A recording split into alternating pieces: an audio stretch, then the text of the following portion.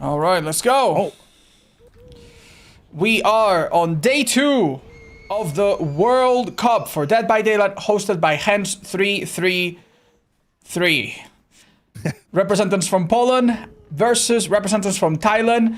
Thai players have the very difficult task of surviving against the infamous Nightlight Nurse. And I don't know about you, but have you noticed this build and the perks being used? This is insane.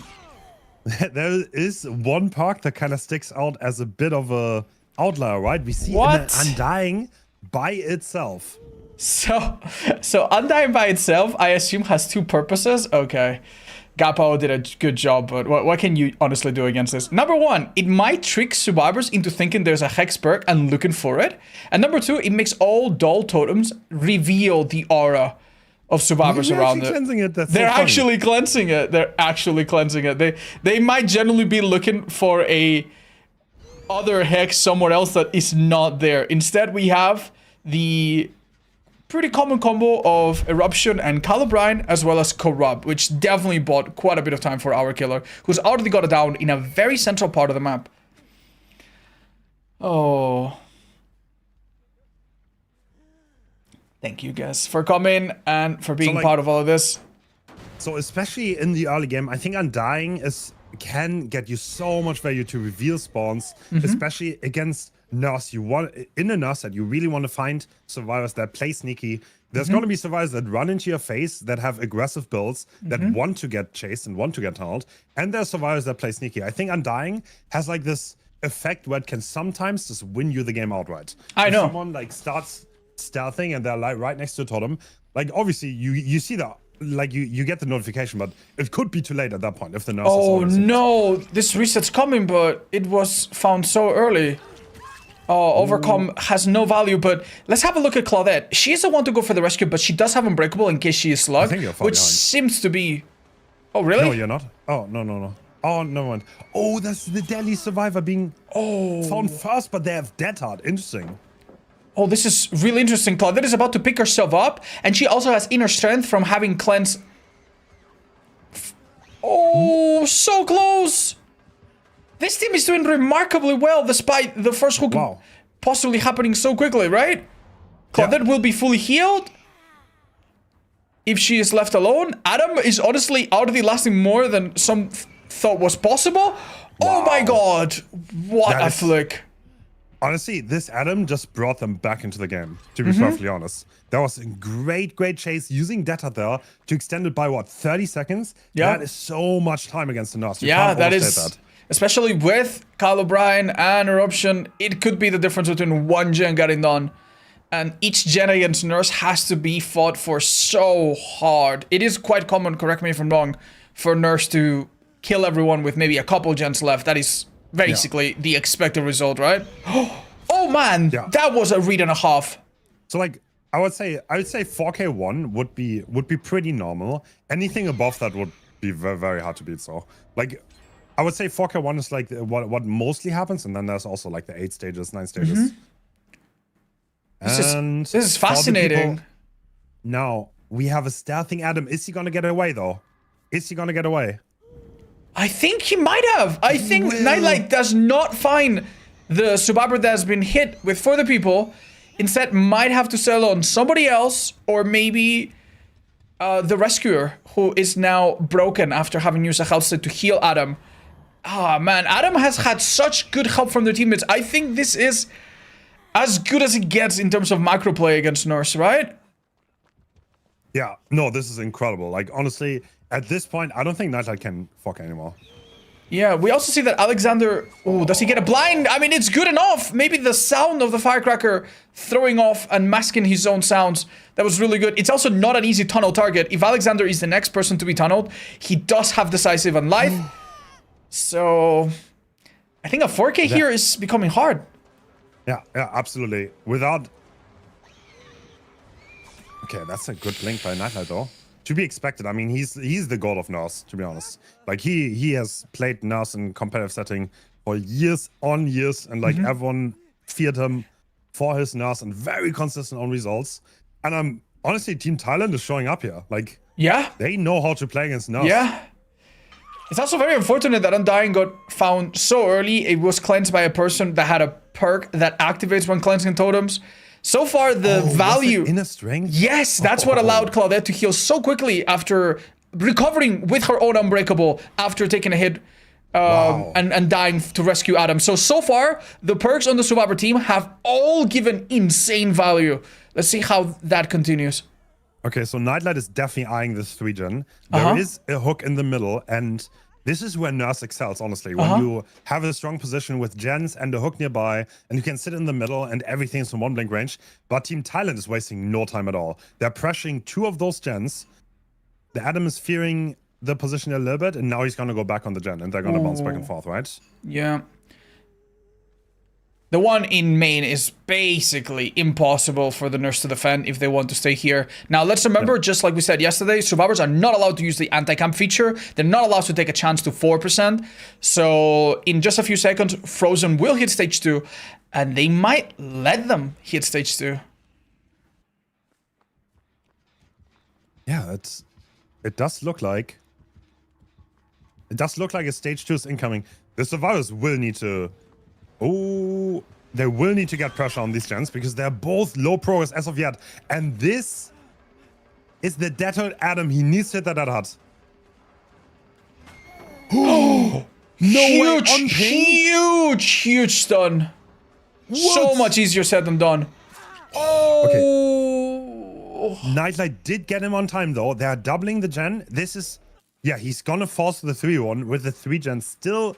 up and running, but they are doubling this, so this is going to be high progress. Okay, we have a spectating bug right now that's making it look like Nurse is just staring, but she's going somewhere. Making no mistake.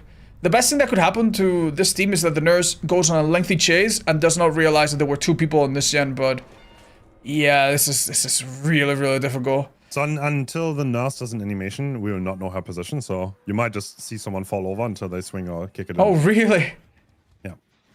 That bug is, I think, like 3 years old. Okay, we're back. We see things how they are. Oh! This is a really interesting vault into the Nurse. The length of the chase will definitely determine whether that other gen can get done, and I think Claudette is in a remarkably bad position here. Oh, actually not committing at all. Okay, interesting. Interesting. Do we have Medkit and Inner on the same survivor? I am not sure. That is an interesting choice. Team Thailand definitely one of the underdogs coming into this. I think I was not the only one who kind of didn't know how good they were at all. But yeah, honestly, they had an incredible show of force yesterday. Yeah. Against Russia, they showed that they came to play here and that they can play. Can they get this gen done? I frankly don't think so. Of course, anytime a survivor is working a generator with somebody else, they have a natural 15% debuff. And add to that the small regression from Eruption that happened earlier. Oh, I think with this cooldown, if they hit some skill checks, they might be able to. But why would they? They might give up. They want to commit. They want to commit. There's no Eruption on this gen. Oh my god. Oh my god. Nightlight chose well, though. This is basically giving up the entire team just to get the last gen done, which might be a calculated effort. They lose any chance whatsoever to get to endgame and survive, but they do get to endgame. Yes, I mean 4K0 is way better result than 4K1, so this is definitely worth it for them, especially with only 2 survivors remaining. There's no way you would ever get that gen done if you don't commit there. Wow. So well played from Team Thailand. I think they got a result that they can definitely work with. It's going to be up to the killer player though, because Team Poland is not going to make it easy. We are absolutely seeing a different build on the killer side of things, because this was, I think, a very unique, very gimmicky build, I would say, or at least quite original. Maybe trying to catch survivors off guard, and I don't think it worked out super well. The early game did not seem to favor Nurse so much, and Undying, I think, did not do so much. But hey, honestly, it's just kind of crazy to think that they managed 5 gens, considering how efficient the Nurse was, and how one person got to stage 2, if I'm not mistaken, and died on their second hook. So yeah, we will see just how difficult it is to just get 5 gens done when we see Thailand skiller play against or Polish survivors? And remind us, Hans, who is playing survivor for the Polish team? So obviously we have Nightlight, we have Fast, we have Storm. I think, I'm not sure. I think they have more than 4 people. I'm not entirely sure who is actually going to be playing the set, but they have some good survivors. Do you remember the game against, well, the Billy, right? On the UK Billy? Yeah. They also, I told them they have to show up in the national colors again. Yeah. So very important, okay? The Polish team yesterday did something that no other team has done so far. They ran Survivor cosmetics with their flag colors. So every Survivor was running a combination of white and red. And that was, honestly, that should give them a point. That should give them a point. So if there's a tie, they win by default. Damn. Yeah, that is pretty funny. I like that. I like that. Everyone else is like using like the stealthiest cosmetic, and like we usually just see people run around in white and red. Yeah. I'm so sorry, guys. Thank you for bringing up the fact that I have the wrong graphics. I will be fixing that. I did not realize. Okay, here we go. Whoop. Let me know if you need anything. No, absolutely not. I am just kind of like doing like live editing on like as we go. Okay. Beautiful. What a spicy first game that was. I know. This is I gonna know. be interesting. I know. Can Thailand's Nurse, I mean, they definitely know how to play this. Like, there's no question about it. Yeah. Nurse Cold Tower is one of those sets that, like, has been played so much. Is it like the oldest comp, pretty much? Yeah. Like the oldest form of like competitive? Yeah. Yeah, if there's one set that has been played by far the most, it's 100% over the years Nurse Cold Tower. Because Nurse Cold Tower, like, kind of not that popular anymore, but like in the older comp players played that almost every game. I don't know if you remember, but like everyone always played Nurse back then. So, okay, so in Poland's favor, because they have such a strong and knowledgeable and experienced Nurse player, no doubt they've had crazy amount of practice against it, right? So they should be really prepared. But let's go back to yesterday. What Thailand did against Russian team was quite impressive. They went in with a quite unorthodox build with Dragon's Grip, and it actually worked out so well.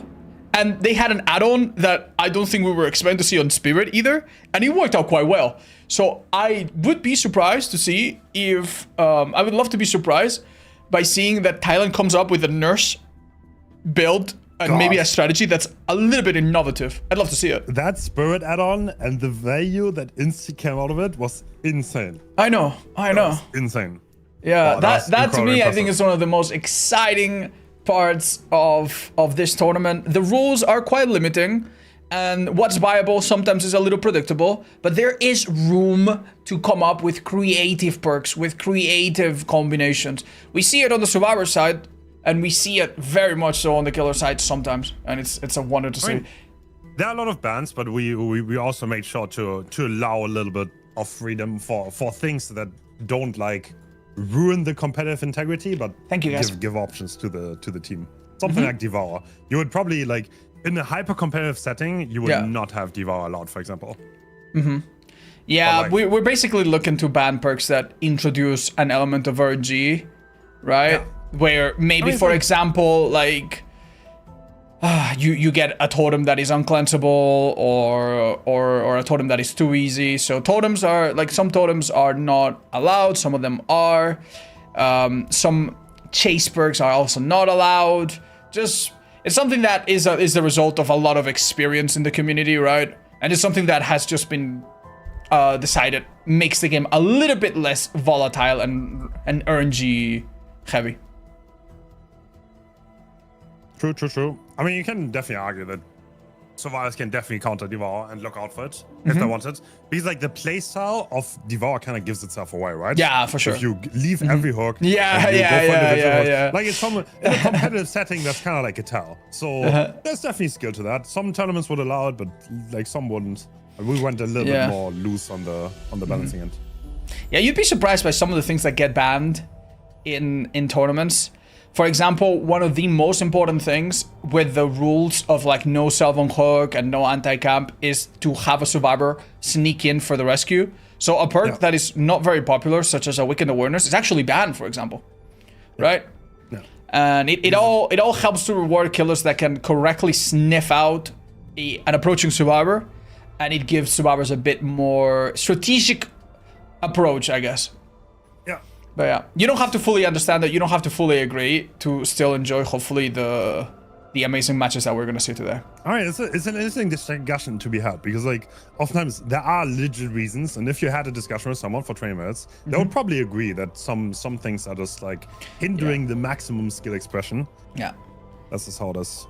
And I guess a different type of ban that also happens that might help people understand is that you need to realize, like, people play in maps that they practice so many times, and when you practice a map so many times and you know you're gonna play in it, you can adapt to it by figuring out that, oh, in this area only one hook spawns. So for example, things like sabotage are incredibly powerful. Like, if you allowed Sabo have the killers in the game, in this setting would be so hard pressed.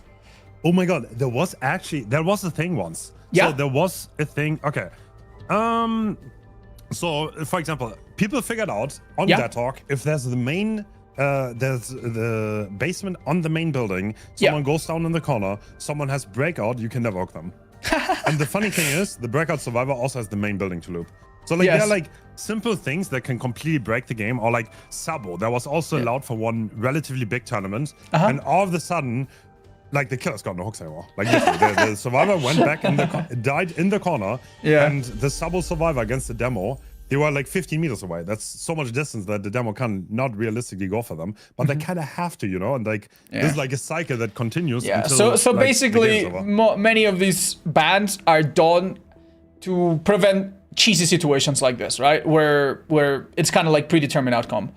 Whoa! We see an interesting approach from Thai team on the nurse.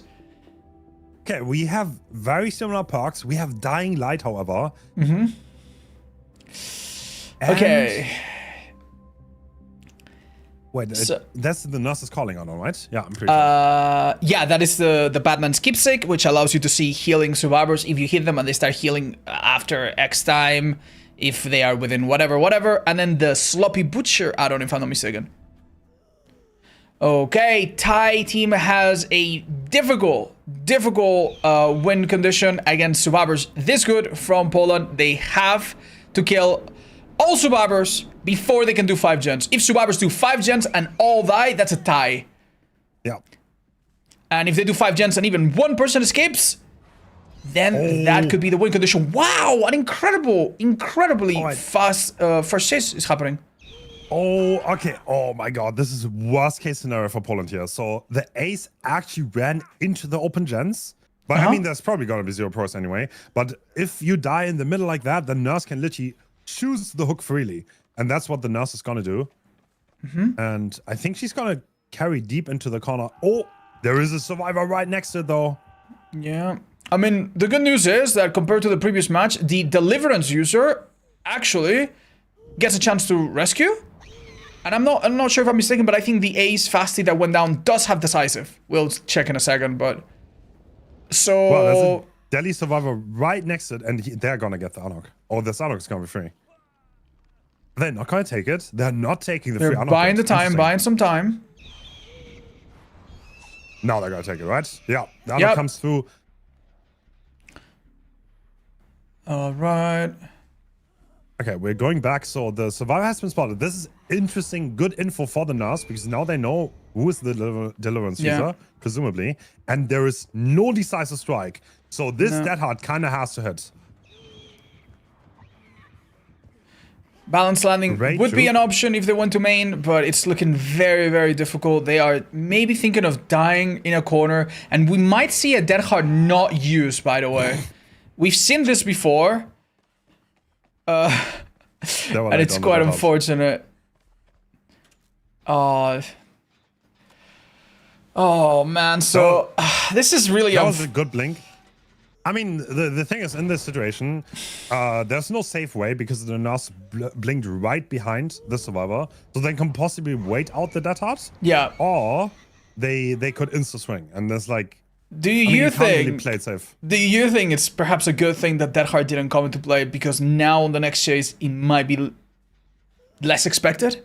That might be the silver lining here. This dying animation though. He canceled his dying animation. Oh, if the nurse paid attention, then they know. Oh, damn.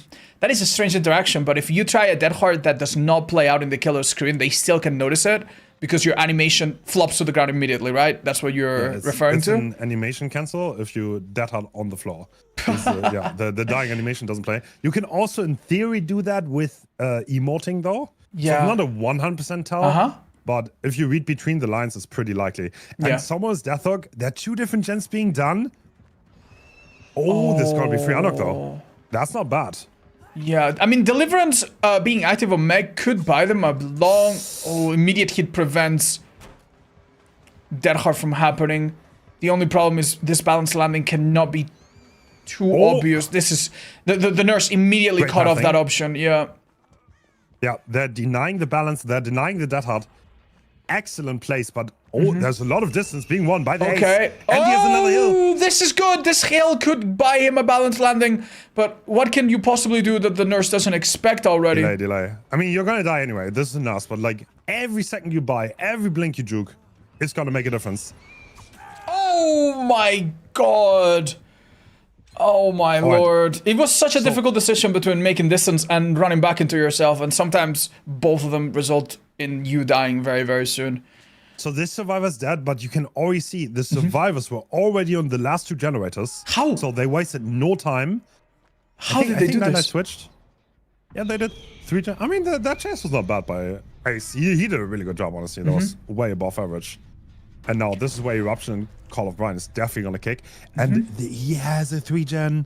Oh no. This will be really hard for Team Thailand. Oh no. And okay, so a few things working in the favor of the survivors. They have a Deliverance on Meg, which can basically give them a bit of air. They also have the Obsession still live, which means that the Dying Light 9% debuff does not apply to Nancy. That's a small relief. Now, not in their favor. They no longer have a balanced landing to pressure the survivor, to have a pressuring survivor on the main gen. So that main gen seems really difficult to escape, right? And when we are in this 3 gen, it's going to be more like a 2.5 gen. So what the survivors are going to do here, they are going to stealth until the Shack gen is done. And if the nurse goes to interrupt the Shack gen, then they're going to pressure the 3 gen again. Funnily enough, the nurse does not go directly there. Maybe tries to catch someone lingering around the area. This generator being on this side of the hill is so cruel as well, because it is so easy to see. And even though this is in a long, like a high wall tile, it's also pretty much open. So all of the generators are really visible from the middle. And the one in main without balanced landing is a bit of a death trap. So I really don't know how I would approach this. Oh, wait, never mind. Now the nurse has a open view of that generator as well. This is so difficult. Yeah, you already mentioned it. Balanced landing being dead makes this situation almost unplayable for survivors. I don't want to spell doom on Poland, but the fact that the one survivor that's dead is the balanced landing user means the main generator is not be able to be done safely. And honestly, the nurse decides to contest the Shack gen because everything else is 0. What are we trying to do here, realistically?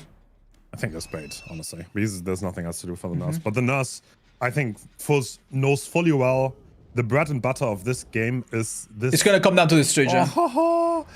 Man, they kind of sit in the middle and now it becomes really, really obvious why the team in the previous match all killed themselves to finish the last gen. Because you can see how difficult that one last gen generally is in a Cold Tower nurse set like this. It's gonna take blood to get this last gen done, if it can ever be done. So the one gen that is relatively awkward is definitely the hill gen, because survivors can pre-run all the way to Shack, and that's going to be the gen that I would presume the survivors are going to double and pressure a lot, and then every now and then someone's going to try to sneak on the main gen to get some pressure on.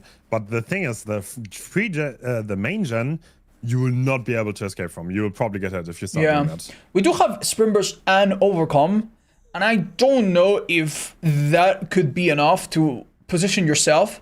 The only problem is that when you're on a second floor and you take a fall, you obviously hinder yourself, and it's basically a death sentence against nurse. And if you try to walk back, there's only one staircase going down. So even if you are using some speed perk, you're so predictable. Even with one blink, she could zone you or even hit you. So yeah, look, you can literally see all gens from this position. What do you do? We're gonna be here an hour, Hans. I don't know. I mean, which gen do they want to start? I mean, the survivors have time to think. They can make a game plan. Yeah. It's on them to move. And do they want to walk this gen or main? That's the question here, right? I actually... they're walking this one with light. Oh, this is really interesting. We're seeing 3 survivors on 3 different gens. She uses light to create distance and delay the first hit, which would obviously set them on a path of like, now we have to heal and reset. And that actually forces the nurse to go back. Interesting. A small amount of progress has been made. Now, let's just not forget that Kyle O'Brien will make the regression happen faster, and that eruption will eventually be applied to all of these gens. So we might be here until, if the survivors are patient and safe enough, we might be here until some of these gens get blocked by the entity blocker. Oh, very interesting. So that part of the rock is not a blinkable space. Wow. So that's actually a safe space against the nurse, and overcome being used. Yeah, overcome did not get full value, and neither did smash head. Oh! God, no way. Eruption! Okay, interesting synergy. Eruption triggered! They want to plot twist, but you need to call that out because your teammates might hate you if you don't. So because someone was on a gen, eruption, instead of making you incapacitate, now it shows your aura. So unfortunately, Nancy flopped a bit too hard, a bit too early, and that kind of messed with Nightlight. Luckily, Nightlight makes enough distance.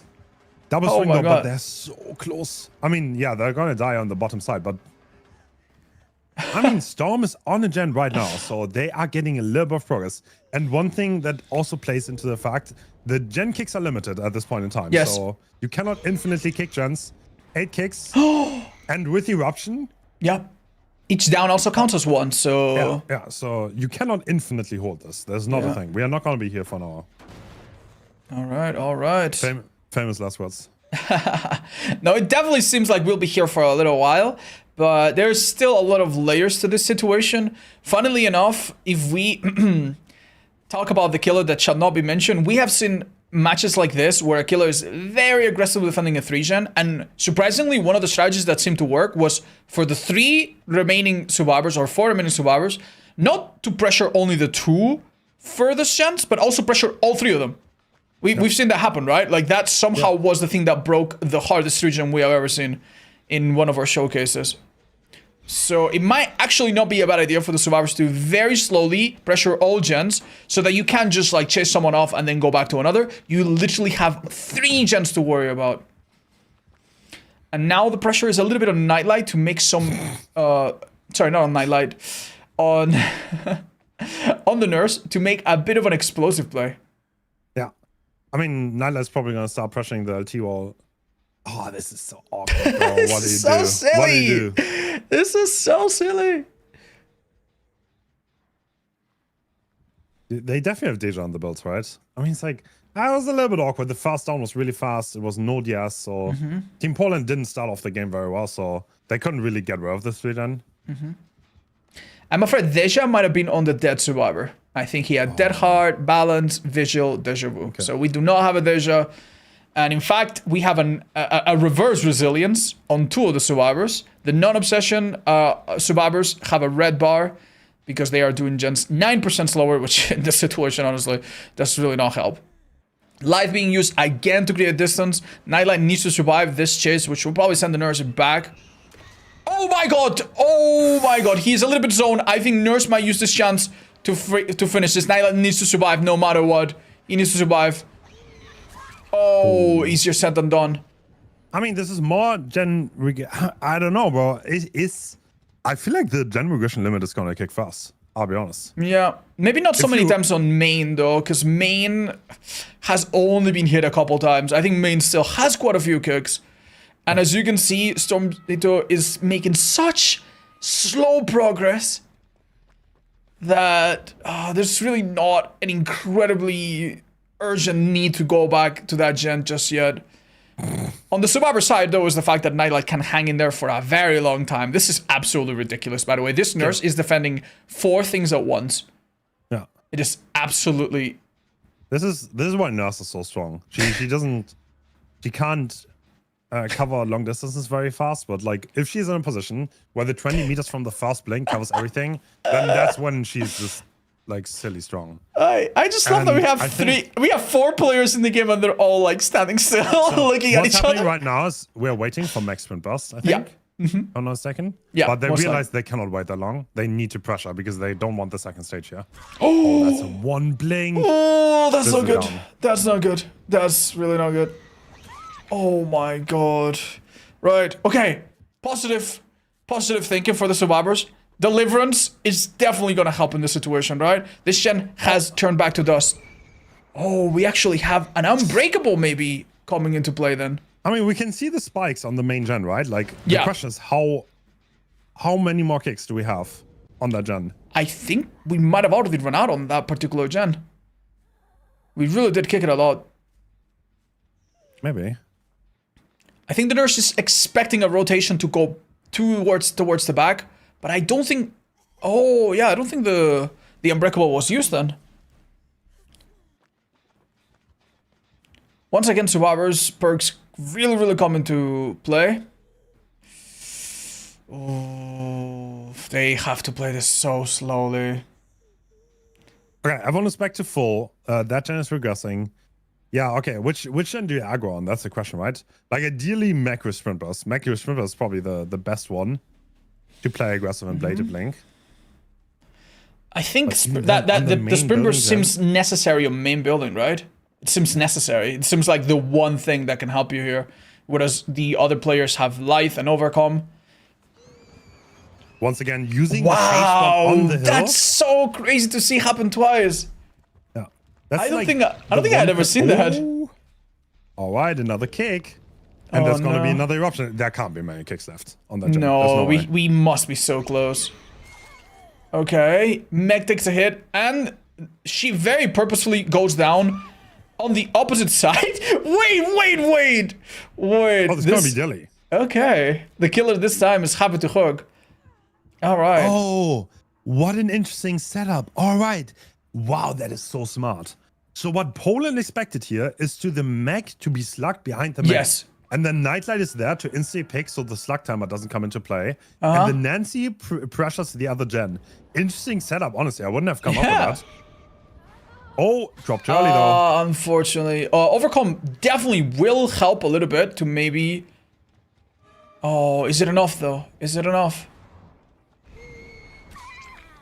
Great prediction. All right. Slug or hook? What are we doing now? Interesting.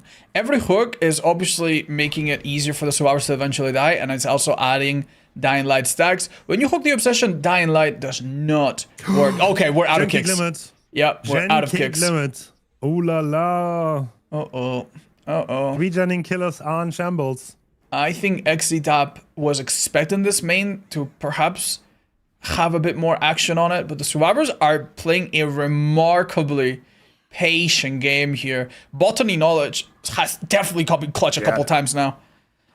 Yeah, the Poland survivors, they're keeping their mental. They're playing it very tactical, and someone has been spotted. Are we going to go for this? Oh, that's surprising. No. That is surprising. I think, honestly, I don't think you need to do something. Like if we keep doing this gen is no longer taking damage. Not only can it not be kicked, it cannot be regressed by anything at all anymore. The only thing that helps on that gen is possibly the Dying Light debuff. But even that is not going to be stopping it long term. All right, amazing aggression. 2 survivors injured. A quick down here could be really strong. But we see that dying on the specific corner of the map away from the gens is happening again. Nightlight here has an impossibly difficult task. If he gets spotted, he has to last long enough. If he were to go down, no way Meg can finish the last gen. So it was... Ooh, he does get spotted. A blind, possibly? No, Wait, but it might have masked... Yeah, it might have masked the sound. Yeah, audio distraction, so the Claudette grunts couldn't be heard. Very well played by Nightlight, honestly, juking out. And meanwhile, the mech is doing the gens. Really? The mech seemed to have gone for the pickup, right? Claudette is ready to die in corner here. That is correct. They're going for the full pick. They're going for the rescue. They're going for the full heal. That's a smart choice, but they're stuck in this corner now. Oh. So a quick tap into a quick down could put these survivors in a situation where they all get slugged and the final gen doesn't get done, which is their tying condition, right? Dude, someone went past, no? Yeah, they went to the other side. They are not gonna make. Oh my god, they stayed close to Shaq. I think this nurse was. Nancy? Yeah, the Nancy's back on the gens though, so the pressure's on. Yeah, get slow progress on that one gen. Okay. Damn. What do we do realistically here? Oh, we're hitting some great skill checks. We saw the progress bump up a little bit.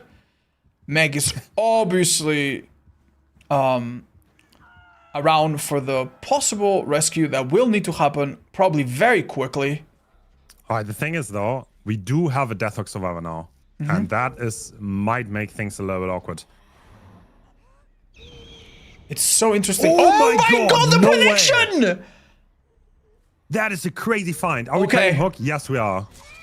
Oh, we hit the wrong Okay. survivor during immunity frames. Well, the thing is here. Are we gonna go for Nightlight? Yes, Nightlight is the one in trouble here. He's the one Death Hook. And the Yeah. gen is not that high. Oh, but the killer smells blood in the water, and I think they want to go for a slug. Now this Unbreakable is more important than ever now. Nancy still needs to up? hide. I think so, yes. The other times that this character has been down, I believe were picked up twice by Claudette. So this Unbreakable and Tenacity is huge. Absolutely huge here. Notice that Dogmatic does not try to pick them up. I think their job now is to be as far away as possible. Yes, the Unbreakable has been saved twice. Is that the comeback? Oh my god, and the Tenacity allowed them, and they're going for a full heal. They're going for a full heal. I think it's... Overcome? Yep. I think the killer has miscalculated in not hooking Nightlight. But it's so much easier said than done, right? Yeah, of course, of course. I mean, it's like at this point of the game, with slugging this survivor twice, you Yep. would definitely expect that Unbreakable to be gone. Yeah. But they saved it for the clutch moment where they really, really needed it. Yeah. Wow. Well, the thing is, if a situation like this repeats itself, it will be gone as it is a one-time use. Oh, they stealthed away though. The reset has not been found because there's no reset. The positional, like, strategy of these survivors is just so impeccable. Yeah. And you might not see it because the killer has been so smart that the killer has found them a few times here and there, but they have been rotating in such a brutally efficient manner. Just because we've seen so little progress over the last few minutes does not mean a lot of exciting things have not been happening, man. Yeah, Poland right now is playing Survivor. There are high-level tactics going on this game, and that Oh, a miss of great consequence here is gonna allow Meg to not go down immediately, and that gen might just get done. That's all they need just for that gen to pop. Oh, that was not amazing though. The other two she survivors. wants to die here anyway. Like, oh, nice. Buying some more time, and the survivors have reset. That gen is really high at this point. Can you protect that gen? Oh, great juke again. Oh. The mech buying valuable seconds. Yeah, every second you buy here is insane. The last match played out very much like this. Nightlight seems like he's already like injuring himself towards the heel again. And once again, Poland survivors just playing the long waiting game. They will Honestly, pick up again. I think I said earlier, this is probably something they cannot possibly win, but they absolutely showed a masterclass here. Yeah. That's Well, so far, we are not winning this yet. We are true. first step is to Absolutely tie, right? yeah, Oh, true. I mean, I thought they would never break that 3 gen. yeah, so, no, well, me they- too. they Me too, frankly. Me too. Definitely showed that even if the nurse has like a 1 blink on every gen, you can still beat it with 3 survivors. What? Yeah. I mean, not totally, but like you can at least get yourself in a position to have a chance. Yeah. And all of this because of the gen blocking feature that has allowed these gens to basically become invincible now. W feature.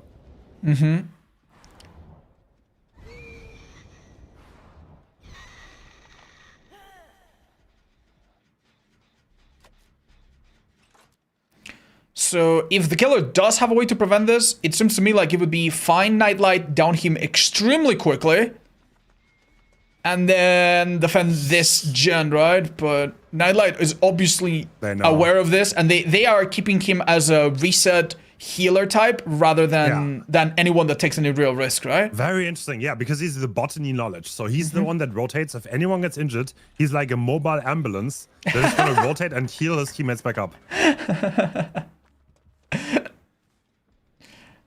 Yeah, it must, like, the amount of pressure on the shoulders of the TIE Killer XD tab must be so unbearable right now.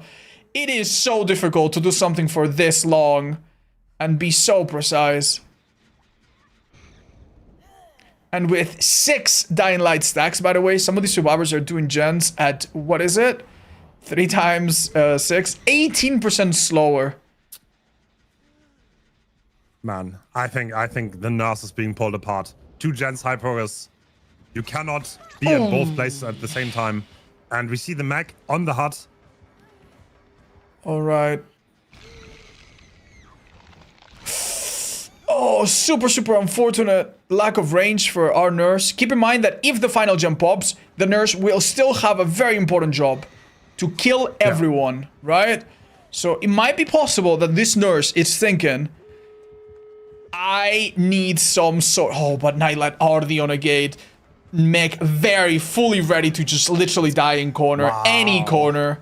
Honestly, what? Oh, man. This has been disgusting. Absolutely textbook. Showing us how it's done. Play from the survivors from Team Poland. What a disgusting match. What a disgusting Nancy match. Fell over. Yeah. I think they actually are not happy with just a 2-man escape, and they might be doing some play here. Oh, was this just for the style points? Oh wait, it's 3 survivors out. Damn. Oh my god, Meg gets the hatch as well.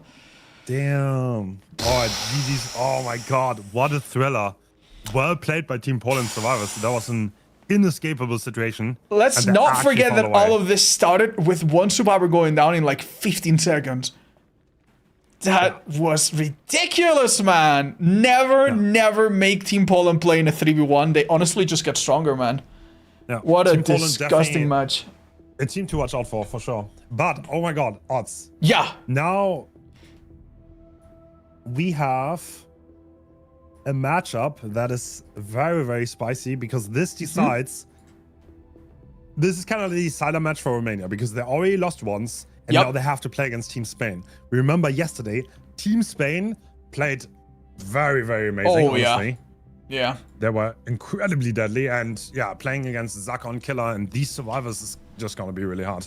Yeah, the thing is, Team Spain and Team Romania both were heavily favored going into this. They had some of the strongest, most knowledgeable, most experienced, most infamous players.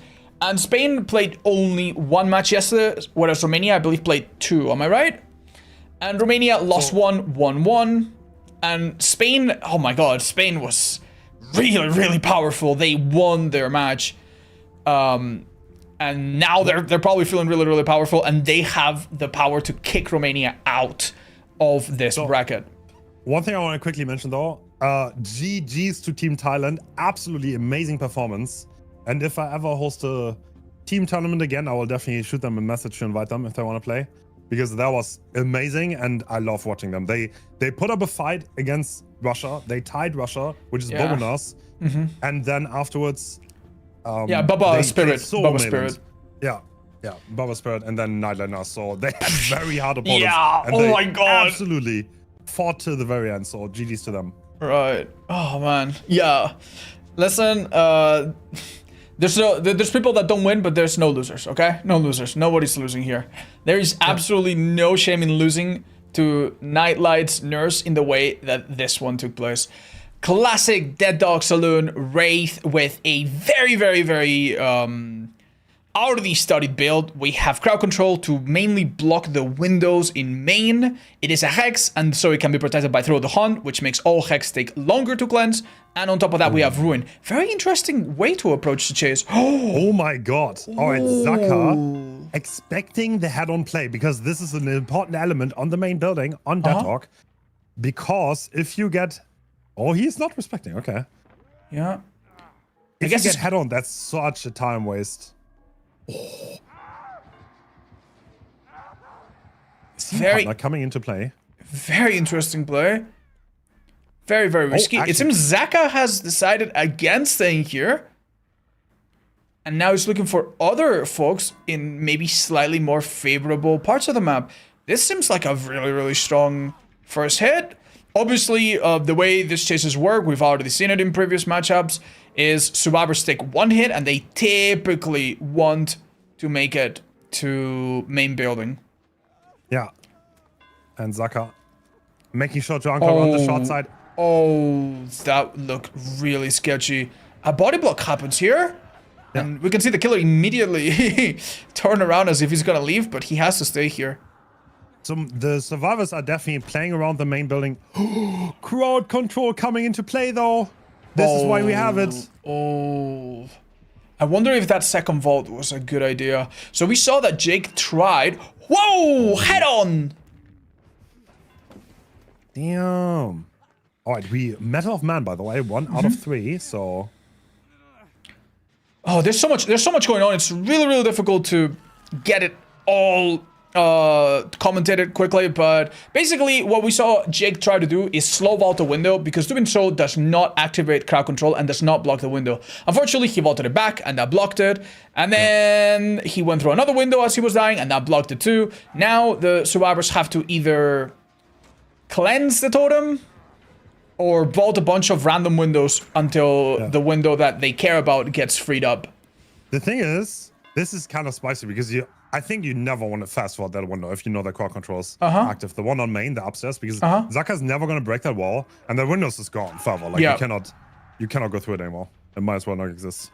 Okay, so right now, Jake gets rescued by Ace, who takes a second protection hit. That should give him 2 out of 3 Metal Man stacks. If he gets one more stack, his 4th hit will basically be like a free hit that does not down you. Incredible pathing from Albatross, but he's now in a slightly less safe position. Still grits it. Oh my god. Oh, the patience and discipline to pull this off is wild. Yeah, that's very great looping. Delaying as much as possible, and the hit tank is going to come through. Oh, is it close? Is it? It is! It is on time! Wow. Wow!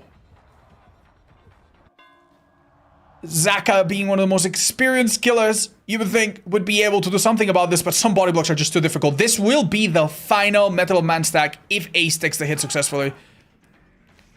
Alright, that is a lot of hits taken with Ruin still up, which means that gem progress in the background will be probably a little slow.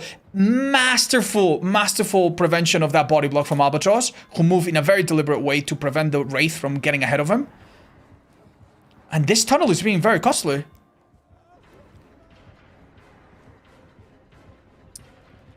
Indeed, but the survivors, there's so much body blocking going on. Oh my god, this is ridiculous. This is ridiculous. That was such an insane back-to-back series of, like, loops. That was ridiculous, man. And the fact that they almost got him again. Oh.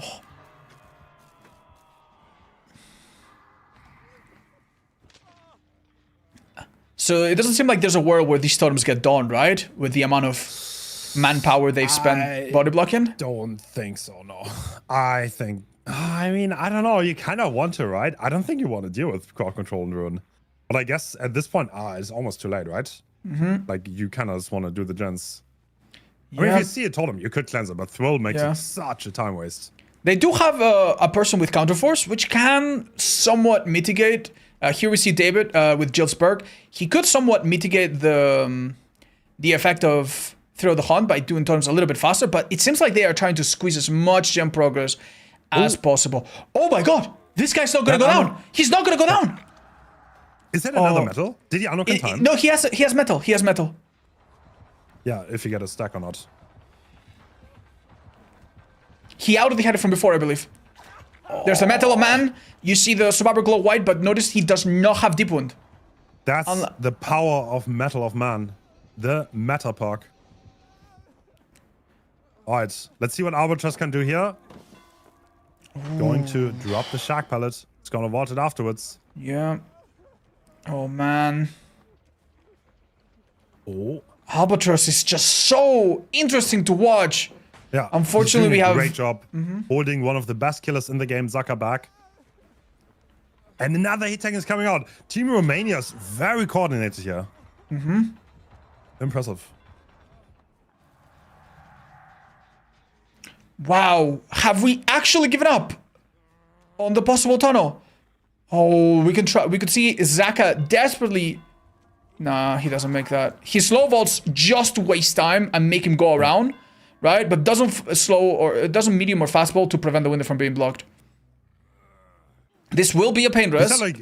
These are like the tiniest min-max that you can do. Looks like we are abandoning the idea of the tunnel, but there's so many pallets gone. There's still 3 gens left to do. Ruin is still up. I think this is spelling trouble for survivors, honestly. Yeah. If this reset party is found, and it seems like it's not, it could be really, really bad for their efficiency. Instead, we see Ace taking on the next chase. The killer uncloaks in the perfect spot, forcing him into... Oh, wow, the killer actually gives up. It seemed like this down was about to happen. We don't see a health reset happening under the hook. Oh, huge play. Do you notice how every time he tries to body block something, the survivors are very, very able to like move on to the next one? But Zaka is just so good at positioning himself and cutting out their options.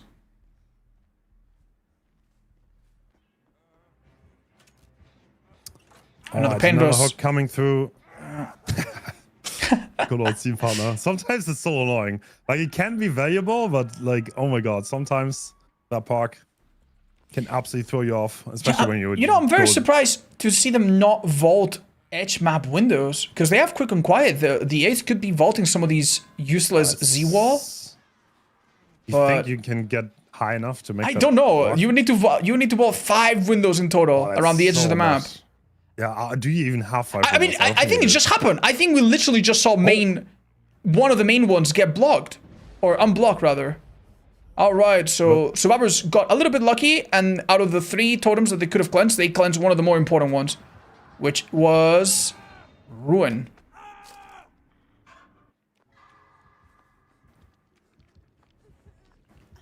Uh-oh, this is the pain dress. Oh, wait, was that Weiss?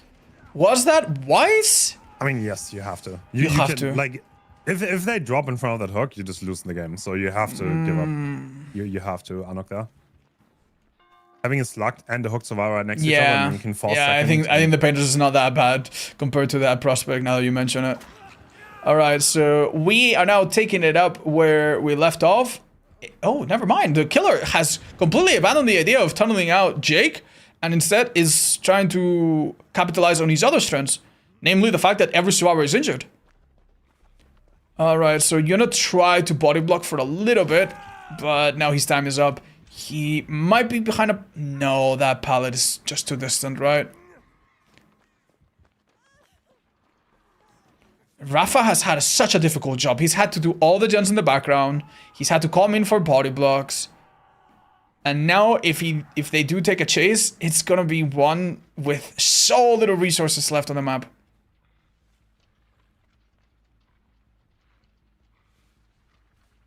Yeah, there's not many pallets left, and we found a mech. She's left. No. Doesn't make the pallet. Gonna go down. Yeah, I think this spells trouble. Can they maybe do one more gen? If they get 4K at 2 gens, I think it's pretty bad. But, oh, wait, we're looking at genlock, right? I am pretty sure.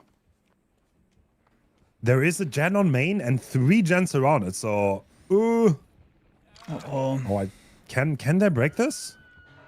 It's not often that we see altruism backfire this way. But I would you say the moment where they went wrong is just being too altruistic at the beginning of this game? Yeah, I mean, delaying the tunnel was good, right? Yeah. Oh, this is not happening. But if you get rid of all the pallets and you have 0 gen efficiency, then you're not going to get anything done.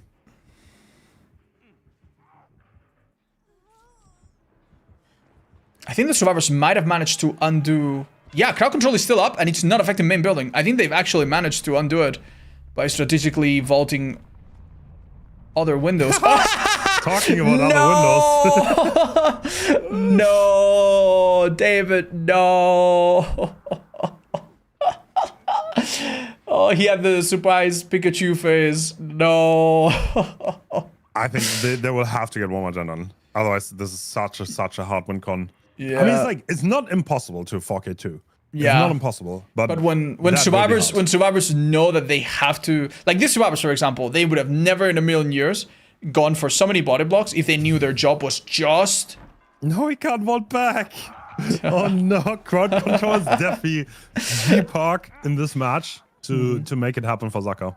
And I guess we see why every Wraith has brought it so far, right? I think in this tournament. I think so, yeah. We've seen Bamboozle, but on a Bubba.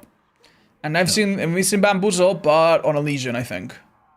So yeah, for Wraith, I mean the fact that you have to do totems very slowly, and you could spend upwards of 25 seconds doing a totem only to be interrupted last second by a stealth high mobility killer, it's scary, right? Even with counterforce. You know what? You might have noticed there's one player missing on Team Romania. Yeah, Zeno is not playing Survivor, right? Is that what we're saying? I think Zeno will not be playing today. So Romania is gonna have a hard task. They are playing without that captain. What? No. He is currently counting sheep. Oh, that's not... I mean, it's Sunday. Maybe he went to church to attend mass. Yeah, true. Maybe. Oh, that is unfortunate. Well, yeah, Zeno was definitely one of the sources of strength for this team. We absolutely talked about him and praised him yesterday, and I think he kind of lived up to it. He played a really cool Vecna set, where even if it didn't win, he was still, like, mechanically very impressive. I would not count Team Romania out. They still... They have a solid roster, and they definitely showed that they can play the game even without Zeno. So, man, like a lot of people, Zaka's so deadly. He is so cruel. Oh wait, what's going on? What's going on? What's going on? Yo, wait, what? the things that playing Com will do to a person. Wait, that was clean. Holy. That was the most impressive thing I've seen all day. Yeah, but unfortunately, in case you're curious why he's not trying to go for the hatch or something, in this match, we know where the hatch is. Oh, the Bartek being attempted. Unfortunately, Zaka did not forfeit. Zaka spends all the evenings in the bar. So, like all good Spanish people we do. So... He knows the way around the counter. Should we do like a side prize for the most impressive moonwalk? Honestly, we've had 2 amazing contenders already. Yes, please. True. They were both from Romania, by the way. Oh, really? Oh, I didn't remember. Wow. The other one was Zeno, so I guess Tech taking his place. So yeah, like people say that Brazilian people have the power to double jump. I guess Romanian people have the innate power to run backwards. That's really interesting.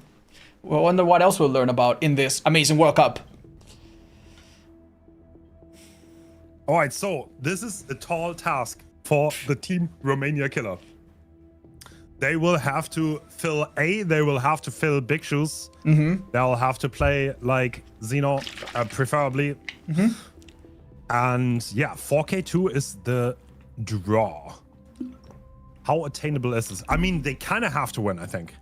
If they do not win, then they're probably out because they already lost. I don't know. With 1 win, 1 loss, and 1 draw, I don't think you can make it out. No, likely not. Especially considering that in the group, Spain has 2 wins already, and Mexico could easily get there, and Saudi Arabia still has 1 win at least. So yeah, it's looking very unlikely. How do you pronounce it? Mexico? Okay, so I'm not super educated about this. Okay. But I think the X in Mexico is actually like from like a native word, and that's why you say it Mexico. That's how Mexican people say it. Even though in Spain, like my name is Alex, right? So my name in Spanish is like Alex, and it's the same X as you would say it in English. But I think the native way to say it is Mexico. Oh, okay. But I mean, if you say Mexico, I don't think anyone's gonna be bothered. I'm sure someone in the chat will educate us.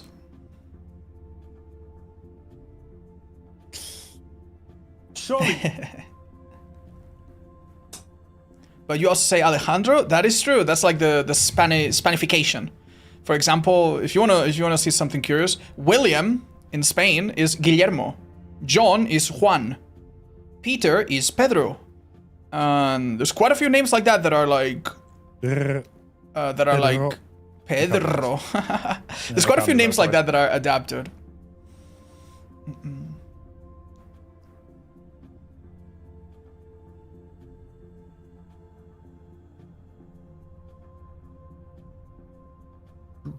Wow, this is the knockout game. This is definitely undecided. This is the decider for Romania. What do you think? How big are the chances? Okay, so here's the problem, right? As we explained a few times yesterday, the killer does not get to pick the build based on their win condition. The build is already picked before all of this. So if they have a build that's really, really good in endgame, well, that wouldn't be good. Because you like right now, this killer cannot possibly get to endgame without already losing, right? So they have to have brought a build that works for everything. And I think we're going to see something very, very similar. Very, very, very similar, right? I think culturally and otherwise, these two teams are probably very similar. I mean, they are bathing in the same juices of like creativity and strategy. I think we're gonna see a very, very similar build on both sides. So it just really comes down to getting really, really lucky with the totems, getting really, really lucky with the first chase, making sure those windows are squeezed out of their value as much as possible before they get blocked. We did see this team do some really, really good things, like taking hits and using Shack when you're being tunneled, which seems to be like the textbook thing to do in this map, right? So they need to do that, but they just need to do gens a little bit more efficiently than the previous team. So go a little bit easier on the body block. At the end of the day, we saw Ace get 3 protection hits and then get a free hit, and it wasn't worth that much, right? Like, you think that a free hit from Metal Man would be like insane, and in the end game it could be, but here it really wasn't. So if they don't fall into that pit, if they don't make that mistake, I think they will easily get to at least 4 gens done. Okay. Yeah, I mean, with our win con against these survivors, it is gonna be a tough ask. Yeah, no, we have survivors that are individually very, very skilled, and I also think have crazy good teamwork, right? Not to mention that, unlike some of the other teams, they did not meet each other recently. They've actually known each other for a long time. Oh, Xeno's playing. All right. Nope. Wait. Look at that build. I see a park. I see a park that might be spicy here. That could spice things up significantly. I'm gonna be honest, I am scared. I am actually scared. Because we don't have Thrill of the Hunt. Yeah. Right? We know that at least one totem in this map guarantees spawns in a spawn that's 100% consistent. And we have not only survivors that know these spawns and everything, we have a counterforce Dwight. This build is all about getting 3 hooks, no matter what, and getting that Devour up. And I am really, really afraid that the totems are going to be gone before anything happens. We have 1 in main, 1 across the street from main. Yeah, Xeno definitely has a tough ask here. And we're always still watching Windows, expecting the head-on. Like the high-level 4D chess mic games are kind of insane. Yeah, the funny thing is, there is a head-on player, and this is something that has been done before. It's a small risk to open a locker, but if you find someone there, that is a huge reward, right? Yeah, and one of the totems just got spotted, so... That is Ivan, a very, very good survivor. One of the best 1v1 players in the game. Oh, that seemed to... What? There's no way. There's no way. Xeno obviously punishes the survivor for being stuck on the small end of the loop. But the way Ivan transition from one loop to another and run that was clean. Absolutely clean. Great read here. We see a teammate coming in for a potential body block. We'll see how useful that is. Oh. Uh-oh. Uh-oh. They actually manage? No way. That's such a good down, though. And it's inside the gens with the basement being there. It seems survivors have not prioritized getting rid of the totems yet. This will be a pain risk. It will be next to a gen that is contested. And I think that gen's progress is going to be hampered quite a bit. All right. So one thing I want to point out, I think the survivors are going for a similar strategy of just literally ignoring the totems? The totems. And that could honestly backfire immensely, I think. Because of the presence of Devour Hope. That being said, do you think if Devour Hope comes in after 3 hooks, do you think they could power through it and get 4 gens done, bam, win condition? Depends on the situation, but yeah, surely. I mean, the win condition is not hard. They're just doing gens. Literally, Xeno's reading this perfectly. He's completely committing to the chase. Obviously, with Devour, that's also perfect, so... Yeah. But Zaka's doing such a great job here. Playing this pallet perfectly, giving him no opening. Yeah. You might have also noticed that the killer goes and checks his totem because it's been revealed. And now that's 2 totems that have already been exposed, and there's a, I guess, 2 in 3 chance that one of them is Devour, so... Yeah. This loop here is troublesome depending how you run it. Wait, this isn't... No. Oh, this is bad. This is bad. It's not even an exchange. No Devour Hope because we are too close for it to trigger. A little bit of anti-tunnel protection. Whoa! What just happened? Xeno found the pixel, I guess. Is Xeno just going for the tunnel out here with the slug? We're still at 4 gens, so... I don't think this can happen, right? Oh, that was great body block, though. So Adri in the background, just doing the generator, though. We are on a timer that is quite... I mean, time is going against Xeno here. It's unforgiving. It is very unforgiving, yes. Oh, flashlight save, my beloved.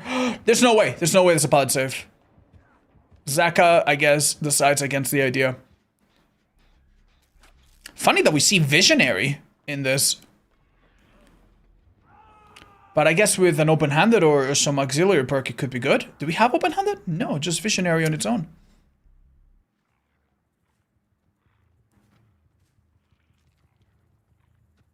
So... let's remember, because the first unhook happened so close to the killer, Devour Hope did not award any tokens. Oh. So this would be... Can you still go for Devour, even if you miss 1 second? I feel like it's almost too late now, right? I think his gameplay suggests that he's given up on the idea. But I genuinely don't know. Ooh, fantastic read there. Oh, Ivan actually gets a nice vault. And this pallet might buy him a bit of extra time. Oh, it does. Oh my god, and he's got this pallet as well! How did he come out of that situation and a stun here? Okay, surely now he's understood the fact that he's going to go down. Oh. Oh, and the grab? Do we just hook there? Get the Devour stack maybe, and then hopefully do something with it. We are 1 stack right now, if I'm not mistaken. Yep. But like, oh. It's only 2 more gens, right? 2 more gens before the win condition is met for survivors. To be honest, even Romania needs to win, to be perfectly honest. I don't know, like, because otherwise they have 1 win, 1 loss, 1 draw. No, like this is they are waging everything on this match. They cannot have it as an afterthought that, oh, maybe we can come back later. It is now or never. Yeah, Spain effectively is probably gonna get first in the group if this is a draw, and Romania's yeah. I mean, they could. I mean, it's not over for Romania. That depends on other results, but yeah. Crowd control making this shack really not very safe. An amazing play from Xeno that cloaks, uncloaks, and perfectly body blocks that. Yeah, he knew he had to interrupt it to get a bit more speed and be able to body block it. Extremely patient. And an obvious testament to the experience of these players. Oh my god! I don't know what was more impressive. The fact that he managed to body block that by getting next to the window by just a pixel, or the fact that Zaka reacted so quickly to it. Oh my god, we're seeing something really interesting here. Like, Zaka knows. What? Yeah, the jump ups. What? He went into basement. Oh, just trying to buy any time at all, right? Yep. This is a bit of a 50-50. Chandelier got in the way. Chandelier playing for Team Spain right now. Yeah. Toxic. Looks like Zaka's after. He has a good setup here. Yeah. I mean, okay, if one more gen completes, then Spain won this match. Yeah, so right now what Zeno needs to do is basically kill everyone, no more gens can be done. Yeah. And to do that, he has to get through Zaka first, which, you know, good luck with that. Another pallet around the corner. Oh, actually not being used. Uh-oh. All right, a Paintress is coming. And I believe the final token to give us Devour insta-down is also possibly coming. Yeah, so it's really not over, but he will need to do some massive juggling between targets here. Yeah. So, I mean, every totem's still up. Team Spain did not pay any attention to totems. And this insta-down might hit real good. If it comes and Devour Hope speed boost as well is probably helping a bit. Oh, they actually vacate the gen. They do not try to do it. Oh my god, the timing! He waited for the unlock. Oh my god. This might be the swing he needed.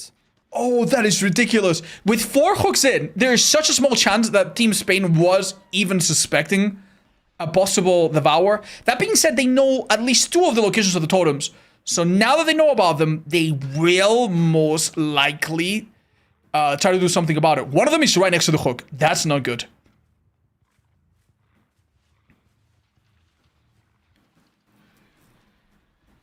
Because we have ignored totems completely, there is basically a 1 in 3 that the totem that you do is not the one that you need to prevent the insta-down. Spicy. So Ivan is death, right? I think that's what Zeno's trying to find, but he doesn't. Any second Marcus buys here is incredibly important. Very good. Not falling for the bait. Oh! A blast... not blast mine. What is it called? Chemical trap is laid down. And that actually scares Zeno off. Oh, that's it, isn't it? That wraps the game up. That means that Team Spain won every single game in the group. Yeah. 3-0. I think, right? No, I think 2-0. I think 2-0. Oh, yeah. They played against Saudi Arabia, if I'm not mistaken. And now against Romania. Still, though, very impressive. Not too many teams have done this other than Portugal, I believe. So, very impressive work. Then again, not all teams have played twice yet, so. Oh, this is so unfortunate. Ivar still active. You caught this, by the way. They're just gonna power through. Like, this kind of shows how hard it is if you split hooks, right? Yeah, yeah. Like, yeah, having forced. Yeah, look, we've seen, especially in our first nurse match, how the dynamic changes completely when there are 3 survivors left, right? Yeah. Instead of having 4 survivors all doing different things, you have 3 survivors that are all basically choked out of options. One goes down, one has to sneak in for the save, one has to desperately try to do gem progress or desperately try to heal themselves. But when there's 4 survivors, it's like too much. It's like too much.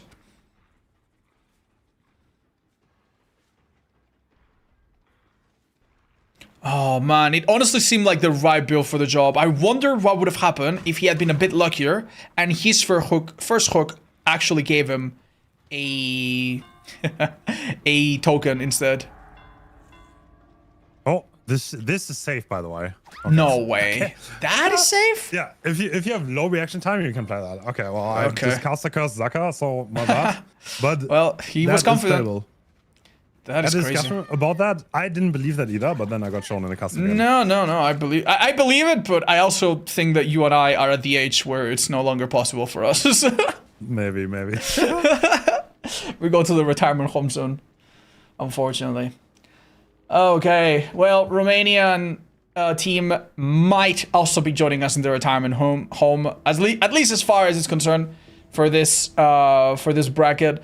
Because with a second loss, it seems a little difficult for them to classify, but it's not impossible. Wait, it's mathematically. Wait. Is that possible? Can you be 3-0-1-2-1-2-1-2? No. Wait, is that possible? I am not sure. Any math experts? Yeah. That's theoretically possible. Yeah, I think it's theoretically possible that there's a 3-way tie between the other teams. Okay, we're headed for another Dracula set. Yesterday's were very, very explosive, and we saw some generally insane, like, grabs and bad form shenanigans. I'm looking forward to it. This one is also spicy because Poland is up to all. I think Russia pretty much, has to win. They are kind of like on the ropes a little bit because they already have a tie. So I think if they get another loss, it's going to be hard for them. Oh man, wait, did we put all of these countries together because their flags have blue, red, and white? No, that's a coincidence. Yeah? I mean, I could pretend that it's true. Yeah, UK looked very strong though. So Team Russia, obviously one of the powerhouses. Team UK, great showing so far, so... Right, so what we saw yesterday was very, very interesting in terms of, like, the add-ons that you bring. It seems to me like there is one add-on that seems unnegotiable, and then the other add-ons are so weak and so, like, small of an effect that they have been mostly interchangeable. We did see the add-on to block windows, and then I believe we had the boots one time and the hat another time to transition faster. It's funny, I would expect these transition add-ons to be dominating because they seem to be favored by Dracula mains, but they are getting nerfed next patch as well, which I thought was interesting.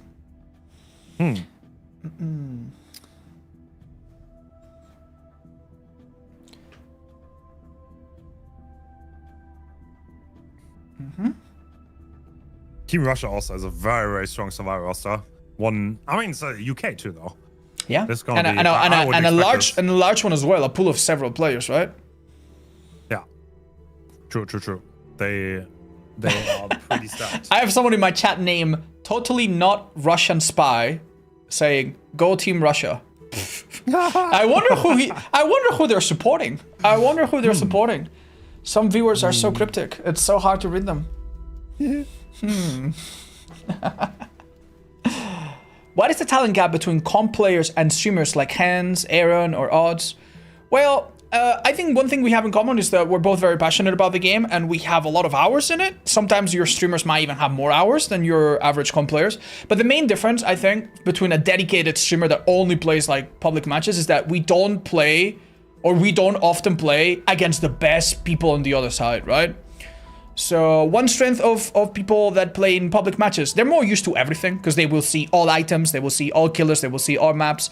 Comp players sometimes are a bit more specialist. They specialize in this, and that, in this map, in this killer, limited add-ons, limited perks, maybe even using perks that you don't even see in public matches very often. But in that, they are the best. They are really, really good. Mechanically, they are crazy. Like some of these survivors know every single loop that can spawn in the maps that they play, and they know exactly where to wait to make it safe. They know exactly where to vault when they see a killer, and they know where to do this with certain perks. So they know that if they have resilience, for example, they can wait a tiny bit more.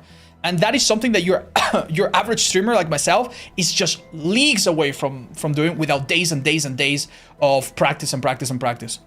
Wow, okay, having a look at the survivor builds. We see basically nothing too special, right? Anything catches your mind here? This is pretty normal. This is exactly what we seen yesterday, right? I think Spitz ran this exact lineup of... Yeah, what we're looking at is a killer that has a really easy time finding people and tunneling them.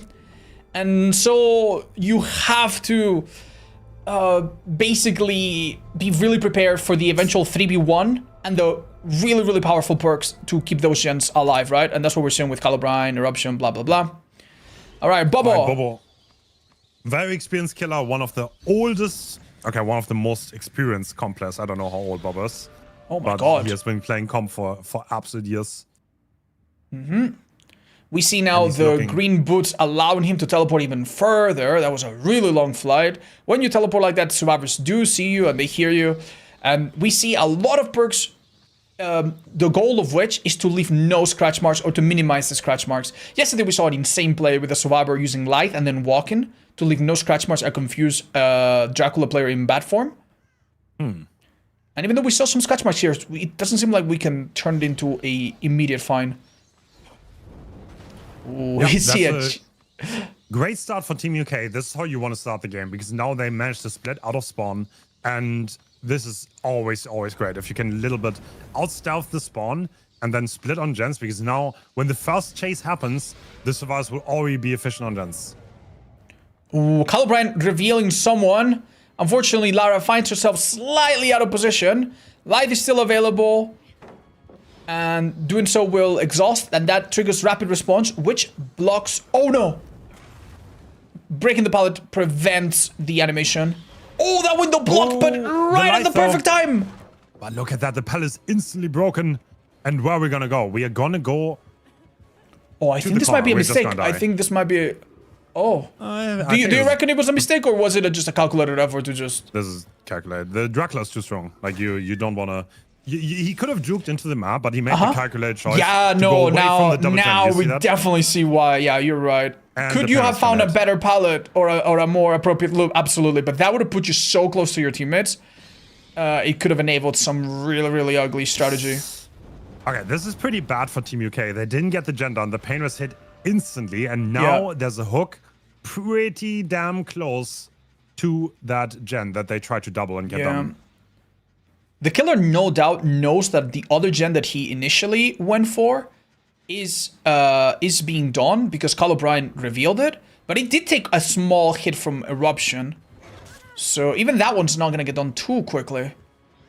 Do we see an immediate tunnel? Oh, that is a long fly. For the people coming from Jiggy, this will activate resilience on him.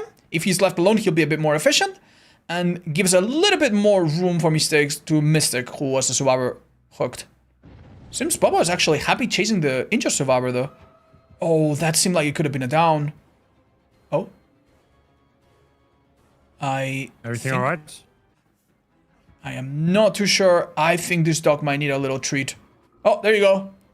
All good. Okay. All good. We're back. We're back in action. Yeah, just needed to... Oh, well. Seems 2 gens got done in that time. Oh, that was a bug. Oh, that was a bug, wasn't it? I think he might have dashed into the wall. Like, the animations are kind of iffy when spectator. Incredible play from Jiggy here, by the way. Yeah, Jiggy's buying so much time for his team. And Rezi... What? No way. I thought he was going to get away with that. That was really good. And we don't know exactly what made the killer have to take a little break there, but it couldn't have been very helpful. Maybe his pizza arrived. Oh, mine arrived too. Hold up. Do you have pizza again, Odds? It's leftovers from yesterday. Damn. You're living the life. Oh, that's such a long teleport thanks to that on. How are we looking in this game? I mean, Bobo, I feel like he's still on pace, but kind of switching the tunnel out. And I think Jiggy also had... Did he have second one? I think he did, right? Jiggy has second wind. Yeah. No. Does not. Has inner strength. It's actually Mystic that has second win. Forgive me. Okay. So no, sadly no. Normally you do pair for the people with second win, but here they actually decided not to.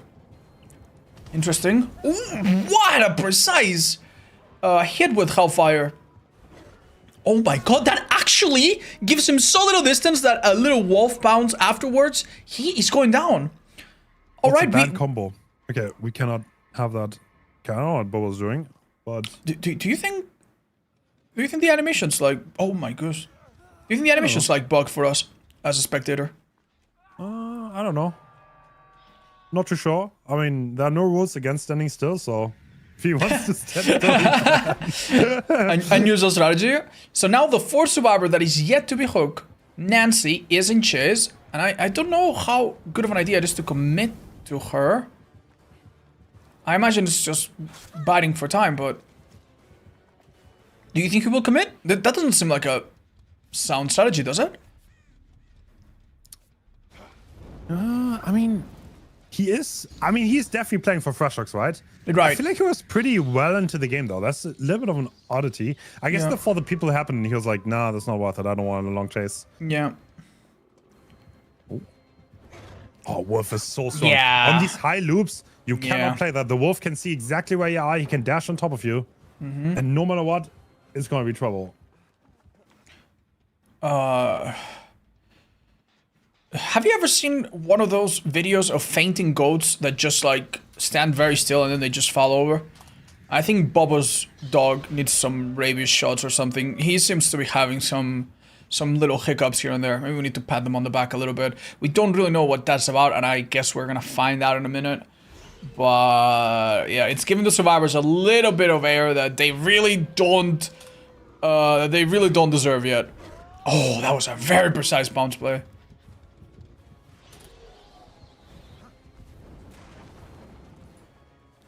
Thank you, by the way, to our raiders. Thank you so much for coming, guys. I can't give you guys the attention you all deserve, but thank you so much for tuning in. Looks like the Felix is dying in the corner.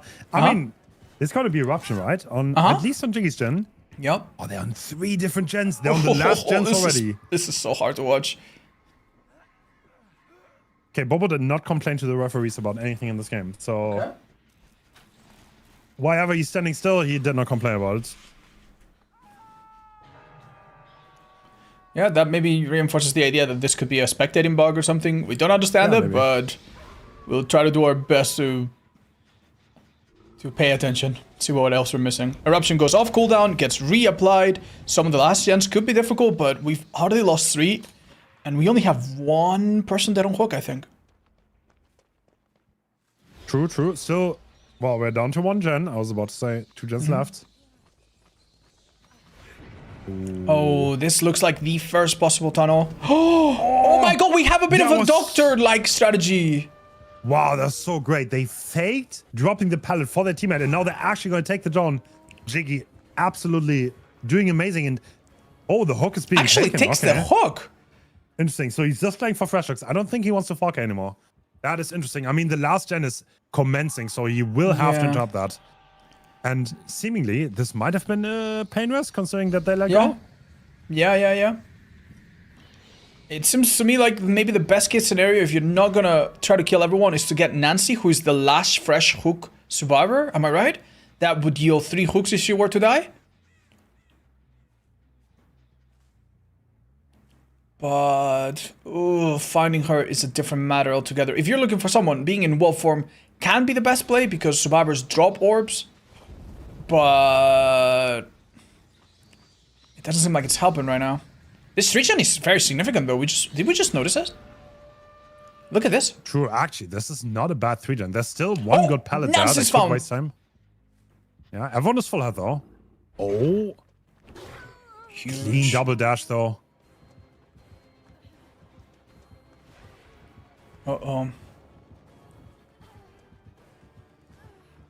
Oh, this ace really is a thorn on Dracula's sides. He really wants that attention. I mean, he is definitely go. He needs to watch out. This could work out, but yes, it does. Oh no!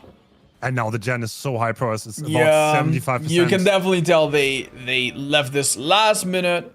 These survivors are not in immediate danger of going down, even though Zynox is dead on hook. They left a little bit early and they are healthy, so. While playing killer, this is kind of like the point where you consider, who have I not hooked yet? Yeah. Because 4King this seems impossible, even though they're 3 injured. And yeah, maybe you commit one of the survivors that has never been hooked. Did we just spot Nancy? Surely not. No, it's actually just Jiggy who is far less useful. Oh, this eruption's big though. Yeah. And we're taking the slug for more pressure. Jiggy's death hook, but Bobo. The auto read here is useful. Clearly being afraid that the gen is going to be completed.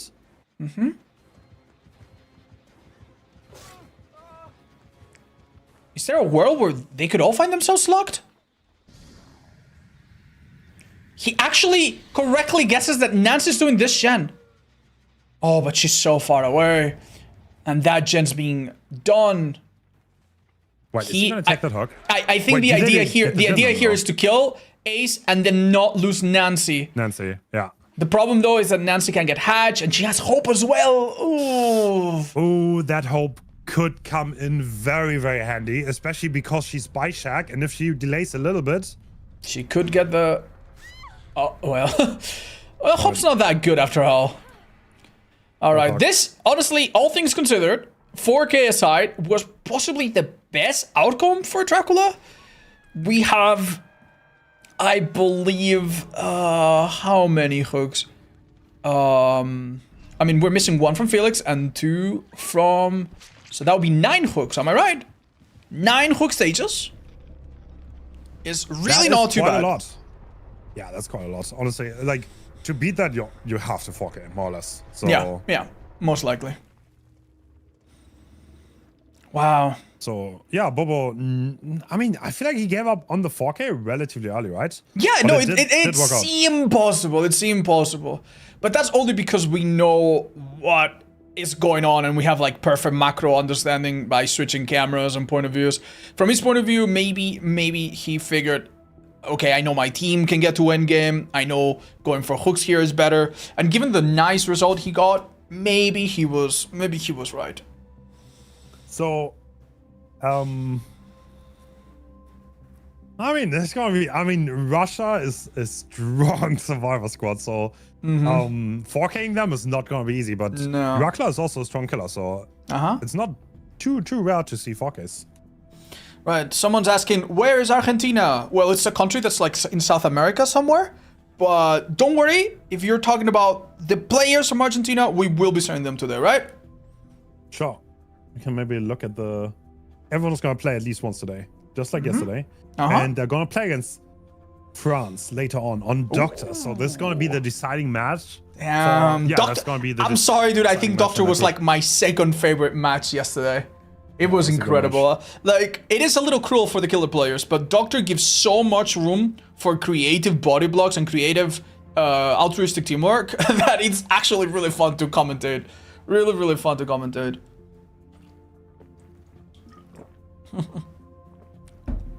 I missed Doc yesterday. You should definitely watch it. I believe it's gonna be archived in Gens's channel, maybe by now. But I think he'll also do like some supercut where he puts all the matches. Yeah, I'll do one video on the second with all the group stage matches. Yeah, absolutely. Knockout, and now I'm gonna make a highlight video. So yeah, my second. Well, we're looking forward to it, and definitely check it out. If you missed yesterday, my favorite matches yesterday. My second one I think was the Doctor one, but my favorite match was the Myers match on Larry's. I think it was France playing versus I want to say Mexico. Italy, France. Italy versus Brazil. I think. If I'm not mistaken. Oh, really? Well, I'm sorry. I might be misremembering. The thing is, come on, it was that's an insane chant. It was an insane match. Oh, go ahead. Come on, bros, to expertly dispatch your opponents with exquisite precision. Lovely show, chaps. Zu Alf cheering on his UK lads. Love to see it. But yeah, we're cheering on for all players. Like, I understand. Like, whenever a flag is on the screen, we're gonna feel politics creep in, but this is not like it is completely outside our scope here to talk about politics. We're here to have a good time.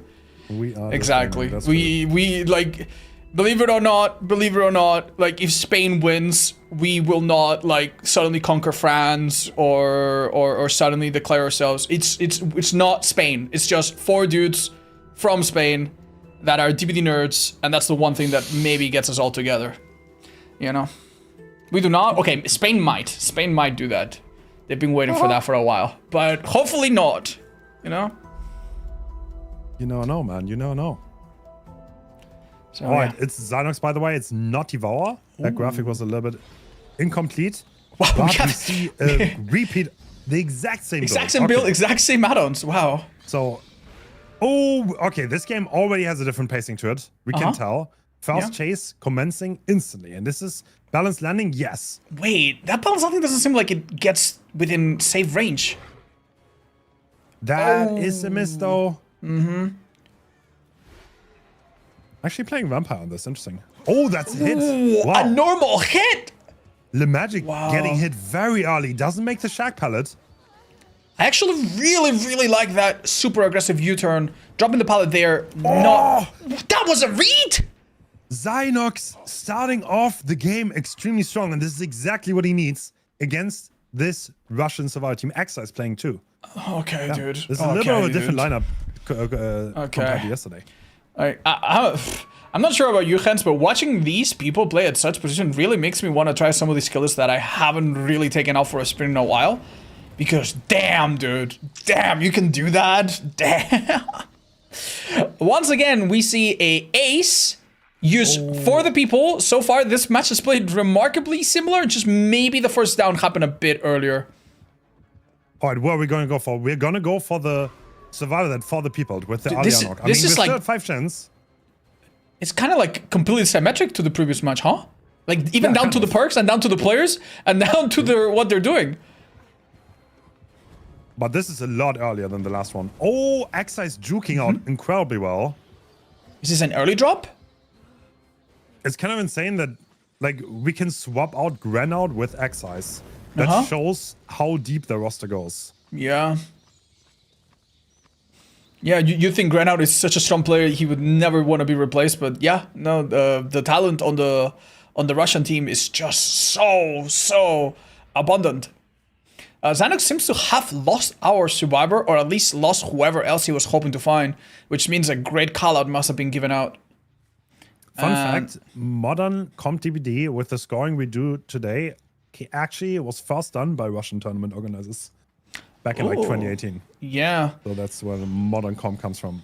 Yeah, do you remember back in 2020, some tournaments, survivors actually wanted to kill themselves on Hook?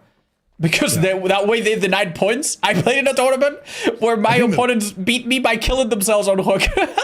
I think the first blood points were, the first tournaments were blood point oriented. Yes, that's true. So true. you just had to farm blood points. And that was also like a little bit awkward. Because, that leads to awkward gameplay. Let's put it that way. Yeah. Going into basement to get boldness points, doing totems for no reason. Yeah. Yeah.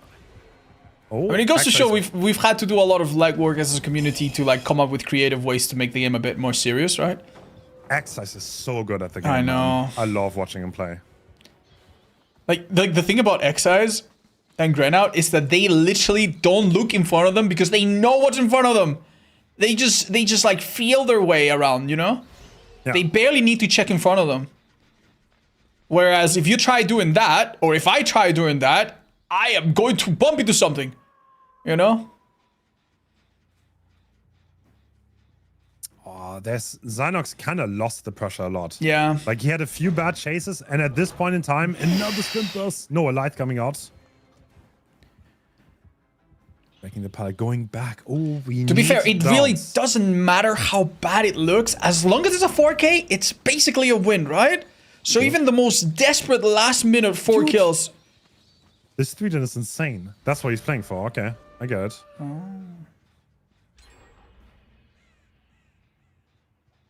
Oh, can you like? I don't know. With 4 survivors, I don't think it can hold a 3-gen forever. I'll be so real. No, with a person that on Hook maybe, right? Or with a person straight up dead, possibly. We saw earlier what happens even on Nurse, right? Even on Nurse, yeah. Where you can blink to every gen, like the survivors managed to do it because they're that coordinated.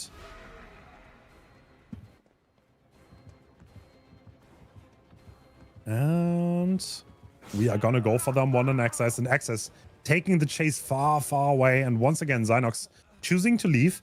And as soon as the call gets made by Access, the survivors are already leaving the 3-gen to not get caught in it, because at this point they definitely know what's up and what we are playing for, and they are counterplaying it perfectly. Yeah. It's a battle of third persons here. And the moment Le Magic loses the third person battle, the hit happens. But this follow-up is just a little cruel. That we do have a pain rush right here, which could be wonderful. Oh. What an amazing read from the Magic. This does kind of condemn him to go down. Just delays it, right? Right, so a fresh hook, a pain dress, but that's too many survivors on too many different gens, right?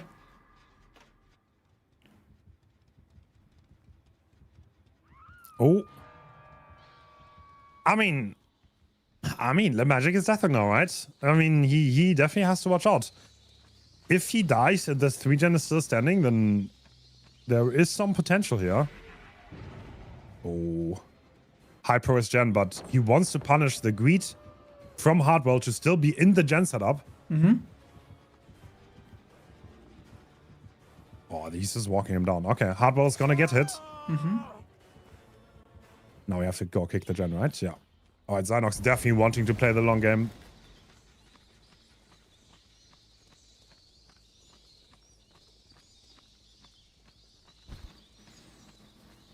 Breaking.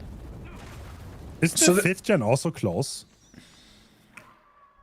I'm not sure. I see that the the path forward here is for the survivors. They need to keep Nia hidden, and the fact that she's waiting by a hill kind of tells you that already.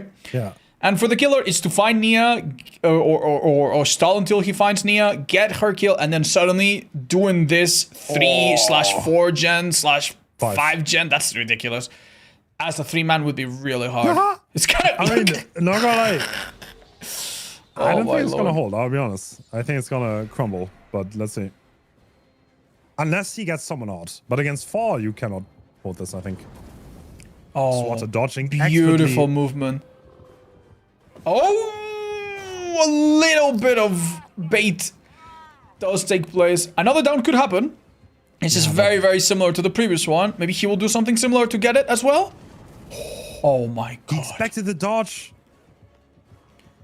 I mean, yeah, he can commit this. The survivors chose to heal. This is also a pain rest right next to it. And the magic is not even trying to play for the field anymore. He's just hiding by a Z-wall. He's defending the Z wall. He's farming toast. resources. Yeah.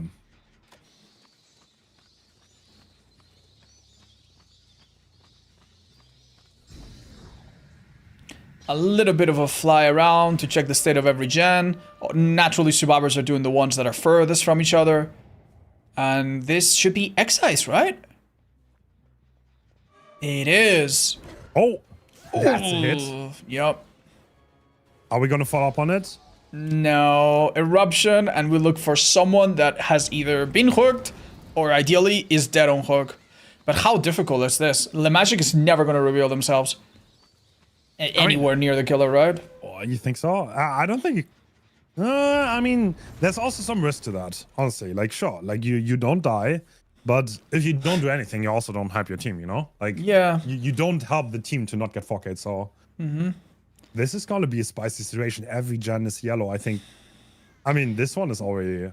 Yeah, with eruption hitting hitting the gen limit twice each time you kick it and then apply it, right? I don't think it's that crazy for at least some of these gens to hit the limit. And then if they play it slow, we could see a repeat of the nurse game from earlier. What would you do in Zynox's place here? I mean, he has to commit. We saw it in the nurse game with Thailand. If you wait, you lose. Waiting equals losing. So you will at some point need to commit to someone. Right, so Excise, the ace player, and Jake, who is Hardwell, these are pain res survivors. It could be okay to commit to him for a bit. Bale would be on his second hook, which would be great, and that's just so ridiculous to see how far she is from the action.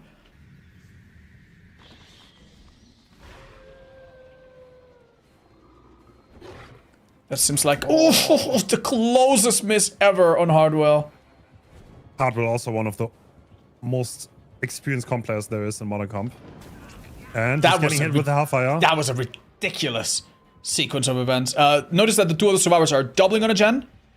And they pop it. Now the 3 gen is a little bit tighter, right? Really good down. This will be another pain res. The best thing that could come out of this is that, I don't know, you somehow flush Nia out. Swatter could also be a bit careless, but yeah, if Swatter goes on Death Hook as well, I guess having 2 survivors play super passively, that definitely cannot really fly, so. Yeah. Maybe that could be another path to win. Oh, a basement. Ooh.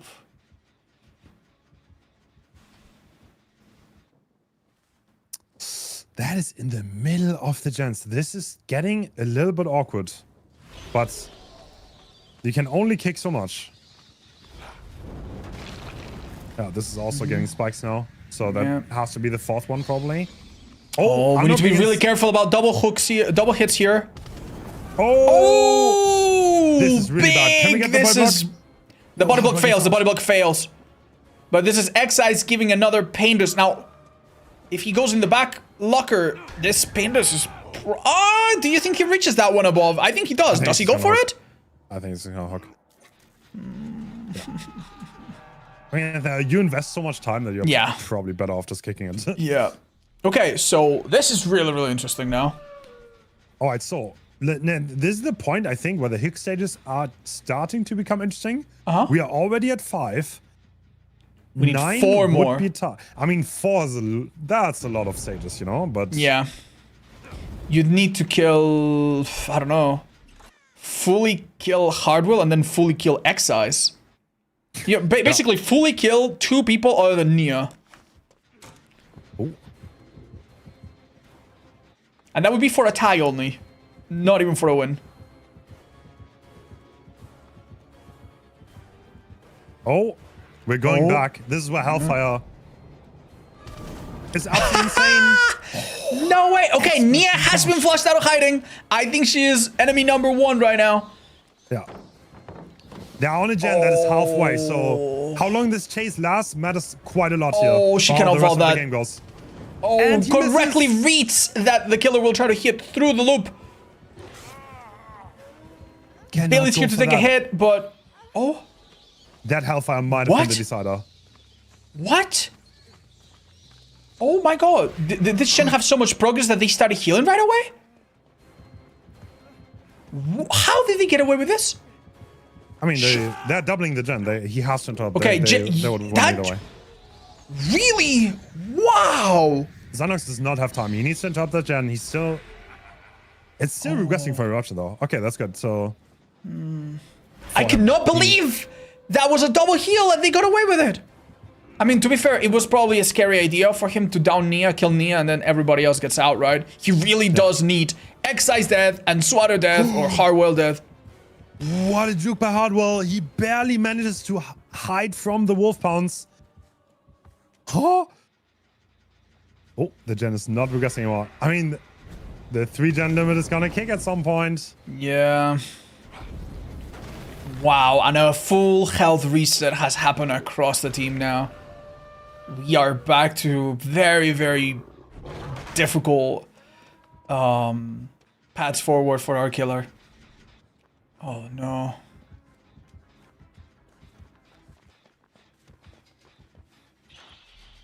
All right, so they're doubling the other gen.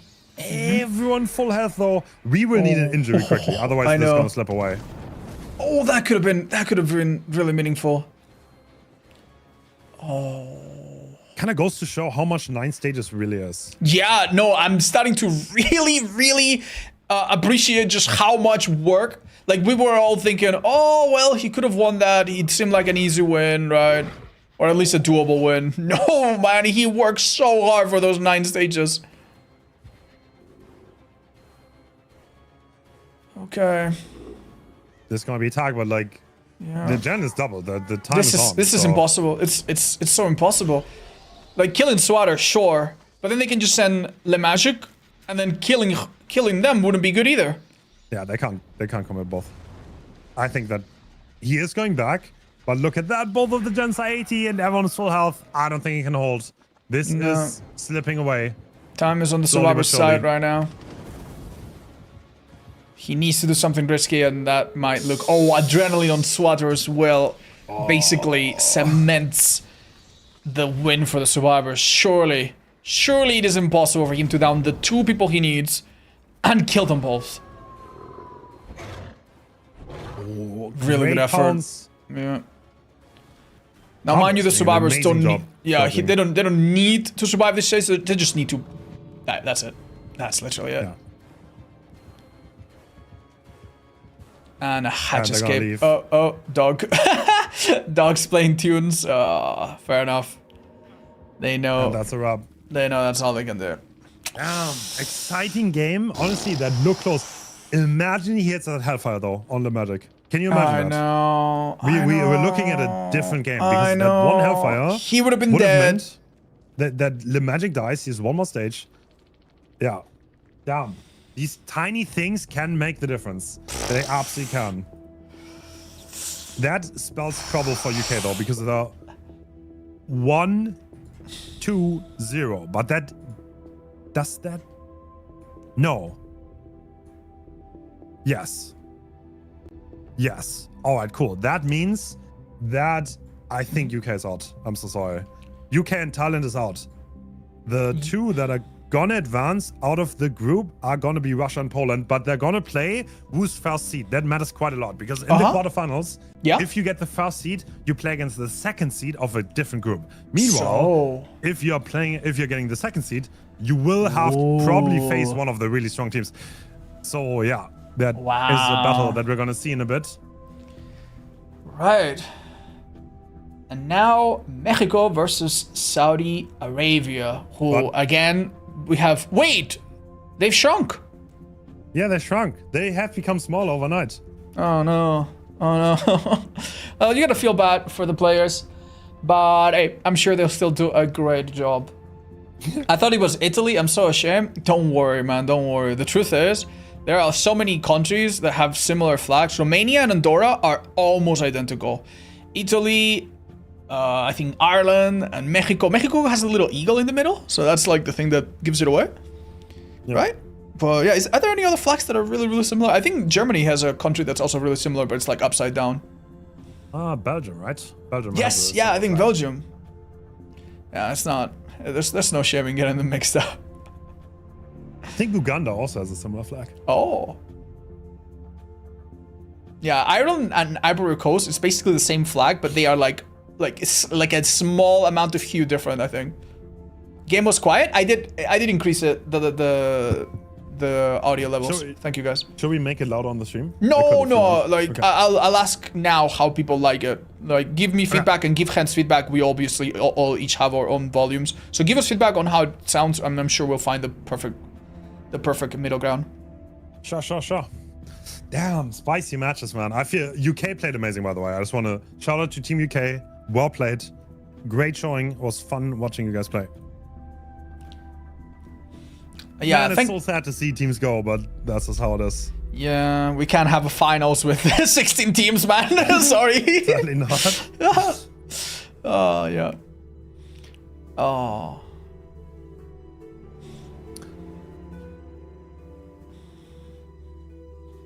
Have any teams been eliminated yet? I mean, there's no such thing as like being eliminated on the spot from losing, but basically there are teams of 4, like groups, very much like the World Cup of like soccer, right? And only the 2 best performing teams go on to the next phase. So that by elimination leaves the other 2 going home, unfortunately. And now we are far enough to know that, for example, the UK is going to be one of those teams that has to go home.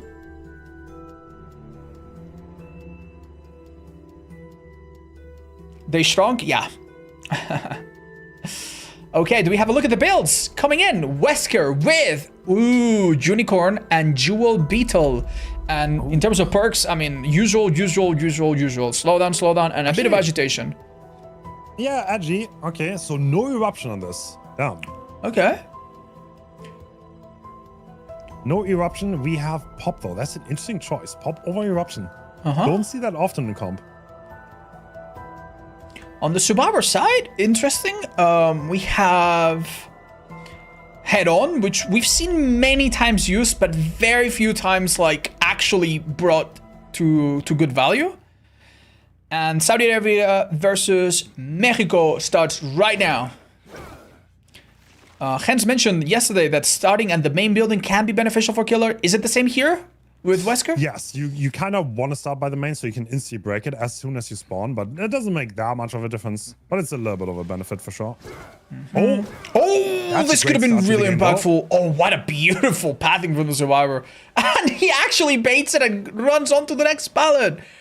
Oh, that takes some courage. Great bait by the Dwight. Oh, you could tell Ultra from Mexico was trying to aim sideways to slam the Dwight against the hill. A good early hit happens.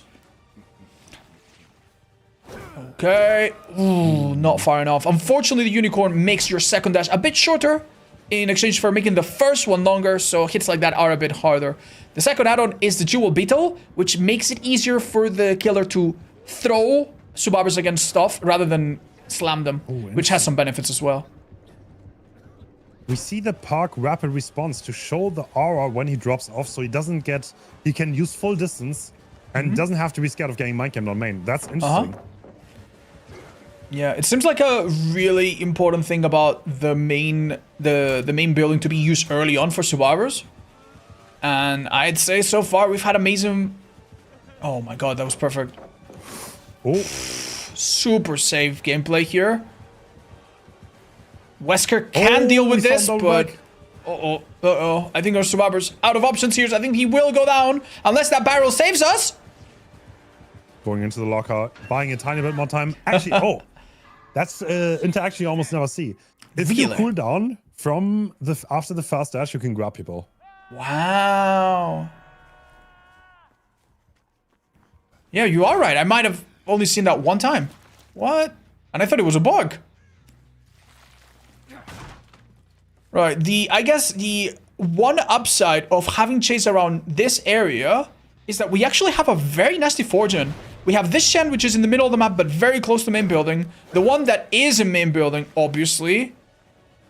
Excellent blaze from the ace here. Oh, quick and quiet. 50 on the pallet. This with pain could be ahead. Oh, it was not, sadly. Must have been real close. A firecracker comes into play, does not blind the killer, still makes the window.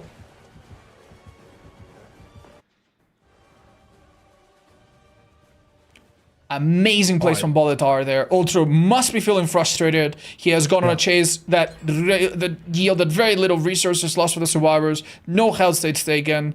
We still have this pallet that we will have to break at some point, possibly. This is a survivor with sprint burst, if I'm not mistaken. Or no, that must have been Dwight.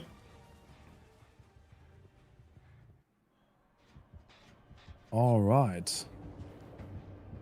Uh-oh. We see the aura here quickly. No, it's too brief for us to see.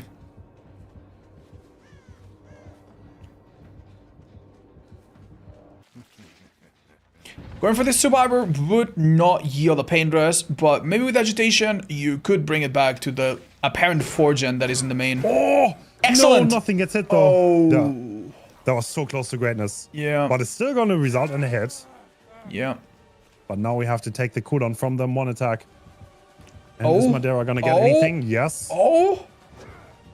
Wow. Okay. That was very precise. Yeah, great dash by Ultra, and this is gonna be a good hook in the middle of the map on the Painless. Wait. Oh my god, look at these gens. They're forming a little circle. True, true. Okay, Ultra seeing if he can get anything. Are there 3 around here? I only see 2. I mean, Seems this pop might not actually get used. Oh. No way, no way! That's a great throw though. The Beetle add-on giving value.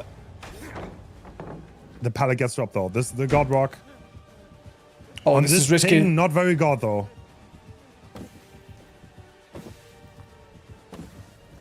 Wesker's got his power out. I think he's trying to. Oh, that was a miss. This Winning gives so many mind games on that rock. A lot of time, yeah. Compared to other killers we've seen today, Wesker's cooldowns are very unforgiving.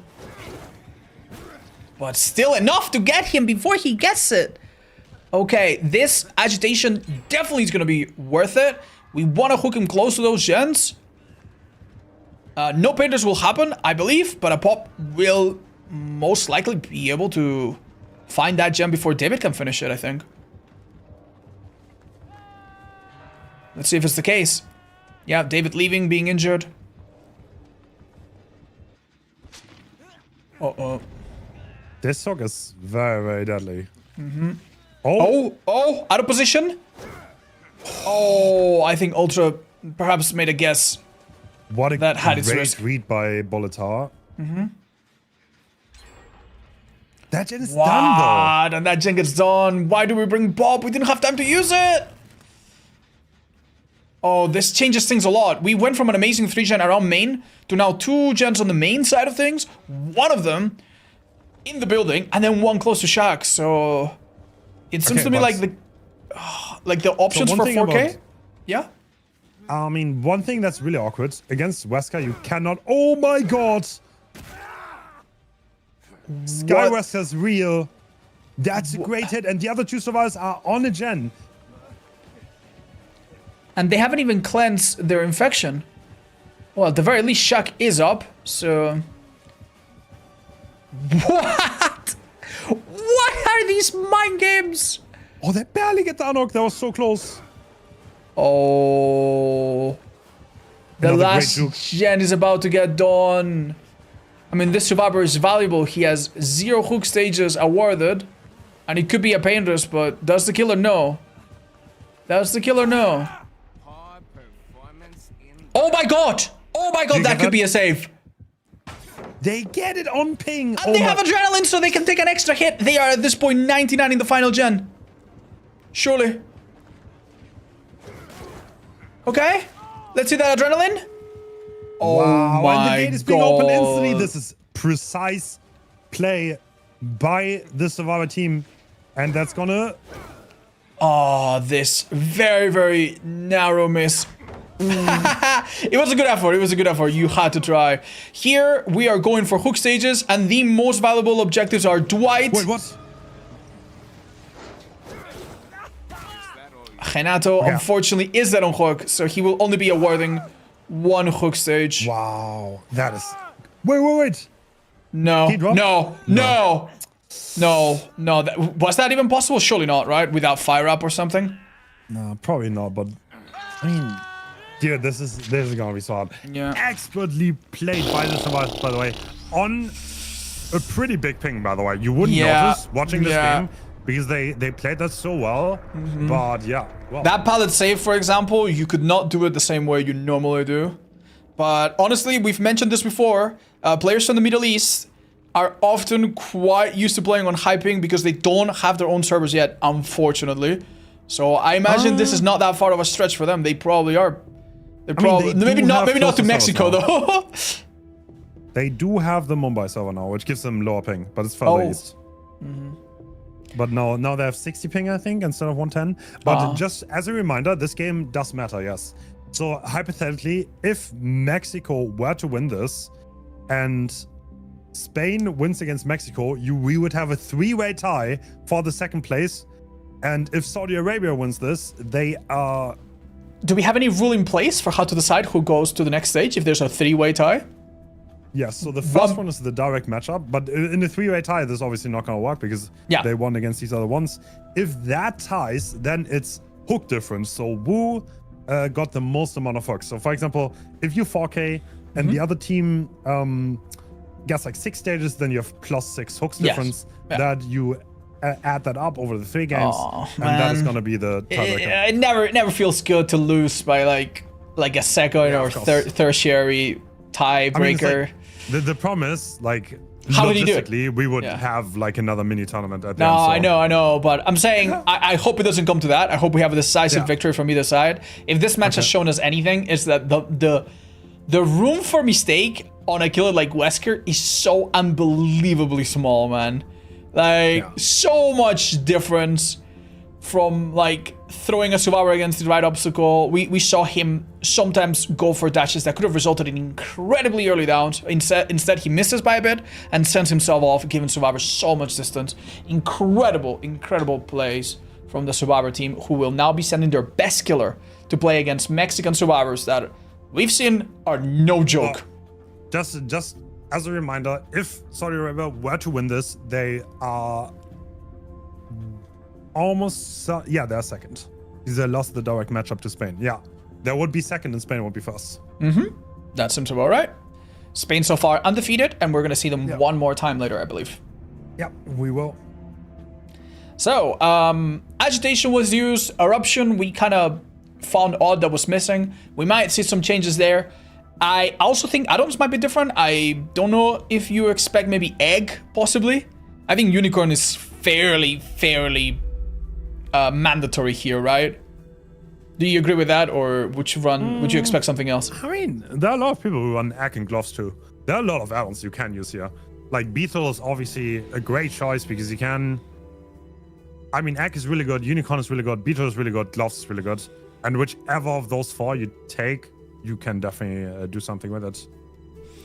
Well, I'm looking forward to being surprised again. One of the most pleasant things that we can see are just like Undying by itself. What the hell is that? We saw that earlier today, right? What was the craziest thing we saw yesterday? We had some funny dragon scripts.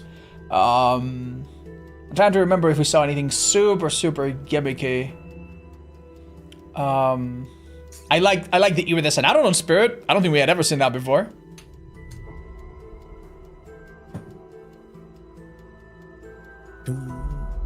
Perkless Bubba, yeah, I remember that. Yeah, Monster Shrine being used twice was not on our bingo card either. Did not really work out though. No, that's true. That's true.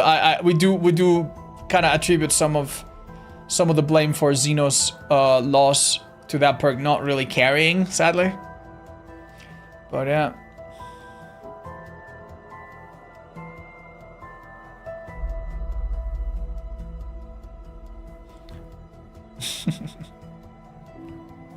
Anywhere I can keep track on the leaderboard. We do have some commands on our Twitch chats that would allow you to see it, and we have a look at the builds now.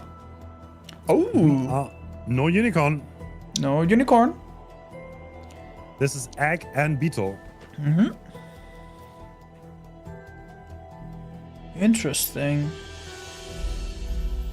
So the survivors will definitely need to have a great start here, but it's Wait, so hard. hence I think we've seen this perk before, but there is a potential energy. Wow, interesting. That's so interesting, right? Like, to maybe break 3 gens. That's interesting. yeah, I guess the idea of having potential energy on one of the survivors is if the main gen is not being contested and the 3 gen is elsewhere, we could do main gen with Deja Vu and then bring that onto another gen. Very interesting. The killer obviously has tools of their own to slow down gens. In fact, 4 slowdown perks, which is not super unusual in this rule set. And we find survivors really early. Oh. Whoa! Zold gets tossed! Yeah. Oh, this is... Oh my god. Oh my god, what a great start to the game. They threw Edge Map with Beetle, instantly followed it up with a hit, and that's gonna make it so hard to reach the Twin Con. But hence, why is running the Beetle better than just slamming against the wall? Like, why is that so much better? Because you start recovering while the survivor is still mid-air and getting dashed into the wall, so you can actually follow it up with an M1 attack fairly easily. It's like half the cooldown, I would say, of a grab, roughly. Yeah. And no, they're just gonna do gens. They're gonna split 3 gens. But, ooh, how do you come back from this? There are no gens, though, on this side. They're like 2. That's kind of an interesting gen split. And Boleta just seem to be wanting to venture out here. Yeah. I mean, it's not unusual in situations like this to sometimes let a hook survivor in basement just go stage 2 if it gets 3 gens done, right? We've seen that before in this tournament. Ooh. Alright, Pop finds a home, which is really nice to see. Oh. And we're maybe hoping to catch the person going for the rescue, but this is a bit of a risky one if we don't find it. We do! A pallet gets dropped early to guarantee that this will be a safe unhook without having to necessarily trade. And Heron is in play! Is Heron gonna happen? Doesn't seem possible. The good part... I mean, you got the unhook, but... Beetle! Oh no! We're gonna see it in action, aren't we? Yeah, we will. Oh man. Could some thought have been given to just going into a locker there just to buy more time? Alright, so we're not playing for WinCon. We are going out to win the game. That's kind of like I love seeing it. Yeah. To be honest. Boleta definitely wants to play for the 4K. He's going for Lara again. No! This is what happens when you get mind gamed! Zold was absolutely expected to see Wesker's red stain for a bit. And it didn't come, so Oh my god! He doesn't hit the wall. Barely not. That was an expert throw. This is some clean Wesker gaming. I am really scared. Quentin is busy healing Claudette all the way across the map. This killer has basically brought the entire team into a standstill. Obviously, none of the survivors are capable of doing any gens for a little bit. The first hook was not a pain rest, and this one might not be either, but the finishing one could be. So, the slowdown is genuinely on the killer's side right now. And Pop, I think, being absolutely worth the perk slot at the moment. Oof. These are the kind of situations that we've seen some teams in this tournament come back from, or at least stabilize a little bit, but only with like insane coordination and incredible macro play. I think the Gens are so far behind that anything other than that will result in... Okay, a little bit dramatic. That's so funny. Oh my god. It's like you don't only want to walk that Gen. It's like, stop screaming, Clement. Oh no. Oh, hugging the wall absolutely helped there. This will still be a hit, but it can be delayed a little bit now at least. Ultra delaying as much as he can. Now he's gonna try to take that to the pallet. And yeah, Bolitas is gonna drop it. Basically, you have the difficult decision here of do we send Claudette to trade? And we know that if you trade with only one survivor against Wesker, they can hit both survivors at the same time, right? I think it's gonna die on that hook. Yeah, I think they're dying on hook. They're dying on hook. Alright, the thing is, you cannot really solo trade against the Wesker, especially with Beetle. Because if he gets thrown, he can kind of zone the unhook. Yeah, it's true. Yeah, it's not even guaranteed that you would get it. You're right. Yeah, and that's why it's kind of not There's possible. no way! That is definitely a ping hit. Oh my god. It's over. It's over. Oh, well, since Wesker expected a vault, this is so difficult. Damn. Yeah, if you're stuck on the short side, that's really hard. Especially with cross-continental matchups. Yep. It gets even harder to play that. And honestly, that's also... The team from Saudi Arabia, they did not make it look like they had a lot of ping, to be honest. They won those mind games. No, they played despite the ping, they played so well, you could, as a spectator, you could not really know it's there. Right, so Hans, walk us through what this Survivor team has to do to come back from this, because it's looking mighty difficult at the moment. Oh, okay, there are 4 gens left. I mean, for the win con. They need to do 4 more gens, aka get to endgame. Yeah. This is balance landing. So the mind games are happening right now. Oh my god. He jumps off the hill. I think exhaustion completely. I'm so sorry, I didn't mean to interrupt. I just figured out they cannot go down and get hooked even a single time anymore. They have to finish all gens and not give him a single down for the remainder of the game. For them to even tie, I think. So... Yeah... I mean...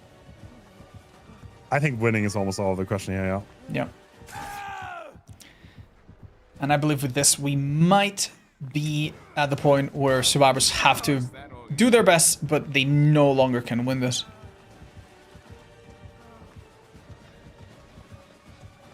That's really how well Volatar played earlier. Yeah.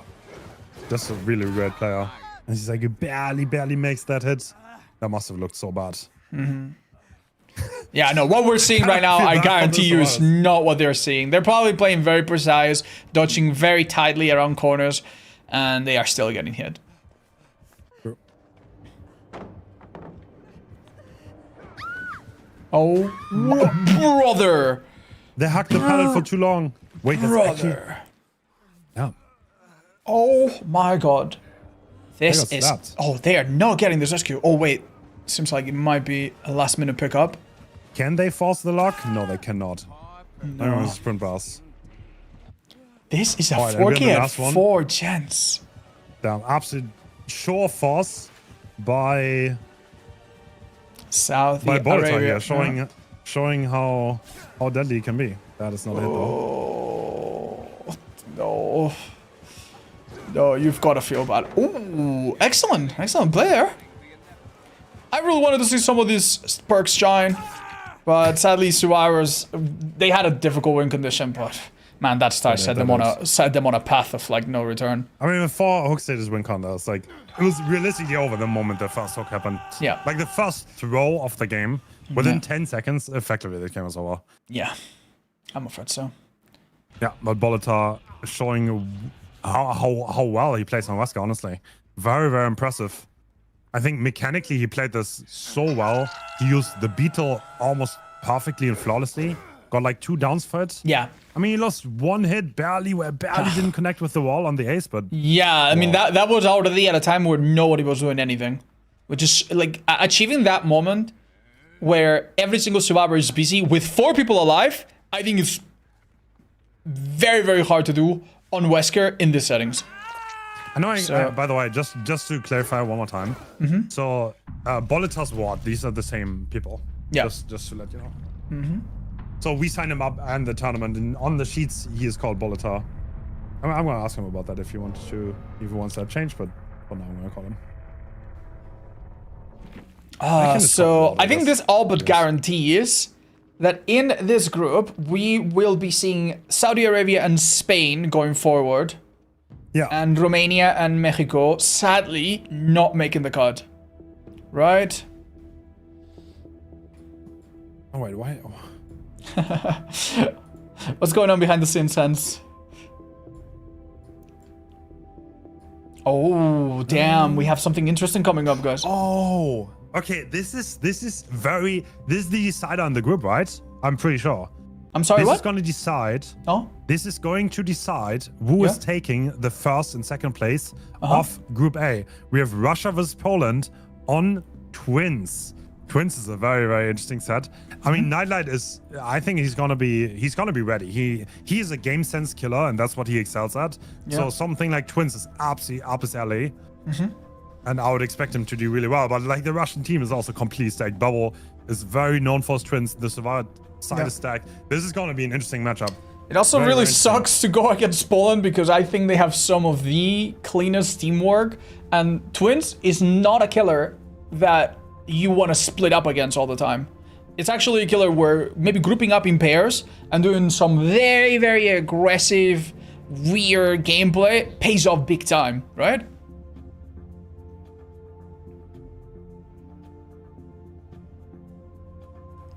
Love to see people cheering for their respective countries. Azerops Twins, my goodness.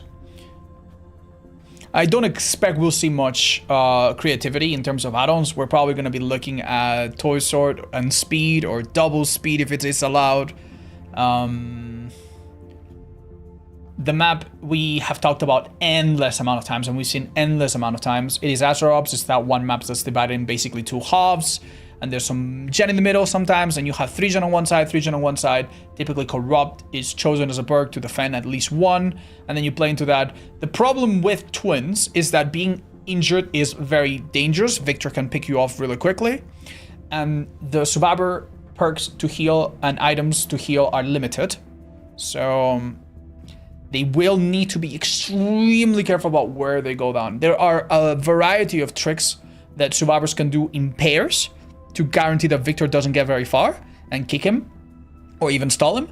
And I'm guessing we'll have a chance to see all of them today. Which countries playing Twins? Both the teams representing Russia and the teams representing Poland are playing Twins. First we'll have one go and then the other. I don't know if I remember which one's going first, sorry. Well, we're gonna wait and see. I'm not entirely sure either. Yeah, I could quickly look. Hence, is Victor allowed, or is Victor banned? Victor is banned. He's not deemed not competitive, so yeah, it's only Charlotte thing.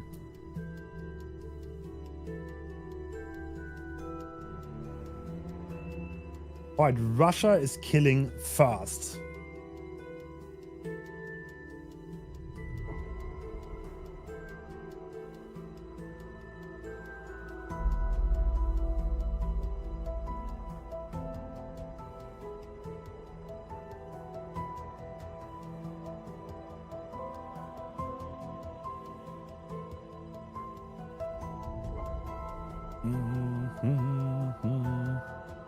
And now we're gonna see the parks. All right, Bobo, pretty classic here. I think that is double speed, if I'm not mistaken. It is double speed. Agi for hook position. We have Call of Brian to request gens. Corrupt is obviously no-brainer, and Penra, so no big surprise. Wow, actually. Oh, Metal of Man, yeah. Leader. Metal of Man leader. That means other people will be able to heal Nightlight back up faster. And he will probably try to get some protections going. We also see a head-on. I really want to see that happen. Head-on can kill Victor, am I right? So, True. this is really And we're interesting. loading in. Okay, let's go. The first thing that's interesting looks like pretty standard. There's a 4-gen on the bottom side. That is a very tight 3-gen on the open gens.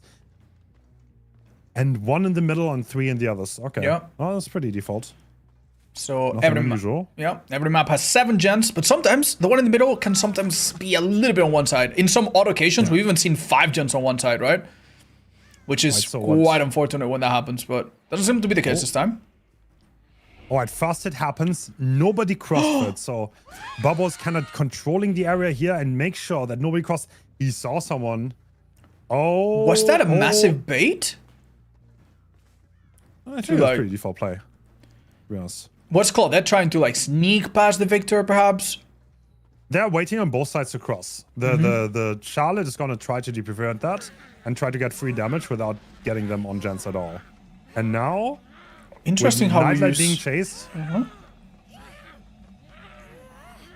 we gonna see Victor come out soon, and that's pretty much it for this chase. It's gonna end unless Life has some kind of double crazy... speed. Oh my god. A body block What? already! How does he make that? That is crazy. That is a game changer because now no down for Bubble and Ace will take Victor on a ride. Oh, he's so zoned. He has to play an edge map pallet though. Charlotte might get the down for Bubble here. We now have to play this filler with Life, however. But the killer zones though. and waits it out perfectly. Oh no. Oh, Nightlight deciding to die all the way in the corner, but this is great time being bought, and now they can reset together. Not a bad start for Poland here, I would say. So does this mean that our killer will definitely be trying to defend main side for his 3-gen? Yeah, this is kind of like the deciding moment now because what will happen now probably is Charlie is gonna park up somewhere in the middle, and now they're gonna try to dish out some damage for Victor. And the mech is in the position she wants to kind of like avoid the Victor right now and not get spotted. See if she manages to do that.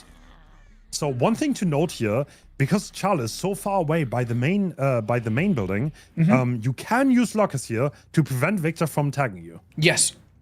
Because normally she would need to come out herself and grab you out, but if you're this far, you would just break out before that happens, right? The problem is, do they know that? Oh. Well, it looks like we got a tag. And do we get the unlock for this? I am not so sure that's even being considered right now. No, they're still waiting in the middle. So the mech did not move in. I mean, it's pretty risky because if Charlotte switches and you're just in front of them, then you're gonna get a free tag. There's no so sprint this burst. is almost certainly a second stage secured on Nightlight. Mech is trying to move a little bit closer in case Victor goes out again, that she can get that pole for free. Funnily enough, we are seeing them go for a heal. It's almost as if Nightlight's not rotting on that hook. But yeah, this looks really difficult. All right, Bubble has an idea that there's someone probably stealthing here somewhere. They are, and he's they are trying right, to find them. But Yeah, they're right, but can they find them? so DBD is a hide and seek game after all, huh? True, sometimes hiding is the best play, even though it's pretty frowned upon. This is a great time being bought by the mech hiding very well. Victor sniffing every nook and cranny of this half of the map. Wait, do we see them? Yeah. At least on our screen. Oh, they're moving in for the double Anarchy, I think. Fast and Storm getting in position. This is kind of like an awkward hook, though, to be honest. The one side is very body blockable. Okay. And Storm gets the unhook. Well, the question here is, does Nightlight survive a little bit? Because otherwise, this is definitely not worth it. Oh, damn. Yeah, Victor is sparked at a safe distance, ready to be redeployed. And oh! Wait, that's a huge Huge game changer. The ace managed to take the hit, which means Nightlight gets way out of the 3-gen, and the tunnel out is kind of prevented here. That is a game changer. Yeah. For Team Poland. If the killer now commits to Claudette, she'll be so far away from the actual 3-gen, right? Meaning they could break it. Or at the very least by so much time that...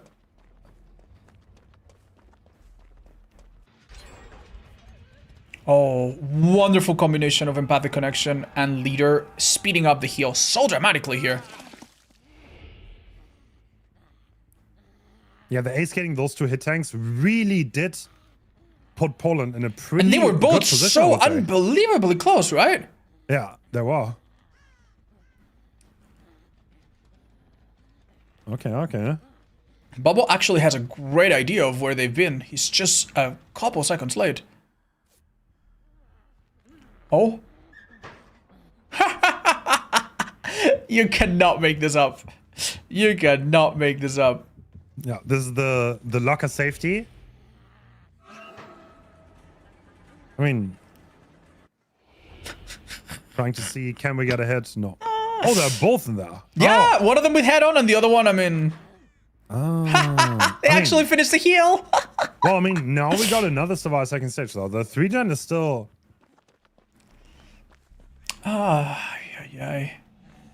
Nice. Okay, we get the kick on Victor. And, wow, the 3-gen is untouched. We have another survivor who's gonna hit second stage. So, I mean, do they...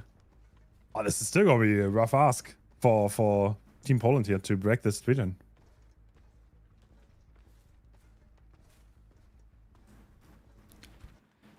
Do you think the survivors are playing for a potential endgame? Or is it almost understood at this point that they will die maybe with 0 gens left? Or 1 gen left?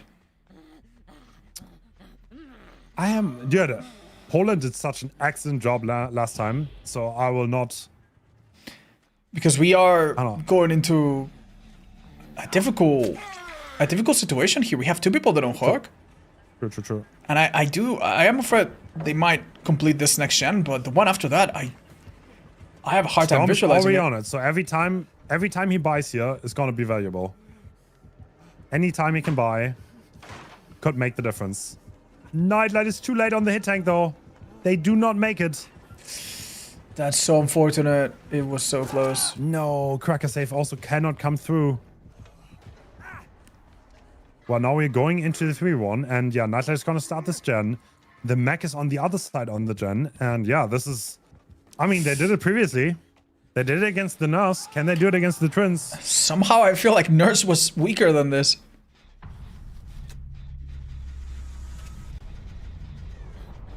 Yeah, hence, remind me later to do a little synchronization, okay? Because I'm like 5 seconds behind. Okay.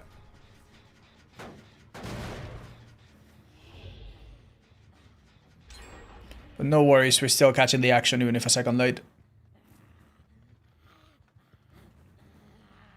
Oh, I think Claudette being spotted here. Ooh. This is gonna be so hard to play for the survivor side. I mean, they have fast resets here. That could definitely make the difference. Yeah. Metal Man so far has been very, very abandoned. Yeah. It seems difficult. We noticed that the teammates around Claudette crouch, because crouching around the person with Victor protects you from being revealed to the killer. And right now, they want the killer to have as little information as possible. Bubbo suspects that someone is near this gen, which is not a crazy thought at all, because Mech was here not long ago. But I do think she's repositioned by now. Yep, she went to main. All right, another tag is coming through. Very patient play from Bubbo.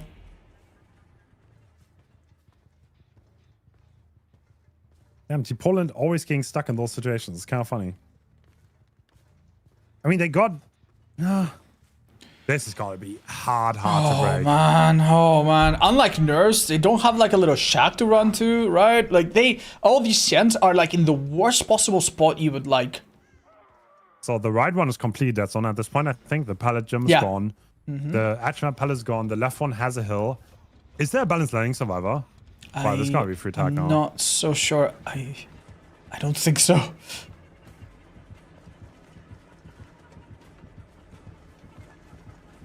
Oh, can we get a hit tank in time?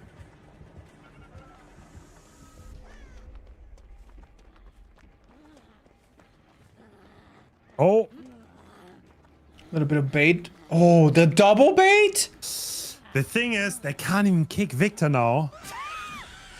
Yeah, too late. I mean, they're going for, looks like, wait, are we going for Nightlight? No. Well, they are ready for the pallet safe here. Is what we're going to expect it? Nightlight is getting tagged, probably. Looks like it. Oh, he's juking on the hill, though. The elevation difference can make it really hard to get hits, but he knows exactly what he's doing. If he's hugging the hitbox, he can still hit it, even on different elevation. Oh! And Tap has been spotted. No, this is so unfortunate. Nightlight is stuck on that side. I think long term, I think they're going to have trouble. But, oh, Pick is going to come through. Nightlight being Deathhook, though, does not fall for the mind game, has to use his life. That was a crazy check spot Nightlight used there. I think Bubbles is waiting for Victor to come back. Yeah, redeploy Victor, right? And unless the craziest body block of all time comes through, we don't see a way out for Nightlight. Oh. Juke the tree. He does not juke the tree. Can we kick in time? Yes. Oh, but we're so Tenacity. close to Charlotte. No, that's not an angle. And Nightlight is dead. Which means... 4 kills, that's only 2 1 survivors gen remaining. left on the horizon, I think. Yeah.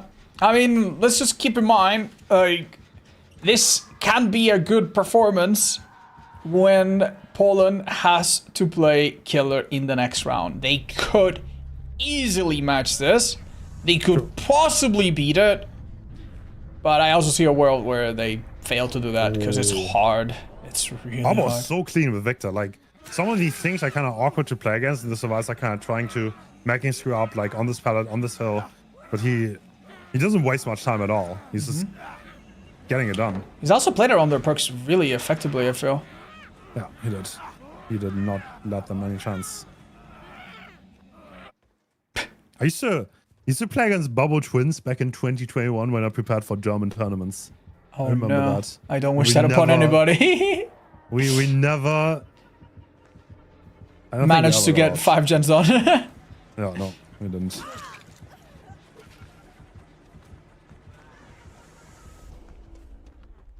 I have to say that Twins Azerobs is becoming also like a classic. I mean, True. you have to try something here. It's so True. crazy because despite all the difficulty, like they're still like halfway with another gen. True. Oh, doesn't get the kick though. Oh. Back on the tab. And that's it. 4K1 secured. But this could definitely be matchable. Well, I mean, it's not So, like Poland has a bad killer player. Thing In fact, is, a match would mean Poland advances to the next round, because Poland right now is 2-0, Russia tied against Thailand. So that means if Nightlight gets a 4K1, Poland is going to be first in the group and Russia is going to be second. I think, okay, I don't know if I'm right, but doesn't that mean we get Russia versus Portugal? that would make sense because if Russia does not play, it's either Russia versus Portugal or Russia versus Spain, right? Depends on which matchup occurs. Either way, basically, the reason why you want to be number one in your group is because if you are number one in your group, you don't go against the number one in another group, right? Yeah, you go against the second. And if Russia gets second, then we might have a clash of really strong teams very early on, Yeah. but in the knockout stage. But, well, first Nightlight will have to play Trends against the Survivor team that has proven to be very, very strong. Oh man, what would have happened Multiple if it was occasions. Ace that got chased first and Nightlight actually could have taken the hits and used his medal, man? It really, really goes to show how important it is for the designated savior or the designated protector to not be the one that needs saving, right? Or not be the one that needs protecting. Oh, man. Yes, Yeah, mods. it is true. It is true. So this is absolutely true. Whoever gets second is going to go against Portugal. Whoever, like, yeah. So there are big stakes. I don't think anyone wants to go against Portugal. And like, I did a fantasy bracket on my Discord, right? Where everyone could like predict the outcomes of the brackets. And if you look through there, Portugal was definitely seemed to be the favorite. So like, I would say like 60% maybe predicted Portugal to take this entire tournament. There were definitely a lot of people who predicted Russia too, though. But have you considered... Refresh. Have you considered that when they play against Spain, they're going to be really, really close to Spain, and we can maybe like throw something over the border and mess with them a little bit? Damn. Maybe shut off some strategic power plant nearby and make one of their players drop. Have you considered that? Refresh stream, by the way. Don't forget. Yeah, no, I did just now. We should be all right, guys. We should be all right. All right.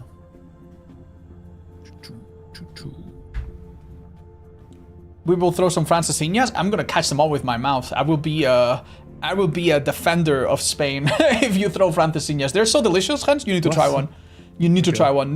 There's a lot of Portuguese people here where I live. You could come visit someday. I'll take you someplace. I'm gonna take you up on that. I'm gonna come over. I mean it. Oh, be lovely. I mean it. Yeah, Saudi Arabia had a impressive performance against Mexico, I think, earlier. They played a clean Survivor, made Wesker really struggle. And then when they played Survivor themselves, when they played Killer themselves, the Wesker got it down so early. I think it was like one of the most oppressive sets we've seen so far. Yeah, that was brutal. How many more matches today, Hans? One of those killers. Huh? We've been asked how many more matches today. Well, that's a good question. It's like, I think like 6 or 7 more. I mean, we have a lot. Yeah, we're gonna be here all day, man. We're gonna be here all day. Yeah, not gonna lie, we had like a few stalemates where people like, well, I don't know why, but today everyone wants to hold chance. Yeah, and I've been dreading the possibility of the singularity match lasting forever. But hey, man. We did. Okay, I'm gonna tell you, we banned oppression. So that is a tactical ban in case anyone wants to hold the gens for 10 billion hours. So that's at least gonna make it impossible to play around the 3-gen limit. But yeah, we're gonna see how long that goes. I don't think people are gonna play for the 3-gen that much, but we'll see.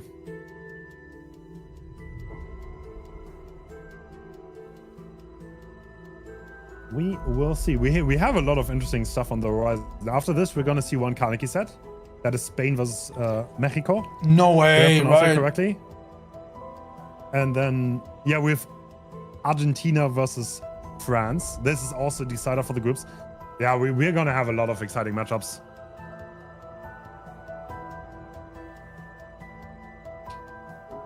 Okay, Hans, you want to make sure we're not on any delay? Next time there's like next time there's like a little bit of movement. Now, do you see a change? Yeah, it just went away. Now it appears. Right, great. If you want to reset or something, let me know. Beautiful. I think we're really close to each other. I think we're in sync. Yeah. Okay.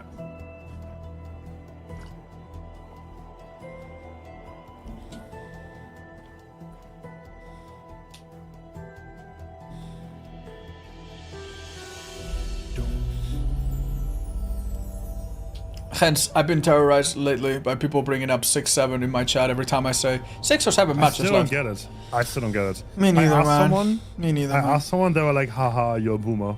Like, okay, thanks. Do we need like a youth translator? Like, could we hire one between the two of us so we save some money? How do two numbers said one after the other? I know! All of a sudden becomes cool. Like, how does it happen? Like... Yeah. I know. Oh. You need to watch 6-7 videos. Okay. You need to give 6-7 subs before we listen to you. Okay, that's so true.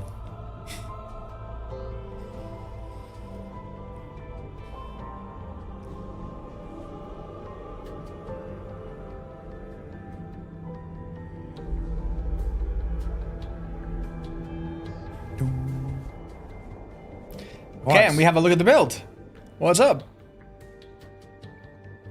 Ooh. All right, so we have, interesting. So we have Ruin, Undying Thrill, and behind that, if everything is gone, we have Call of Brine. That's What? pretty interesting.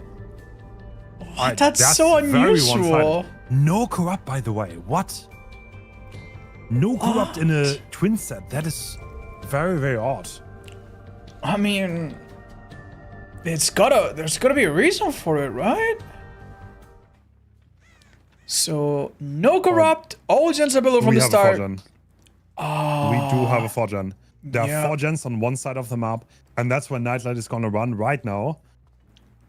No, we're gonna go left, right. This is the same kind of gameplay. He goes to the middle, and they already want to cross. Doesn't it look to you like these totems are so awkwardly put in the middle with the extra time to cleanse them from Throw the Hunt? It's so dangerous to get them done.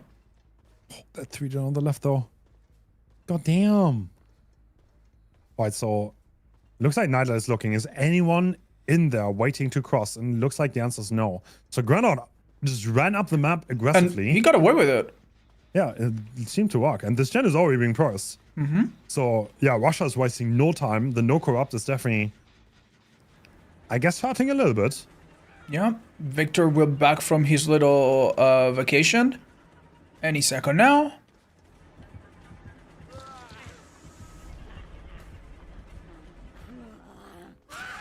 Ooh, a life here could create enough distance, but it's otherwise looking a little bit difficult. Oh, Hardware wanting to switch sides really, really badly. He does not want to die on the 4-gen, which the survivors have already figured out, like 5 seconds into the match. Yeah, not removing Victor eventually does reveal your aura, but not immediately, and it honestly wouldn't even matter because you can see the killer from some of these sloops so easily. That gen was nearly done, wasn't it? Dude, the Russian team is so fast on the gens. We see Victor being crushed in the distance, and one of the connecting gens of the 4-gen has been completed. This is huge for the survivor team. My god, Swatter is back on his gen on the opposite side from Shaq, and we're gonna be in a position where there is no 3-gen anywhere, I think. Is this within plans, or... Oh! Okay, you're now about to be sandwiched really badly. Win the 50s or not. Boy, we can still waste some time on the gen. No, how goofy. He doesn't get it. I can't believe this. Always tuck the round object. Oh, this hurts. God. This is time you don't have right now. Oh my From Nightlight. God. And Hardwell has another pallet. Okay.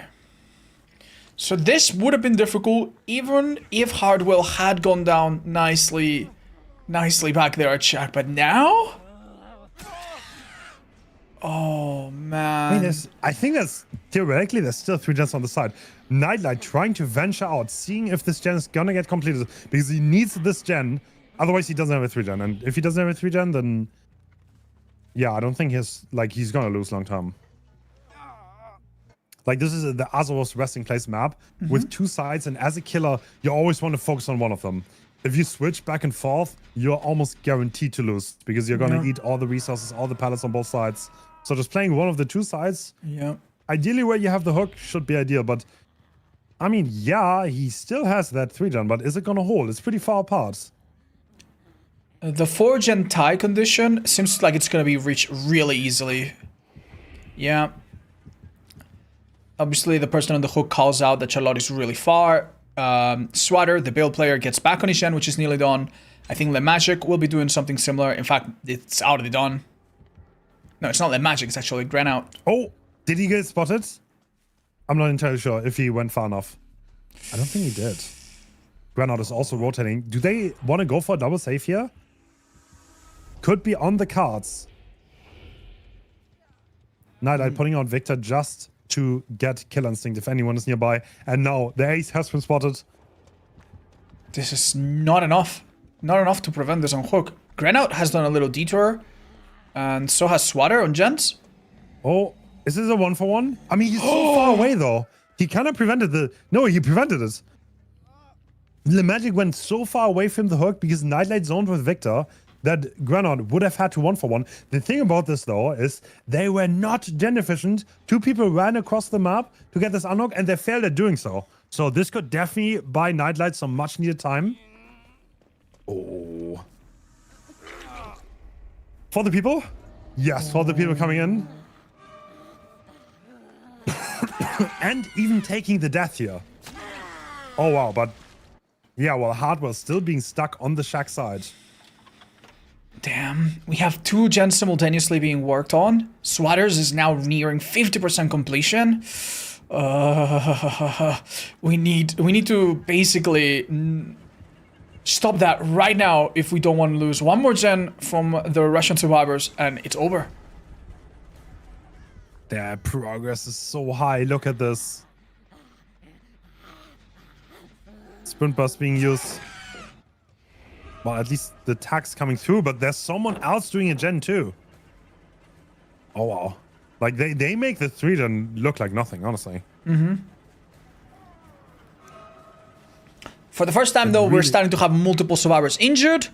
And Ruin's still up, Undying still up, Thrill's still up, and Strong. Doesn't seem like the survivors have minded it so much.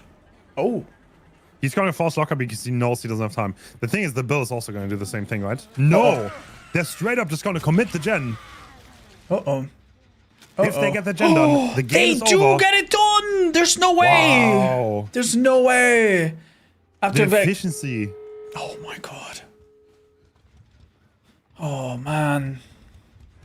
Where did we go wrong? Was the lack of corrupt just that bad? It's obvious Kyle O'Brien did so little here. Yeah, I don't know. It does feel like the first initial push the survivors got was just too much, right? Yeah. Like no, I have no idea. I have no idea how they simultaneously got 2 gens from across the map so close to completion. 1 in shack, 1 across. It's like they did play like so aggressive, right? Like they ran into the Victor, took the hit, that part blew my mind as well. Granout did not seem to give a single damn about getting caught in the middle. Do they have a gate here? No, it's far away, the one that's open. Oh. Do they get the... No, they don't.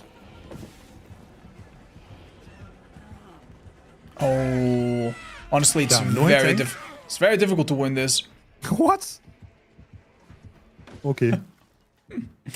Just to be clear, Poland has already lost here. Oh my god. How does that not hit? I guess resilience works when you're healthy too.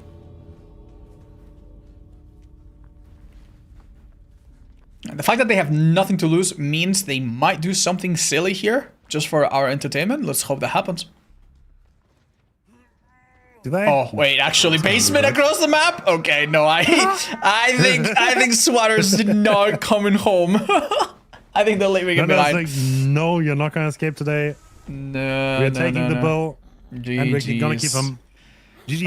Okay. So that means Russia's gonna be first of Group A with a 2-win and 1 tie record.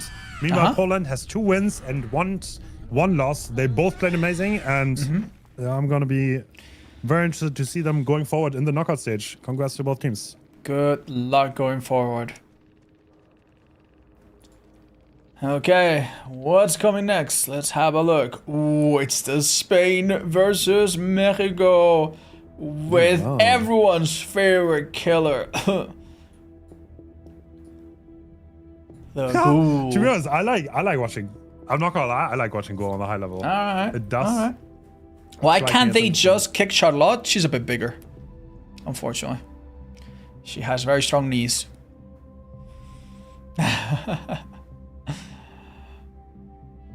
Hyping Ghoul? No worries, guys. Players from both sides are absolutely aware of what's to come.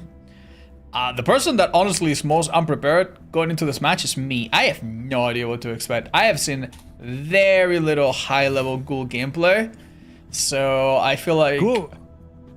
Yeah, Ghoul is kind of interesting. So we might be. I mean, okay, dude, I don't want to play Go against Team Spain. I'll be so real. These survivors, you're not gonna get it down on them.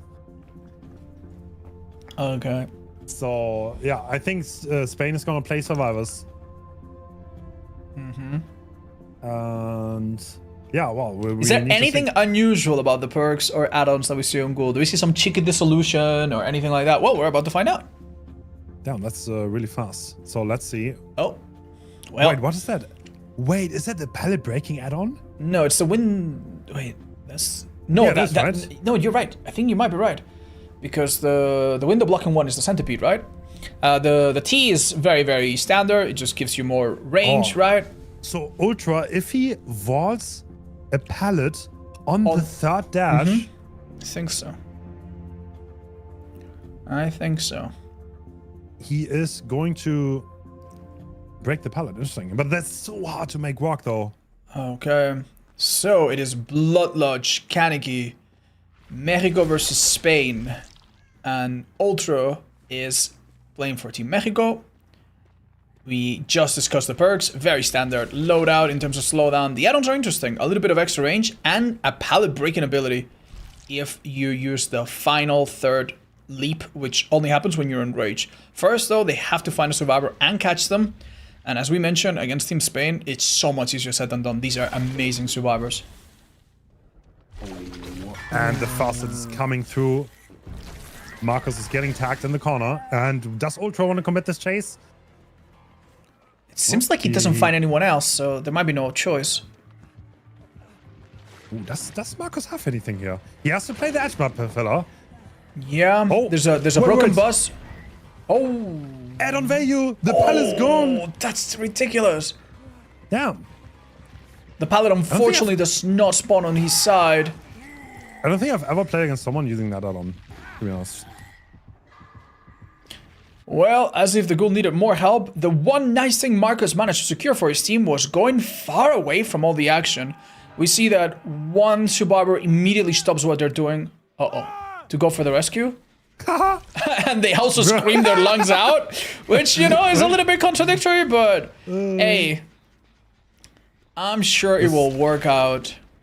The stealthy scene partner coming out. Ooh, I mean, this down was so early that the idea of telling seems at least quite viable in the killer's mind. Marcos no doubt wants to reach Shack or some other spot, right? Uh-oh. Oh my god, that body block could have not come a second later. Life here. Oh, the killer reads it, but doesn't quite hold out enough. That being said, Marcus definitely is not out of this loop yet. Oh! What? He's getting kidnapped. The kidnap tag.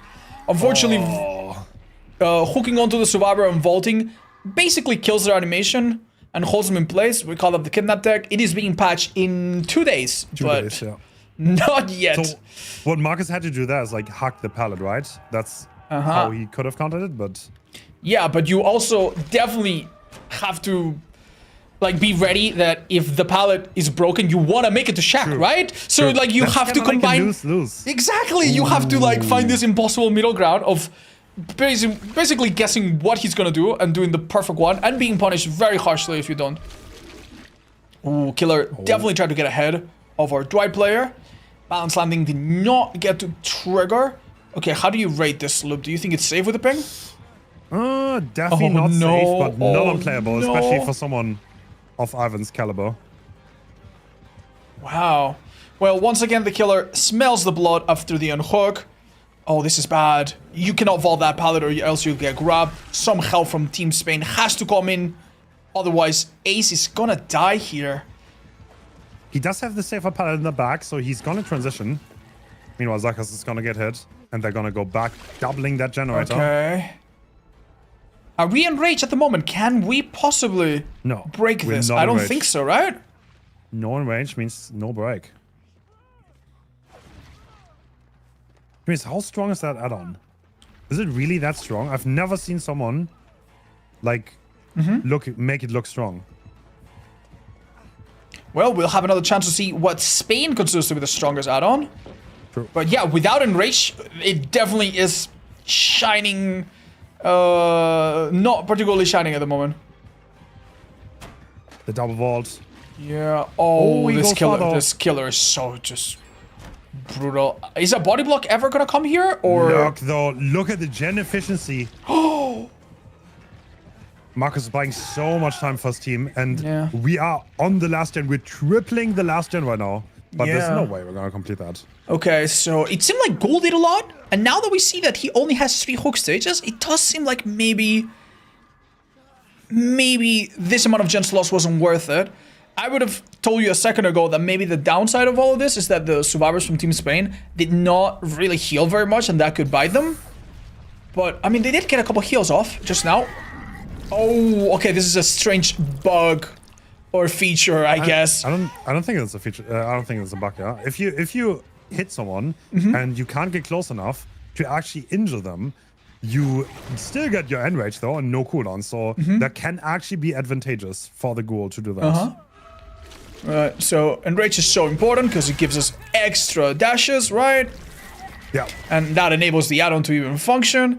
And even though they had to waste such precious time getting 2 heals in, those 2 heals have been immediately undone. Oh, are we finding Zaka? The one survivor that was hoping to get back on that gen? No, it's actually Ivan.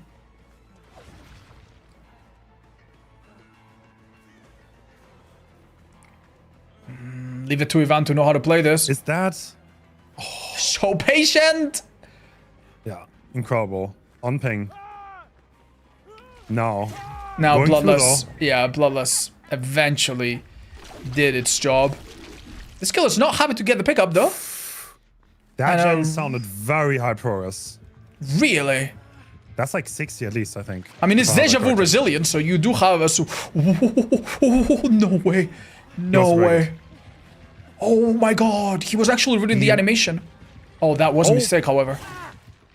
That does work out for Ultra here. Gets the down on Zaka. And we see second wind being charged. Yeah. Okay. Unfortunately, it seems like a full reset is not on the table.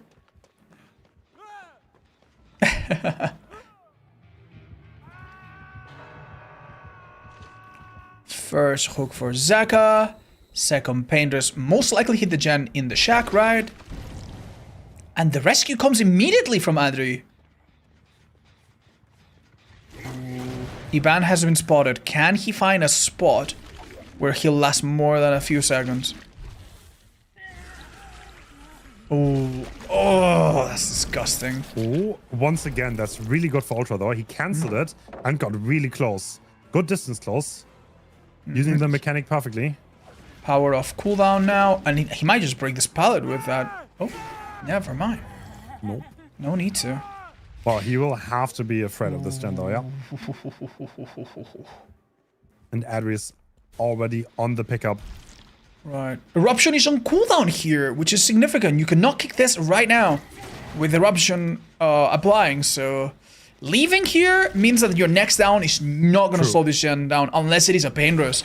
Fantastic rotation from Adri, who didn't even get detected, by the way. Ooh, I think that was an attempt to vault Didn't over the vault pallet. pallet. Yeah, no, I think the killer understands now. They need to apply Eruption here. Yeah. We see the bot flying up, which means they are going to the jungle gym. Oh, did they make this pallet this time? Oh my god, oh my god, that greet. Oh, that was crazy. Dropping a firecracker to mess with the killer, but it did not pay off in the end. Do you think survivors are happy here to finish the last gen and get to endgame?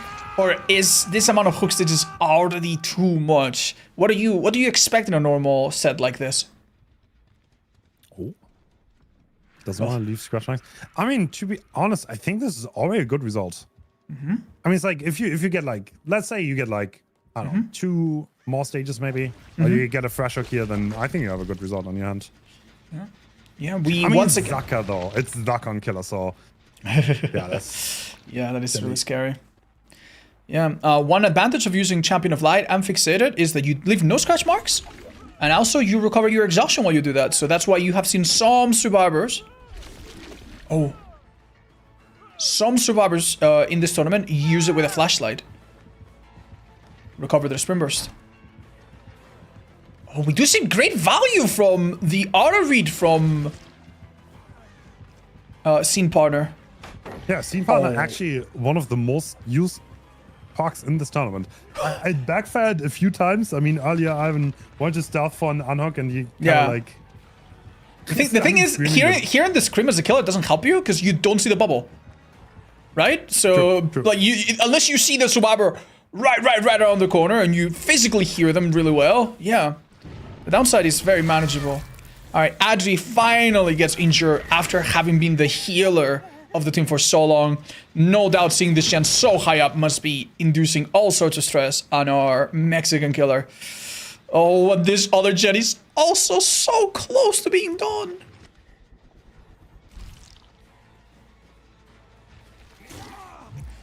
Oh, a down here has to happen so quick. Oh no. Oh no, you know the feeling when you cannot hook onto anything? Oh, what? Absolutely game-changing! Brother. Ivan, this is insane. Look at that. Wow. Is he going to do it again? No, he's not. This pallet's He still can just up. play the pallet. I mean, amazing Does he make job. that? He does No, he not. This is a fresh hook though, so I mean he's definitely gonna take this. This would be white. 8 stages, 3 fresh. Is acceptable? Yeah, I think that's a good result. Alright. Honestly, man, you can honestly, definitely fuck it though. I will never watch a good game and not cheer for the survivors because it feels like such a villain, man. Don't care that they're Really? Spanish, don't care that they're Mexican. Yeah, I'm sorry. In the next round, I love you, Zaka, but I'm cheering for the opposition. Oh, No man, way. it feels so good to see them get such a decent result against a killer that is, frankly, this oppressive, man. Dude, the ghoul hate runs so deep. Yeah, That's crazy. I'm sorry. Like, I love having original opinions. I love going against the popular opinion, but in this one, I am as basic as it gets. I do not enjoy the ghoul at all. Yeah. What is the winning team gonna get? A $5 gift card? Well, they're getting $5,000 of prize pool and some goodies from behavior. So, I mean, Yeah, it's not our bad. prize pool in total is 5.5k, and we have Oryx sets for the winners and some Eerie shots and blood points for last and second place. So, I mean, it's not bad. Like a few But will you- $1,000 for a 2-week event. Will you also give them a gift card on top? For at least for the winner of the longest moonwalk. The How winner about of that? the longest moonwalk is gonna get $50. Longest moonwalk this tournament that impressed me the most is $50. All right, so presumably Zaka, the all-purpose Swiss knife killer main or killer player of Team Spain, will be coming out with his most disgusting sweaty ghoul build possible. And Mexico has to do, honestly, really good. I think getting to endgame already looks so difficult with this setting. $5,000 each? Yes, and also $5,000 to all viewers as well, each of them. But only if you are following hands.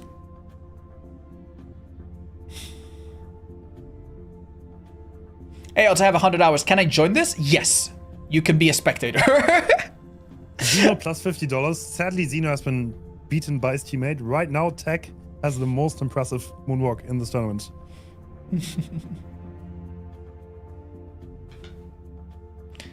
How many odds does... how many hours do me and Hens have? I think we're like 13 and 14,000 or something like that, right?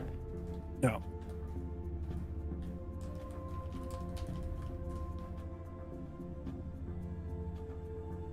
How do I moonwalk? I'm gonna be honest, man. I've learned it. I think the trick to it is to do a little swing with your mouse, and then you alter while your character is trying to correct itself and turn around. You alternate AD while you move backwards or forwards, depending which way you're looking. Frankly, I'm really not gifted for that sort of like mechanical thing, and I've never really taken the time. But it's tricky. It's really tricky. Some people pick it up really quickly.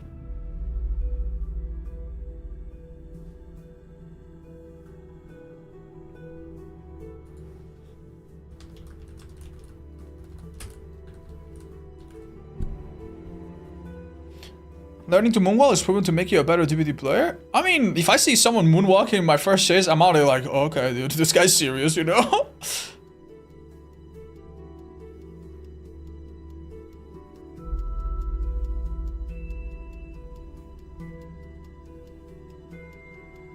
I have 2,000 hours and I don't feel like I can go into this. I mean, guys, keep in mind, this isn't just competitive. This is competitive with some of the best players in town, you know? Like, like if I want to play football tomorrow, that doesn't mean that I can compete in a small league. Like, it doesn't mean that I have to play against Cristiano Ronaldo or Messi the week after, right? Just because you're not at that insane level doesn't mean you cannot play some form of competitive. Like, at the end of the day, you're not going to play it for the prizes. You're not going to play it for the fame. You're going to play it for the fun and, you know, for the feeling of like, oh, I've gotten better, you know? If you're interested in this kind of setting and you want to try it for yourself and you are pretty decent at the game already, you can try DBD Ranked. That's a community-made server that kind of like emulates the competitive rules without having to have teammates or anything. Yeah, so hence, do you know if they've, like, because I've heard about this DBD Ranked, right? But compared to other ranked games, like, is there like voice chat where I'm gonna be called a trash teammate and be told to go back to the kitchen or something? Yeah, they got that working already? That's really impressive. I mean, that's always a sad part, right? Like a lot of people, when it comes to competitiveness, like a lot of people don't know how to channel their competitiveness and then it turns into toxicness. It's sad, but it's the reality. But yeah, but you can also report them and hopefully they're gonna get kicked out and banned. It was a joke, man. You're gonna cultivate. Alright. I'm gonna go do it myself. I'm just gonna go in there and be like, wow, you're trash, uninstall, man. No, someone was in my Discord and they said that they played one game and they were called trash, which is like sucks, you know, like no, I'm sorry. I honestly thought that wouldn't even be an issue. Yeah, that's sad. I mean, this man. voice chat. I mean, that's sad actually. Sucks.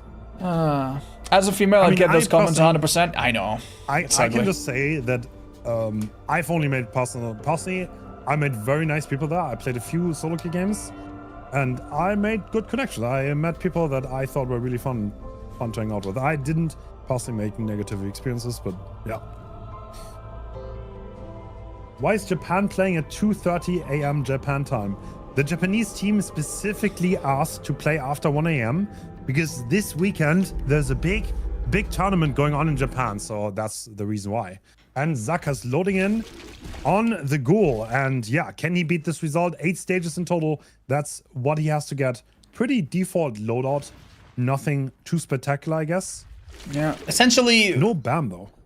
Essentially, he needs 3 kills, no matter what happens. And even if the endgame happens, 3 kills, oh man.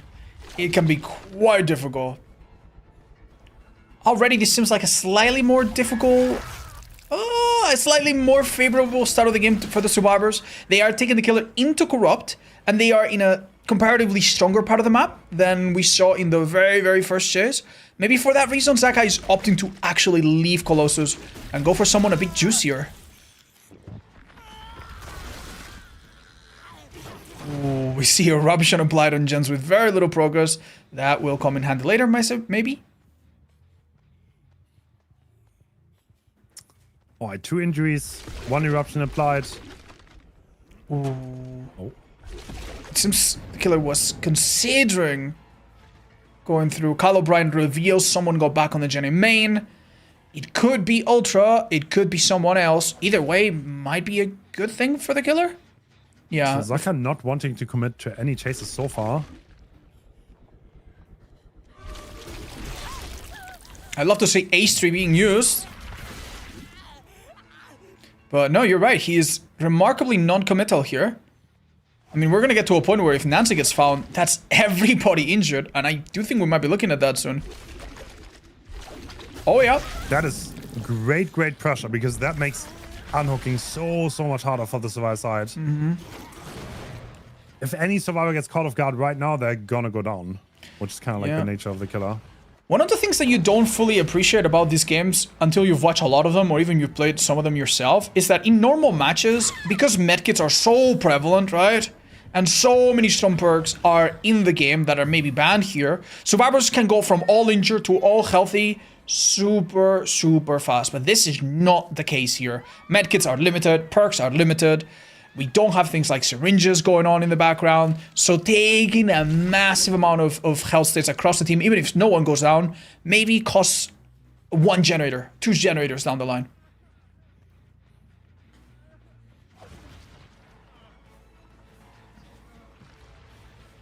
Will be interesting to see. Oh, there definitely was a moment there where, with no hesitation, that could have been a hit, but the Quentin jump scare.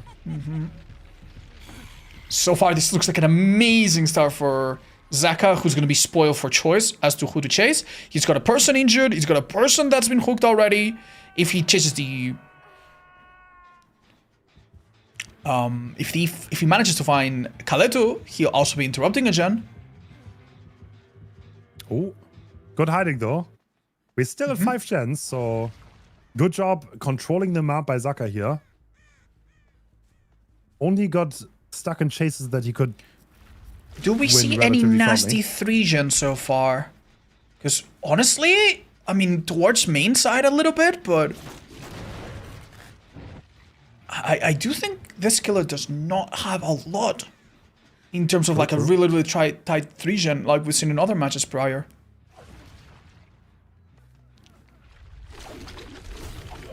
Wow, beautiful lock on. Getting the aim range back, that's... Although the survivor's already injured, it's important to get that 3rd leap. That gives a lot of anti-loop.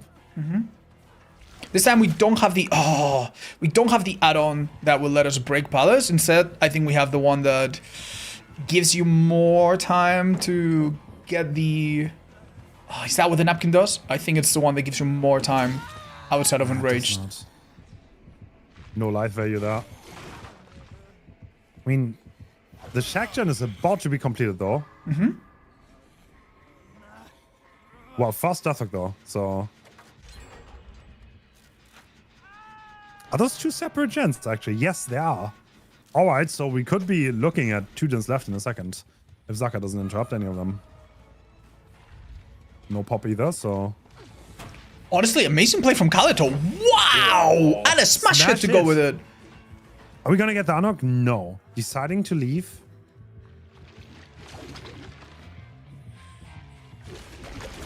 Oh, they were still under power. Okay. That animation is sadly still a little bit bugged, I think. It seems like unhooking Ultra is going to be very difficult unless Colossus manages to slip by right now. Oh, we just being done. What? Oh, actually. This is huge. For this? I was so certain. Not free. This is a trade. So the Nancy will have to rotate. Wow, it released that quirk. Tenacity putting in some work though. There's no hex, so there's no self pickup, but a faster recovery and a quick pickup from Nancy could happen. But that unfortunately means Ultra is left to his own luck. And with Shack Pallet gone. I don't think Ultra knew that Shack Pallet was gone the way he pathed there. Yeah? Might have been some miscommunication. That is very unfortunate. At the very, very least. Oh, they're delaying the pickup for Soul Guard to come into play. This is very believable from the killer. Like, from his point of view, no doubt, it looks... Oh my god, this backfired. This backfired horrendously. This backfired so bad. Oh, that could have been a down. This is clean break, by the way, so... But they did not set it off, right? Yeah, they didn't. Because... That would have been so huge. Yeah, would have been. Yeah, so the idea there was to delay the pickup on the survivor so that when they do get picked up, Soul Guard protects them for, I believe, 8 seconds. But the killer just flew past them. Zaka, I think, had a little bit of a read on that play too. Uh-huh. He did not go for the... obvious pickup, right? Oh no. This doesn't seem like a corner of the map you can easily escape from. Damn. Zach has been swinging pretty widely, and I think this is why, right? When it works, it works. Just to be clear, right now the survivors absolutely need to make it to the endgame, and they have to escape with 2 people. Wait, but Colossus is a fresh hook.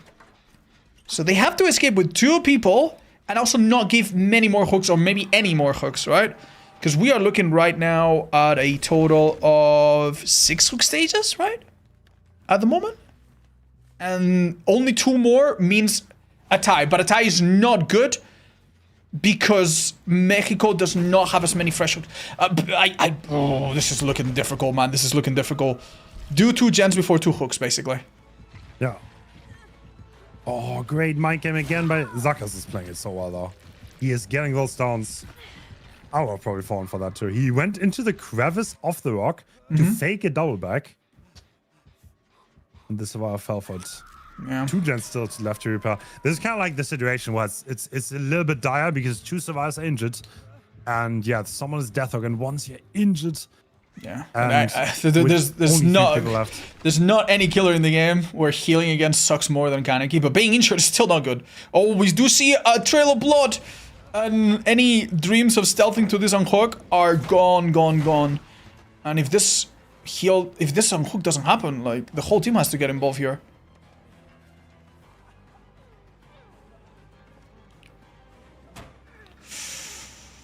What do you do as a team here? Oh.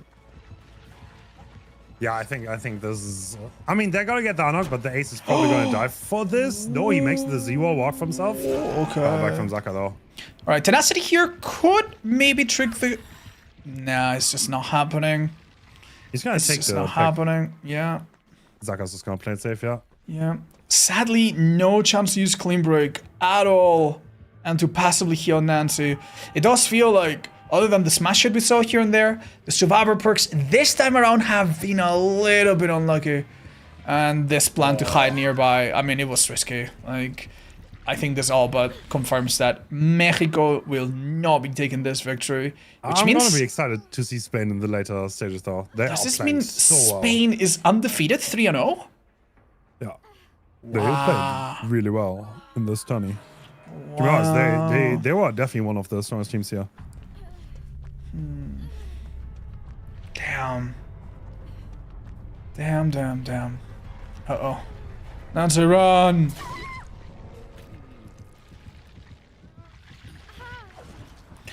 Well, clean plays from our killer player.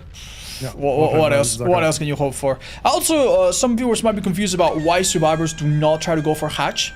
Hatch does have some advantages, but in this situation, it makes no difference.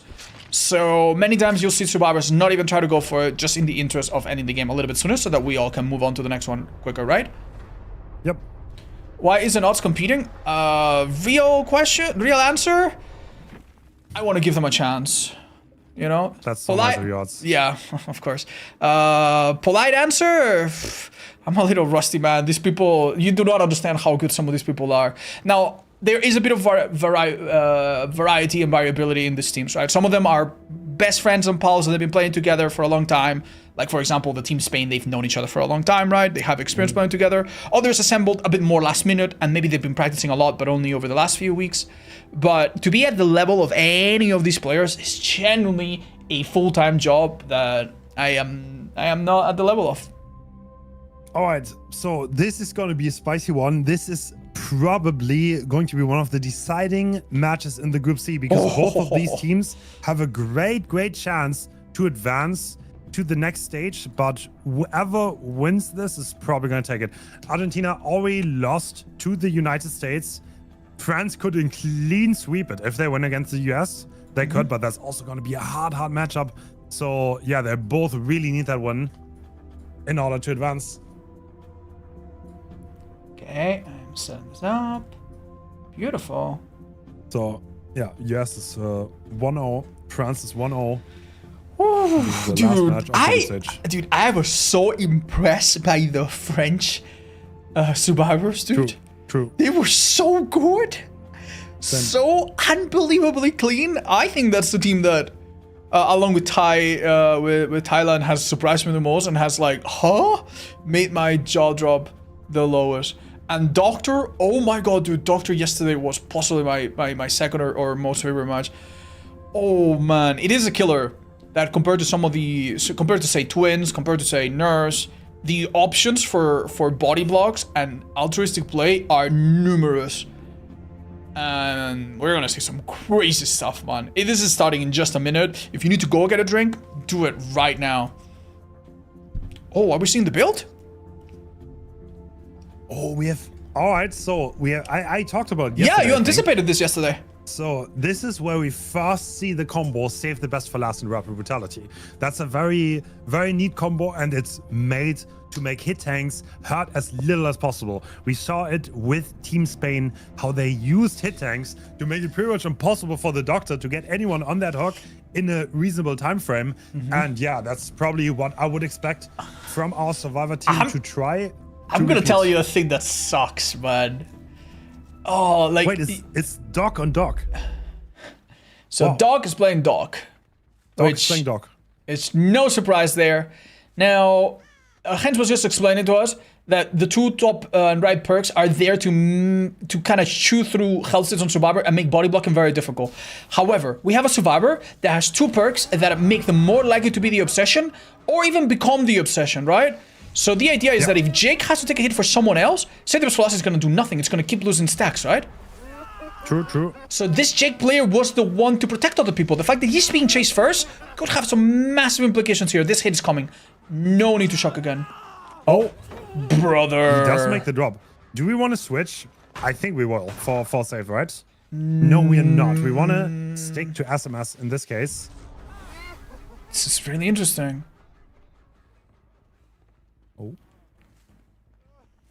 Oh, is he making it to anything significant? Or is he running into that Wait. one here? Wait, I was wrong. The person with all of the the person with all the tanking perks is actually Renato. Perhaps. Oh, that was an animation. Vault.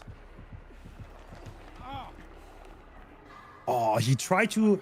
He spammed the space as hard as possible to somehow make the vault queued up before the Doctor shocks, but he didn't quite make it. And that's going to be a first hook relatively early on. Pretty, honestly, that RNG was pretty unlucky. So there was nothing on that side. But there's also part of comp, honestly, and a skill you need to have. Like, understand the RNG as early as possible and know where to run. Yeah, we saw a really interesting way to quote-unquote delay the killer, where a survivor dropped a pallet while the killer was recovering from the basic attack animation to try to build distance. And Nice. it's so funny that we saw Felix drop this pallet like from such a long distance away, because waiting too late to drop a pallet like that against Doctor is not without consequence. Man, it seems difficult to get this on hook. Yeah, they're probably... Are they going to try? He's kind of running in that direction. Does he actually want to Yeah. get close? We saw the devastating consequences of trying to unhook too late. Yesterday, someone died, remember? Because Doctor, not forever, but they can delay an unhook by doing some strategic little shocks here and there. Yeah, I think stage 2 is happening. Yeah, that is also...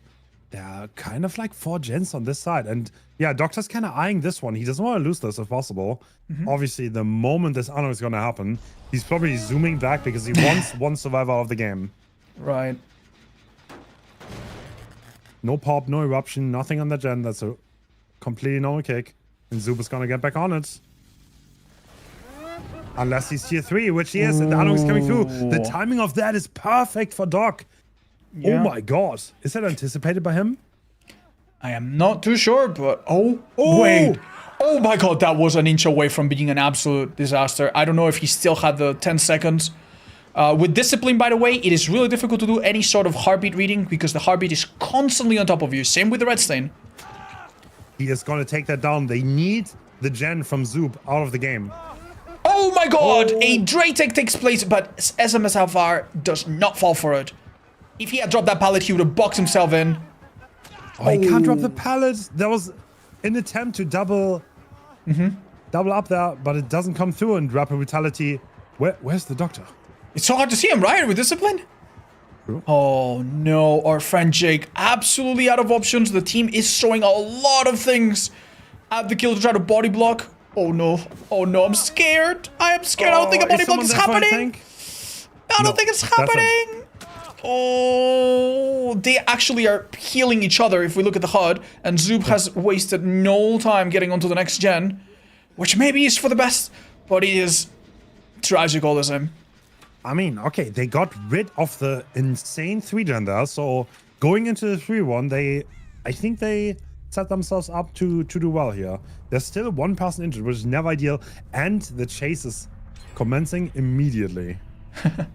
Funnily So enough, this one needs to be Save This fast. for Last is gonna be locked at 1 star for the rest of the game. Unless a further people happens. 4%. Yeah. What an amazing perk. Oh, they did kinda get blocked, but on the wrong side of the pallet, so the killer did not get that down. Oh, there we see ping coming into play, despite the shock in the screen of Jason. The vault had already happened there, so yeah, If very, you very difficult. Q a vault. If you Q a vault, it cannot be cancelled anymore by Dr. Shock. Oh, Jason doing a good job though. Ooh, does he have enough oxygen to make it to main or anything like that? Beautiful pathing. Cannot drop that. I think this will be an M1, right? Yep, Dog playing absolutely clean. Another Gen is being two-manned, and honestly, this does seem like a good Gen split, right? Because we have a main building that's facing away from the other gens, which makes it even harder to pressure, right? That Paris is about to get rid of 1% on main, so that's kind of wasted for Doc here, and it's a good Gen split. We see the Survivor go into a locker to anticipate the shock that is not going to hit them now. Absolutely works.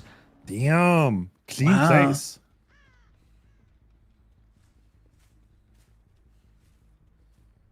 Would have been really funny to see an Iron Maiden. Okay, so Power now has not the safest structure in the world. The other two survivors, unfortunately, have a difficult decision to do. Do they heal? Do they start a gen? This seems like this first hit is all but confirmed now, just a matter of time. Oh, wait! That is an auto aim. That was an auto aim, right? Yeah, it was. Okay, we're gonna drop that pallet after the hit. That way it can't be shocked, and Doc will have to get rid of this. Oh, dude, Windows of opportunity. I wouldn't say that this made a lot of distance, right? Like, oh, you could have made the window maybe. Great shock. So the Doc faked the shock twice, which means he didn't lose the distance for it. Yeah. And that's a fast down. Okay. Oh my god, dude. Listen, what the survivor did there wasn't enough, but he was so impressive still.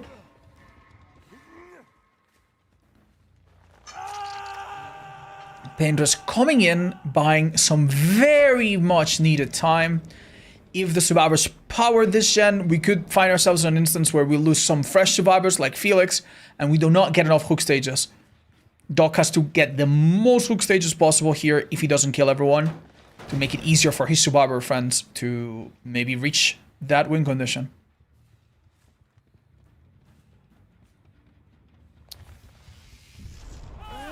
Wow, great read. It was never broken. True, actually. With Jason coming back to the resource he used earlier. Oh, doesn't get the drop on that. Definitely tried. Ooh, touches the shock. Maybe tries to brace himself for a hit. We are going into a part of the map that I don't think has been depleted of pallets. Maybe there's some safety to be had here. What do we have? Oh, we have double window tile. Oof, that's not great against Doctor, is it? Oh, he actually dodged the shock, but gave too much distance. Well done. This is a death hook, and they still don't have that much progress, honestly. Yeah, okay, Hans, you've seen the whole thing take place. Where would you run to be safe here? Because frankly, Shack is gone, Crane is gone, main building's not that strong. Hold distance on main. This is probably the safest answer you have. But like, Jason lost so much distance trying to drop that pallet, right? Yeah. Like if he wouldn't have done that, maybe he could have like wrapped main a little bit and play with that pallet that is always spawning there. Yeah. But like once he got stuck on that pallet, then rapid brutality and he ran to a tile that doesn't have much. Looked kind of cooked, yeah. And the next chase is commencing. Oh, oddly enough, we do not commit. If Power goes back to safety, Zub and Jason get a heal, which we do not see, but might be happening. No, they do not heal. I think we're kind of at the no point, Oh, honestly. whoa! Even the person shocked was not the one targeted. Okay, so here a survivor might have the opportunity to do exactly what you just said. Begin to run around main building and create a sort of like distance that takes too long to Yeah, this is it's already exactly. we're already seeing it happen, and the doctor does not want to mess with any of that. He's looking for any other target, either someone that don't hook like Jason, or someone This injured. is an important chase. We will need to have a little bit of a chase here. Otherwise, I don't think they're gonna complete the last gen. Is this a 50-50 now? Oh god, hold me. He does not make this. They are doubling the main gen, but I don't think they're gonna complete it in time. No, especially Unless considering. Doc somehow goes to the wrong gen. Oh my god, he's going to the wrong gen! He does not guess correctly that the main gen's being doubled. The doctor is not a confirmed knower. And as a result, that gen gets completed. That's huge. This is so huge. This makes the result so much more doable. And now, can we even get someone off the gate? Maybe they still have enough distance. They can split. Yeah. The gates are very favorable, let's say. Yeah. And obviously the option of hatch is always on the table, right? Oh, this isn't good. cocked. Oh, that's not good. Yeah, it's cocked. I think this ace gonna die too fast. Yeah, Yeah, you could tell in his screen he actually pressed the vault option, right? But wait, getting hatch here is important. Because Zube is a fresh hook. Go locker. Oh, Too late. wait, he's Too late. No, he didn't do it in time. He was not quite in the locker, which means he gets shocked. His location is revealed, and yeah, well, I think Okay. this is not going to be possible. to This escape, isn't right? good. This is the final isn't chase. good.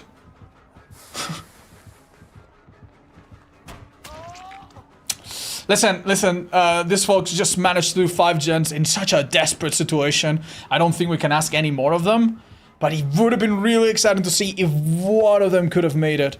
Realistically here, Power could bleed out in 3 minutes, but how exactly do you get the hatch in time? It's not possible. It's really not possible.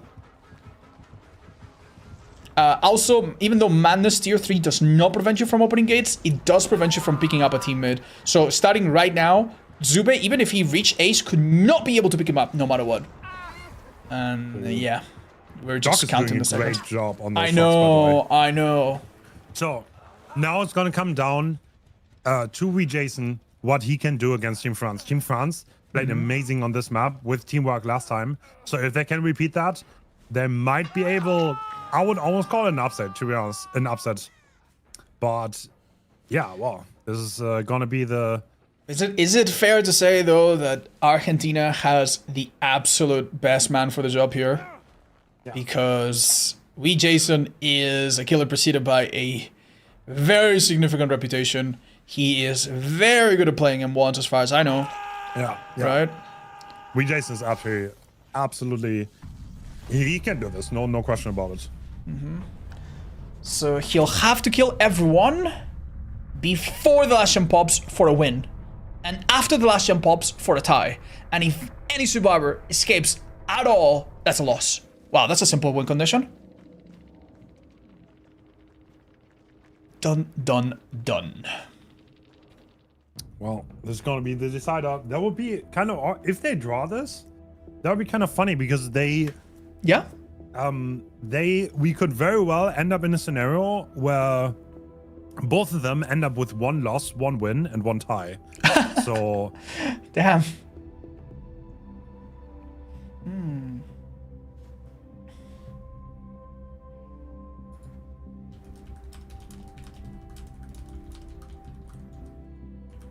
We will still have to see the US play twice today. I think against...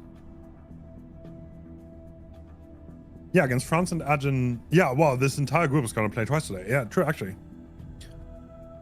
That is true.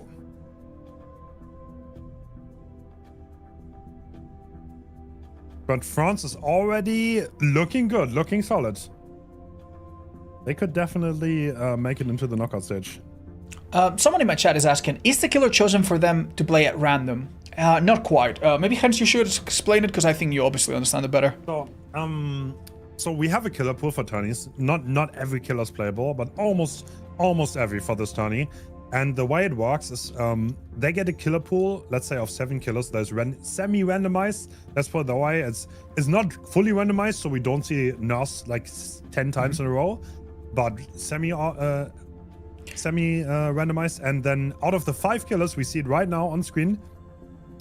Both teams get 2 bans, and whichever's remaining at the end, we will play. There's a slightly different format when it's a best of 3, where teams can actually pick a killer and you don't just ban down. But yeah, that's roughly how it works. Do you think that if a team gets to pick a killer, having a specialist is a big deal? Yes. Because we've had, in Poland, for example, we've got the very notorious Trickster main Vacek, right? Yeah. And man, like how do you keep up with that when you have a player that's like one of a kind? Ooh. We've also have a question here saying, which killers are unavailable? So some killers are not available because they are a little bit buggy or inconsistent, or maybe they need too many special rules, right?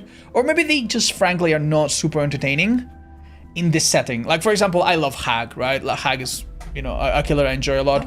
But you would be in for such a rude awakening if you were to see Hag played at this level, right? Because, yeah. So killers that don't provide a lot of entertaining options for both sides to shine are typically shelved. We actually had a discussion about Hack, if you want to allow that. Really? Yeah, please. Yeah, I mean, the gameplay loop is relatively drawn out. It's like, I just don't think the gameplay is very fun. Yeah. Like, how about Skull Merchant? I think Skull Merchant is... I think it's boring and weak, I'll be honest. Yeah. Skull Merchant is like the one killer. You know what you said about Kaneki? That's how I feel about Skull Merchant. Oh, no, that's valid. That's completely valid. Yeah, no. I would love to see Singularity. Well, Jack, you're in for a treat. Because we have one single Larry coming up. We have 2 hours of Singularity gameplay coming up. Please no. I want to see my kids. I want to see my family. Sorry, Otzi, you're not getting out of this. But it's the end, right? Today's the last day of the World Cup, right? Of the group stage. But What? we're gonna be There's back more? next weekend. What? This Yes, wasn't of in the course. contract. So, yeah, after this weekend concludes, we're gonna know who's gonna make it to the knockout stage.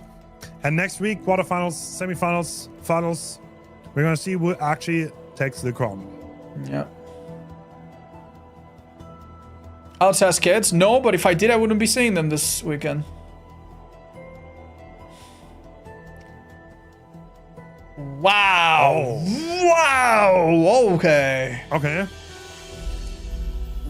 Okay, we once again saw the puck that actually didn't get that much value last game, right? No, Save the it best for really last. didn't. Yeah. And batteries, which means more movement speed next to completed generators.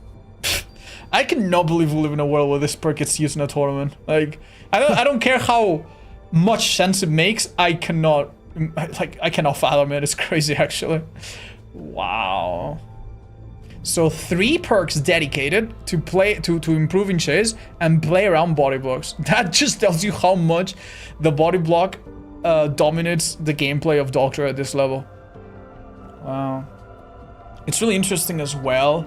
We have 4 of the people not on the same person as Metal Man, unlike the previous match, but we see some of the same perks. Okay, here we go. Hence, how are we feeling about this? Damn, that's a cool weapon. I've never seen that before. What? Wait, that 3 general main is actually really nice. It's like a 4 gen. Oh, yeah. Oh, wow. That's a very good stuff.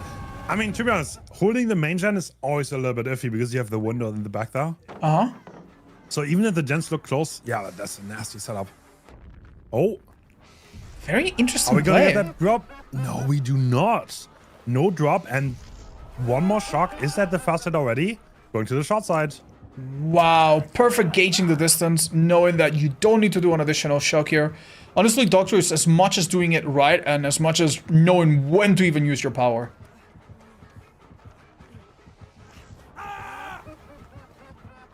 Another shot coming out.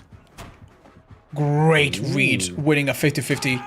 Unfortunately, that luck will only take you so far. Teammates did not bother to go for any sort of body block, instead opting to split up on what I think is 2 different gens? Or was that 3? Yeah. Dun, dun, I think one double gen and one solo. Oh my god. Oh my god. Is that blockable? With Septimus for last, I think he makes it. 3 stacks. Oh, that hurts so much. Not only did we get the... Alright, so Team France might have fallen for the Save the Best for Last trap. Got an injury, got another stack. Yup. And this is right inside the gens. Jason couldn't ask for a better start, I think. That's crazy that he might have literally come down to like 1/3 of a second there. Take 1 hit. No, I meant 2. Alright, the Anok is coming through. Alright.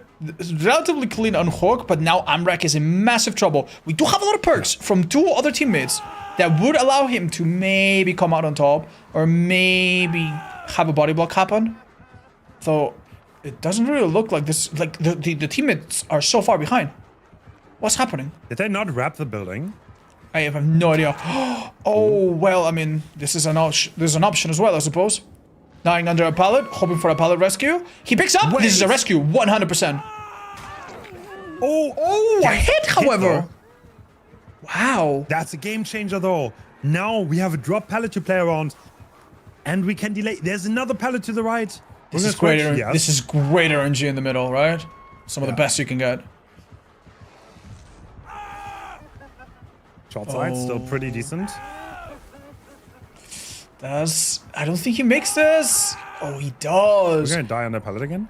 Yeah, but that extra 30 or so seconds earn makes a massive world of difference here. We get a heal on, I think, Merched, who took a hit during that rescue. Doc making themselves scream. And it seems like these survivors identify this region and try to prioritize breaking it, right? Yeah. Wow, rare instance of every single survivor being Madness tier 3 at once, by the way. I believe there's an achievement for that. I mean, we have a Deathhook survivor. Oh, this is not looking good for Team France. Jason has so much pressure going. 6 stacks of Save for Last is no joke either, by the way. Yeah, unless Doc takes a hit or 2 and brings that down with batteries, with rapid brutality, 1 hit does really not slow him down very much at all.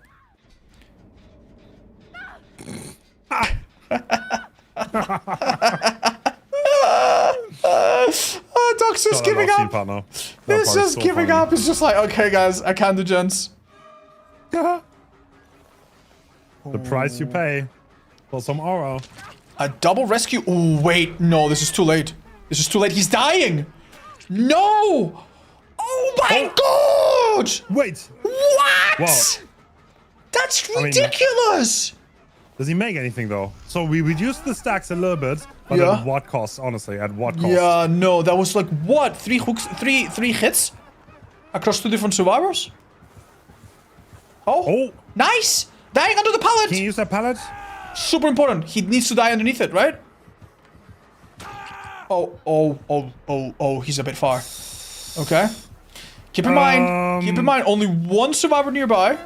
Oh, this so far, this is a pickup. This is so cooked. Oh, and we pick up the right survivor too. No. This is so unfortunate. Jason playing this so clean, though, honestly. Yeah. Oof.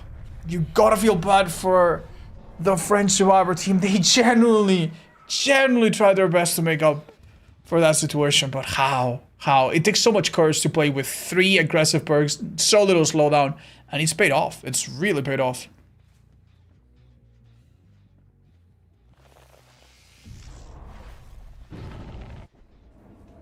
Daimao, I don't think has a lot going for him here. Makes a bit more distance than you would think. Oh, actually, wow. Oh. He just dropped him entirely. Okay. I mean, right now, Jason is aiming for a 4K, right? To be safe. And it doesn't really matter in which way he achieves it. So he's most likely going to go for the simplest way, which is most likely get either dog or merge out of the way. Oof. This could be a pain rush. No painters. No painters. We only have corrupt.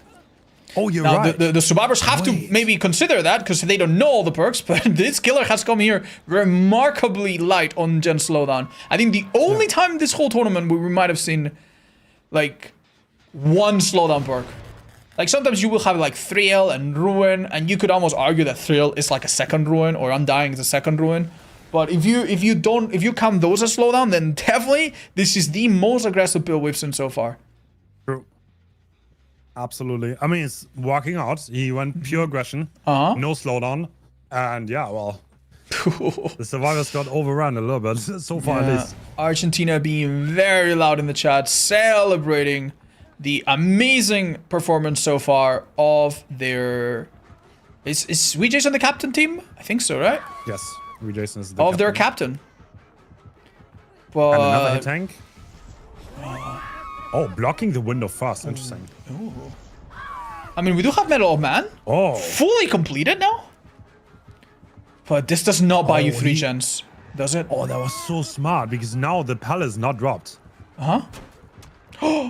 What's the idea then? Oh, oh no! Okay, that So does bail them out. Drop the pallet, but the lower one should take a hit because they had Medal of Man. That was a little bit of miscommunication on the survivor side. Yeah.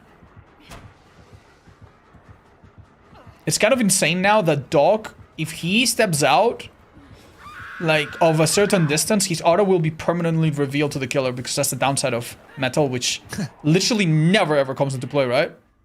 Yeah. So this is getting a bit more steep and a harder mountain to climb for France. Commentating for it. I mean, to be honest, there's no way they will ever. Yeah, I know. Get all gens done. So like, it's impossible. It's impossible. Getting a better result that way. Yep.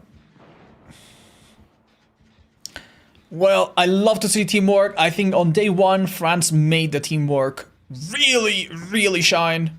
I think this time might look a little bit odd, but if everyone is injured, like generally, if there's a 3-1, everyone is injured. Yeah. You will almost never get it done anymore. That's just generally a rule. I would say it also highlights the decision making that we see in other matches. Sometimes we see survivors leave someone to die on the hook or let them get tunneled despite being relatively nearby.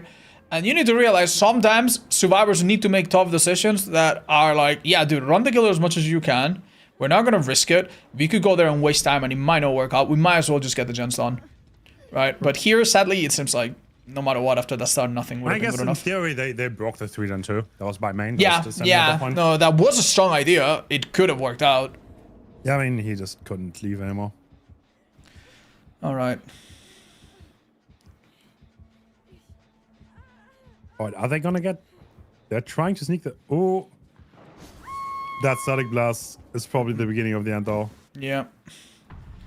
Jason now knows they're behind the main building, and the chase pursues. Yeah.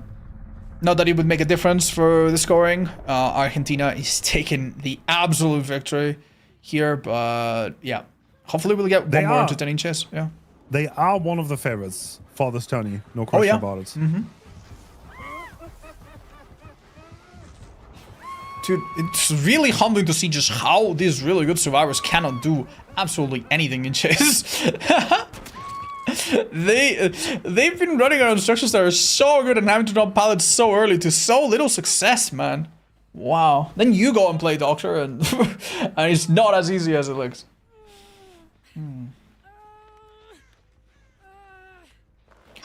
Is Scum Spirit viable in comp against Doctor? I don't know if it's banned, actually. We've seen some tournaments where it is used. Well, I think it's definitely gonna be banned against Doctor. I'm not entirely sure, but I would be surprised if it isn't. It's like that kind of like that's like a good example of a ban that is banned because of skill expression. Because like otherwise your power would offer you no consistency at all. And there's like one guy that is like it's pretty much like never shockable and never like findable by shock.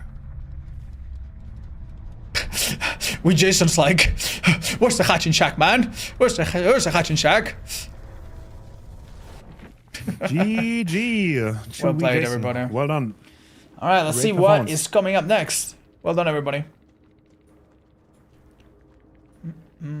Our next match is, oh no, Oh. Brazil versus Portugal on Blight. Ooh, This la la. is- That is quite the spicy matchup. Yeah. It's so funny that we have like countries playing together that share a language and share a history together, So, and we're leaving that all at the door, hopefully. so we're gonna see. I think it's gonna be Pedro again. So he's gonna be playing the Blight. We saw him earlier in this tournament. Absolutely deadly on killer. And yeah, that Portuguese survivor roster is also insane. So that's gonna be a This is tough ask for Brazil. funny, because we're seeing people celebrate and cheer for the country, but because they speak the same language, we can't tell which one they're supporting. So don't be a fence sitter. You can't just support both. All right, you need to dip your toes in. So when you cheer for one or the other, put a little flag next to it. Use a little emote, okay? Or type PT, type BR, so we know which side you're on, okay? This is the second match of Brazil, is that right? The first one was against Italy? I think you might be right. And that was the Myers one, right? So, yeah, Yes. This is the first one today, the second one from yesterday.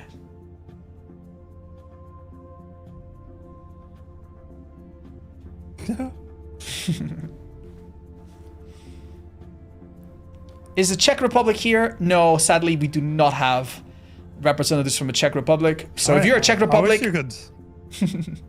That's one of the gripes of the tournament. I said this already. I would have loved to have like a little bit more countries, because 16 is very, very limited, and there's so many countries that didn't quite manage to be here, and I would have loved to have them. So yeah. maybe next time. What does the X mean on the killers? So when you see multiple killers showing up, that means that the players were like, okay, we have 5 killers.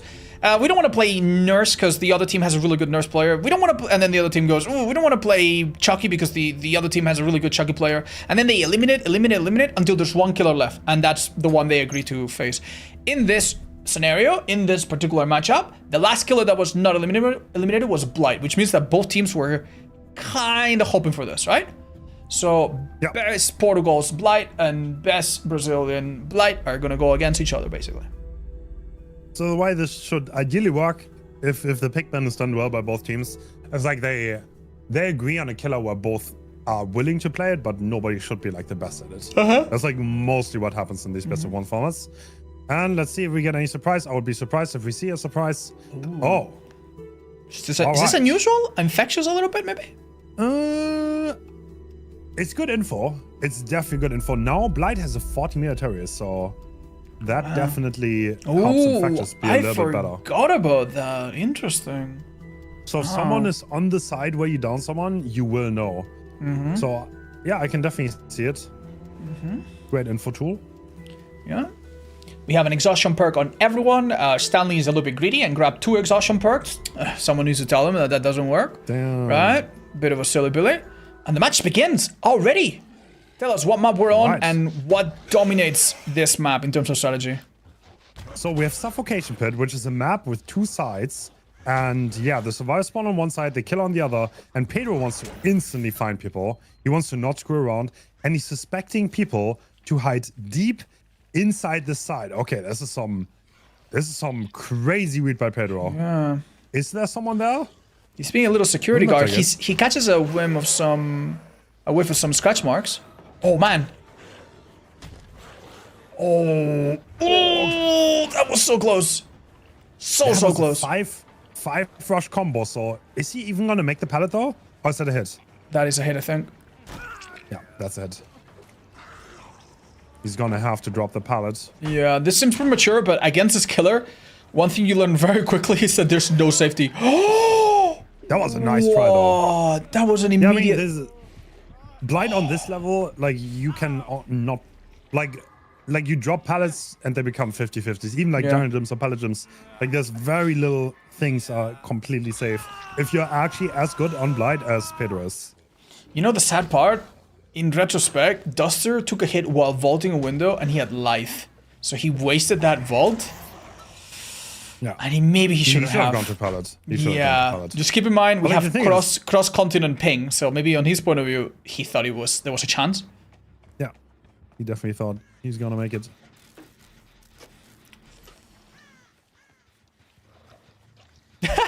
Someone in the chat is already like, GG's, we lost.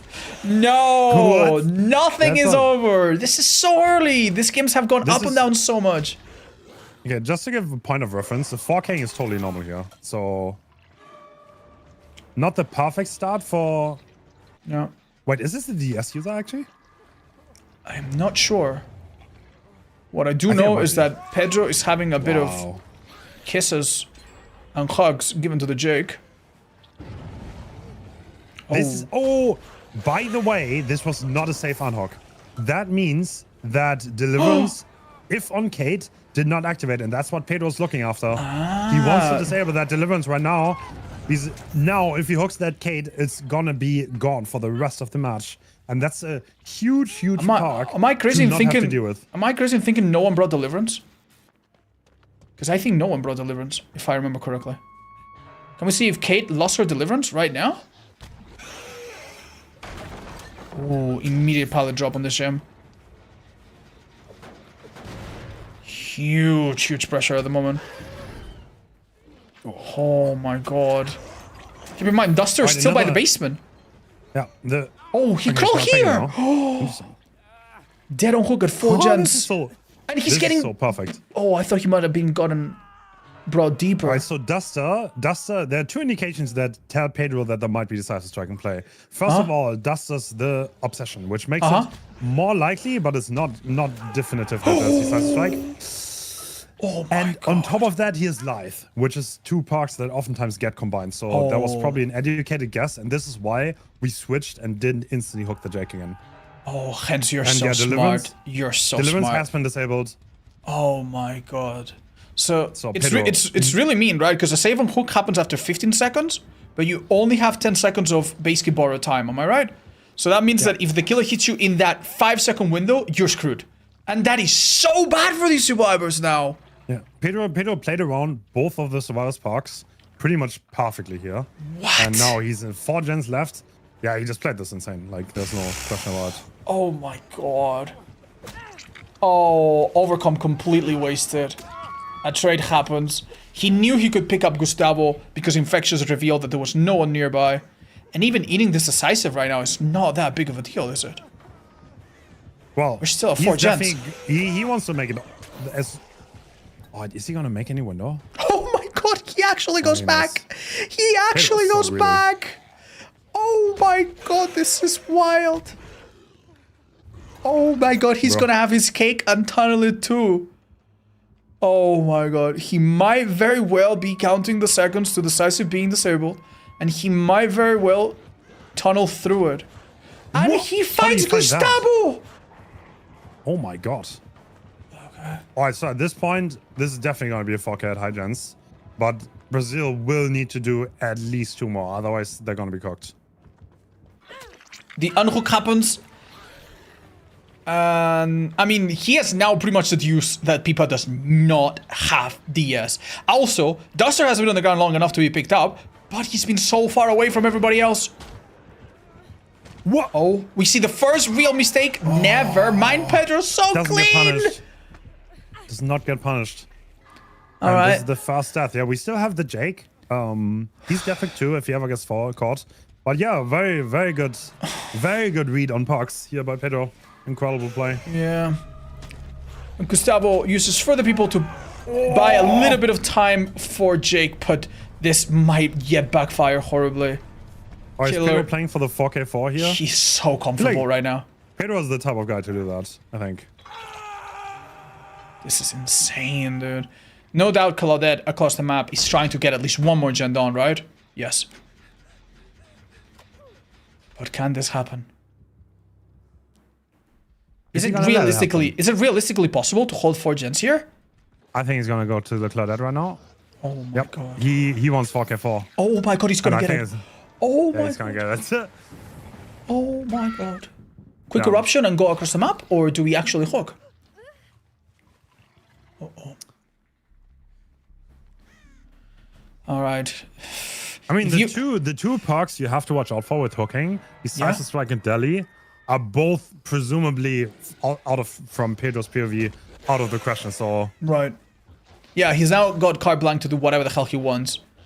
Gustavo needs to be super careful, because if he waits out his broken status, he can actually heal very quickly with Resurgence and a medkit.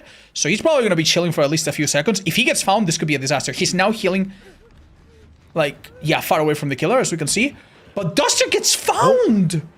How?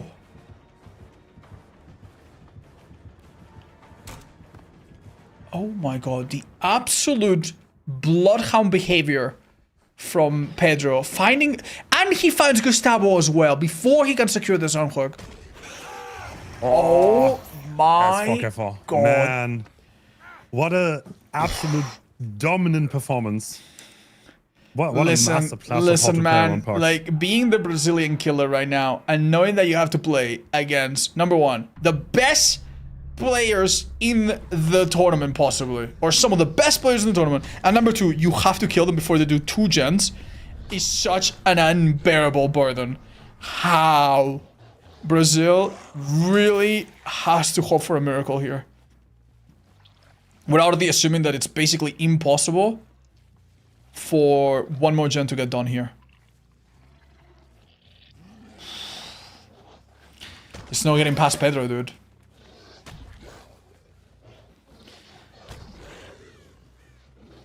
The challenge link is in the Discord.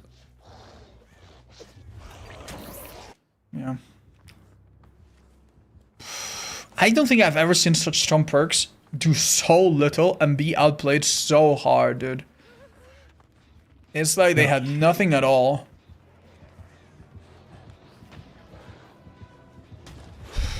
Oh. He saw that coming from a mile away.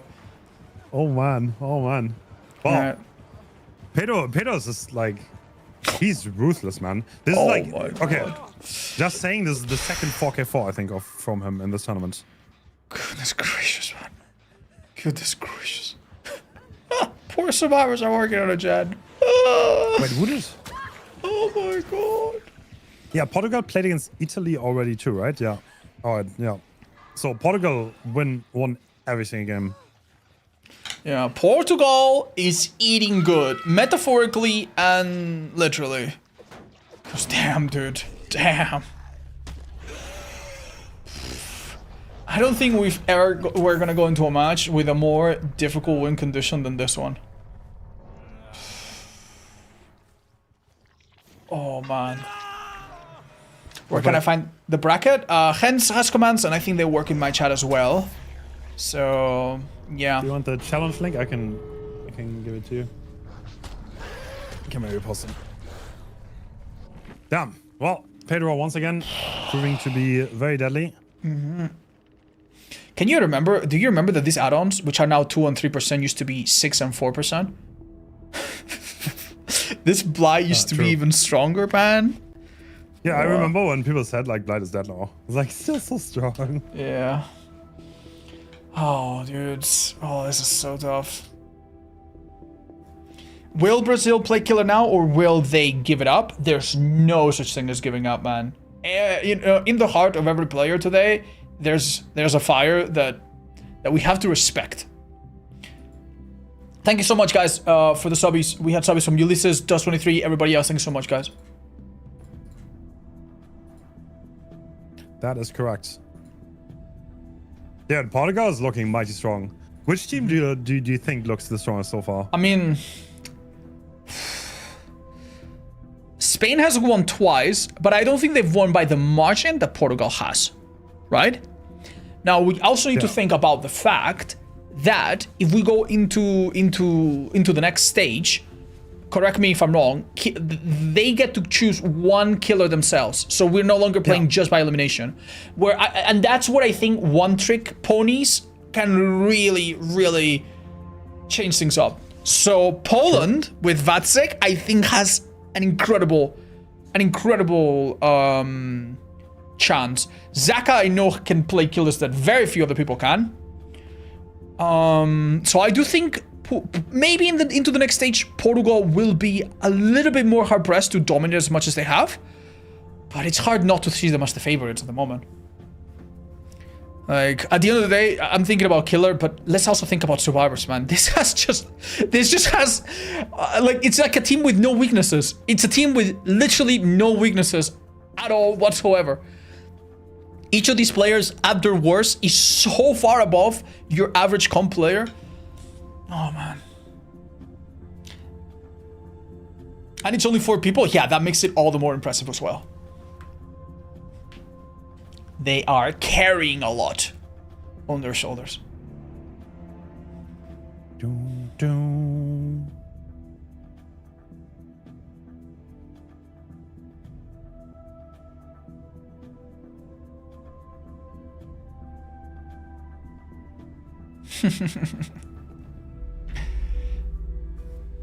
Who'll be next? We're gonna watch Brazil try to do the impossible. The Blight from Brazil has to kill everyone before more than one gen is completed. Like, even saying it out loud seems just ridiculous. Hans, do you think I have a minute to just sit out and chill for a minute? Go for it. Thank you. Go for it. Yeah, the fuck if. Oof, very exciting. Very exciting, but also really difficult.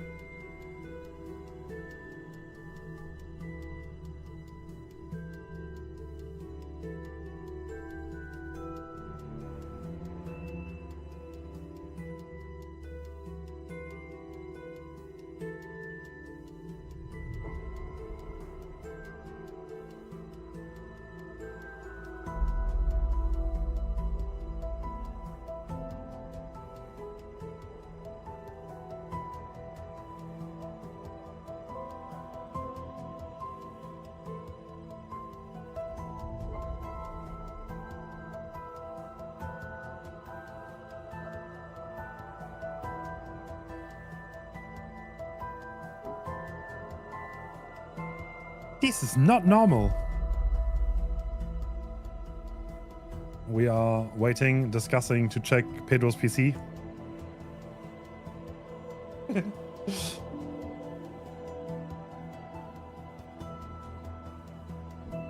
No, that was a joke.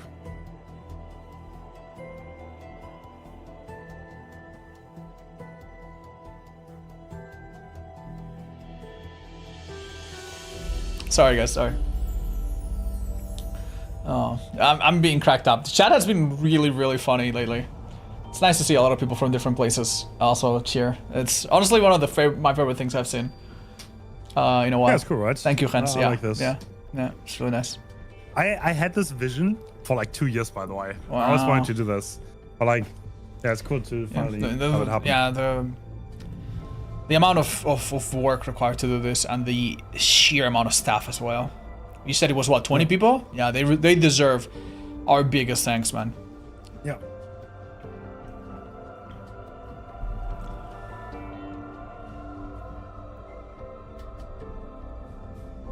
And we see the builds. What is the 4K5 build? Same build. Yeah. Okay, Dan on Delhi. Second wind, inner strength once again. What? Both together? Yeah, they had this last time too. Interesting. Wow. I mean, to be fair, everyone here has some sort of like recovery, right? Unbreakable or plot twist or self-care resurgence. So it doesn't seem like any one survivor has a bad build at all. Okay, Demolisher is now tasked with the impossible, to kill some of the best survivors in the world before they can do 2 gens. Yep. Not easy. Not easy. Win condition is 0 gens, draws 1. If they do 2, it's over. And the meta for Blight, by the way, is for the survivors to stealth very deep on their side. And that's why we see the Blights like literally beeline to the back of the other side. Oh, still not falling for anything. Yeah. Dropping that pallet early while you still have the opportunity, hoping to do a round.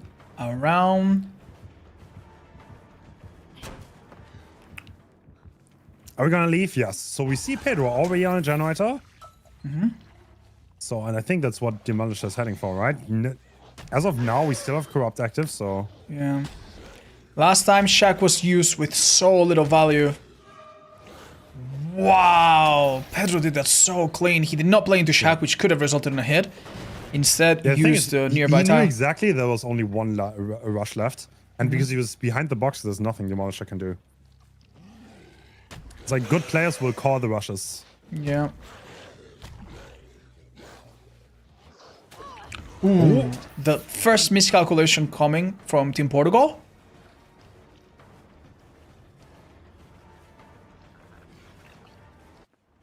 Oh, we still have a God Rock in the corner and Silly is ready to play it. Greeting though. Oh, I think he doesn't make this.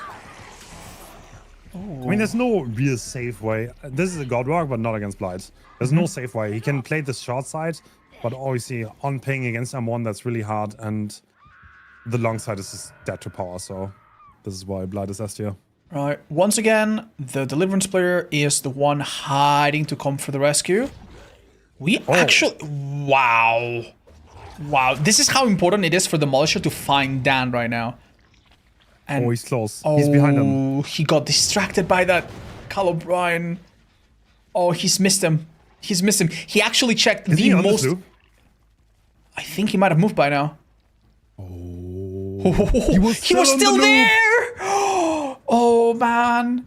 If only our killer had a little like beeping sound, proximity sound. Oh, that might be it, right? That literally might be it. We're now in tie situation and one more gen, which is being done, and it's an immediate loss.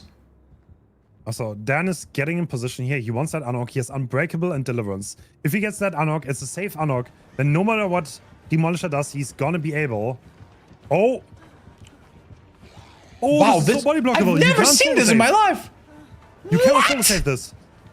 Whoa, no! You can! Right Good before movement by phase Dan. 2! Oh, this is ridiculous. So in this case, Demolisher really, really wants to down Silhey within 15 seconds to outplay the Deliverance. And he manages to do that. I mean, we're already a draw. Yeah. It's no, okay. no, He's playing. Agen is out of the pop. This is out of the loss, right? Oh, yeah, you're right. Oh, no. It's a shame, too, because had this come a bit sooner... Let him play as well as he could. It's of okay. course, he's of course. Doing an amazing job. Dan getting up and getting out of there. Oh, this forces a hook, I guess, or a slow drop. Which with Deliverance, I mean... Rocket is there, right? Can we see? Rocket is probably there. Oh! Wait. What's going on? Oh! Dude, I cannot believe he got away with this. Dude, what in the juke montage? Yeah, so Rocket was definitely there. We see... Oh, he's doing so well. Yeah, he's body blocking the pallet so effectively. Oh. Unfortunately, Silky being hit upon being unhooked makes her lose Resurgence. And he will not be able to heal quickly. He goes down. Oh, man. Damn. Demolisher is playing really, really well here. Yeah, that's the worst part. He's playing so good. He's playing so good. I think it's but okay. He's putting on a good show. He's probably going to be happy with himself. I think that's totally okay. Portugal is a really, really strong team. There's no shame in losing to what is considered the favorites. Yeah.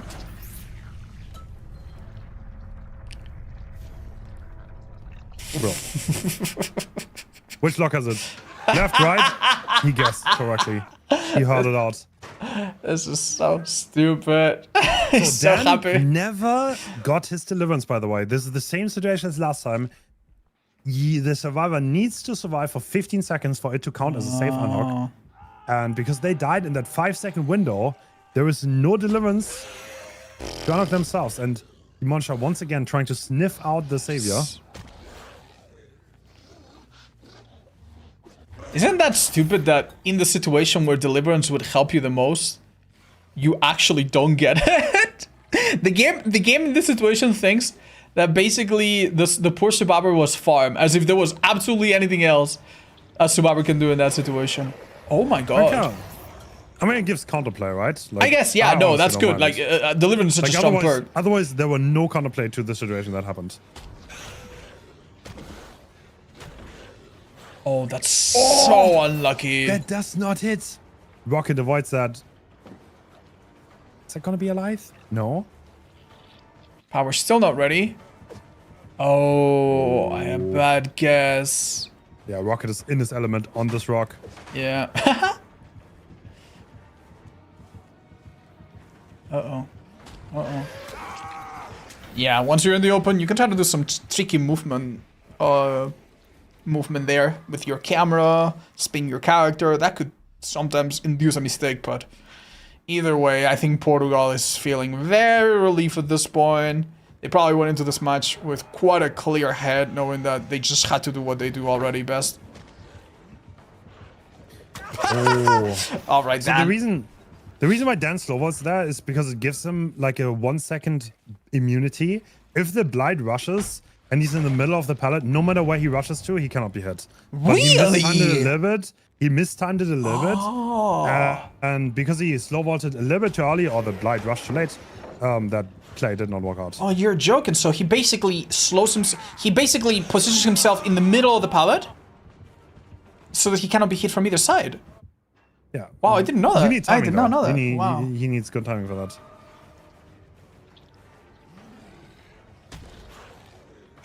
Oh. And Is he here hiding behind the den? Yes, he is. I thought I had seen it all against Blight, but yo. Oh. There was someone in their locker. That's probably inner strength on Rocket. Yeah. He's gonna run.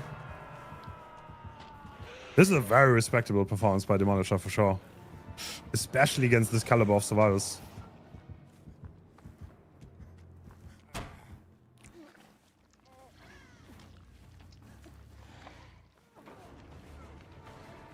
Anticipating a vault back, which didn't quite happen. Oh man, oh man. That is so ridiculous here. We are looping around our friend. Okay. Double window tile. Let's see how a pro plays it. Wanna get hit through the window? Yeah. What is he gonna do now? Only 2 rushes used. Does he make that pallet? Oh, he does not. That was definitely a ping moment. Unbreakable is in play though, which means he could potentially rescue Pedro, and Rocket is still working on a gen. At least a second ago he was. True, he's on main. But thanks to Dance Unbreakable, this situation is salvageable for them. Second stage secured though, so... Pedro is presumably the DS player though, so telling him out could take a bit. Unbreakable is used already. Oh, he used it already. Never mind. Oh yeah, of course, we saw it earlier. We called it earlier. Yeah, you're absolutely right. Well... Are we gonna go for Pedro here? Uh-oh. Looks like it. Yeah. We're gonna see... Pedro's probably... Yeah, he wants the locker. Pedro wants locker control. Oh! Eruption again? Completely invincible.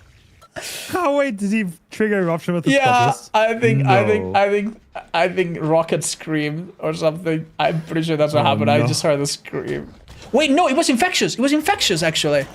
I think it was infectious. I think because that was Ace, right? So Dan, I believe, was the one that downed himself, and then Pedro screamed, or the other way around. No, the other way around. Oh man! Oh, what a beautiful Great death hard. This is a pallet that you die in. I don't think this is a pallet that you sadly loop into anything else against a Blight anywhere. Oh my god! Now. What is that?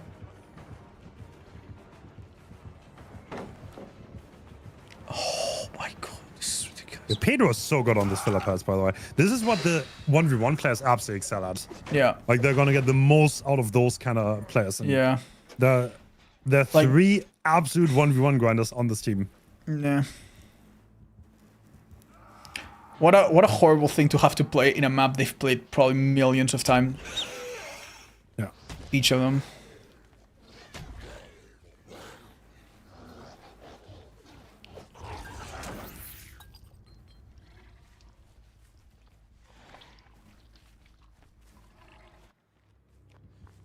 But yeah, it's just funny because if we had seen this match first, right now we would be like singing the praises of Demolisher, and we'd be like, oh, this is such a good result. They can absolutely, you know, Pedro can absolutely match this, but maybe he will struggle. Since it's been the other way around, and we know that Pedro killed everyone of 4 gens left. Yeah, it's unfortunately hard to appreciate this as much as it should be. That's the result. This is not repeatable. That's like everything goes perfect. Do you remember we had like 4K 5s in the Spring Invitational on Nurse? I remember that game. Oh, crouching a little bit to see better through the cracks in the door, in the wall.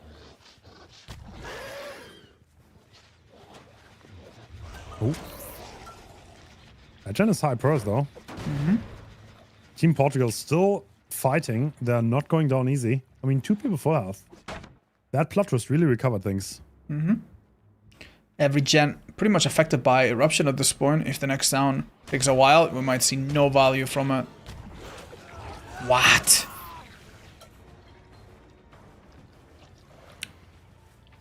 Really? He will take the risk coming here.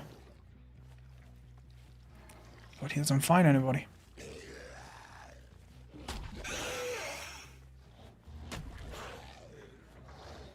Oh! That is too little too late, sadly. 1 gen done. Everyone injured again. Ooh. Calibrand reveals what the killer already suspected. I think Rocket knows. Yeah. He no longer has that heart, even though his exhaustion's about to be over. Unfortunately, it's a one-time use, HN hook, and he's auto-used it twice, so... There's no way he makes that pallet, right? Oh. Oh. Against Rapper, yes. Against Blight, no. Alright, still, good result for Portugal, who has won this match so many minutes ago. I think I'm starting to really fall asleep here. They just can't do anything wrong at this point. That means Rocket is also dead. The 3 gen is still standing. I'm pretty sure the 4K1. Do the stats help tiebreakers? Yeah, actually. Although I think Portugal is comfortably, like, leading here, but... So the first tiebreaker is direct... wins, right? Yeah, of course, like, first points, ties, blah, blah, blah. And after that, it's direct comparison, I guess. Well, how do they play against each other? If that is tied, then how many hooks and stuff does matter. So this is relevant for... In case there's a tie, how many hooks you get does matter, yeah. I love how Dan tried to do a spin, but he did not throw him off in the slightest. Like, he still immediately, after the hit, made distance to the right place. Dude, that was insane. What? That's unorthodox, right? There's no way that's the safe play. He's definitely messing with us here. There's no safe play. No, there's... You think? Light. There's no safety. Okay, I guess you can't play Journalism safe. This is not possible. Pellegrim same. Like, this is why Blight is like so strong. He's like, none of these tiles are safe. Like nothing is safe. Like maybe a shack pellet. When you drop a shack, sure, that's safe. But he's gonna break it with space and then be right on top of you again. Now he has to break it. But like you, as a survivor, you can also just not give up pallet control. Okay. Oh my god, Dan absolutely lost some hairs off his back. I think Demolisher expected him to flare out, but he didn't. Oh my god. He actually... Damn. Oh my lord. What is going on? Portugal is loud and proud, man. Loud and proud. They are so happy about this, man. Bro, it's the Monarch. I know. 3-0. Clean sweep, I guess. Oh my gosh, man. Oh my gosh. Well done, Portugal. Well done, Portugal. We'll have to come up with some rule that makes them weaker. This is... Okay, let's first watch the entire tourney. I mean, they're definitely... I don't know, man. Spain looked mighty strong too. Yeah, no. Like, I do believe. I do genuinely believe that the next bracket will be heavily unpredictable. Yeah. Because so far, all of the matches that you've seen and all the matches that you're going to see today are matches where both teams have agreed to a certain consensus, right? Okay, no Nurse, okay, no Deathslinger, okay, no Chucky, okay, no Trapper. All right, we play this. But in the next stages, killers will be able to bring their star killers, their one-trick mains, and that will change things a lot. A lot. So, some of the teams that have not dominated yet might dominate then. So this is a deciding matchup in the Group C. We have United States, who've only played once, against France. Thing is, if France were to win this, we might... Yeah, that would be awkward because there's a high chance we're gonna have a 3 tiebreak in that group. So yeah, well, France needs to win this, otherwise they're gonna only have 1 win. And United States, if they lose this, then they are not completely out, but it's not looking great. They will probably, yeah, because Argentina has 2 wins and 1 loss. United States right now is 1 win, only played 1 game. France has 1 win and 1 loss. What a game, though. What a game they played. Holy, that was another incredible performance. Angel as Oni. I want to step out for 1 minute. That's all right. Thank you. Yeah, if you guys were not here yesterday, we had 2 Oni matches. And oh my god, dude. Angels played Oni in a way that was so ridiculously oppressive. I was feeling bad for the survivors of the other team, which I think were Mexico, if I remember correctly. It was disgusting. Absolutely disgusting. And it seems that we already have a chance to see the build. We're going to be playing the classic mid-witch stealth killer indoor map. 2 add-ons to make the chase power a little bit better. And 3 hexes that give us a little bit of slowdown and also potential insta-down. Grim Embrace as well to help us get there. Ooh, the survivors are not sleeping on their laurels though, because they have a counterforce build to get rid of totems. At least a couple perks to see gens from the Gate and the Jake players. Ooh, I also really like seeing Chemical Trap because in this map you can force a lot of painful God pallet breaks. Poise is also an amazing choice, showing you the aura of the killer if you touch a gen and they're not crouching. And well, it seems like it's time. Doc, once again, carrying the standard for his team. He's done an amazing job so far. Crouching at the start can be quite useful to outplay certain perks that would allow a survivor to see you, such as Poise, which we know is in play. This totem, by the way, that's anti-library, that one's really unfortunate because it always spawns there. So one of his 3 totems will most likely be found really quickly. But before survivors get rid of any hex perk, they need to cleanse at least 2 totems. These pallets here are a little bit new if you haven't seen them in a long time.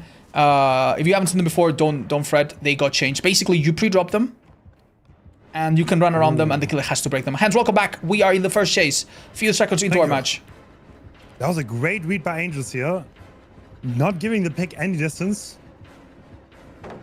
Oh, there's already a lot of gen pros.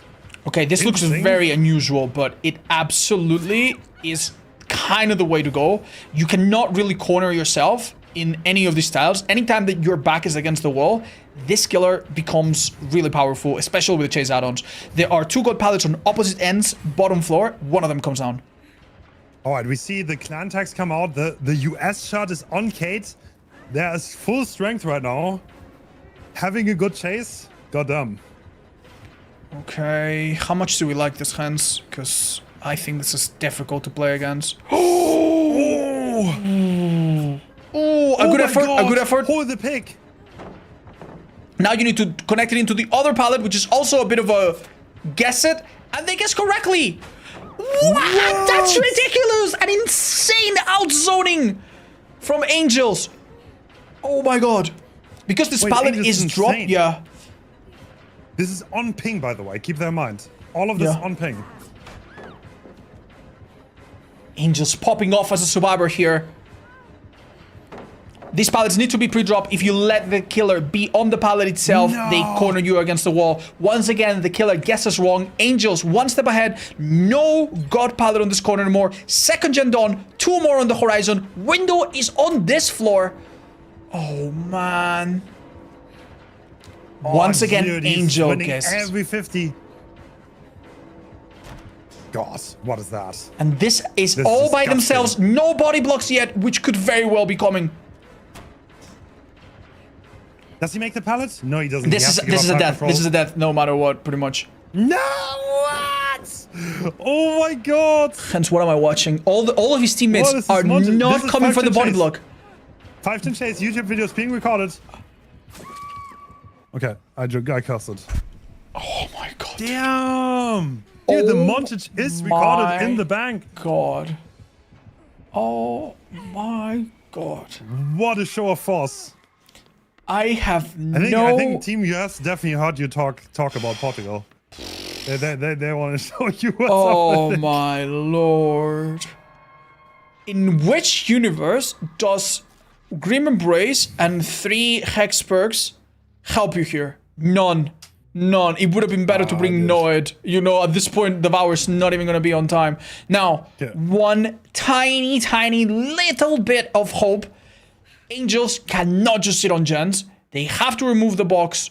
They have to remove their head trap in boxes or risk dying. So, with one survivor slightly out of the rotation and the gen doing, there's maybe some hope, but... Wait, note also with the yes shot. Is that the secret buff they needed? Oh god. Cowboy yes. hat and US shot. He has the American flag on it. Oh no.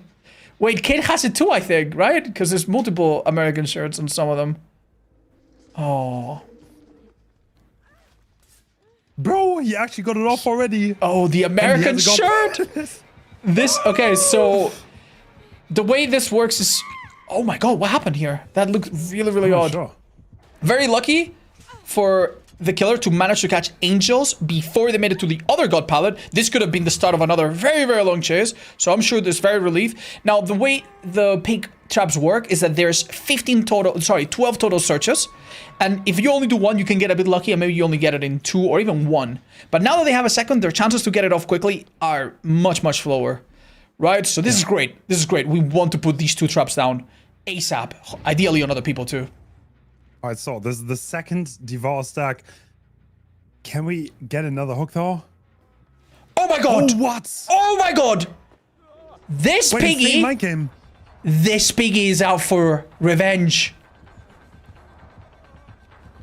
The revenge arc, but the last gen is about to complete it. I mean, we're getting some hook stages on the board. An But, like, at the unproperly, same time- yeah, an unproperly timed Devour here could give so many stages that all of the good work that Angels provided for the team could be undone. You're right. Devour has mad potential here to throw this game a little bit off. Are they expecting it? Got pallet though. Dude, if they start boy blocking and it's Devour is one shot and they don't see it coming, this could be really bad for Team US. Right. Normally you'd expect Angels to take the hit here, right? But they can't because they have a trap. Does that gate get open? It does. Oh, man. Survivors now will have to do at least 2 hexes, possibly more. Can they do that in time? They're definitely searching Node on this way. Everyone is looking for totems. Yeah. Unlike Noid, Devour does not reveal itself. Normally, Angels would like to be the last one left so that they can have a chance at getting Hatch. But they cannot get Hatch if Zaf is still there. Alright, Undying cleansed. What's going on? Who's this? New phone. Oh, this must Was it be... Angels? Yeah, it's Angels. He's gonna trade the hook though. Yes. Wait. He ignores Angels. Oh my god. This is so close together. Yeah. Oh, that was shit. Devour! The Devour is gone. The one shot is gone. I mean, 2 people injured as of right now, so...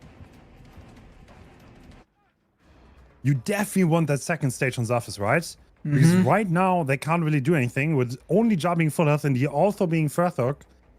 Like, trading that doesn't do anything. Yeah. Oh, man. The only unfortunate part here is... Fifth stage secured? Will the trap on Angels be removed right now? I don't think they've done all their searches, right? So it might be a bit of a dice roll. They remove it. Oh my god. They got it off. Oh my god. How has Team USA done all of this in such a short time? They cleansed 2 totems and a half. They removed 2 traps. They opened both gates by now, by the way. Is this savable? I mean, he can block the doorway. It's kind of like awkward, but I think it is. I mean, Team US is definitely going to try. Surely 5 hook stages and 1 kill seems like a decent result, right? There's nothing preventing our French friends from going on an insane chase. Body block, yeah, body block on the doorway. It's quite nasty. They have seconds now. Oh my god, every angle covered. I am feeling stressed. Hands, help! Oh, How do you do this? So strong. It's over. It's over. They have both gates. They have both gates. Nothing. Where? Nah, the person left can here. Can we block him? It would be Jake anyway, right? He would be healthy, which means he's got perfect options. Yeah, this is Jake running. Well it's played, over. Well played. Well played. Not much they could do. The door's so close nearby. Really not. Really not, man. Really not. But 5 hook stages, you might think that's nothing, but that's not free. It is not free. Damn. God, that chase. That Damn. chase. Damn. Oh my god. Oh, I am thinking of what it must be like. Okay, just try to picture this at home, all right? You're playing a tournament that you've been anticipating for so long, all right? You're trembling a little bit. You know that there are possibly thousands or tens of thousands of people watching you, and that any little mistake, any small blunder could be in videos that sometimes gets hundreds, if not millions of thousands of views, right? And then on top of that, now you need to do such a good performance to try to make up for the fact that your killer only got 5 hook stages, right? You need to, like, how do you not tremble uncontrollably when this match starts? As the French survivor, it is so difficult, man. So difficult. So much pressure. At the same time, how does Angels win so many 50s? Is that even allowed? I don't know. I don't know. Like, these hits looked so close. This is also on 100 ping, by the way. It's literal guesswork. Like, so many times he guessed the pig would go straight, and so many times he guessed the pig wouldn't go straight away and instead would do a little fake, and he was a step ahead. He like parried every single move. Oh man.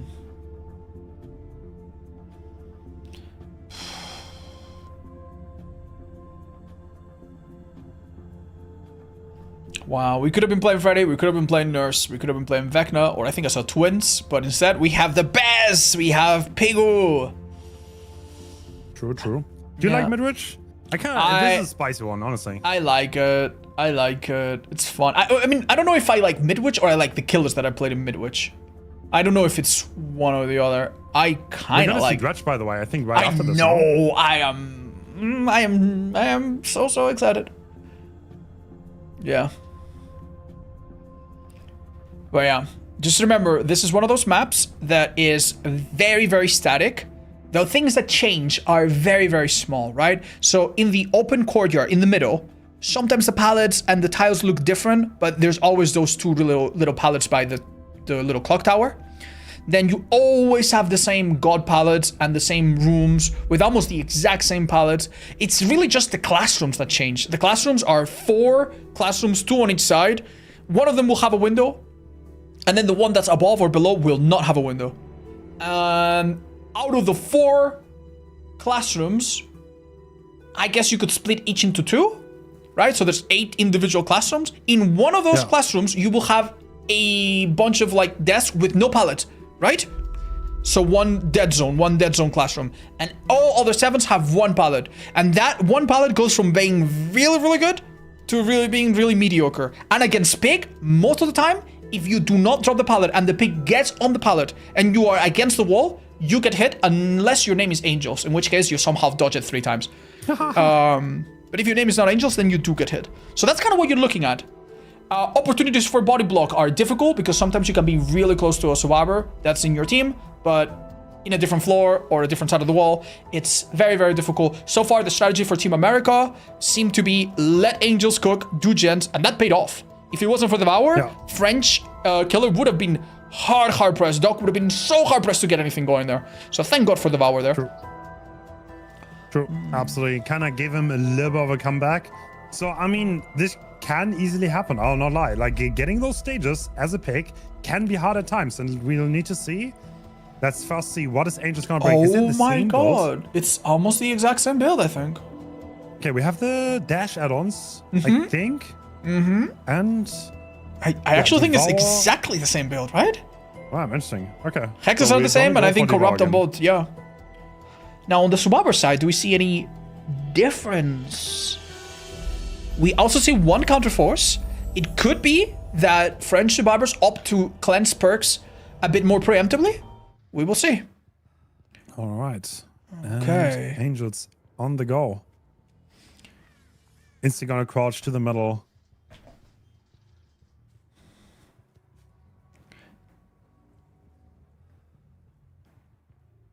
You'd think stealth against coordinated teams would not be so effective, but with Corrupt and some perks that can reveal the killer's aura, like Poise being on the table, is not a bad idea at all. Ideally, you want to start the chase with one immediate injure. But so far, Team France is So- doing fantastic. Usually you would have survivors in the hallways use the third person camera. And as a pick player, because you're first person, you could already been spotted. And Oh. talking about being spotted, Daimao has been spotted. Yeah. Once again, the player with windows of opportunity gets chased, and do not be surprised when this really strong pallet just comes down. Bump. Hence, why does this pallet get dropped so quickly? So because it's a 100%, I mean, it's the safest play possible. And that's kind of like what comp is all about. If you have an option to give the survivor zero chance, then you will probably almost always choose that option to buy your team as much time as possible. And now, this is the moment where you don't have a chance anymore. And the first 50 was already lost. No, The pick has the ability to drag you out of a pallet. Does it work enough? It does! the pallet save comes through. There was a hit, however, so that's not perfectly ideal. Damao has a trap on, but zero hooks. So what can Damao cook here? Okay, it looks like we're going for the clock tower. Oh, we couldn't quite make it. A second god pallet will need to be used here. Kate takes the hit, guaranteeing that Daimao makes it safely. This is not awful. Not a terrible trade. Okay, no hook stage, but Daimao still has to worry about... Wow. About removing that Angels. trap. Angels is really sending those ambushes. Using the dash. Very precisely. He also had perfect read on the distance, honestly. Impressive. Uh-oh. This is the one room we talked about that has no safety. That is Quite so unfortunate. None of the perks on Lara would have honestly amounted to much here. None of them could really So help. there was no window connecting the rooms. Yeah. And it was the classroom with no pallet in it. Yeah, So that that's sucks. the worst possible thing that could have happened. But yeah, good luck. Good luck getting a sense of your surroundings in this map, while also trying to communicate with your team and also trying to do gens while someone else is chased. This has gone from like one person being chased to the whole team is involved so quickly. And at 5 gens, we have 2 traps laid out. I don't know if you remember, but last match, there wasn't even a 3rd trap laid out. By the time the 3rd down happened, the survivor was already in the end game. Yeah, I mean, Angels has won so many. That chase was just so long. Not much to do, and Damar getting the stun here. We're gonna see another dash. Yep, the crouch is coming through. Unfortunately, it is not as easy as Angels made it look. It's really remarkable because Daimao has been in 2 of the same rooms where Angels was in, and Angels just avoided the damage there. The way they played Library was nothing short of spectacular. And whereas we had 3 gens and then some done by the time the first down happened, here it's the opposite. We see so much. Now, one thing in the Survivor's favor that we could bring up is the fact that they've gotten rid of 2 hexes already, but not Devour. So they'll need to find a 3rd.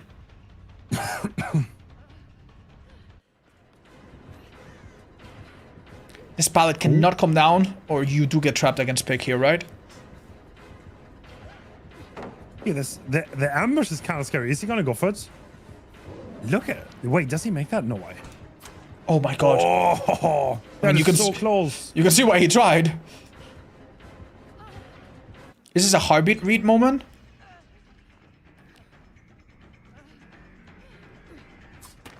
Gosh. Ooh. Doc is juicing up here, though. The captain of Team France buying a lot of time. Unfortunately, the window has been vaulted 3 times, which means... Oh, that's the 50-50 that had to be won. The window vaulted 3 times, so it was blocked, and you have to play just around this ballot. Any means might actually see some use here? Not yet.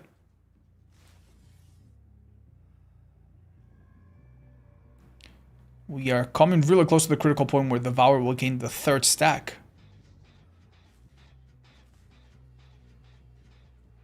Oh, they have the secret gen, but I think they're visionary, right? Yeah, yeah. What? It's not a factor here. This generator in this room that Gens is calling the secret gen is an incredibly rare spawn, right? Like it's like what, like a 1 in 30 or a 1 in 20? Yeah. The mean thing is that you almost never ever go there. So unless you get chased into that corner, without a park, you would not know that it's there. But obviously, these survivors have visionary. I think they have deja too, so Yeah, both. there are a few things that can let them know. This is so interesting. Incredible value from alert, by the way. Wow! Wow! We got a little surprise. Oh, dude. Kate got absolutely, bamboozled Did here. they cleanse any totems? Yes, they're on the last one. They're on the last one. They're about to cleanse. Look at that cleanse speed, by the way. We have a counterforce. Yeah, yeah. Okay, someone is on the mission to cleanse the totems. Okay. No, they're all gone. They're all gone. This was the 3rd one. Yeah. Oh, that's what you mean. Like they've been on the mission to cleanse them all. Yes. Yeah, considering that cleanse speed, I think that was the 3rd totem. Doc still has the hat on, by the way, so needs to watch out for that. 3 gens left to repair. I mean, that 1 down kind of gave him quite a lot of value already. Right, so if I'm not mistaken... Oh, this is looking difficult. They need to do 3 gens and not give 2 more hooks, right? Yes. Or is it 1 more hook? They need to get 1 more hook and then it's a draw. Oh, no. So Do you these like next... the score, by the way? What are your thoughts on that? Is that clear to you? What is? Forgive me? Yeah, it's pretty funny. You know how long we took to come up with that scoreboard? There was like, I think like 10 hour worth of discussion. Oh, I love it. I love it. make a It's one of the... Like, At the I top? still get confused a bit, but it's one of the clearest one, because you see blue on one side, blue on the other. And because it says previous result, that's the thing. That's the thing that makes you understand if this is the previous match or not. Yeah. So yeah, no, this is amazing. I can't imagine this probably has to be one of the best ways people have found to display this. All right, 3 gens need to be done, and 3 gens are being done. Merch needs a miracle here, though. Remember, this ballot, incredibly weak once dropped. Not if you stun the killer, though. Stun. And the survivors on the last 3 generators while this chase is going on. Alert is going to be huge here. Oh, alert! Huge call! Oh my god! Leaving? Oh my god, that actually works! Oh, this is unbelievable. This is unbelievable. I'm starting to believe a miracle could happen here. I don't know if USA would win based on the amount of fresh hooks, though. Because USA already has 3 fresh hooks, which, correct me if I'm wrong, never happened for the French killer. So even a tie might not be enough. Even 1 more hook might not be enough to tie. They might need to just escape right now with 0 downs anymore. And to be fair, Angels has done amazing, but he's got no perks left.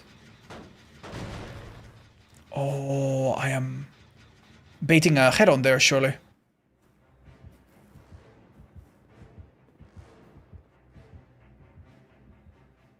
France got 3 trash, I've been told in the chat. Thank you. So, yeah, it seems like then we are looking to possibly tie if one more hook happens, and a loss for France if more than 2 hooks happen. Hook stages, of course. Yeah.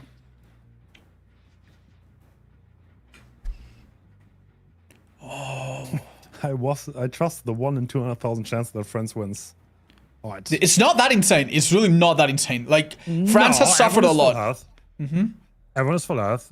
They were on gens. If they play clean here, this gen is so unsafe, though. Yeah. I think their main issue would be what happens if someone goes down before the endgame and then a trap gets put on them? Because we still have 1 trap available on the killer. That has to be awful, right? Like, that has to put them in a really unwinnable situation. All right, Damar takes the hit, takes the distance. Does he have it? Does he make anything? I mean, this pallet's on its own. The other pallet that typically spawns there is gone. Oh, no. Oh, this is one of the weaker pallets in the game. No way he'll get value. Oh. Oh, he tried. No. That's bad. So interesting. It's not a pallet drop. It's not. No! Oh my god. The stun noise was there, but it was early. What? The pallet was early. Listen, I think that was impossible. Like, he obviously fell. That was stun noise. Yeah, but with ping, like I think that was virtually impossible. Like, they were so far. If you fast frame it, it's possible. Like, we're talking about like really good players. I think like no, I would say like 8 out of 10 times they get that. Wow, really? Yeah. It's just so unfortunate that Pig is the one killer that can kind of push you out. So right now, Mao now has a head on. I mean, there's still the chance for Hatch. Yes. So we are completely tied. Yeah. So right now we're in a tie. Daimao obviously cannot leave through the gates, which means that if the killer just chases him, he would die. And what needs to happen is that everybody else does the final gen, rescues Daimao, opens the gates, leaves. Daimao then finds the hatch and takes it. That would be a tie for France. I'm not gonna lie, now it's kind of starting to look like a 1 in 200. That is so unbelievable. They need to double save. The gen is about to be done, and then they will need to give hatch for Daimao. That's the only way to win here. No! No, the body block coming through. It's over. It's over. All he has to do is hook this girl, and it's over. Flashlight save. No. Impossible. Impossible. Angels. He is gonna take this hook, and with that, he's gonna run away with the game, and the US takes another victory. That is so unfortunate. So what happened there, like, the hook had some obstacle near it, and after hitting one survivor, the killer moved strategically to the other side to body block the other survivor. Now, a survivor that you hit, you lose collision with, but the other survivor, you don't lose collision with. So, unfortunately, Lara, the the Lara player, could not get that. Well played to France, though. I think they showed very good plays this tournament. Yeah. But they had a really rough group, I'll be honest. I know, man. Argentina and United States, that's a rough draw. So, GG's to them. Well played. Well done. Well done. An incredible performance to Angels, who played out of his mind both in Killer and in Survivor. Wow. True. All right, let's see what's I think coming up the next. US heard you talk about, they heard you talk about Portugal. They don't want to make it. Yeah, no, dude, I'm scared, man. I'm really scared. But the thing that's keeping me in high spirits is the fact that we go into Midwich again. And I'm so happy about that. All right, Hans, I'll leave you at the wheel. I'll be right back, okay? Yeah, sure. Okay. Thank you. There's a question that I always find an interesting topic. Why is killer anti-camp not allowed? So the reason for that is because it kind of creates like an area, a no-go zone around the hook for the killer, and that limits the skill expression quite severely, because the hook that otherwise would be really good because it's maybe inside the gens, maybe it's inside a zone where you really want to be, all of a sudden you can't really go there anymore. And that creates like this weird dynamic where the killer kind of has to be outside the zone unless there's another survivor near it. And that kind of leads to very artificial gameplay. And to maximize skill expression, anti-camp is pretty much never allowed in tournaments. I think there are very few tournaments. I think there's a Japanese tournament that I watched that had anti-camp allowed. So I guess some tournaments do, but yeah, the majority don't. And now we're gonna see Team Japan against Italy. So that's gonna be exciting. I am a fan of Team Japan, and I'm not gonna hide my bias. I hope they're gonna do well. No, I like Italy too, don't get me wrong. I like everyone who plays here. I mean, they said yes to my invite. How can I dislike them? How can I dislike any of them? So thanks so much for the players for playing here. Current standings, yes. We see bracket the command. This is where you see the challenge, where you can see everything and the standings and what's going on and who's cool and who isn't.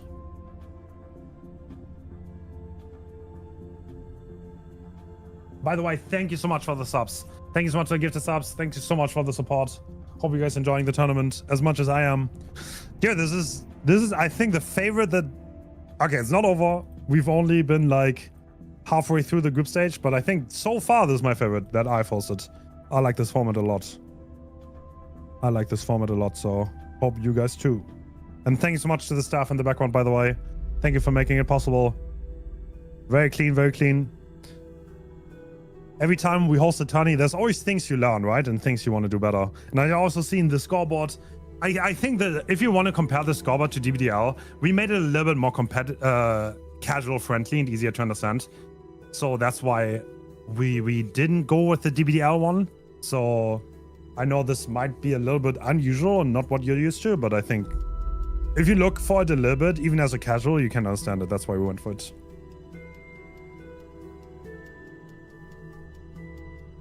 How much are you paying them? Woo. Dude, nobody's getting paid here. Brother, hosting tournaments? Ain't no way, bro. Not worth. Not worth. If you want to make money, don't host DBD tournaments. That's what I can tell you. I am here for the love of the game, and that's the only reason.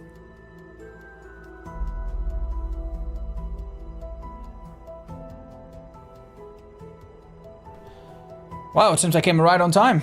Oh, never mind. I thought we were seeing the builds. No, not quite yet.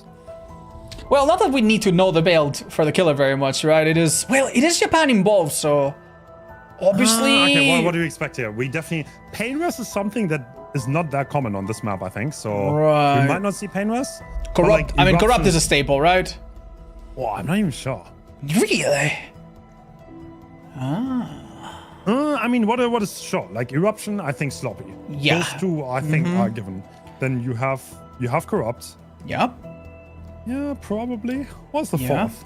What would be the fourth? The fourth could be Grim. It could be. I mean, I think Noid was allowed in some instances, but not sure in this one. Survivors do not know the killer perks, no, but they often guess, and they are very perceptive, and they're gonna figure it out pretty quickly. So, by the way, fun fact: in the DBD League Season 10, Dredge had the highest 4K rate. What does that mean? He's better than Blight. I mean, the numbers are speaking, so yeah, I guess so. I agree. Yeah, I remember when a comp player made a tier list of killers and they put Ghostface as like the third best killer in the game. Yeah. And without contest, that looks so insane.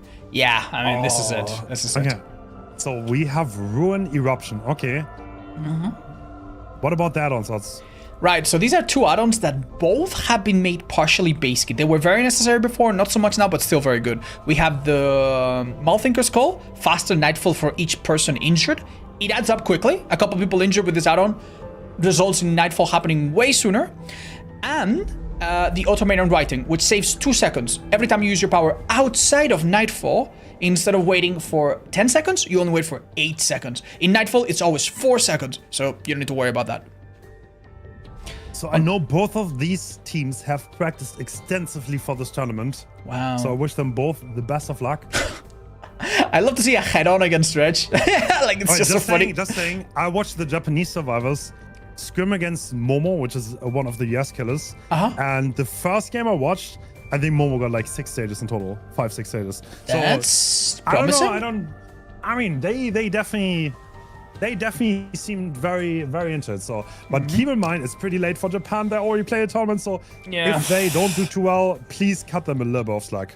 Yeah, no, we understand they are making a significant sacrifice. Yeah. Yes, they are, because they already played a tournament beforehand. All right, and that was it, guys. Thanks so much for coming to the World Cup. We will be right back next. Just kidding. What's going on, guys?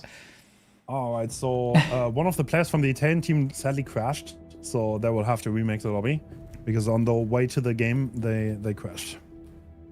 Didn't quite No make it. worries. Hans is gonna tell us a wartime story while this happens. Hans, how many bullets did you take in the? How many bullets did you take? Which war? All I of have them. an idea for a tournament, right? Oh, what's so we that? host a tournament, Okay. and it's only 30 plus players, and then we play on it. Oh, And we old get, like, people. tofu. Yeah. I thought you were serious. I actually have an idea for a tournament that I haven't told anyone Wait, yet. what? Really? Yeah. I'm down. Tell me all about it. Yeah, you'd like to hear it? So this is a tournament, right, that would reward creativity and problem solving. Basically, the rules would not be announced. They would be closely guarded, and the rules would be revealed a few minutes before it happens. Like, say, 20 minutes. So survivors and killers both would have to be like, oh, damn. And the win condition would be a mix of both, like, hook stages, like the usual, but also side objectives. And they would be thematic. It's a little hard to explain, but just imagine this, right? Imagine, for example, that you played Pig, right, in this match that we just saw, Yeah. and survivors had some insane modifier. Like, for example, if they don't remove a trap, that's somehow a plus one hook stage going to them. So that means that at some point they would need to make on-the-fly decisions of like, oh, we might let this person die, or we might all get a trap on purpose. You know what I mean? Like, it would have some kind of flavor like that. Something that just makes the games look very, very different from any other tournament just because of wacky, silly rules. And I've been thinking about it for a while. But honestly, I am afraid I don't think I have the know-how, you know, to put it together. Tournament title. Oh, Best what's that? of the Boomers. Best of the Boomers. Best of the Boomers. Pfft. Okay, Yeah, dude. for the 30 plus 20. Yeah, all people playing Blight because we all need a cane, right?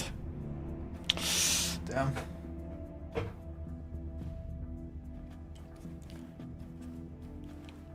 Bob?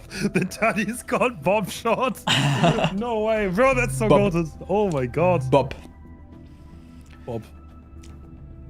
I mean, there recently was a tournament, I don't know if you ever heard of it, about in DBD, but only bringing players from Five Nights at Freddy community that were completely new to the game.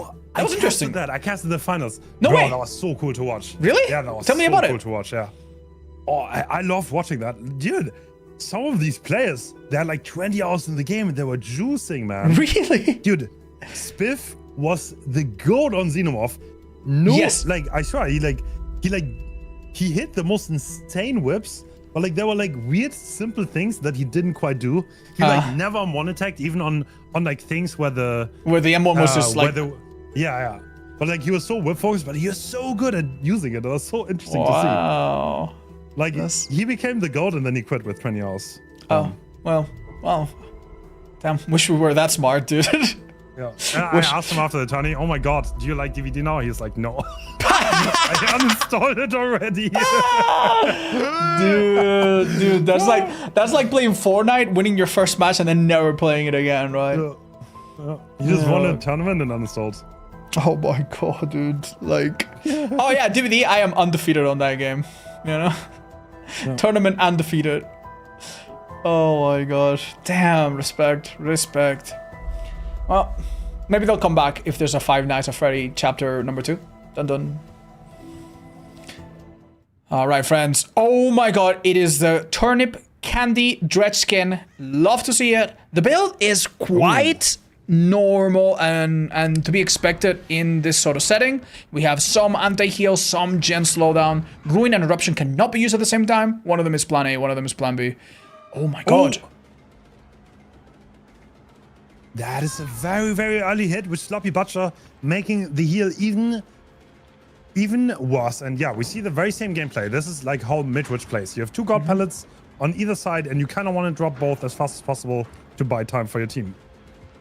I am questioning if Ada, there was a pallet she could have reached down there, and I wonder if she didn't drop it because oh my lord. Yeah, this doesn't look so good. I can't tell if that was just I can't tell if this was kind just of a with the misplay locker. early on, or if she had a bigger plan in play here, but... X-Rune is active. Looks like we are scouting aggressively. Actually going straight for that gen. Not even... No camping, nothing. Okay.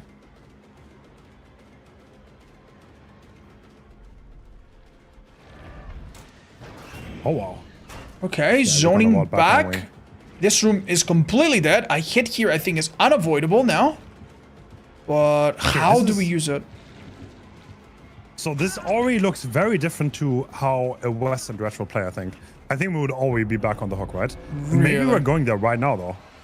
Yeah, the thing is, I believe For the People was used by Marco. And this is great because it means Drago is no longer in trouble and is not gonna get tunneled. But maybe that will hurt them because this killer has no intention of tunneling whatsoever. And the people, and using For the People means you are...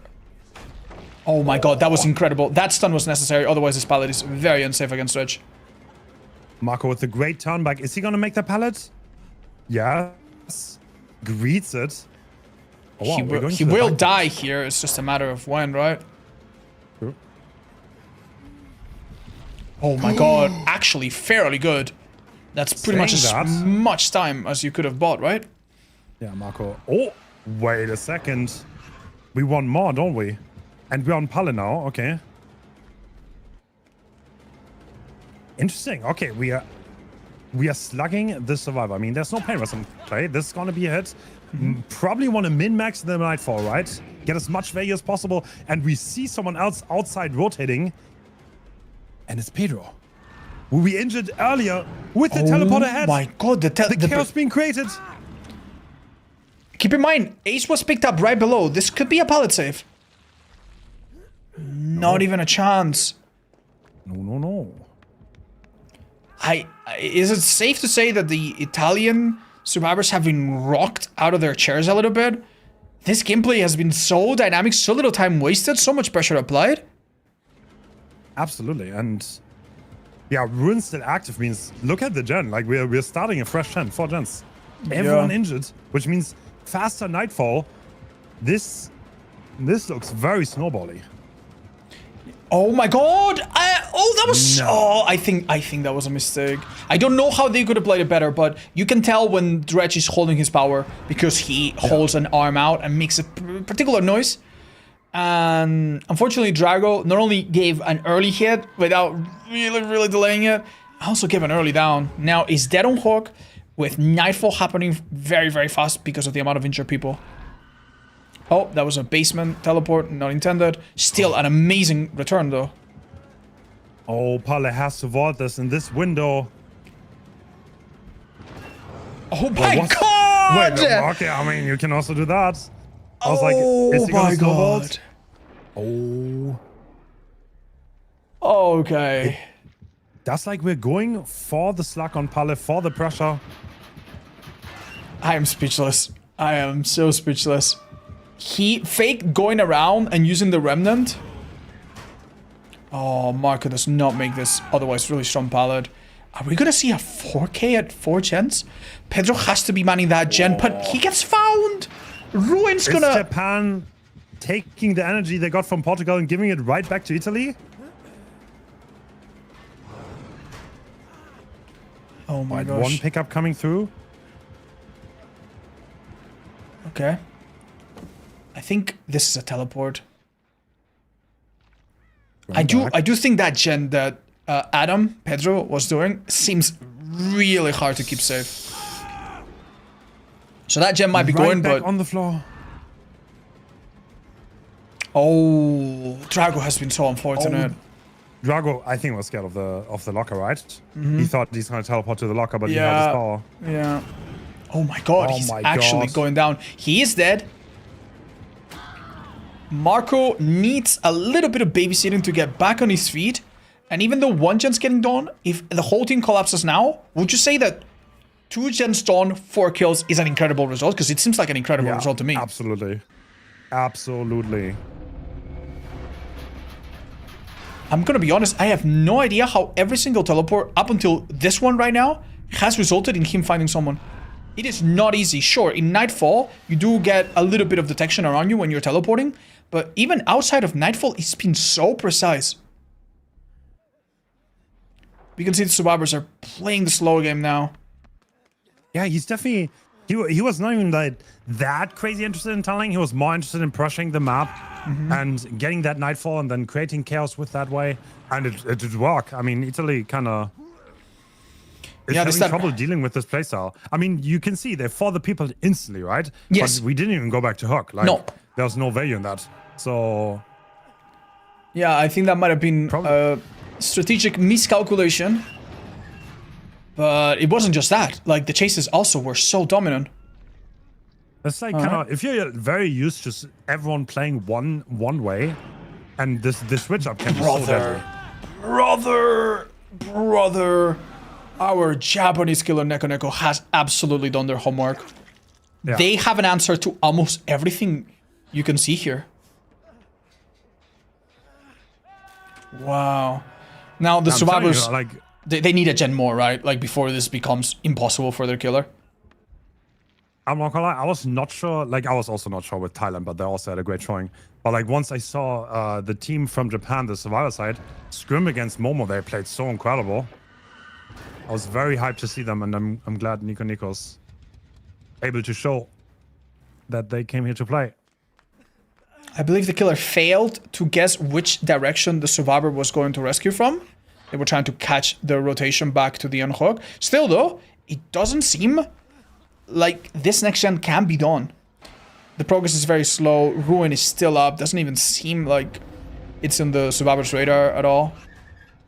And he's finally now locking onto someone. Yeah, bro. No way. The kanji in Drago's name means sensei. Oh, okay, that's kind of funny.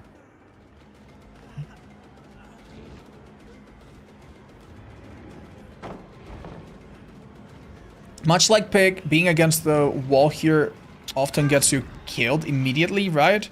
The main idea against Pig and Dredge, even though the power function quite different, the main idea against both is once they begin to use their power, because they slow down, you run to the next tile. But if you're against the wall, you just don't have the ability to do that. Nightfall reveals a survivor. Another... Oh, I think that teleport might have been a bit unnecessary, but I mean... Got like 20 centimeters worth of distance. Yep. A small optimization there. The survivors now... If Nico is a Dredge main. Because I don't know these players very well. I don't know what their strength is. Is it like a good set for them? Maybe they're hard to get used to it. I have no clue.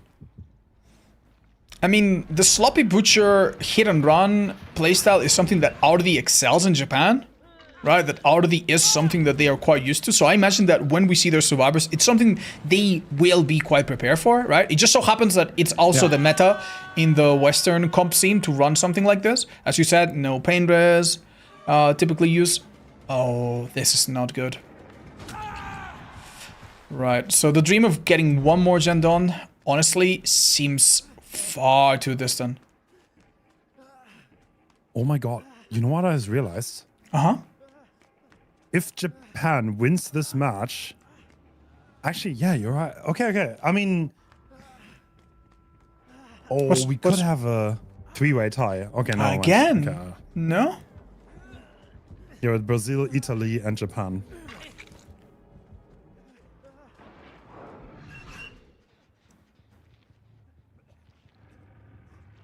Yeah, okay, we already touched on it, that Dredge is incredibly deadly in such a setting. That is because once one survivor's dead and you're kind of injured, you never get out of that cycle. You are constantly pressured, you don't have the time to heal, you have to unhook, and Pedro's is gonna force the locker here to get the pickup. But once the survivors unhook, someone has to unhook, the other one is gonna get chased, and the cycle just repeats, especially now with Nightfall being active. Oof. I believe this pilot's already gone, right? So... Oh, wait, no. Are we gonna play around it with a Remnant? Oh, no. Oh, there's no right move against this killer. Strong. What is strong? Remarkable precision, man. Remarkable precision.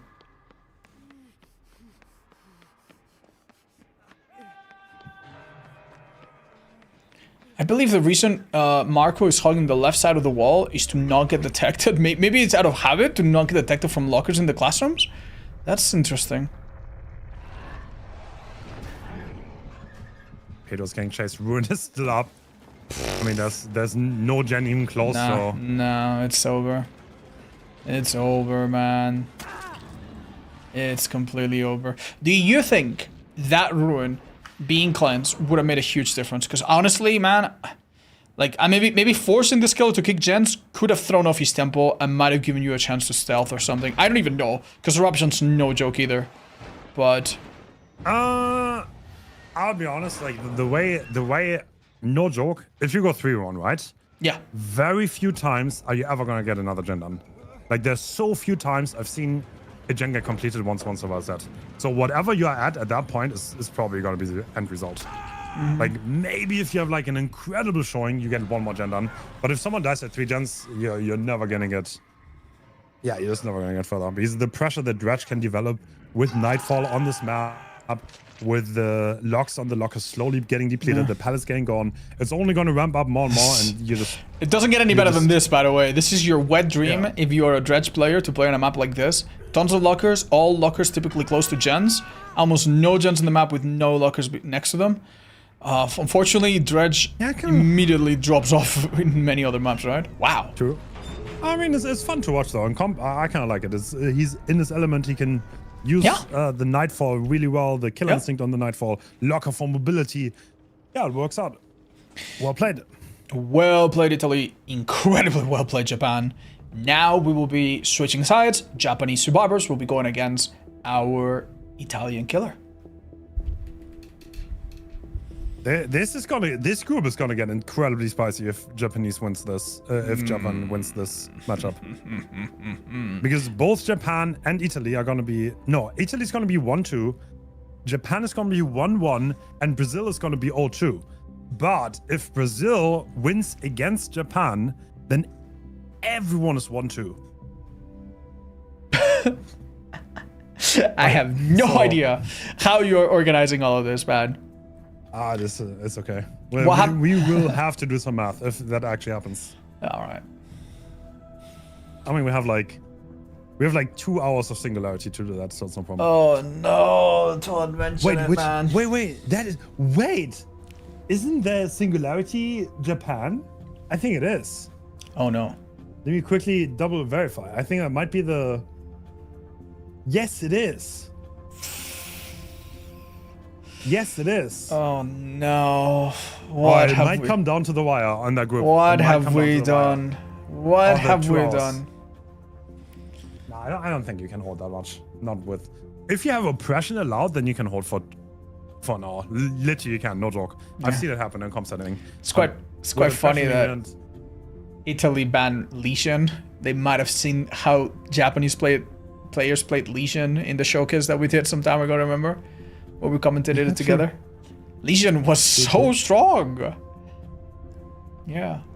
Kind of sad that we are not seeing Nurse in the groups, because the Japanese players have a very strong Nurse main, Ask, that is incredibly good on that killer. So, but if they go, if they advance further, if they advance, we'll see that Nurse maybe.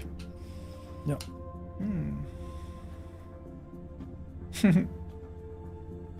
How did they play Lesion? Well, oh, sorry. Go ahead. Basically, the thing that was really impressive about Japan is that they played a stealth hit and run sort of Lesion that was really difficult for the Western players to adapt to. But hence, go ahead. Someone asked, why is total hooks a tiebreak? It's not. It's hook difference. So both killers play the same killer, right? So Team Italy plays Dredge and Japan plays Dredge. So now Japan has gotten 12 hooks. So if we actually get into that situation where 3 people are tied, if Italy would only get 4 hooks, there would be +8 hook difference for Japan. So if they win hard here, if it comes to tiebreaker, then they would get themselves in a good position. Because in that case, it matters. Yeah. How much you win. I also have a question. How are the maps decided? Each killer has an associated map that has been like designated after lots and lots of iterations that basically allows the killer to shine a bit more and allows survivors to have not a complete field day where it's too easy, but also not a complete dominating match where it's too hard. So basically, with each killer comes a map, right? Yeah. Sometimes two. Sometimes we fetch it up from one week to the other. Sometimes we don't. I think Dredge, for example, is going to be This midwich. is so interesting. Wait, what are these add-on sorts? This is the Fallen Shingle and the Tilling Blade. The Fallen Shingle makes Nightfall happen more frequently. More at a faster rate when you are teleporting or when you're waiting in a locker. Oh, this is the Western Dredge meta. You know what's gonna happen? He's gonna stay there. Yes, he's gonna camp next to the gens. You're joking. To get the Nightfall as fast as possible. Dude, I want to make a video on that. I should have done that before the tourney. Yeah, I can still do it though. No, it's a fun one. I mean, it's only 15%. You know the math. You know the math on this. I think so. Why? I did math it out. Oh, okay, go show us. If you don't have the add-on, I think it takes 48 seconds to go from 0 to 100. And if you have the add-on, it takes like roughly 40 seconds. So it's significantly faster in a locker. And if you can, like literally just get your Nightfall in a locker, maybe we're gonna see it. If you have like, for example, you have like a locker next to Gen, right? That is a little bit of progress. You just can sit there. be there for 10 seconds. Yeah. And if they do the Gen, then you hit them. And on top of that, any survivor that's injured also contributes to the faster build-up of Nightfall. So we have already, the match hasn't even begun, and we have an incredibly different playstyle. Whereas the survivor, the killer from Team Japan went for like a crazy hit and run. This killer is going to be a lot more patient and build that Nightfall. When Nightfall occurs, his other add-on, the purple one, will inflict 3 status effects at once on healthy survivors only though. Right, fast hit is coming out. Did you ever expect a pebble? By the way? That is quite interesting. That is a very interesting park, yeah. Does that hit? Yes, it does hit. Look at that gen proc, though. What? We are about to complete the first gen. Wow. Yeah, well, and this is despite corrupt? Wait, do they get it? Oh my god, the gen gets completed before the pain rush hits. Wow. Oh my god. Damn. It's because they gave Dwight the repairman costume. Of course. Damn. He's got the mechanic outfit. Oh. This, I think, is a guaranteed hit if played correctly. Oh my god, that was an interesting attempt. We don't know. It's possible. That's a hit though, okay.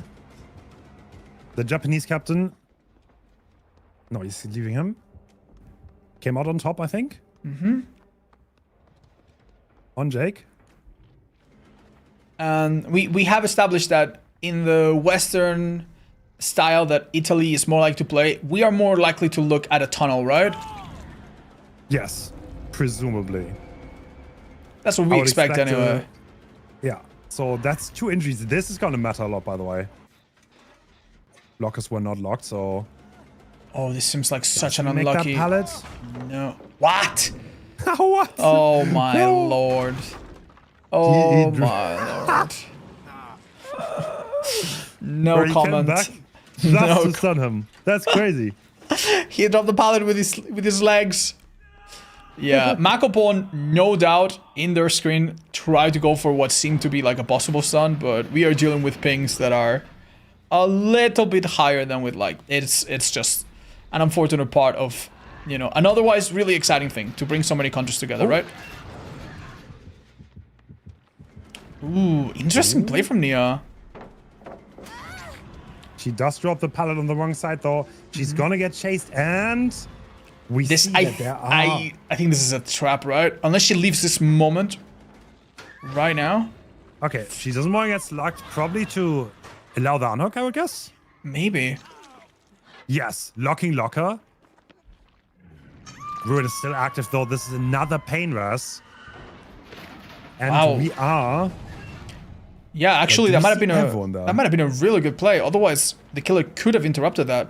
Although I think that locker would have been close because, you know, the nobody vaults. Okay. Well, someone vaults. It's the rush. All right, Jakun has the hard task of having to pick them up and on top of that, go for the unhook. Oh. Tenacity. Marco Okay. Pon's got nothing here, right? Oh no. No, they don't. Oh, we're going for the stock. No way. No way. Wait, are we completing a gen for the tie? No. Is that what's going to happen? No. We are getting down. I don't know what. I think Marco's afraid of them doing a gen, but that's not what's happening. Was he trying to prevent some crazy rotation? I'll be honest, this think is he like checked compared to the the insane precision, this is what's very likely to happen if you play in a match like in a map like this. It's sometimes so difficult to really teleport to a place that has a meaningful impact. No, they don't get the heal. And on top of that, they go down.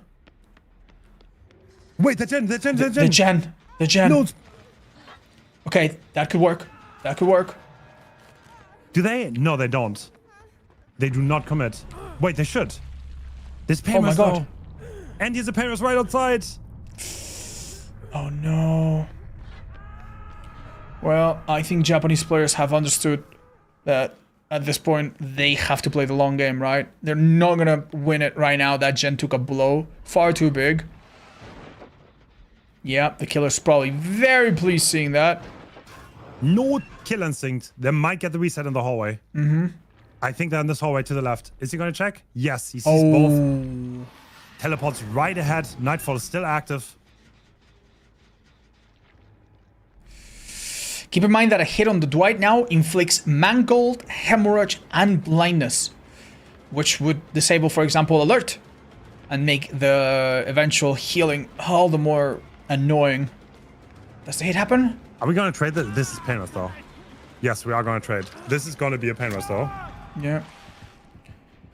Oh man, how did we go from the start of the match to this? This is crazy. It did escalate pretty quickly.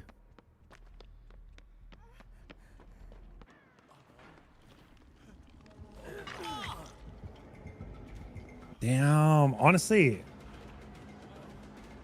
Marco has a few seconds of protection here from being unhooked, but only a few seconds.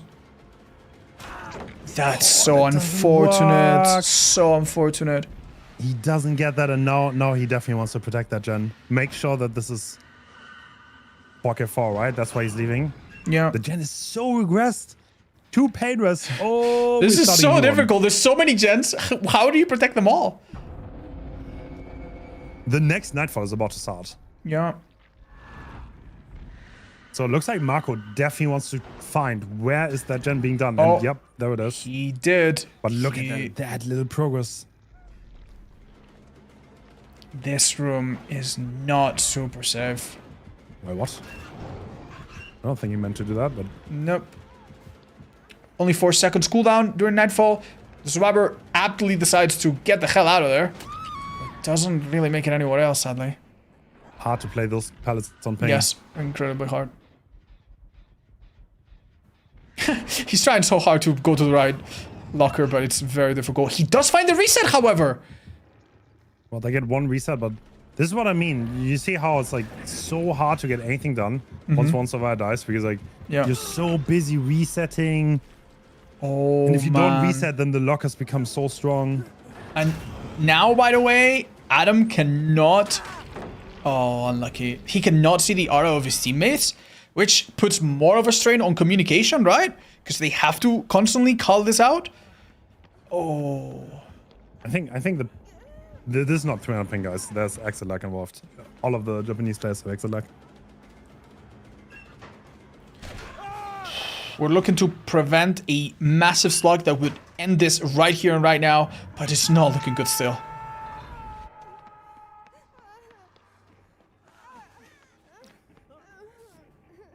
I think it's 180. I think. I did the test with the Japanese players. I think it was 180. Hold on a second. Which is obviously a lot of ping, but it's not 300.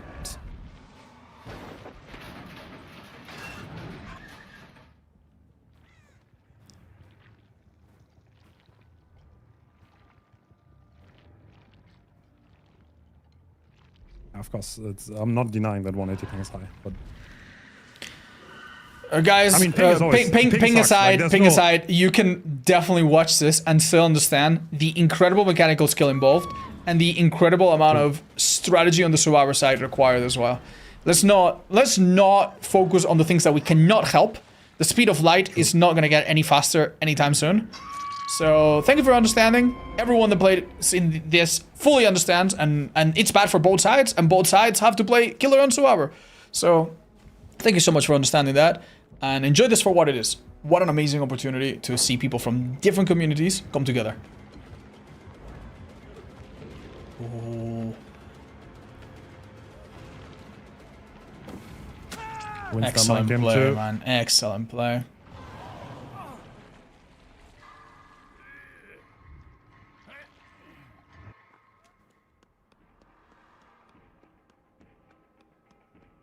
Oh my god, we see a gen literally just begin.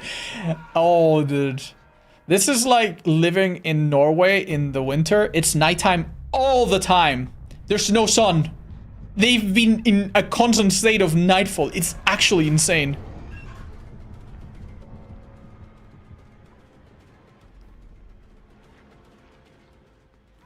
I'm starting to be a believer in the Fallon Shingle strategy.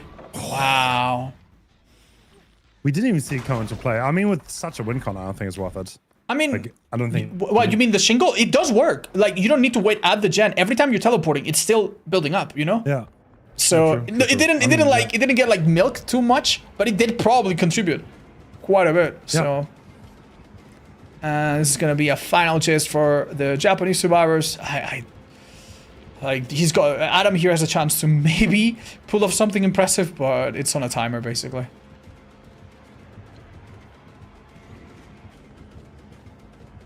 So unfortunate. Damn. Cannot believe that Marco did get that win con. Yeah. Against the odds. I honestly didn't think it was. No, me neither, man. Me neither. He made this look so difficult for the survivors, man. Oh, man. Oh, man. Jeez. Like, you can definitely tell a difference between indoor and outdoor maps. I feel like the survivors are so much more incapable of expressing their experience and their skill, right? They're pressured in a very different way, I feel. Because, like, put survivors in their little Macmillan fillers or in their little Autogeven pallets or their shacks, which basically plays the same in all the maps, right? And they do these crazy things, and killers have to come up with these crazy little maneuvers, right? I honestly wonder what would have happened if they would have. I think they could have done the gen. I'll be so real. Yeah, but they didn't make the call, right? That he would be picking up the Atom. Yeah. That would have been a tie, I no? thought they were gonna like, yeah, that would have been a tie. Damn, dude. Can't blame them though. Can't blame them. Like it would have felt so bad if they went on that gen and then they got to 99 and then it didn't get done. So yeah. Very unfortunate. Amazing performance from Marco, whose entire team, I'm sure, is celebrating right now. Wow. True. All right, Hans, what's coming up? All right. So that was, I think, don't we have Germany against US? Let's have a look. That is correct, I think. Another Blightstead. Uh-oh. Wait, Hans, wait. You're telling me they're letting Momo from Team US play? Momo? Am I Momo 7th? Am I like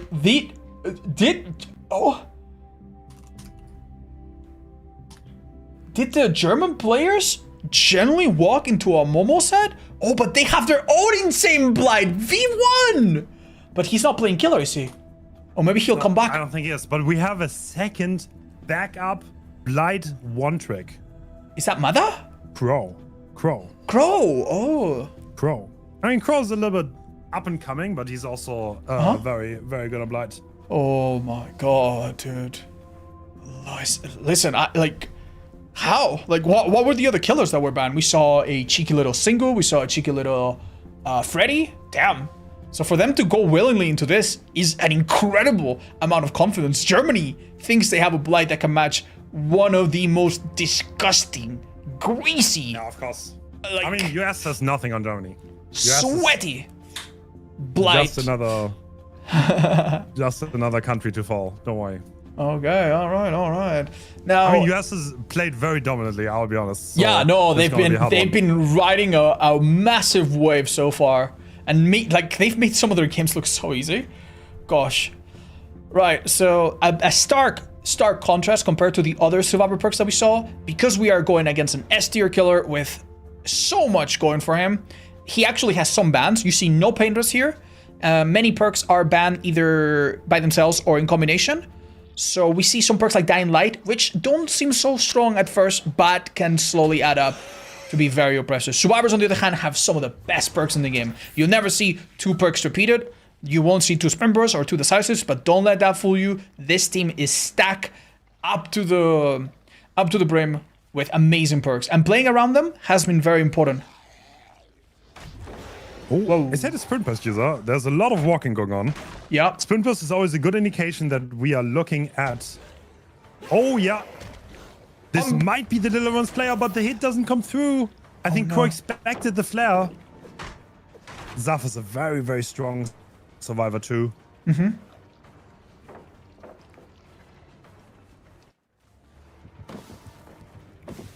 Okay, it's not a Deliverance player, but honestly, I totally see where that assumption comes from, and I could see the killer thinking that. So they need to. Oh man, there's really no forgiveness. So that's a very, very early down. No anti-tunnel on the survivor, Deliverance or not. So even if the read is not completely correct, Angel's pretending to be a barrel. That's a very interesting play. Wow. Bro, there's no way. What? Is he gonna go over there? No, he is not. Do you burn your What? eyebrows? Wait, he has a 4-gen. But the other 2 survivors were manning this chance. We can see. Wait, what? Wait, what? A blind on a gen kick? Hans, what is this madness? Probably wants to buy some time. And Jug reading the pallet. What am I watching? Does not drop the pallet. The Anok is coming. Wait, the Anok already came through full health. Yeah. With resurgence. And Angel's bashing again on the other side. Oh my god, what a great fake read there. vault. Ja would have absolutely gone down, life or no life, if they had vaulted that window. You see that they made a very deliberate attempt at moving away from the 3 gens in the main building. Did you see that? Basement? Whoa. Whoa, what's going There's on? a party in the basement right now. What's going on, dude? You don't tell me they're doing this on purpose. What? America is shivering. The German blight is coming. Crow is looking for the person that's going for the rescue, Seaweed. but they don't suspect that they're in basement. No way they're gonna check, right? They're in basement already. There's no way. This is insane. Oh my god. This is a little bit nasty because obviously the Anok is going to be free, right? Right. And Deliverance is out of the secured as well. This is a fresh hook. We have not seen this Nancy yet. I mean, we're not really tunneling, so... No, not at all. Oh What? my god! Oh my god, that was so close to being combo. perfect. Unfortunately, 1 extra rush was all it took. It's really, really tricky when hitting survivors that are below you as Blight. A little crouch can actually make you miss them very easily, similar to how you can crouch stack other killers, such as Demogorgon or Billy. So no doubt Dude, they were trying to do that, but... this is like... Did he choose the skin to pretend to be a fireball? Who's that? That's Angels. I have no idea. I have no idea. This is the 3rd time we've seen him hide behind one. I mean, he's like a gray outfit. that is To very be similar the fair, fireball. it might be like an adaptation to like everyone playing with bright filters, right? Like maybe the brightness of the fire is so overpowering that you don't really notice the little pixel next to it. All right, the killer. We still have like 4 gens here. What? Yeah, the killer still has a lot to work with. Crow playing very... He's playing very smart. He's not really... He didn't go for the classic tunnel out, but I think now he has a hook in a relatively good spot. Mm-hmm. Oh, they are doing the gens though, but this on the other side... What? And now the tunnel might be coming through. Like, surely he smelled the deliverance on Claudette, right? Oh, yeah. So unfortunate. Overcome.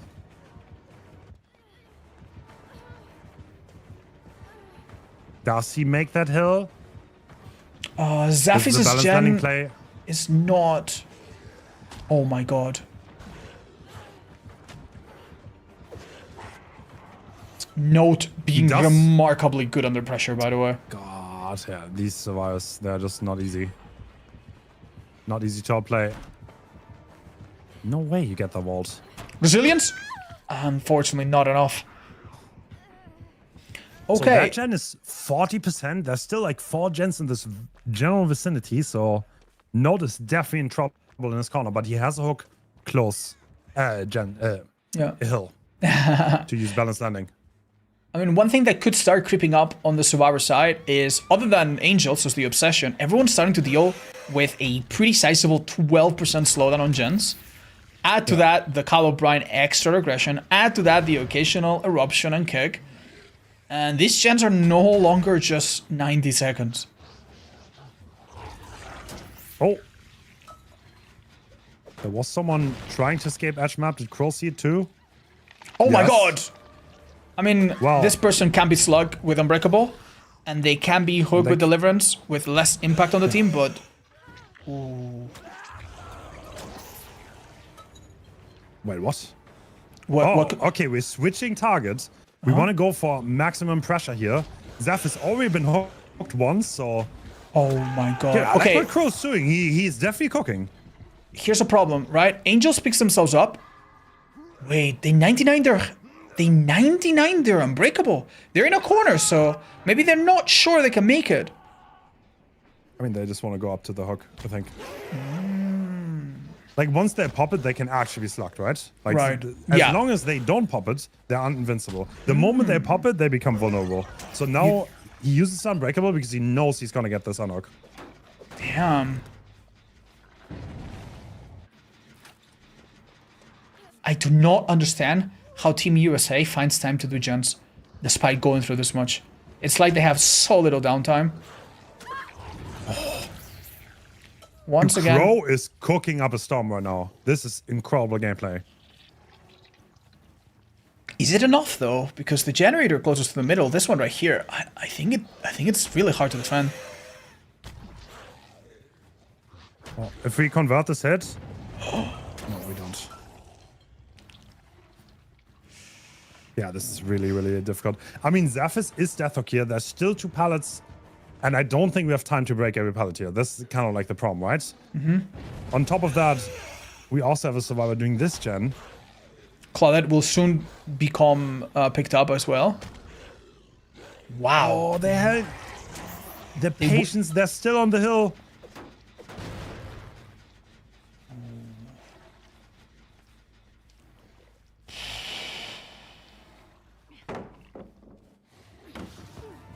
Amazing value there, possibly. What a play from Ja! God, these survivors are so insane. They managed to deal with that pressure remarkably well. Yeah, that's 2 survivors the killer has left because he could not convert into a down quick enough.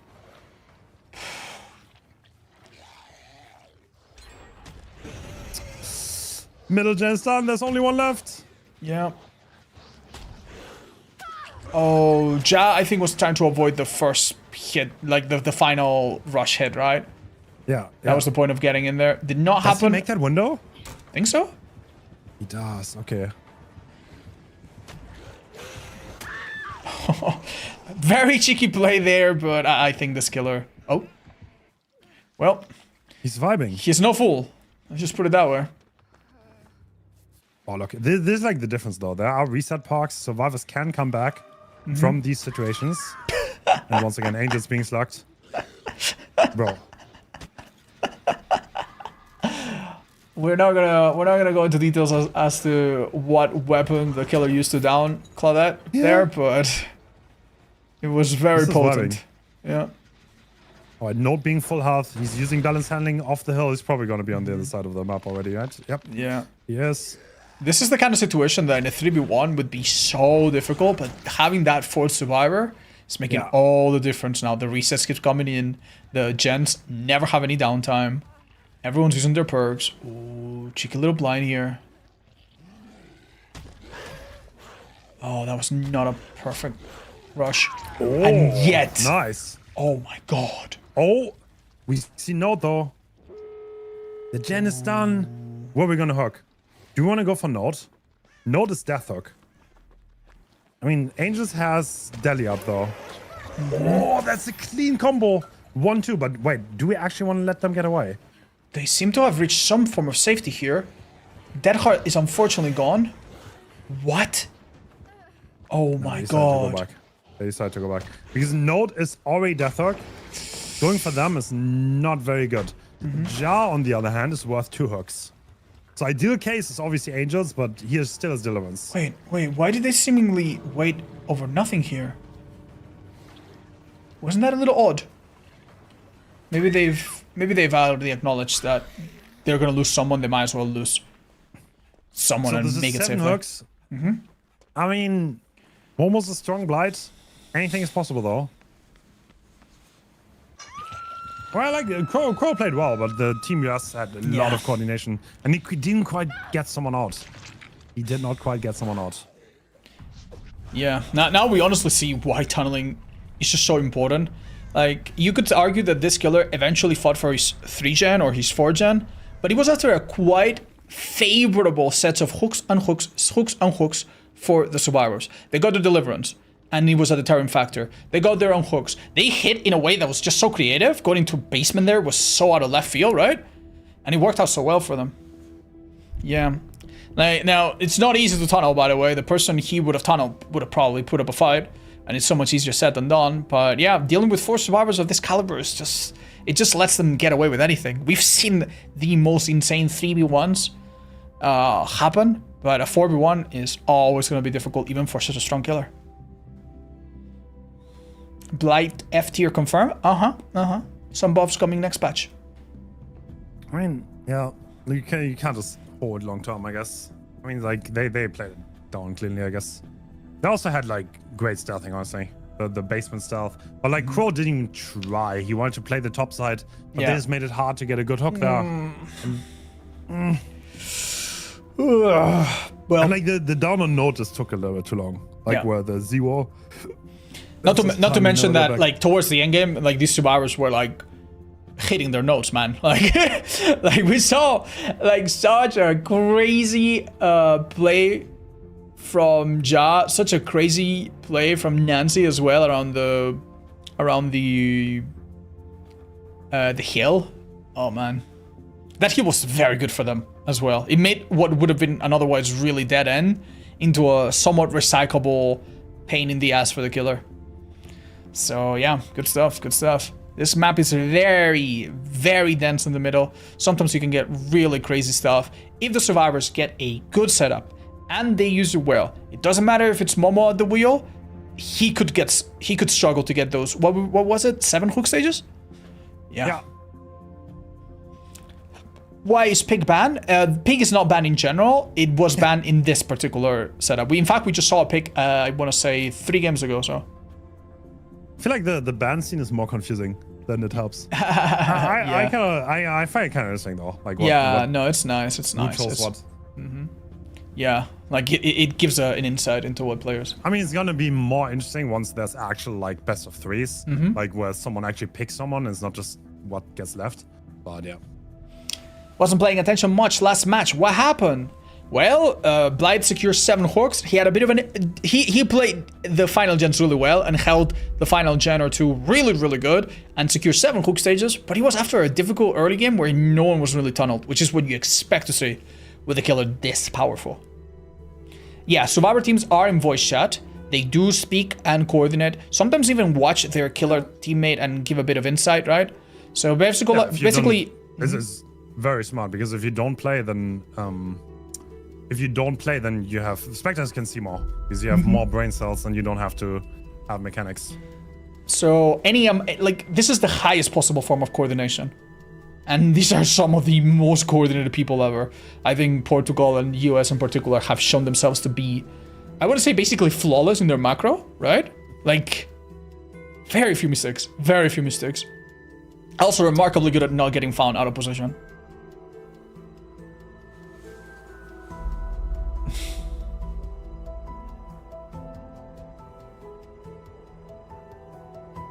Why did the German killer not hook?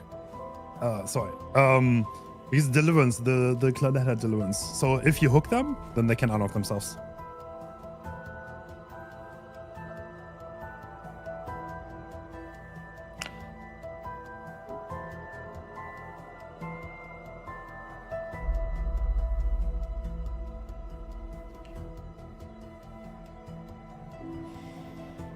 Is there any hope for the teams that lost in their groups? Sadly, not in this format.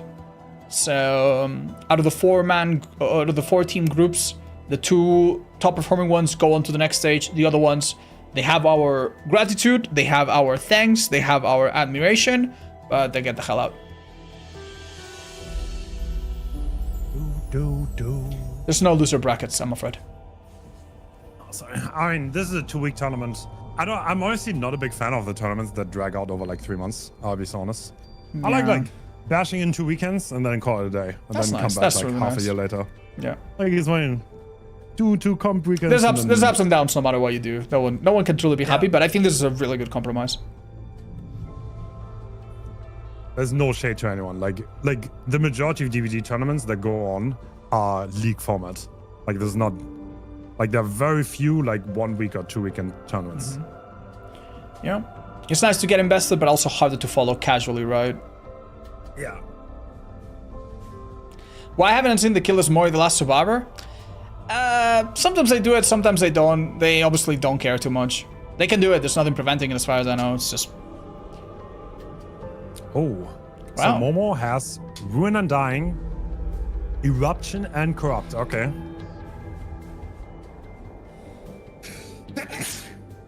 Sorry. Bless you. Wow.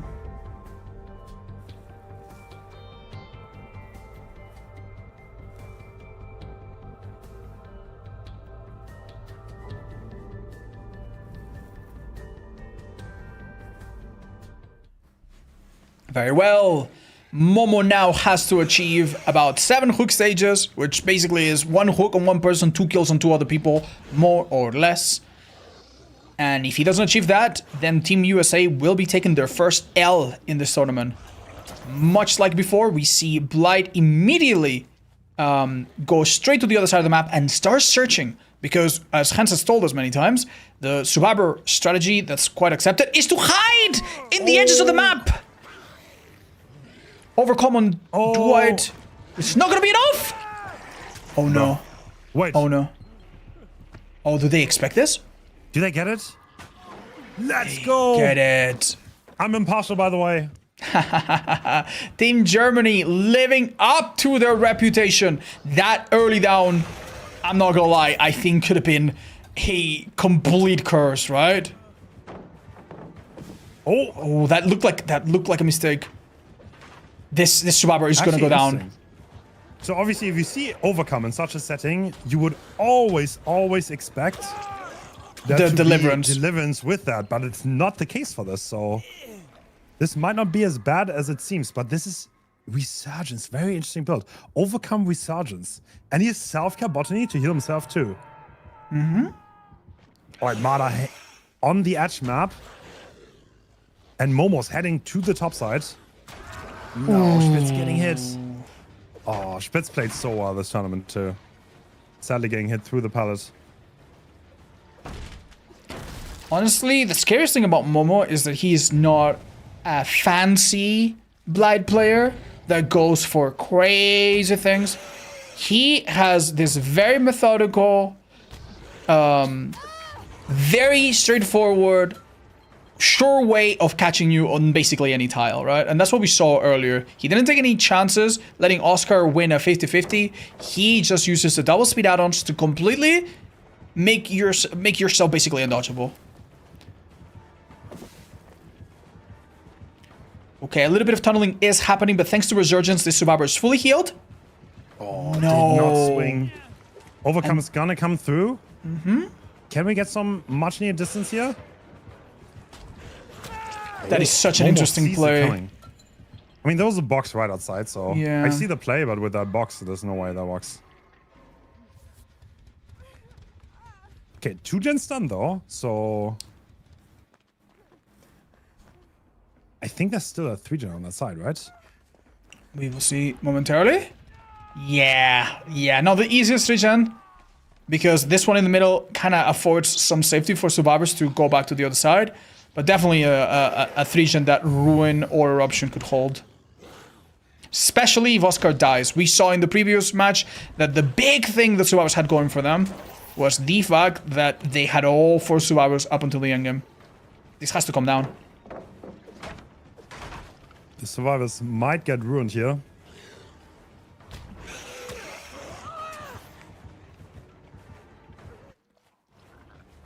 The killer is not happy to commit. He is looking for the survivor. No. Damn. Wow, the tunnel is so important that even grabbing a survivor out of a locker is not a good idea. Resurgence comes into play again, giving him a health state, preventing the deep wound, and overcome now giving a bit more distance. But I'm not gonna lie. Oh my god, for the people as well. Oh, that was plot twist. Oh my god. Damn, there's so many ways to become invincible. Oh my god. Okay, there's a pallet gem here. Oh my god. Oh my god. We are witnessing Team Germany throw 3 different or 2 survivors 3 times at the killer to protect Dwight. But wait, I am. Are we gonna pick plot twist first? No, we are not. Okay. Okay, plot twist cannot pick himself up with healing because of the broken. So sad. He would have had to wait a bit longer, but like, how do you do that safely, right? Because further people without visual. Yeah. Okay, 1 survivor dead, everyone injured. There's still 3 gens to go. I think Momo's doing a very good job. I mean, he is the world record holder and one of the certified blind mains, so nothing unexpected here. Yeah.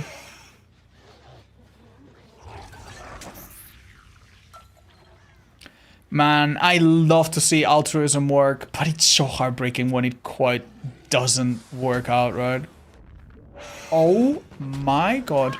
I told you, he just does nothing fancy, no risk taken, just methodical, cold, calculated blight rushes. Yeah. Oh, Barely doesn't get the hit on Spitz. With V1 being slugged, are they rotating already? I think he's coming for a gen that's missing, by the way. Oh, for a pallet that's missing. He knows.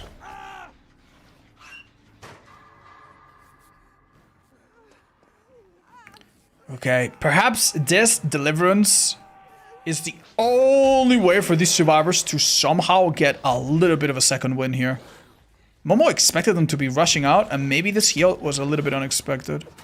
What the hell did I just witness? Momo, please. God, he's just insane. What? Right, so with absolutely... I mean, there is Unbreakable on Nia. Dude. But...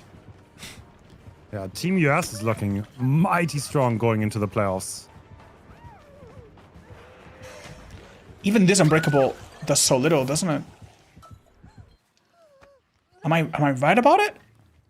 Do they have it? It's a Deliverance player, right? Not. Yes. Did they use it already? They might have used it already. They might have used it before. Last time she got slugged. Oh, so it really is over, huh?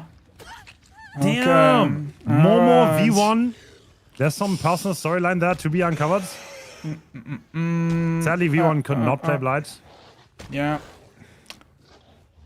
That is quite unfortunate.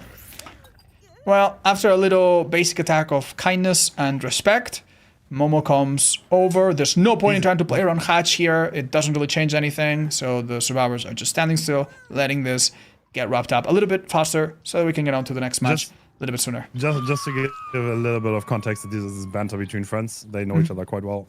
I mean, pretty much all the Western comp players are friends with each other. These guys kiss each other all the time. Don't worry. Do not be mad on their behalf. Kiss a homie, always. All right, hence, does that mean we are going into the last 2 matches for today coming up, which are very, very quick and done type of deals? Tell us all about it. All right, so I think next up we have... Dun, dun, dun. We have Japan versus Brazil in the Singularity Showdown. Someone asked for Singularity earlier. Yep. So we can provide it now. And Baba. Yeah, we went out of our way just to please that one guy in the chat. Like, I hope you're welcome, man. That one guy better be happy. So Japan banned Blight. Okay, makes sense. And we've ended up, after a series of picks and bans, with both teams somewhat agreeing to play Blight, but it's not on Wrecker's Yard. Oh, no. This is Deadlock. Oh, darn. Oh, no. I'm gonna start a timer, Hens. I'm gonna start a timer. This killer has a reputation for drawing out games, but is it the case anymore? True. I don't think so, no. I mean, pure stalling is by itself not a win con. So like there were some games where people played for the stall, but in this tournament oppression is banned. Oppression is a perk that kind of like allows you to play around the 3-gen limit, because you can make a gen regress without actually getting a stack on the gen. So if you kick the gen 7 times, you can just never kick it again. You kick another gen with oppression, you can still make that gen regress. So with that being banned, I think the gen kick limit is gonna do a good job. I can't believe Brazil banned Artist. I would have really loved to see an Artist. We're not likely to see one, right? In the finals or next bracket. Probably. Oh, Maybe Nightlight could. I mean, Nightlight could go for like a pick like that, right? A killer that he's really good at, that maybe he expects other people to have a harder time doing well with. Yeah. Maybe there's some hope. I'd love to see one. I thought non-entertaining killers were excluded from the tourney. Well, can we agree what is entertaining as a collective? Listen. Can we agree on that? We're making jokes here, but this is gonna be some of the most disgusting, most impressive gameplay you're gonna be seeing today. I have no doubts about it.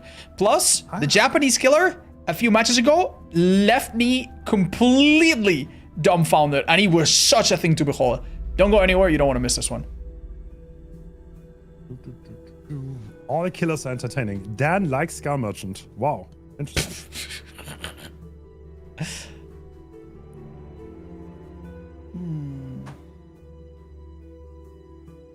Interesting revelation. Yeah. I mean, if you do go to get your popcorn and it takes a couple minutes and you miss the first couple minutes, don't worry. You're not gonna miss the whole game, but... Wait, Dan actually... What? Scar Merchant has their own channel? Okay, I respect it. Mary, thank you so much for joining us. A long-time friend that I met back in PUBG and that I've kept, loosely being a fan of for many, many years. Hi, Mary, Ellen Katz, and friends. Welcome, guys. We're playing a high-level tournament in DBD. I know you guys are maybe slightly familiar. Hope it's a great, great time, guys.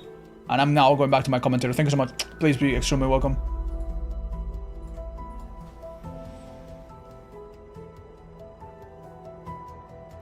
No, Hex Ruin does not count towards the gen limit, but it's also not, like, immediately regressing, so... Yeah, that's why you've seen so much of it as well. Wow. Did Germany win? Unfortunately, US is being very dominant. And yeah, Germany... US is really strong. Yeah, it's not like Germany did bad, but...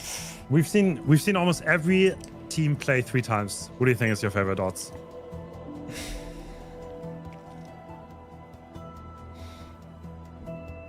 Okay, listen, you know when you're in high school and there's like the popular kid that's so perfect, it's like, oh, they're beautiful, oh, they get straight A's, and you kind of dislike them and you don't know why you dislike them, or maybe you don't dislike them but you don't love them either. I have a feeling that US is playing so unbelievably well and so disgustingly good that I cannot root for them. I'm sorry, I don't know why. What? I'm sorry.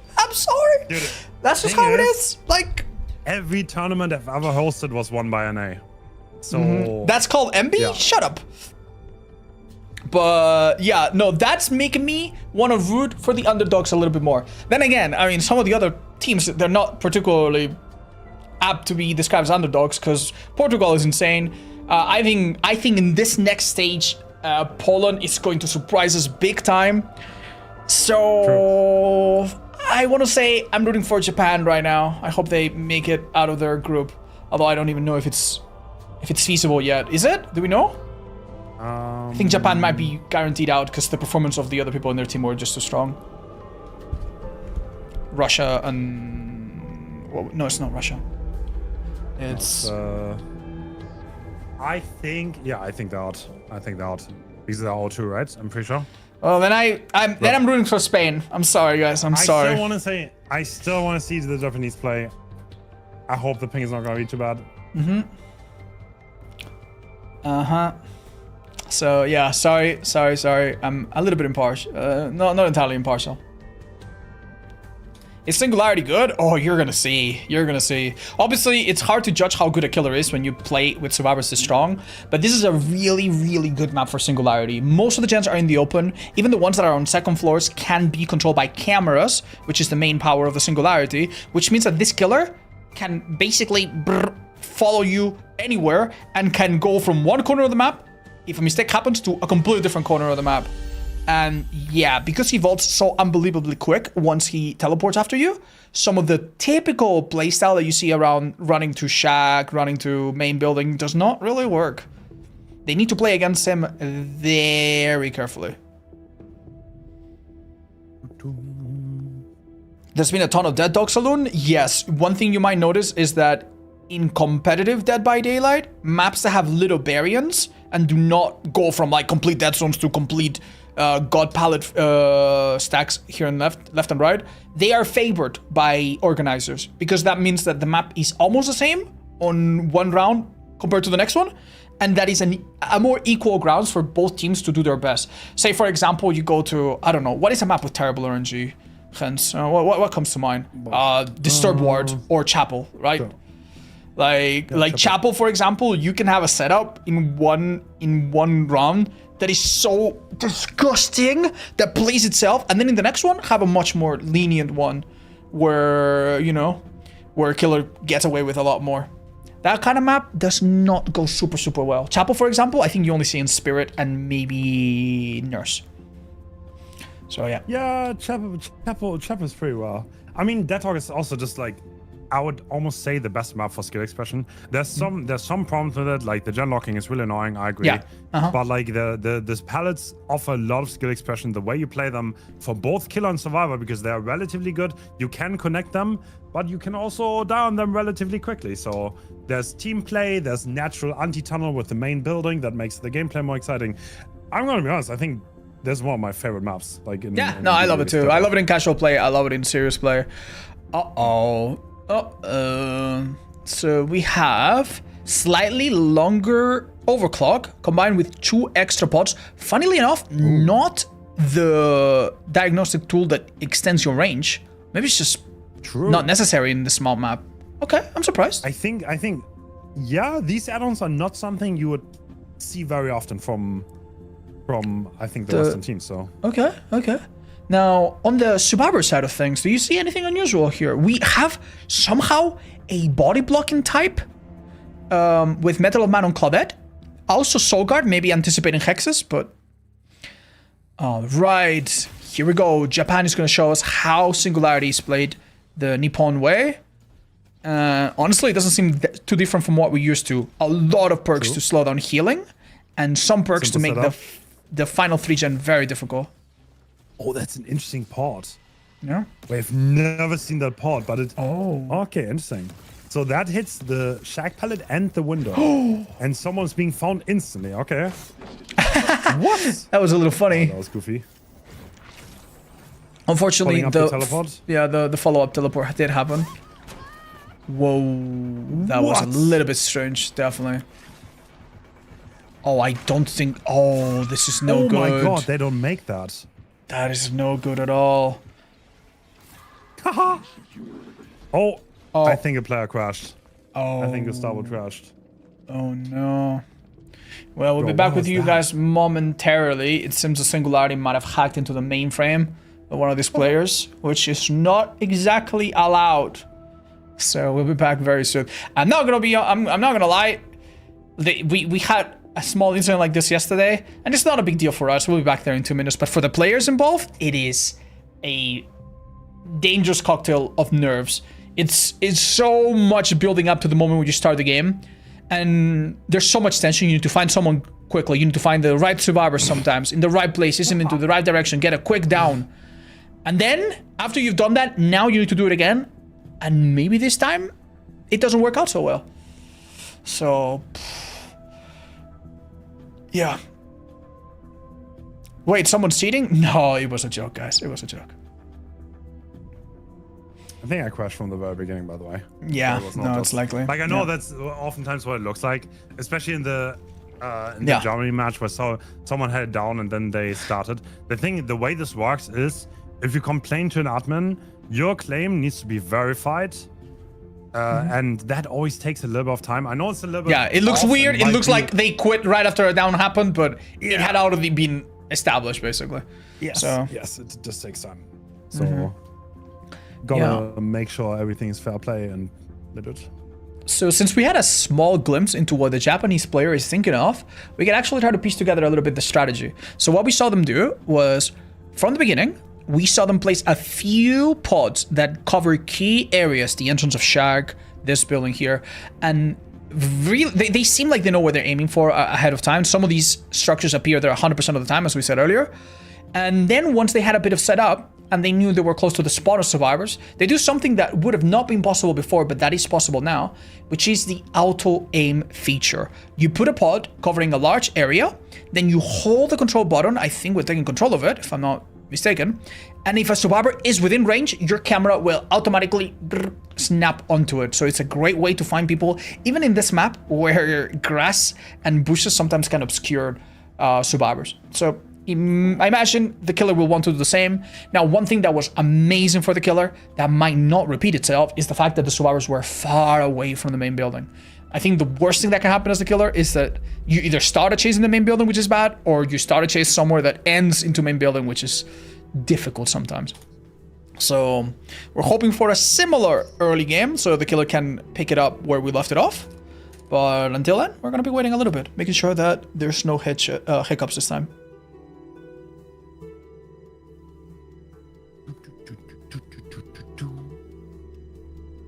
Do the crashes occur because of distant regions? It is possible. Last time we had something similar like this. It did occur with South America and some other country. Actually, true.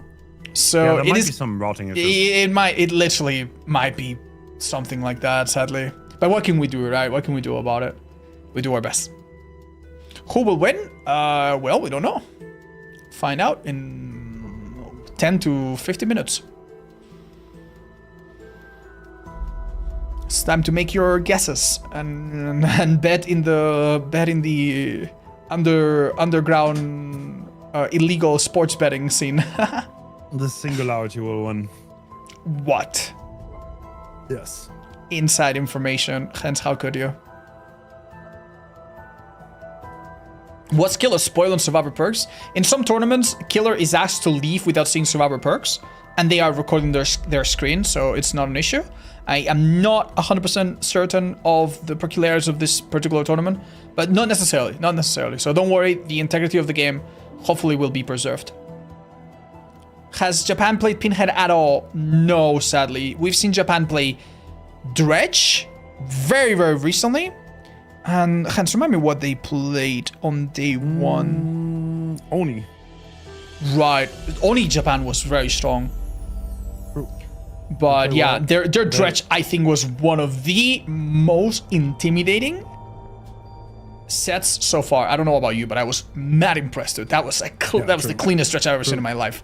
That was ridiculous. Once again, I will remind you guys, it is incredibly late in Japan right now. They already played a tournament because there's a big tournament going on in Japan. They still agreed to be here, at 3 a.m. to play for us. So huge thanks. And shout out to the Japanese community, because they, like, dealing with them is an absolute pleasure. And every time I have the honor to do that, like, they're so respectful. They're always happy to be here, no matter what. And yeah, that's always heartwarming to see. So much love to the Japanese community. Yeah. And it's nice to see that there are some viewers as well, or supporters in our chats, despite being a bit of an unfriendly late night time. Thank you so much, guys. I am sure that any team today appreciates being cheered for, right?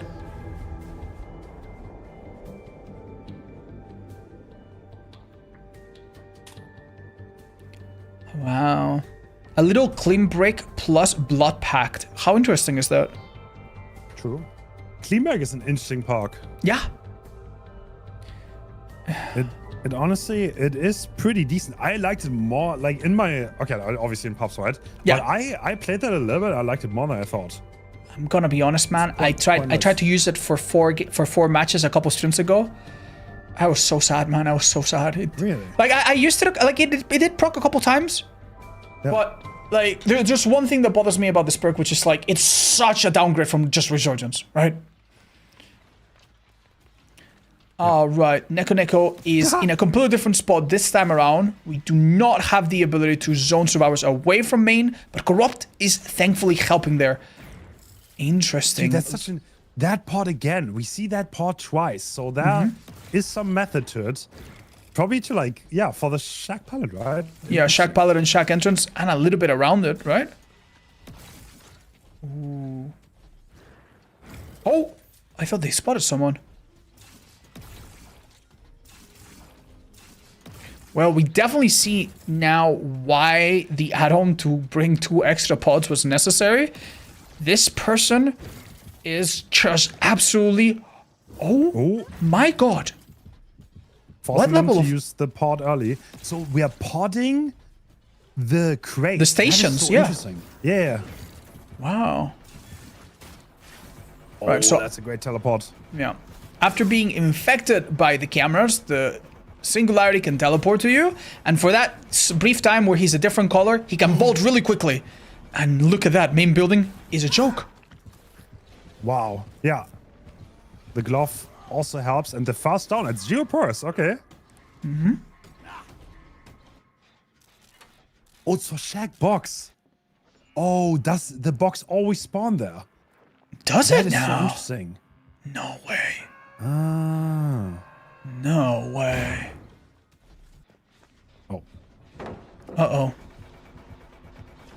Jen gets interrupted. Gustavo is unfortunately pressed against a bit of a corner. The cameras set up in advance are doing their work. This charge EMP, I think, is coming too late.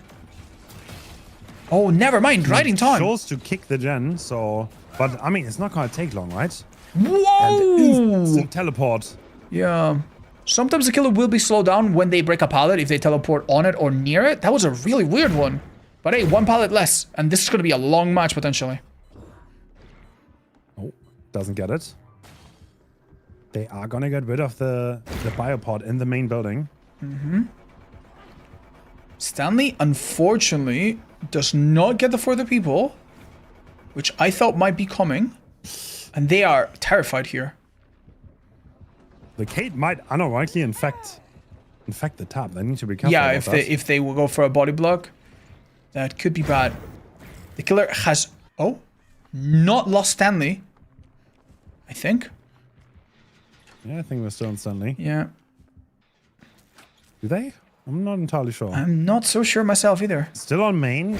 I mean, we are potting something. And yeah, unfortunately, like the spectating is a little bit unreliable right now. That will fix itself in time. Oh wow! Remarkable job from Neko, but even more remarkable job from Stanley. We see Kate come in and do a bit of cleanup to remove the cameras, try to build a bit of time. The killer has now seemingly given up on the idea of what is going on. That doesn't hit. Wow. Yeah, we've had a spectator bug that has affected the sound a little bit, but no worries. Everything's working normally. Yeah. It's really funny. We should tell our spectator to switch to the killer the moment they're gonna teleport, and I think that would fix it. Yeah, But it's so hard to so hard to know, right? Yeah, yeah. Oh, that looked a little bit strange, but Dude, that is definitely a packet loss coming in. Okay, the vault is very delayed. The next one is normal though. Right, so right about now we could watch the killer, maybe. Oh, them. The Spectre is 10 minutes in the past. Right. They won't be able to react to what we're saying. Oh, this is so unfortunate. Oh, Duster. They make that. Oh, this is 2 lengthy chases back to back, which are definitely giving this team a little bit of oxygen. What? Dying under the pallet. Dude, if they get a pallet save, that would be insane. Oh my god. Do you think they will? Wait, they actually want to try. Wait, this is such a smart idea. Being the savior. Yeah. Because there's another person there. Oh my god, it's actually gonna work. Did they get the save? Bro. They seemingly failed it. Oh my god. No. I mean, okay, I wouldn't. I'll be surprised if they actually got it. This is a very long Demogorgon tunnel he's going through.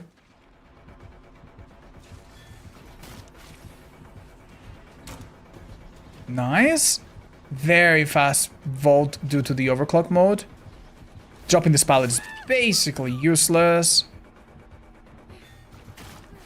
Wow. Oh, what can we even do? Oh, I mean, dying under a pallet. And there's still 4 gens left. Nice! We have fixed the spectating bug. Wonderful. Alright. Incredibly cold blood from Stanley there. Oh my god. Okay, this will be a hit this time, right? Yeah, it will. Is he gonna go to the shack window? No. He's gonna run to this pad. Is he gonna make it? Oh, what? That was the baseball glove. Yeah. Yeah. It extends the overclock. Yeah. And I think they tried to time it to just stun them when they got out of it. Nice. Yeah. Wow, it's rare we see an add-on just so directly impact the outcome of a chase like that. When it does so little, right? But yeah, that extra overclock made the difference between getting stunned or just shredding through the pallet in overclock. Crazy, crazy, crazy stuff. So he manually disables some pods, and he's gonna manually replace this one. You can now disable pods from a distance and basically re-enable them in your inventory.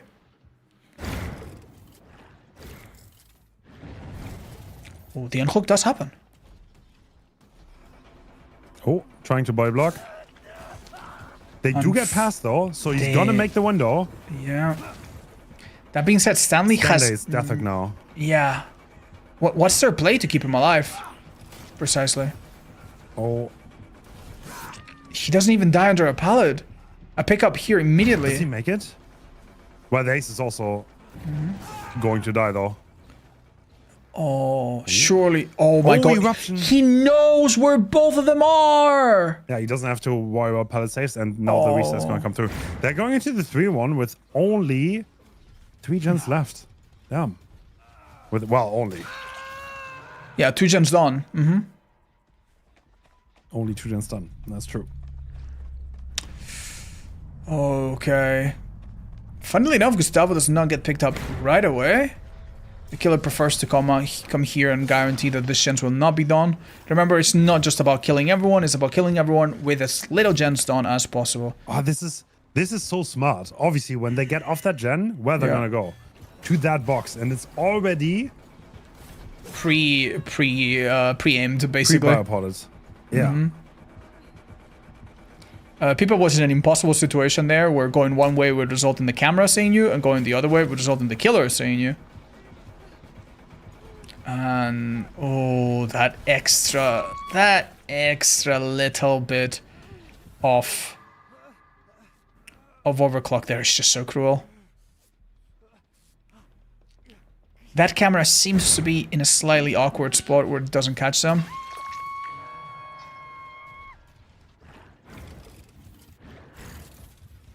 You can see how quickly they gather information.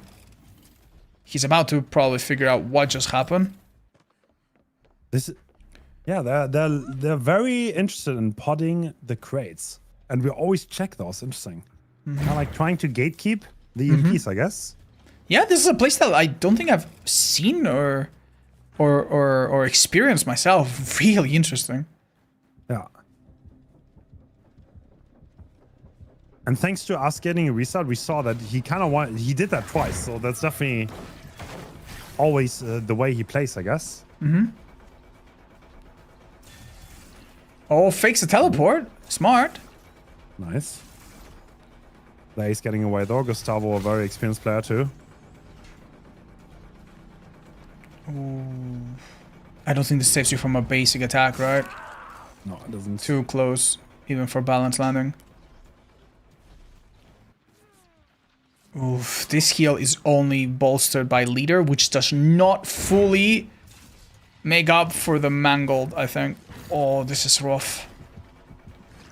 Look how efficiently he uses a pod to infect someone and then removes it because he doesn't need it anymore. Crazy, right? Yeah. The amount of juggling and mechanical skill required to do all of this so quickly with so few hiccups is really, really remarkable.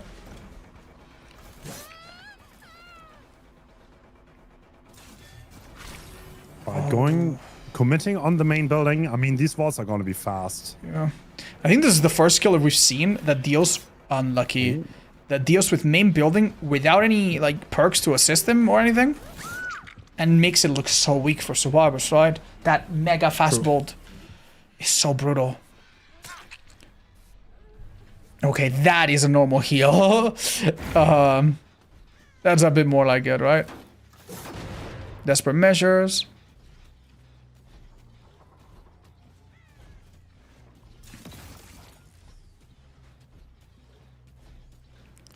Wow. A disgusting 4-gen, by the way. I don't think it's coming to that, but a disgusting 4-gen nonetheless. The idea for the killer here, was to find the reset survivors, right? But yeah. Nico does seem to like slugging when the down is not in a position that is favorable.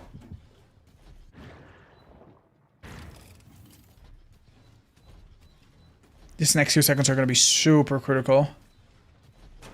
Oh, wow. found someone. So quick to switch to that camera.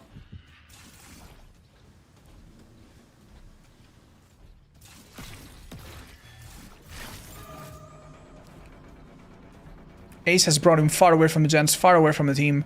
But what can he do here, realistically? Maybe use balanced landing? Wow.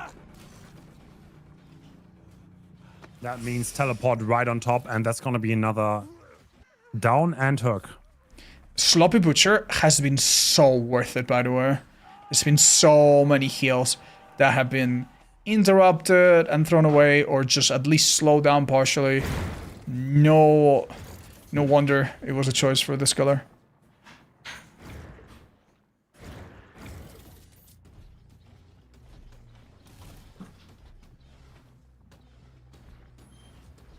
Our Brazilian players are going to be really struggling to match this result, I think, when it's their turn to play killer. Oh my god. Falling camera movement. I can't believe I'm seeing this. Okay, what a so there are two survivors injured. They're both... Yeah, this is going to be a trade, right? There's second wind. But is there enough to recover? I think they're going to have a hard time getting another gen done. Oh my god. You cannot escape this net of traps. Second wind absolutely coming in clutch there, though. True. And oh my god, he found EMP boxes do come into play again. Oh wow, that doesn't hit. That was a pretty good teleport for the survivor because he was on the wrong side of the window, right? Yeah.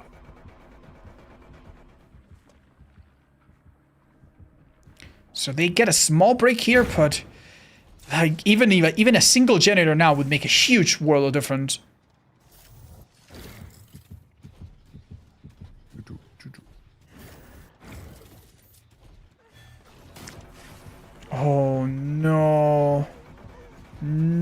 Lithe, right?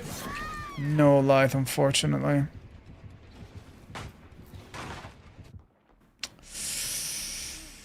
Oh.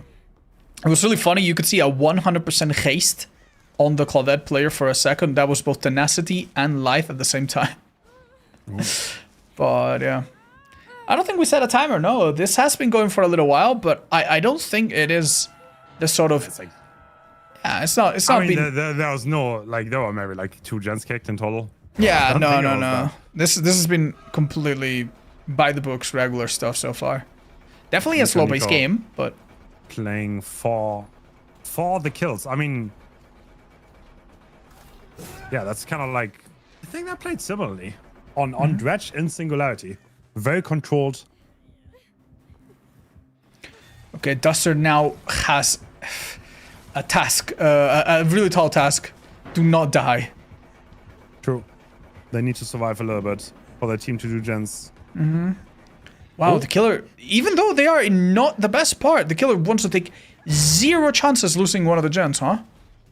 Yeah. So far, they seem under control. Oh, that might have been a misplay. They are gonna get to that pallet, but how much does it really help them? EMP comes in, the slipstream is reapplied, a pallet drop. There was no way, right? You drop that pallet, he walks right through it. Yeah, no way. There's no way. No way. And the last 2 survivors both interrupted. Killer has now perfect knowledge about what they need to expect. And they are not happy, just. Oh, you know what's funny? Yeah? We have players, we have survivors from Brazil, a killer from Japan, and a Spectre from Europe. We have like the entire world covered. Yeah, I know. Alright. Well, so long, survivors. You put up a decent fight, but damn, dude, seems like 2 gens is all you can do against this unbelievable performance. And let's not forget, this was the second the second attempt, and it was arguably a worse spawn, I suppose. Maybe it's arguable, but it seemed not super easy. So well done to Neko for handling the nerves, playing the early game phenomenally well, and handling it perfectly all the way to the end. True. Not bad at all. So now it will be Brazil's killer against Japan's warriors. Damn, I'm not gonna lie. So this is the last game of the group stage. I thought the level was really high overall. Yeah. Of this. Like you have to also consider a lot of these people are not used to playing with each other, because this is not the team setting that they might be used to playing with their competitive teams. They're playing with people that might not be used to playing from their fellow countrymen. And yeah, well, very, very good double daylight. So, is Sloppy Butcher a bit of an example of the Japanese anti-heal mentality, or is it something that we're going to see as well from the Brazilian side? What do you think? I mean, it seems strong. Well, actually. Oh, maybe not actually, yeah.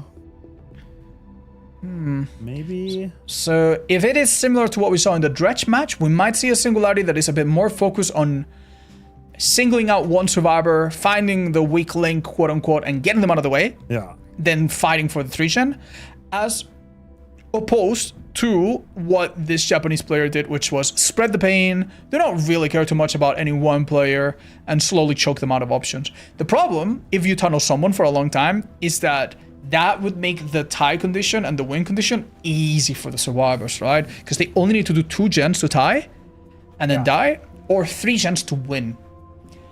And it seems to me like if they just let someone hang a little while and the first chase isn't terrible, yeah, protecting, True. but preventing 2 gens from popping is difficult. So whether they went with a mindset initially of like tunneling or slowing everyone down and hexes and whatnot, like they're gonna have to adapt, and they need to play incredibly ambitiously here. How does the scoreboard work for gens and Hawks? Well, it's very simple. Whichever survivor team does more gens typically wins, right? That's basically it. So if one team does all gens and one doesn't do enough gens, well, that's easy. Now, what happens if the same amount of gens are done? Let's say both teams do 5 gens and then the other team does a 5 gens as well. Then it's about the amount of hook stages. right? So, for example, a killer that gets only 1 kill and nothing else, that's 3 hook stages. So that would make them lose against a killer that got 1 kill, but also 1 hook before that, which would be 4. And that's it. However, if there is a tie on that as well, then we look at the amount of killers, the amount of times that killers got unique hooks. So if a killer got 6 hook stages and hooked all 4 survivors, that is a little bit more valuable and would make them win over a killer that got 6 hook stages, but only ever captured 3 different survivors. Hopefully, that makes sense to everyone.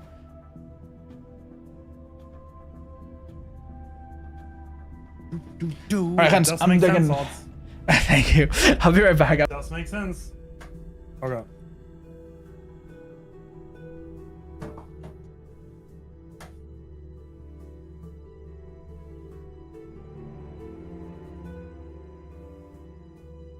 I don't think there was ever a setting where Japan played in the World Cup. They're usually more... Okay, the thing about Japan, which is kind of mean, is because I think they have their own server, and everyone has like 15 ping on that server. So they're like used to like the lowest ping ever.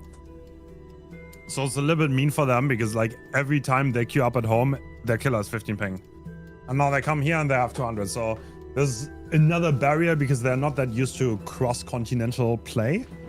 And that could also definitely throw them off. Meanwhile, the Western players are very, very used to it, especially the Brazil people. They oftentimes play against NA, they play against EU very regularly.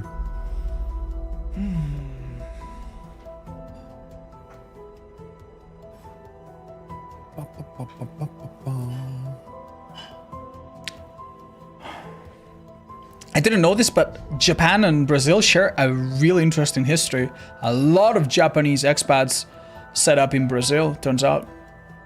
Oh, So really? yeah, when they made the Skull Merchant, she's a character that's like kind of Japanese parent, Brazilian mom or something like that. Like a lot of people were like, "Why? What's the relationship between manga and Brazil?" There's actually apparently quite a deep history, huh?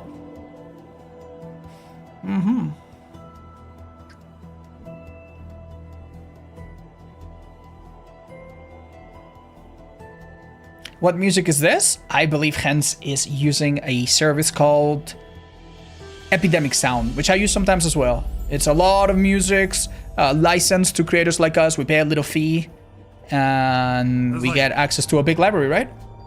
These are like, actually, this is more than one song. There's like 2 songs above each other. I mean, it's like, okay, it's a little bit more complicated, but spent like 5 hours making tracks. I kind of like... Yeah, I was gonna ask you if this is like only one song, because I kind of see 2 vibes, but hey, I like it. These are 3 different ones that have like an underlying sound too. Okay, so we I made do a slower see... piano version that I actually enjoyed more, but my staff didn't. So we have the more active one. I mean, this has more tournament vibes, so I guess. All right, so can we ban Japan for bringing 3 aces? What the hell, man? That's a lot of aces in your sleeve. Pretty damn toxic. All right, so that's obviously a little visual mistake. Don't worry, they're not here to cheat. Their perks on the survivor side look very, very standard, what we've come to expect. Exhaustion perks on basically everyone, a little bit of recovery. Now, the add-ons on the killer, on the other hand, that's quite different. We don't see any repeats. Instead of having longer overclock mode and extra biopods, we have more range on the cameras, which is important because especially when you're using the auto aim, it covers a much larger area. And then we have the Soma family photo. Some time ago, this add-on was a staple of this killer. It was basically mandatory. Now it does something different. It makes it so that if you use a camera to infect someone that is injured, it puts them into deep wound. And that is important because you can basically outplay a lot of perks, just second win with it, right? There was a tiny bit of a mistake on the survivor side that brought 2 firecrackers, so we're gonna load in just a moment. No worries. One moment.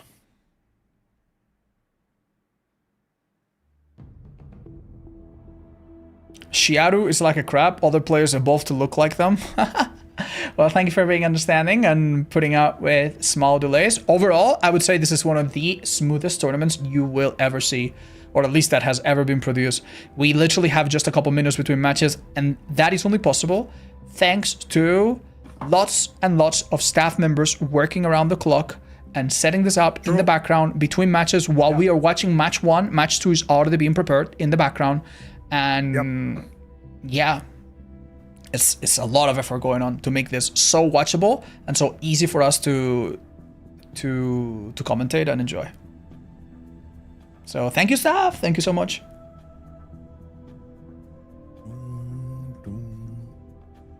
In Sao Paulo, there's a whole Japanese neighborhood called Liberdade. Wow.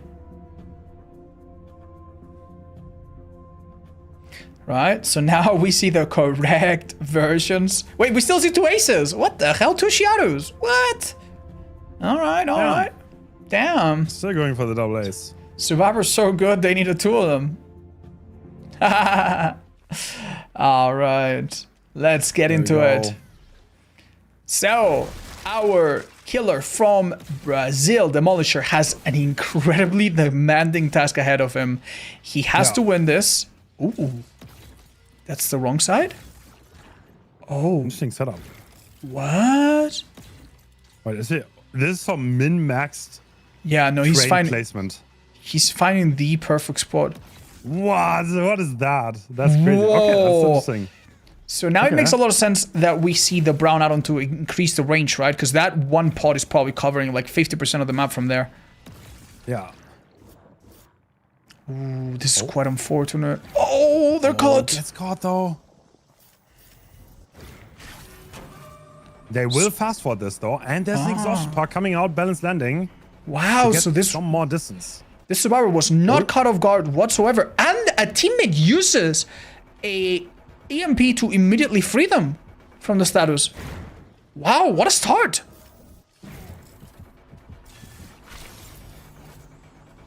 That is going to be a hit though. To the window. All right. The nice thing is that there's no cameras right now ahead of the survivor. In other chases, we have seen that a camera pre-placed ahead of time can shorten it very significantly. One gen's already done. The Japanese team does not fool around with gens and also not with pallets. Look at that. We get a blind. This gives a small slowdown due to Champion of Light. Wow. I had never seen this camera setups ever. Oh, a bit too late. Adam did manage to sneak in and get their item. Boop. Unfortunately, even if it looks like he got hit again, no, it's not the case. There is this pod reached the main gen. That's really, really strong. It makes the main gen almost uncompletable on this map. Okay, Adam dropping down. Oh, this is unfortunate. It seems Adam lost the peekaboo game after all. Right? Oh, Life, very though. well placed life there, yep. Well played.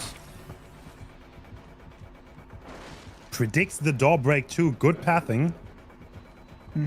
Oh, okay. Completely bamboozled. Does not waste time. Switches to another target. Maybe looking for an easier source of health states. Maybe a hook. Maybe a first pain rest, which we have yet to see.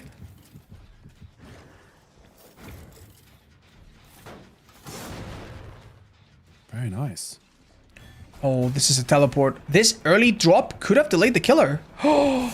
Decides to take the hit instead. Shack pallet, I guess, is that valuable. Wow. Oh, we now see the add-on put in deep one.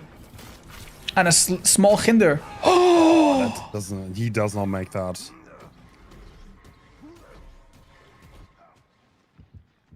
Oh, we're setting up. That's a cooler skin. That's a Felix skin, yeah? Yeah, it is. It is. It's the Rainbow Six Siege collab skins. So are they doubling another gen on the other side? It seems that way. Yeah. Biopod is enabled again. EMP though. Oh no, it did not stop the teleport. Oh. A little bit late on that. A tiny second earlier, and it would have prevented the killer from being there and getting that free hit. Eruption now applied on that gen. The next... Oh no. Yeah, it seems like controlling the predictable EMP spawns is a very well understood tactic for this team, huh? Yeah. Uh-oh. You can tell he's like waiting and waiting. Sloppy Butcher resetting the progress on that heal, unfortunately. Oh, he got him! Oh, he doesn't get it. Baited all the way. Balance landing not strong enough. Balance landing does not help us here, unfortunately. Eruption now also regressing gens. Oh, I'm showing the aura of Does he get this? Adam. Oh my god, I think he might. He does not. He did abandon. And the teleport came through. Life, nice. Well, used exhaustion.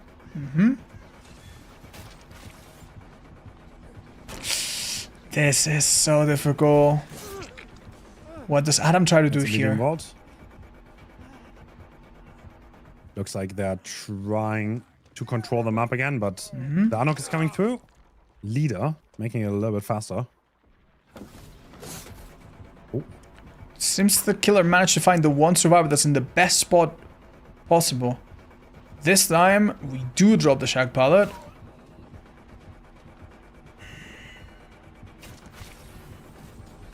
Do they get that? No, I was about to say. No. I don't think even a normal ping. There's no way. You get back to that window.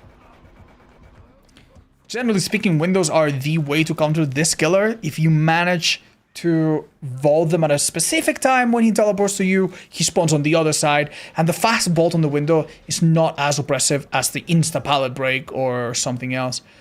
But that is something that the killer can control if they know when they're teleporting. It's not random. There's basically a logic to where the killer spawns when they teleport, and players on both sides understand it very well. Oh.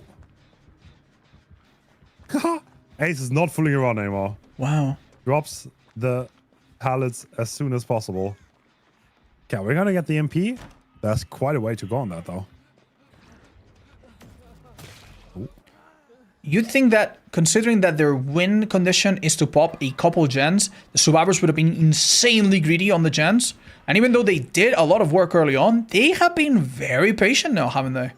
True, true. They will need to get rid of those biopods. Oh, the Ace really wants to disable the one in the back. Comes too late. It's not gonna work out, though. No, using the pod slows you down, and I think it makes this hit basically unavoidable now. It does make him a little bit cleaner for the next chase. Ooh, nasty main building. Oh no, this was not planned at all. Nope, it wasn't. And eruption going off again. Wow, that is a disgusting camera. Yeah. The Demolisher might Great be map able to control. do this. Yeah. Once again, the players going against Japan are seeing an incredible killer performance and somehow rising up to it. Yeah.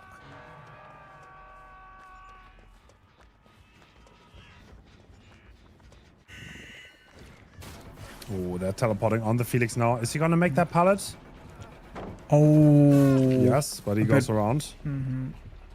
No sprint bus. So the Ace is still working that one gen. If they get one more gen, though, then they got the win condition, so... The craziest part about this is that I think an EMP does not break that camera that's seeing the gen. Right? Like, they need to get underneath it. So you cannot break the camera that's looking at the gallows from the gallows, I think. Yeah, that's the advantage of the range shot-on. Leads to very deadly combos. Man, the combination of Sloppy Butcher and having to get rid of your deep one really must be making this so miserable for survivors. You've really got to wonder why the Japanese killer did not choose this add-on. It really seemed like it would have suited their playstyle, huh? Because right now we're chasing a third survivor on the previous two tag survivors. I mean, they can do a bit of gen, but in 20 seconds, they bleed out. Does not fall for the fake. Has to get another EMP here. Okay, they're accelerating it. I mean, the Ace is halfway on his gen. Yeah, That's and far away. everyone is alive. That is, like, no one's dead on hook as well. So even though the resources are starting to dwindle, and Killer seems to be, like, applying massive slowdown across the board, it really is not outside of reach. True. I can hear the callouts from my screen, man. Like, they are absolutely trying to recite everything going on. Vault is coming. No, doesn't vault into the main. Oh, is someone stuck behind the... Yeah, they're gonna die, right? There's gonna be eruption proc. Yeah. Are we at the point where gens are gonna start being blocked? Wait a minute. Wait a minute. Wait a minute. Wait a minute. Does... What? You need to realize Andy's healing passively with second wind, right? Oh my god. If they had been hit by a pod, they could have completely outplayed the second wind. So I was waiting to see if the Deep Wound add-on would get insane value there. But no, a nice full reset happens here. Survivors, on the one hand, have a person dead on Hawk, and no gens about to pop, but at least the team's looking a little bit healthier now. Yeah. Terrible construction.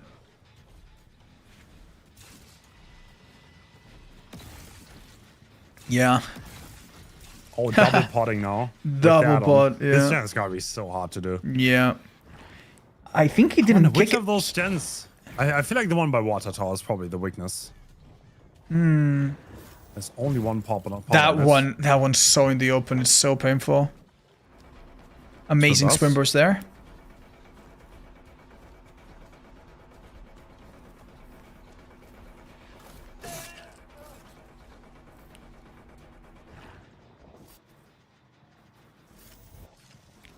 Aiming at the side, angle. yeah.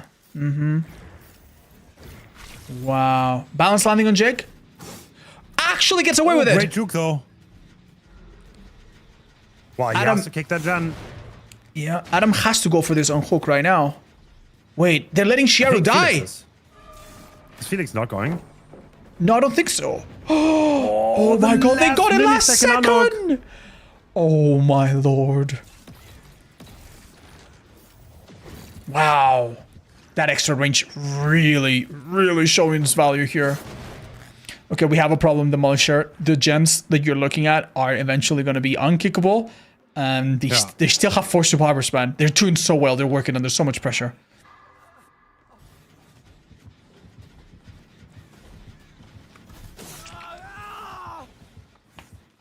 Oh, he's gonna go all the way, right? Not even... There's nobody is slipstreamed right now. So that's a lot of work for Singularity to get the pressure back. Yeah. Oh. A down here would be pretty nice. I don't think the slide comes into play. Oh, resilience! No, actually, he's healthy. That literally just was... What? Yeah. Like a frame or two away? Yeah. Clean ping. Wow.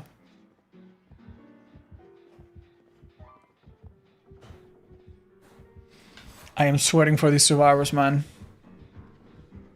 The killer has a really... Like, honestly, he had done so well, and it seemed like he was coming to a break point, but... Like, no weakness was easy to exploit, huh? Yeah. Makopon must be becoming dizzy. They have gone back from, like, gallows to this area about 16 times in the last 2 minutes. They do... Oh, this gen is also high. I mean, I'm pretty sure they're doing the one by the main building too. So there are 3 gens that are high, and at some point, surely the regression limit is also going to start kicking. Good greet by the ace. Not slipstream, so no immediate pressure on them. Wow. Killer. Oh, yeah, we see that gem being blocked. This teleport. Yeah. Oh, no. Oh, it doesn't happen. I think we're going to see... the last moment, and that's the win con. That means the Team Japan does overcome... Damn, take notes, fellas. Like, honestly, right now, we know the result, but there's still so much to learn. I feel like throughout this tournament, if you really take the time to study some of these matches, you can gain some really valuable insight into what are some of the crazy things you can do with these killers. That is true. Can they do all of the gens, though? That's a different question. Honestly, one of them seems like... We are in basement. Oh. Well, he didn't put a camera here. It seems like one of them will eventually fall down just due to the fact that it's been kicked so many times, right? like that one in the corner. So I guess it's about that one that's a little bit more in the open.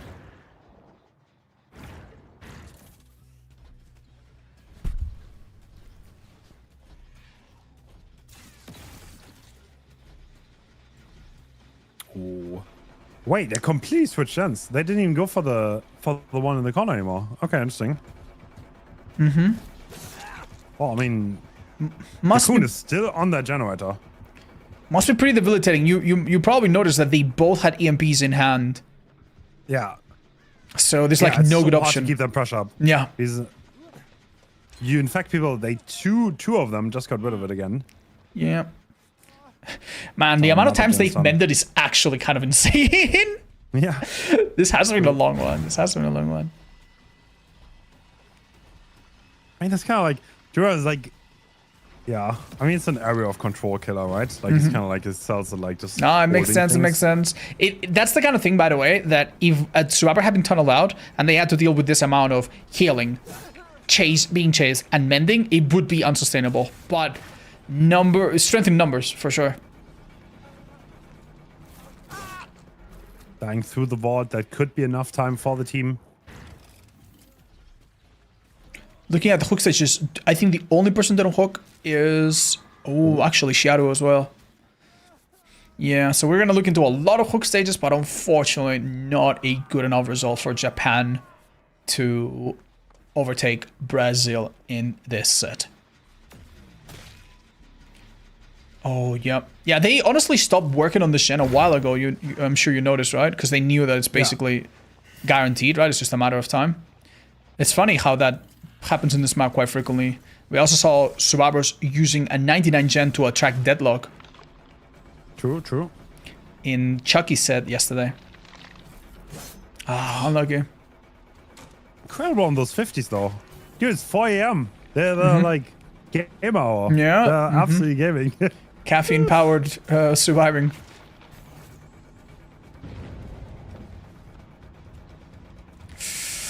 Adam making all the right calls here. The spine being in slipstream.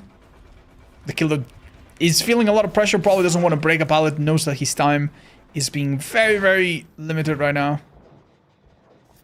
Aiming for that precise pixel. Oh, makes it. Once again, getting rid of EMP. Oh, they just got rid of 3 at once. Like, how are they doing this? Like, how are they getting so many, man? Is he gonna make that vault? Oh, that seems so close. Close. Still, with even 2 survivors in front of them, the killer does not give up on trying to control the whole map. And the last gen is done, unfortunately.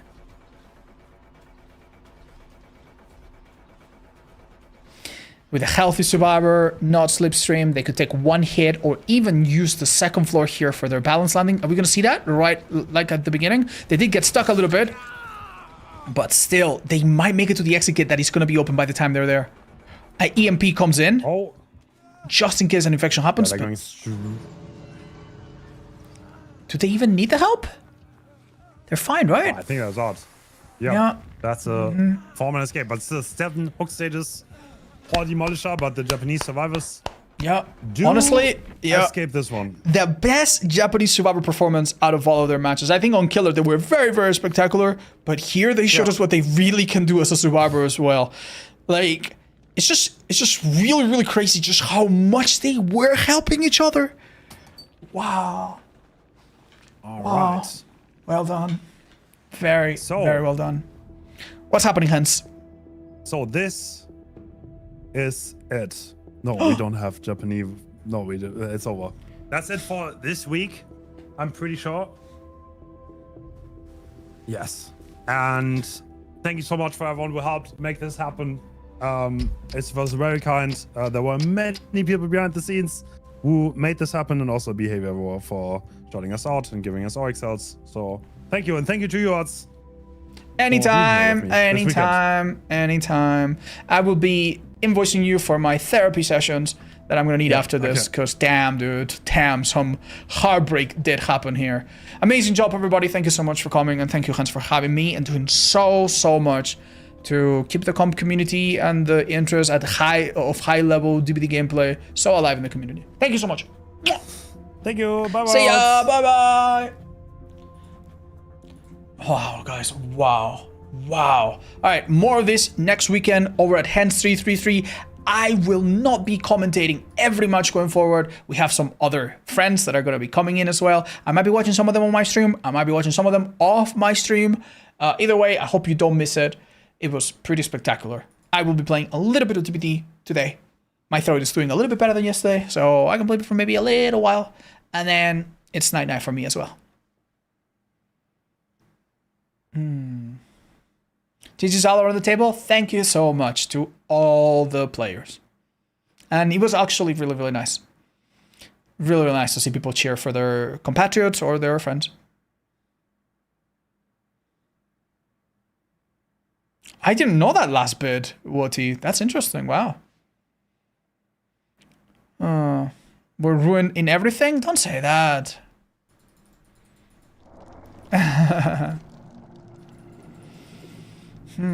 Yeah, guys, I know sometimes if your favorite team or your country's team doesn't do what you thought they could do, it's a bit upsetting, but yeah, just remember, all of these people are doing this for the love of the craft. Yes, there are some prizes, but still. Thank you, Ada. I did enjoy my time with him. Me and Hens we commentated so many things together.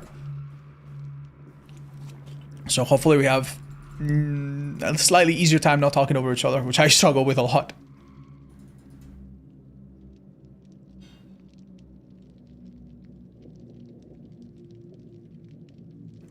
So Brazil is out? I am afraid so. And so is Japan, I think. Alright, chat. For the remainder of the stream, I have been meaning to play a few underrated add-ons on a few killers. And I think we're going to do exactly that. Let me put this away. Wow. Evil Lodge, changed my mind. Hi, Diesel. What's up, man? Right, so... There were a couple things. Hold up, I have a little notepad somewhere with some notes. What did I need to play? Oh, yeah. Okay, I want to tie iridescent head. Sorry, iridescent plank. Dredge. Something that you really never see very much. Yeah, I like this. No, do I want friends till the end? For the haste? Maybe. Although the haste doesn't really come from friends till the end. It's more from... Wait. This could be really interesting, no? And... This is the real kicker. Earth of Chase. Dun dun dun. Dun dun dun. Let's go. Ooh, quick queues as well. Love to see it. Are you done with the streak? No, I'll be back to it, chat, but it's gonna take me a while. I cannot do it today, though. I've been streaming for 7 hours. My throat is a little... I'm not really warmed up. Yeah, I'll have to be another day, man. Is there any specific build you saw in the tournament that made you want to try it out? Yeah, I actually really want to try Doctor with some of the perks we saw, and I want to try Dracula with some of the perks we saw. I mean, I want to try Dracula in general. I feel like I haven't given him much love. Hi, Kathy Gray. Thanks so much for the resub. We're doing auto stream now? Yeah, we're just chilling for a little while, chat. In an hour or two or whenever I can't go anymore, I'll say goodbye. I will enable sound notifications again. So, what is his face? Mary Ellen Katz, Anonymous with the Get This Up to Mary, Peppercut, Ouch, Insensitive, Puepi, Santa Niñas, and Kathy Gray. Thank you so much, guys. Thank you, Drock. Hi, Merly. I don't know what to make of it. I put my quick thoughts on the Discord and in my website if you want to check it out. Would you ever compete in a tournament like this? I have, kinda. I played once in a showcase between Portugal and Spain. And I played Plague. And Hag. And it was so hard, man. It was so hard. To be fair, to be at the level of players like this requires so much practice. And I can do that. Maybe. Or try, but... Maybe for a bit, but... Like we did maybe some years ago. But it's so hard to do that and also do content for this game, man. I don't feel I have the energy. I'm quite rusty, honestly. Can they tunnel? Yes they could. And yes they did many times.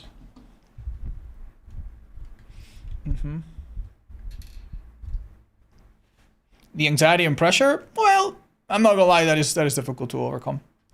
Even people that have a lot of experience get very nervous. Thank you, Dan. Appreciate the biddies. Is there a video highlights on the match? Not yet.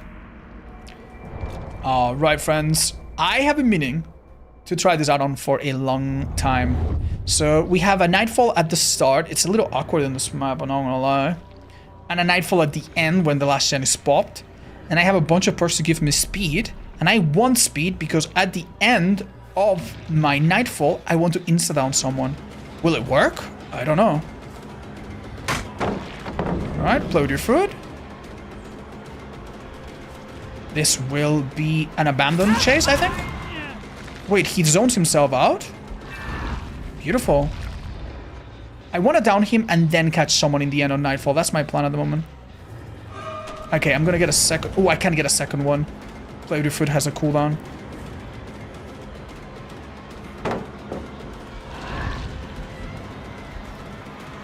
What about now? Could I get a grab? Okay, I was hoping for it, but I don't know if it's possible. I think I might have waited a bit too long. Wait, they're exposed? Oh, I didn't time that well. I should have done him and gone away. No biggie? No biggie whatsoever? Ooh, they dropped and immediately went around though. Well done. This pilot duo now is a little bit weaker, and they pick up really quickly. So far, I have failed my first chance to get an insta-down, and now they know about it, so we'll see how that works out. I ran around this and gave them a really easy... Nice, I did win that mind game, however. We made them think that they were gonna deal with a teleport, but we obviously weren't planning on doing that. Hello, friendos! How's it going? They have 3 toolboxes, by the way, so we could be looking at a very difficult Sabo team or Gen doing team. I would kick this, but yeah, with loaded food, I think I will. Nice. This survivor did not leave this place, though. Whoa. Okay, life, actually. Nice. So the point of grabbing a survivor like this is that you don't lose the play with your foot token. And that's what we were looking for. Play with your foot on dredge is a bit awkward. I wouldn't recommend it. It's more of a specialty for this build, since, you know, we really want to... Ooh, interesting.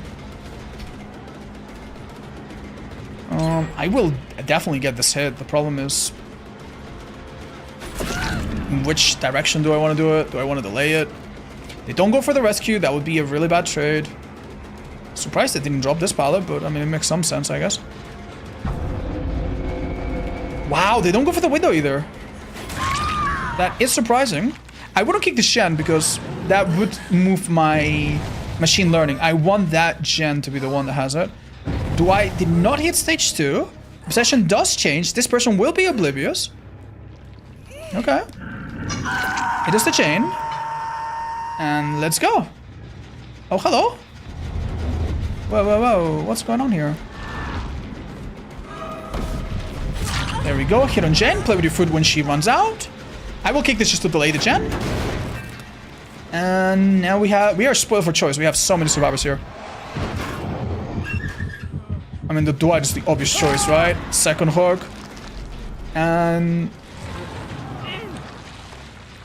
not really any anti-tunnel left, most likely, since he might have been the one on hooking. Alright, the Nightfall is going to end in about 30 seconds. In the final few seconds, we want an insta-down if possible. We actually kind of trick her a little bit. This is my choice right now is to commit to this girl and see if I can insta-down her. Can I? It's possible?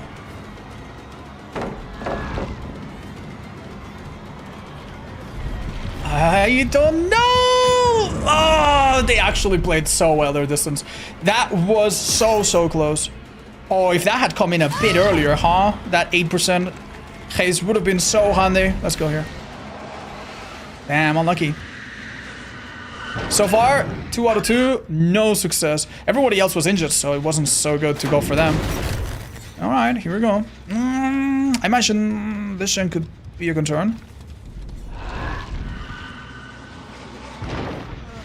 Oh, we found Dwight if we want to tunnel out. I mean, here's one way to do it. I think Claudette is going out on purpose because she wants Dwight. No. Oh, never mind. She's not doing anything on purpose. I think I'm going to win this game looking at what's happening, but not in the way I kind of want it, so. Oh, that's rough. Got him with a tip. Chat, since this person is dead and that person has quit, I am just going to take the shortest path out of this game. Didn't really shine a lot, my build, but hey, we try again.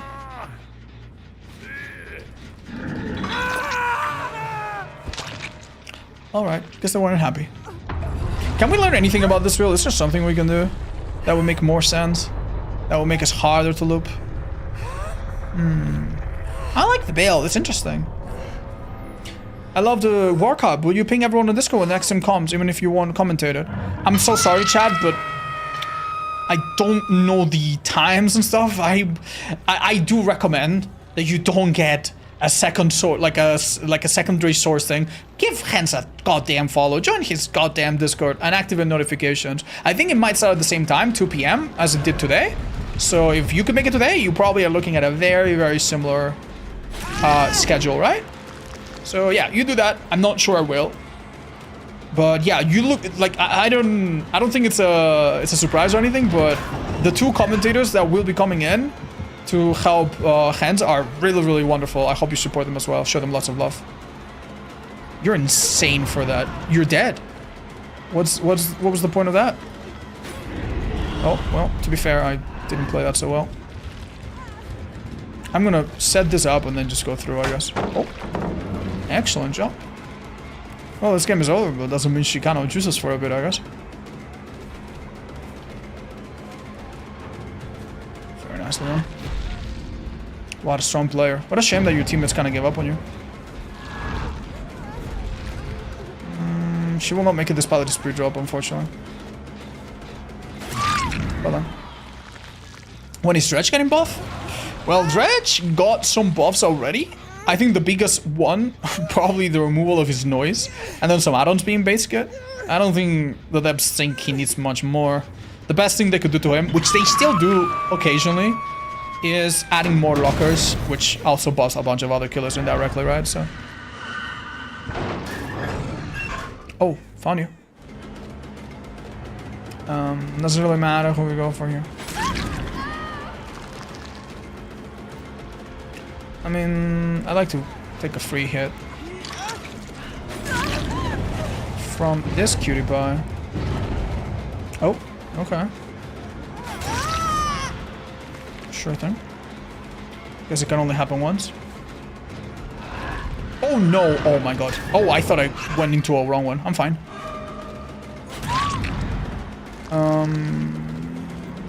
I mean, this is a quick way to wrap the game up, right? Oh my god, this bot has no clue what they're doing. Well, actually, I have some clue. Oh, the bot knows where the hatch will be. Yeah. Yeah, I'm sorry. I don't mean to be an asshole, but my first idea of this match was to have fun. But now that it's gone, oh nice. Now that that's done, I might as well just. Oh, that wasn't that hard. I might as well just end it quick, right? 10 seconds. Okay. You know, try it. I am a little bit tired, yeah, but there's also some things I want to do, chat. What can I say? I think they added some lockers. Yeah. What are some lockers? What are some maps that are getting some lockers? Oh, I cannot actually teleport to that one. I guess I'll break it from this side. Sure. I mean, they can trade now, and then I'll need a DS, possibly. I am giving anti-camp, actually. Fun.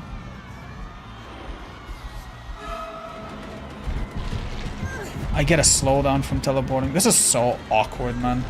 This is so unbelievably awkward.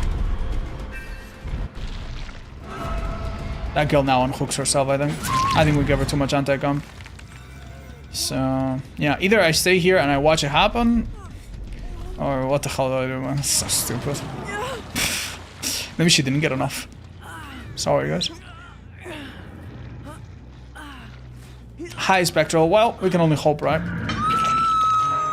Can I... When one of them dies, I think I can quit and abandon. That way I don't need to find Claudette.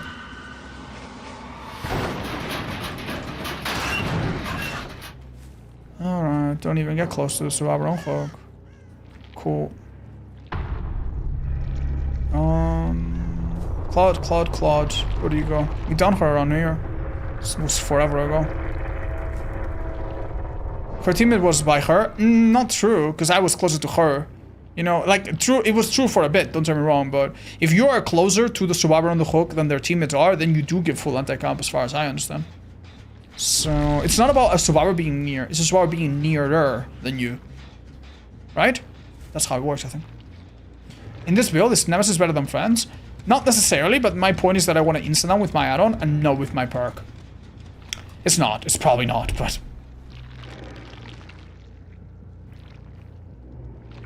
Hi, Hompo. I only have a problem with your idea. I don't think that's underrated. I just think that's really good. Yeah. Yeah, I'm sorry, man. Like, no, I don't want to put your idea down. The only problem with your idea is that I actually think that's such a good add-on combo that I wouldn't even consider it underrated. Gosh, dude, this has been such a unfortunate match. Good evening. Hi, Sins. What's up? Hi, Malfato. Oh, please don't make me blush. Thanks, buddy. Oh, let's get some points on Quid, I guess. Oh, found her. Oh, she was here this whole time. Do I hook for more points? I don't know if mooring or hooking gets more points. I have no idea. How's it going? Pretty good, guy. We had another amazing day of matches from Hense's World Cup. Take a little break until next weekend from that. And now we're just playing a bit of Killer. I've been meaning to put together a video of Killers with underrated add-ons. And I want to put 2 or 3 more matches. And I'm going to play a couple of matches today, see if I can get some good footage for them. Favorite match of the World Cup? The Doctor won with, I think, what was it, France? No, it was somebody else. Yeah, the Myers won. The Myers won on layers. Oh my god, that was disgusting. Yeah, these guys were pretty serious, huh? Wow. Well played. Yeah, that one was just like a roller, like an emotional roller coaster, man. They used the pallet like 17 times. Finally, they drop it, and then they have any means when they pick it back up. Oh, yeah, it was yesterday. Hey, dog, thanks so much for the 50. Hey, do you think playing as Killer after patch will be more difficult? Well, we don't know, chat, because we don't know exactly what's changed, and they've rolled back most of the big changes, so I'd say just wait and find out, I suppose. Wait and find out. Is machine learning a mistake, chat? Maybe cool is easier. Yeah, it kind of goes better with the flow. Are you resting or streaming tomorrow, King? I will stream tomorrow. I might do some Hollow Knight, something a bit chill. I'm not too sure. Doing tier list stuff. I definitely want to start doing some serious research to inform my next Killer tier list, which is happening soon. Yes, not sure of today, but... What team do you think looks the most dominant so far? I don't know, man. I don't know. I think Portugal is the obvious choice, but US has been insane. And US has some fucking crazy fucking luck getting to the finals and winning the finals. So US might be contender. Yeah. Let me thank some people that have been subbing in the last few minutes. After Catholic Day, we had Dan with the BDs. Lunfist with bark. 88 months, thanks so much. Walid, welcome back. Thank you so much for the whole year. 5 times. Buyer not D. Thanks so much for the 3 months. 1 sub, first time from Leywan and Agil. Thank you so much. I hope I said your names not terribly. And we also had Duke, which we just saw. And Chrysalis, 7 months. Thank you, guys. Thank you so much. I missed anybody else? Hopefully not. Thank you, college student and Shadow Zero. Would you mind explaining your perks, how you use them, and how you think they're underrated? The perks are not underrated, even though I am running some of weird ones. It's the add-on that I'm interested in showing you. I will explain it, don't worry. Yeah, Angie, I don't understand that myself. Thank you guys. Thank you so much. Aaron died. Thank you for the 18 months as well. Lots of support from you. Thank you so much. Hi, Sao Paulo. I'm so sorry. Sometimes I miss subs, but I appreciate them all the same. Thank you. Not very excited about that, Jother. I'm gonna be honest. Hi, one Percocet. A bit, I suppose, yeah. But hi, Grush. Thanks, guys. No subbing. No subbing. Just sit back and enjoy, okay? Ooh, okay. I'm not sure if this map is gonna make things easy, but the idea of this build is that we have some obsession-oriented... Oh my god, I know neither. Obsession-oriented perks to give me a bit of a speed boost here and there. And the idea is that towards the end of my Nightfall, I insta-down, which is something that the Dredge does not do naturally otherwise. This is a hit, I think. Wow, well, I was wrong, it turns out.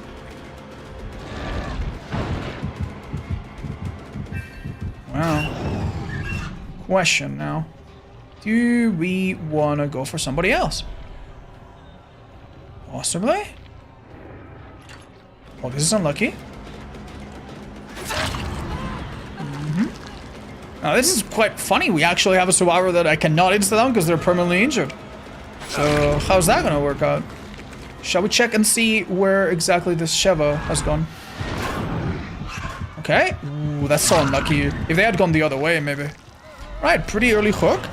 This will... this isn't the obsession, unfortunately. But... whoever rescues will... No, it won't. I need to find the obsession for this perk to work. No progress here. No progress there. Let's check here. Thank you, Fancy Ghost. Oh, bingo. Wow. Unsure if this kick is even worth it, honestly. Wait a minute. What was that, Rabbit? Fongmin? Let me, This room is a death sentence, by the way. And so is this one, I think. Watch. Oh, never mind. She's playing different than what I would have expected. Oh my god! Hold up. Oh, I'm in the opposite. And yeah, no, I actually had a really easy way to do this. If I am in the big drop, the basement is in the opposite. I could have caught the No Mither earlier with her pants down a bit, I think. Coming out of basement. Wow. Alright. So the no... What's going on, man? What's going on? What the hell is going on? What's up with this? Where'd she go? I don't know. Help, Chad, help. Alright, let's do a quick kick here. That gen over there, I think, is the one that the No Mither was next to. This is not the No Mither. It is the No Mither. No, it's not. Just deceiving. I could have let her stun me, to be fair. Might have been better. I don't know if this is a misplay, but... Oh, it is a misplay. Wow. Wait a minute. This person tried to do 2 invocations? There's no way I'm letting you do that.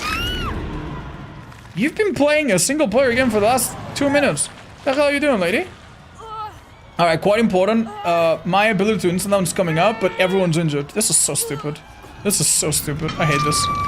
I hate this so much.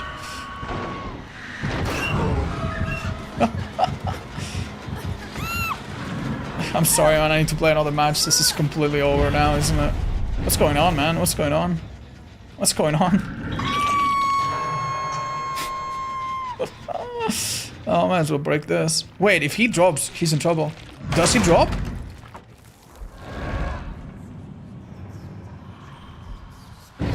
He's in trouble. Oh, this is locked. Never mind. It was worth it, right? Worth a shot. Worth a shot. I think you're dead here. As a dredge, you're 100% dead. Oh, you know what? Okay. Hi, Alan. I don't think that's what's happening. I'll be honest. I don't think these people are counterplaying my add-on. I just think it's a coincidence, but what a funny, stupid coincidence, huh? No effort to protect the person with the basic borrowed time. No doubt this Sheva is probably a bit upset. How long does the expose? Yeah. 12 seconds, I think.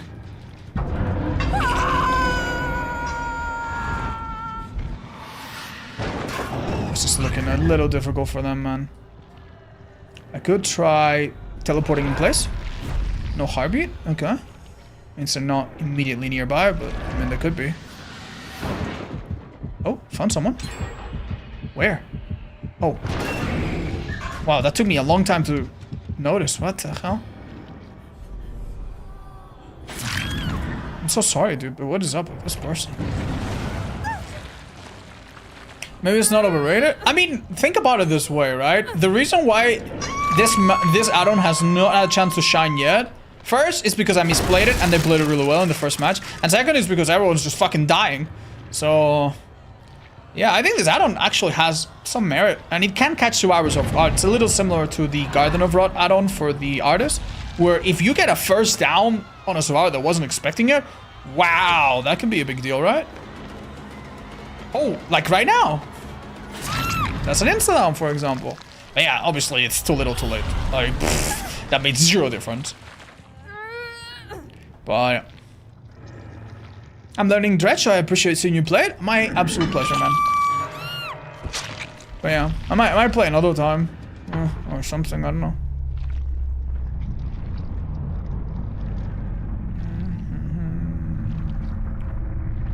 Oh.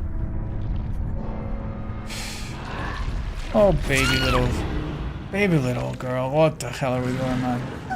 Fancy goals, thank you for the BDs and for the gifted subs. And now, I guess the game's over.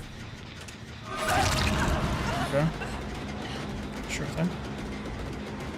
Why is the bot so playing so unsafe?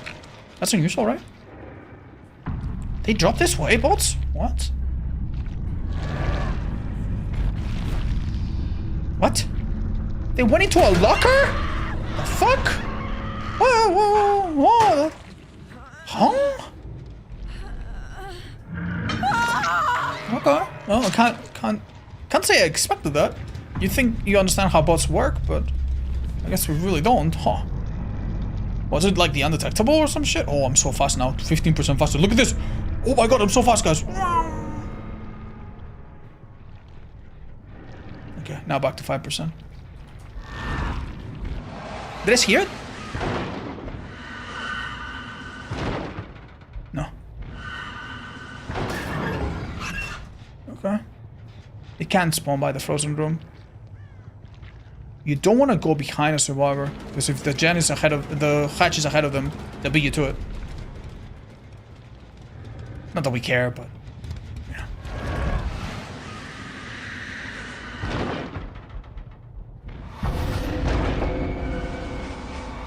I'm gonna be honest, this has to be in the middle, man. We have done basically a little round. It's gotta be in the middle, right? Like here somewhere. Huh. Huh. Oh. Oh, dude. Don't go upstairs, man. What are you doing? Maybe he's got balance.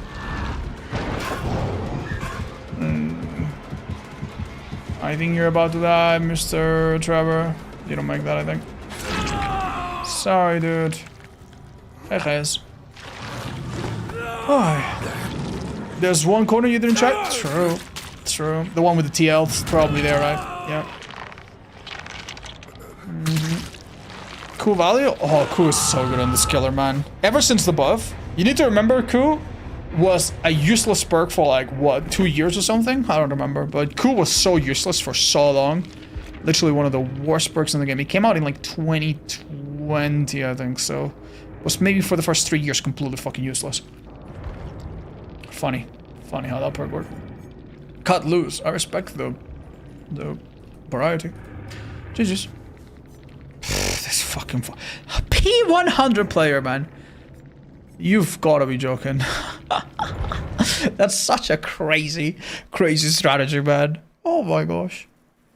You mean when he only gave 1 stack? Yeah. Only 1 stack. And still all the downsides. If you were an insect, what would you be? I would be a bee. How about that? Mr. Odds, do you think the addition of the last survivor more functionally removing the given hatch from open matches contributes to toxicity at all?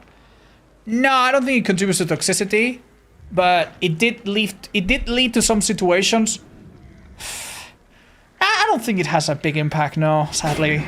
I wish it was nice to like give hatch. I wish it was like a feature or something, right? Like gives like the other side a thumbs up, but Nah, ultimately, I think the average player does not give a fuck. The average player, the whole given hacks, that's the thing that streamers do.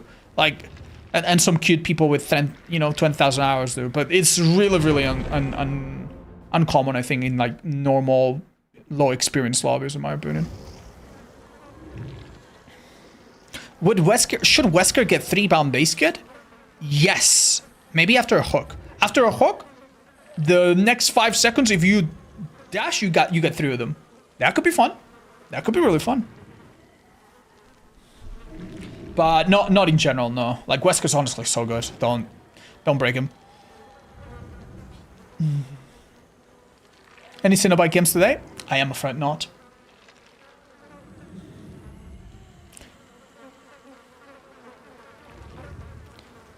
He just gets a 3rd dash, but the 3rd dash can't infect? No, I disagree. Like, don't get me wrong. Could they make a game where Wesker with 3 dashes is balanced by, keeping a lot of pallet? I think Wesker with 2 dashes, most of the time at least, extraordinarily, sure, a 3rd dash, why not? But Wesker with 3 dashes is too much. Wesker with 2 dashes is perfect. And, oh, the maps are too big. Well, make them smaller. Too many pallets. Make less pallets. I think you would be closer to a perfect game with 2 dashes and balanced maps than 3 dashes. 3 dashes works in the 2v8 when the maps are fucking enormous and obviously, yeah. I don't feel like another dash would help me in loops. Oh, maybe you're right. Maybe I am not seeing the full picture. Who knows? How do you feel about the Dracula add-on nerfs? A little bit worried that they're nerfing too much based on add-on XL bullshit, but the Alkiller streak is postponed, chat. We will try it again soon, but not today. We haven't beat it yet.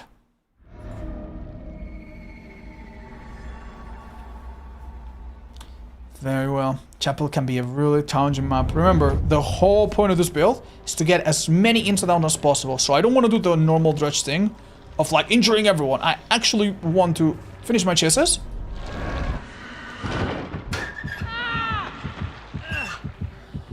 Alright, chat.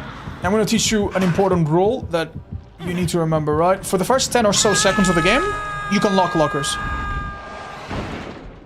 After the first 10 seconds, the killer is already ready to teleport. And when he teleports, he gets a heartbeat on you if it's in night mode. So, yeah. The insta down here is gonna happen. Does she trade? She doesn't trade. Okay, she trades. I wanna find... Is it crazy to find... This is one right here. This is an insta down if I catch her. Oh, but it's too little time. Yeah, too little time. Well, we tried. Oh, this is a hit though. Oh, it would have been a hit if I didn't try to do that kind of blindly. Now I need to wait 10 seconds, and she calls my bluff. Well done. Very nice. This kill making a small misplay would have resulted in like 2 people down, 2 people injured. Would have been pretty horrendous, right? I am trying to bait them into a certain play, but... Don't know if it will work. Wow, this girl is clean. She doesn't make a mistake here. Nobody has picked up Kate yet, though, surprisingly. Alright, have to say, I threw a significant advantage down the drain for a possible... chance to... They're getting healed. Where? I found them. Alright. Coup de grace saved, I guess. Oh. How much do we like this? Do I even make this? I think so, last second. Plot 2's on Steve? No, I think... Did he have it? He's not healed, so I think not. Wait, this could be an actual good... Yeah, if I break this gen, I could try to control with this lockers. Breaking those locks, by the way, was so important. Wow. What? Really? Wow. She thought she would outspace it, but cool. Right, well, I am yet again getting everybody injured, which is so lovely on Dredge, but... Well, it's not gonna work. This kill's gonna get hit by 2 coups back to back. But hey, don't gen rush, I guess. I'm not serious, but you know what I mean. Alrighty then. So Nightfall. Oh man. I wonder if letting her on hook would have been a smarter idea. Let's go check this. Oh, they'll find someone to our right. Alright, is this a healthy survivor? Yeah, it's gonna be. Can I cheese it? No, I think not. It was too early, but I can find somebody else now. Oh no, these lockers are the devil. Yeah, I'm too late. Yeah, I would have missed that one. Here, I think pressuring the injured survivor seems like the better play. Wanted to trick her into thinking I was swinging. This is decisive, but that's alright. Oh, it's not. Okay, never mind. Hey, I still make a obsession plody food. Alright. Maybe I need to get more plody food stacks before I try to make value from this add-on, huh? Let's break this one too. Hello. Wow, quick.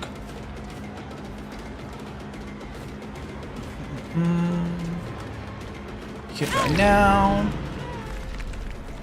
They are gonna give me a stack, and they're not really in a safe spot, are they? I don't think so. Couldn't tell where they went. Oh, this is actually looking pretty strong for them.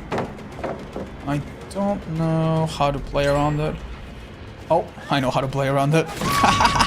Honestly, man, I don't think I'm showing anything about this add-on. I think I'm just showing how stupid Kui is. Oh my lord. Third injury that we absolutely get thanks to it. Nightfall is coming though. You're gonna hear a little sound warning. And I also get a pretty significant speed boost here. For hooking the obsession, right? 10%, not bad. Okay, come on. Oh, come on. Sorry. She didn't see us? Interesting. I don't think that teleport gave me much, but she misplayed this. Okay. This is definitely another down, sponsored by Ku. And I think I have the perfect time to hook, teleport, find maybe the Cheryl if we want to get the most value out of the insta-down.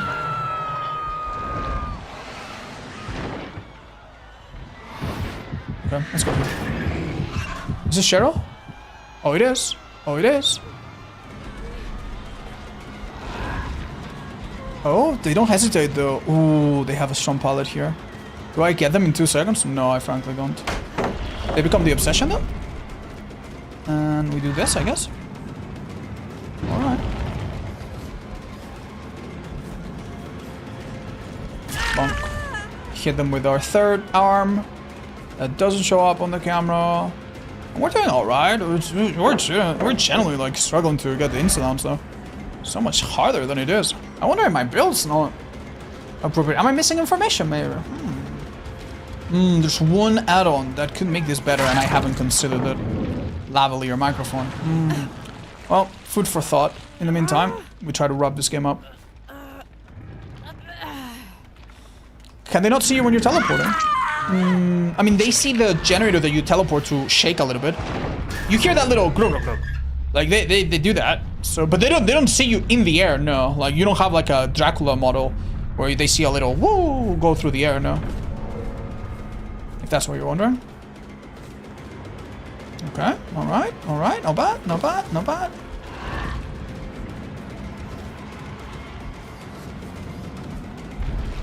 Nicely done by her, man. We won one more Nightfall before endgame. I'm hoping. That gen over there, I generally don't know what it's looking like. I'm scared. Let's check visually and then check the other gens. Gens are nothing. Okay, they're here. I wish this gen had a better locker next to it, but this is gonna have to do, right? Okay. Is this balance? Nope. Seem like it. Oh, nice. Nice play, nice play. You see how much Q value we have had so far? This is a hit. Don't need to waste a Q stack. There are lockers right here. Would be her final hook as well, but am I sure about that? It's done. Oh, it's not done. Get the stack of the obsession. Ooh, they're all injured. Not all injured, actually. You're joking. If I was here a second earlier, that would have been an insta down or an insta grab, kind of like we did on our boy. It's possibly that hard, right? Nice, we got this pallet. We tricked her. Like we did on Steve earlier. Wow, very impressive, very impressive. But another Nightfall happens right afterwards, though. This is the obsession, so we get a nice speed boost.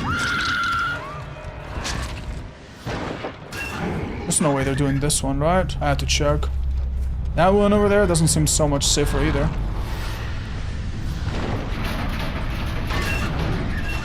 I have a 10% speed boost, by the way, and no way to use it, because I have no idea where they are.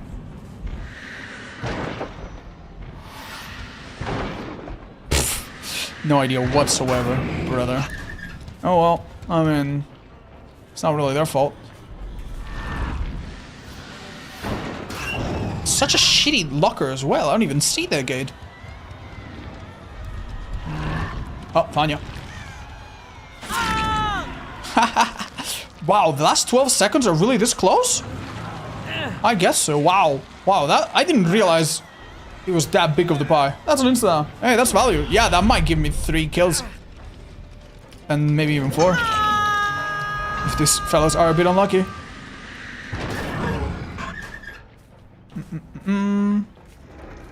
Alright, I think this heal is super strong here. Oh yeah. This is both gates.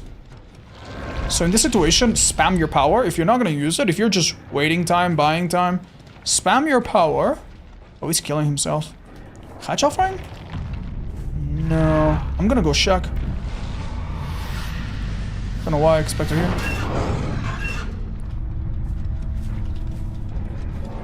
No luck. Okay. Oh, did I just see her? Or am I hallucinating? I did. You're running into the killer, which means if the hatch was here, I would have seen it. I'll take the hit, I think. Locker's right there. Broken. Push her back. Oh. Oh, she might find it. She might find it, fellas. Oh, chances are looking grim. Ah, it's all. Jesus. Dude, so many stacks. But your food isn't really giving you value? I agree, man, I agree. Hi, Sarah. Yeah, honestly, the only thing you can do is just beg behavior to add some African or Middle Eastern servers or something that is a little closer to you. I know, man, I know. It is unfair. It is a little bit unfair. Like, what can you do about it?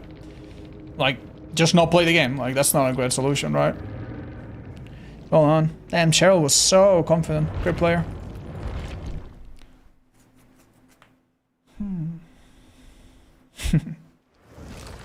How do you feel about this podcast? I mean, I felt like we didn't have any super hot takes. I do like it when there are like crazy differing opinions, but I learned a lot. I was very surprised, for example, to find that Tofu thinks this killer is super strong. That's cool, right?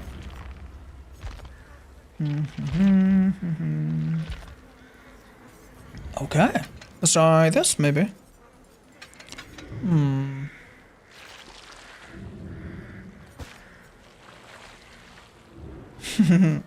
What do we do, Chad? What do we do? Could have enduring as well. Full chase build. Could be fun. Why not? Yeah, this is fun. Full chase build, pretty much. What type of car do you drive? I drive on the right side of the road, guys. Because I'm not in like the UK or Australia or Japan, I think. That's it, right? And I drive just a nice car. It's just, I don't want to say the brand. I think I've said it before, just for safety, just in case people are trying to, I don't know, see the car parked outside my house for doxing or something. But yeah, it's just a second-hand hybrid car. It's nice. I don't drive super often. I love you. Thank you, Scary Potato. That's very sweet of you.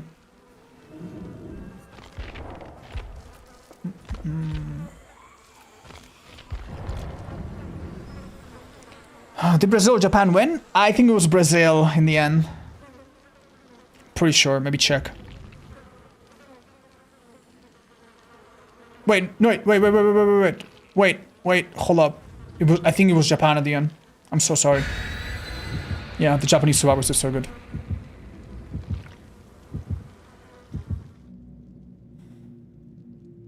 No Hungarian players, sadly, in this event. Alright. What do you think about the idea of a tutorial section of each killer? I don't think you need to have one for each, although it would be amazing. But even one that just covers a few more scenarios would be really, really good. Yeah.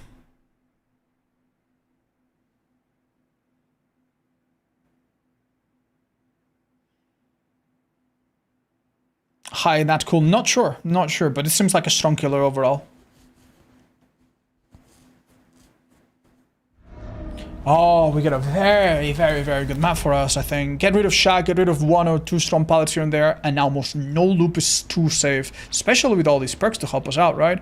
We don't start with Nightfall because we don't have the field recorder thingy add-on, but we do have lavalier microphone, which is going to give us unprecedented, super reliable information on what at least some of the survivors are, so that we're never not in chase. She's not looking behind her. That's why I do this. If she was looking behind her, I would have faked it, and that could have worked out in a different way, because she would have faked the window. I don't think she saw my bamboos. Also, hopefully, I didn't reveal it too early. There's... oh, no. Okay. That took me a little bit longer than I would have liked. I am letting everybody work on jets uninterrupted with no real perks to deal with that, so... that sucks. Wow. Really? Okay, she doesn't try to loop around it. Which I guess makes sense against this killer. There's a TL and she's facing it in a perfect way here. Okay, well, not really a 50-50, I guess. Be careful, look behind us. Do we see anyone going for the rescue? That jump was fast, probably 2 people. So not a lot of people available for the rescue. For that reason, we hook right now. Nightfall's not happening yet. I can imagine where they are, so I don't need to do a lot of guesswork. Let's check main. This is not done. Let's come out of here then. They missed a skill check here, apparently. Ooh. Oh, okay. Hello, Rella. Goodbye, Rella. Oh, is that overcome? She doesn't make it very far. This is a trash pile gym. There is a perfect way to play this, and I'm going to show you how. Put your thing right here. Go from this side. And she did play that excellent, though. Koom will give me this hit, but honestly, I did not play that good enough. Without Cool, I would have not gotten it. But you see the idea, right? If you have a trash pile gym, you kind of play that. 2 gens done and a 3rd one started. This person that was here went for the rescue, so we can have an idea in my head where everybody is. 2 people at the unhook. They're gonna heal right now, right? And then 1 person that finished that gen. Oh, what the hell was that? Oh, okay. Okay, well, lovely. We'll do this. Check if Shaq is being manned. It is not. Heartbeat? No heartbeat. 4 seconds, we get our power back. At the end of this Nightfall, we will have a small period where we insta-down.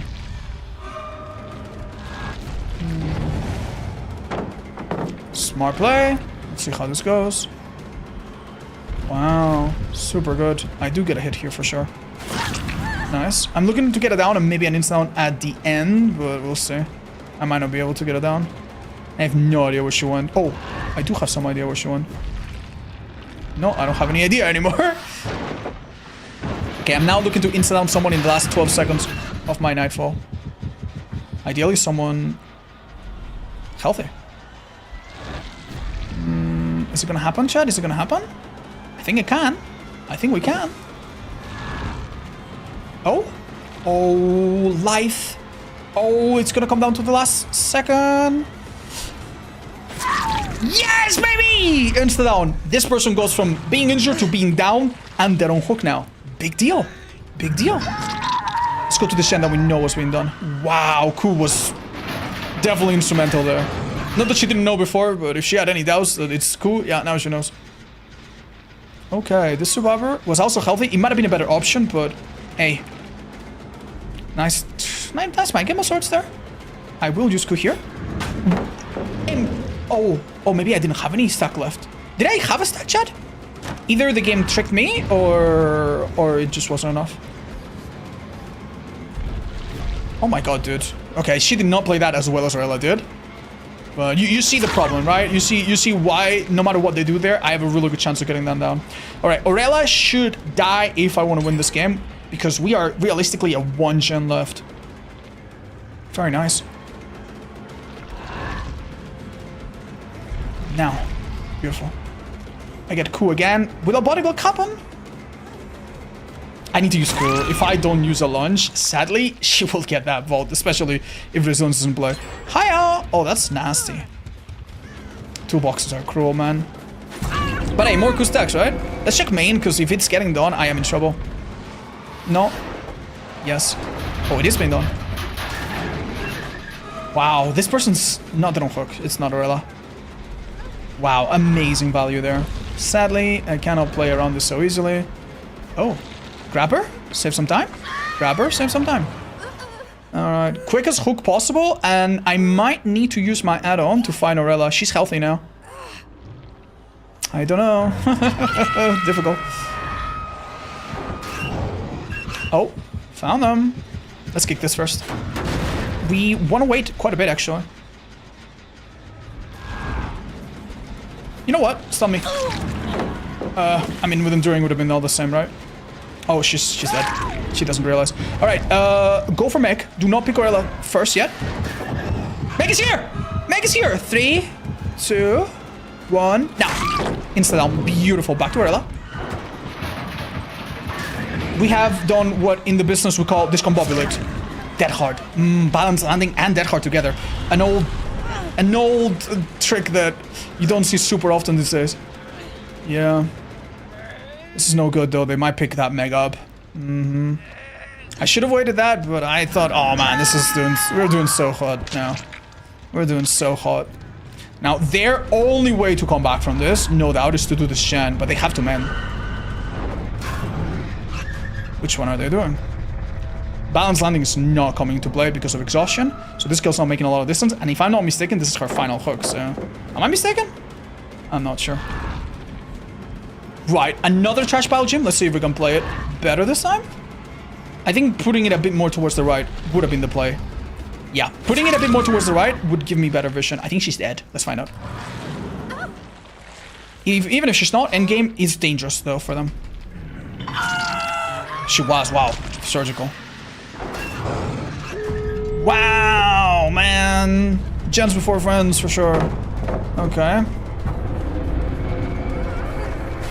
Right, so I'm gonna tell you why this add-on is so ridiculously oppressive, right? I'm gonna teleport to this gens. If I don't see a survivor, no problem. Oh, but I do.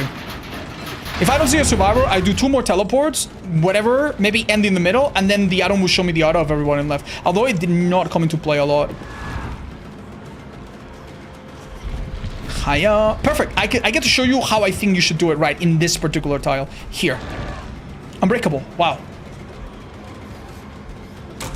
You see? No matter what they do, they are screwed. Now, this girl has had a bit of time to get away, so I'm actually gonna get to show you these add-on. 1, 2, 3. There she is. I don't think she opens this without the most insane wake-up resilience. Alright, fair enough. Here we go. Bye-bye. Watch out, because this girl could get Hatch. Yeah, what if Hatch was here? That would be 2 kills. Oh, no. We're lucky. Bye-bye, Mac. Okay, we only got it to proc, what, 2 or 3 times? But what a beautiful add-on, right? What a beautiful add-on. Man, I don't think you're gonna see better value than this. Ever. Another win for the streak? This is no streak, man. This is no streak. It's actually a chill game. Chill game. Let's see how many BMPs or toolboxes they had. 1 BMP? Dude, this is insane, by the way. The fact that we somehow won against this. If it wasn't for Mech having funny little jokey perks. If this was 4 survivors with all this, there's no way we make it even to endgame. Crazy stuff, man. Easy game. Okay, well. Hope it was easy to enjoy it at least. And they wanted us to go to Badham. Man, some survivors are so cruel. We let the survivor go, but you know, if she could have, she would have stepped on my eyeballs, man. Yeah, this is not a nice survivor, man. You noob? Okay. I love being called a noob because it means that these people lost to a noob. Chief Rato, you get the 100 subs. That's ridiculous. Thank you so much. Wow. Thank you so much. Wow. I'm so humbled. Thank you, thank you, thank you. Radio Gustavo, Space, Delish Pancakes, Weakest, John Gaming, everybody that got gifted a sub, including Dandelion, Pennywiz, please say thank you. Gifted $500 worth of gifted subs is no fucking joke. What the actual fuck, man? What the actual fuck? Why is Badham so bad? Go watch my map tier list, and I explain it. It hasn't really changed very much. There's no variance, but it hasn't changed very much. They're all kind of the same. Wow, I'm so happy that we got a match like this. Alright, I had another set of underrated add-ons that I wanted to show you. Right here. Right, so this one's done. I don't know if this even counts as an underrated add-on. I'm gonna be fucking honest, man. I was thinking, for underrated add-ons, to use the ship figurehead to give myself a big terror radius. And then have an annoying terror radius build. Did we try it? Does that seem underrated to you guys, or is that just boring? Is that just boring as hell? I got called a beginner for slugging a strapper earlier. I bet you won. Yeah, dude. Yeah, it's so funny, man. It's so funny. The survivors that lost the match, sometimes to like the weakest killer in the game, will tell you exactly why you are bad and why you did not earn what just happened, man. Pretty overused, you think? I don't think this add-on is overused. I'm gonna be honest, I don't think any add-on is overused in this killer, because nobody fucking plays her, man. Nobody fucking plays her.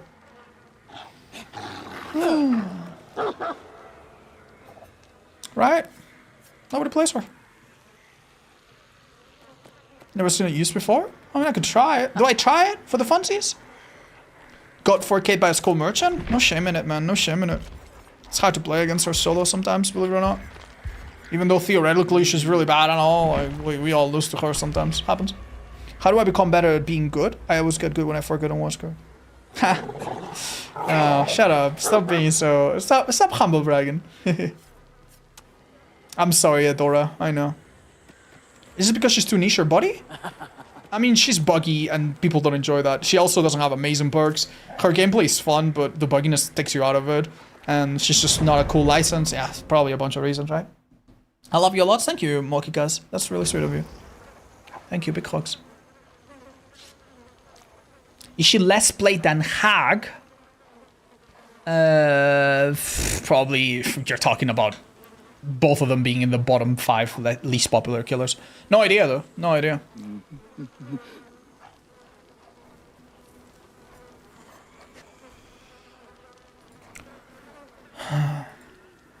You don't have all the skins? I used to, but now I've really not tried to unlock them all. I don't care too much.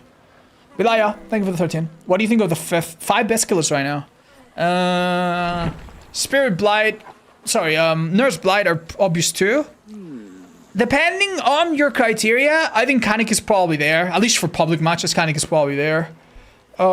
Twins is not far. Billy, how about that? That could be a top 5. Spirit is close. Singularity is close. Did we mention Twins? Yeah, I think so. Twins is top 5. Twins is really strong, man. Dark Lord, yeah, Dark Lord is close as well. Haha, hey, Power, I'm glad. Do you think removing the ability to remove Swarm by hopping into a locker would make Artist problematic in terms of violence? No. No, it would not really matter. I think it's fine. I don't think like they need to do that, but that would be the kind of buff that would make her, oh my god, insanely OP suddenly. Nah. Artist of Singularity is better. Singularity, I think, by a significant margin, sadly. Suffocation Pit. That's great, because we are sending our pit bull to go eat them. But it's not a pit bull, it's a cane corso. I think the developers made this dog not a pit bull because sadly pit bulls have a... You know, they've had a reputation, man. People bring up statistics, it's quite sad. But yeah, this dog is... What the hell is he doing, man? He's going crazy. It's a little sad to hear about those things, right? Hello, hello. We catch her? Ooh, close enough. I mean, we put her against the edge of the map. This map is not the absolute smallest. Alright.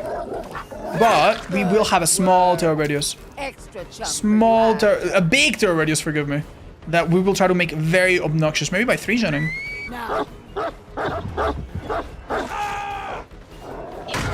Nice, nice. He does have a hinder now that he's done this. So be very careful, Mr. Ooh, he doesn't make it around this corner. Nice. Excellent place by him. Does he make this? I don't know. I don't know. Okay. Wow, so there were 3 people here in this corner, huh? Toolboxes are so stupid. Alright, alright. Come here. Everybody injured. Everybody enjoyed coulrophobia, distressing, and figure... Shiphead figure. Nice. Everyone injured, yeah. Right. Does Felix fail to maybe play around here? Oh my god. Don't want to give myself a medal, but that was pretty dope. That was pretty good. We kinda played nice.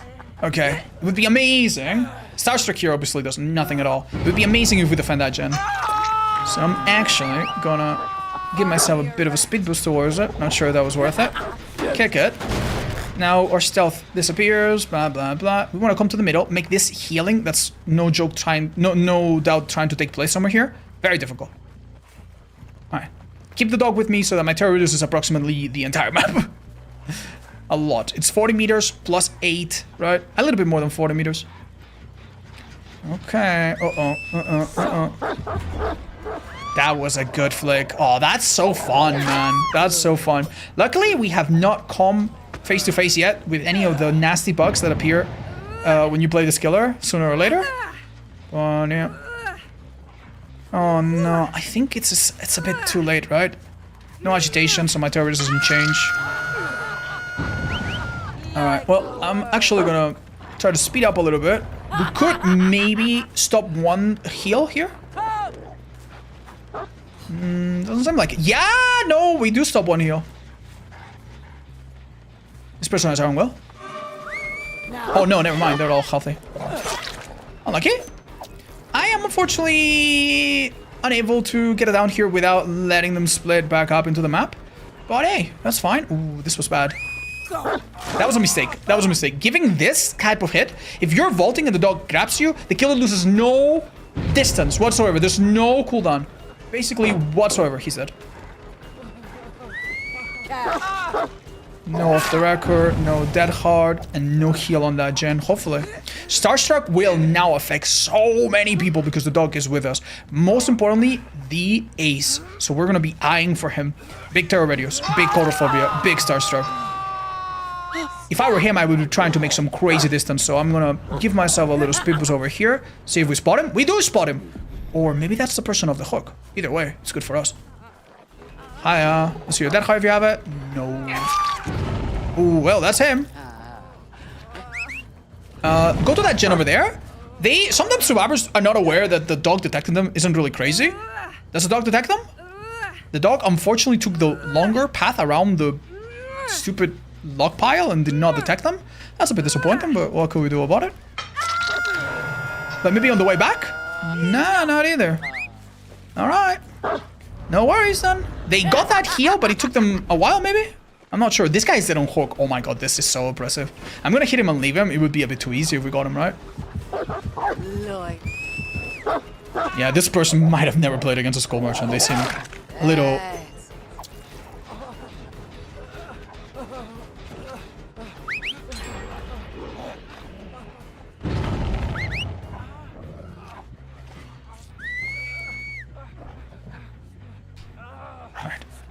Give them a little moment. You know, show them that the dog is friendly. I don't think he likes him, man. What else do I have to do, man? What else do I have to do? Okay.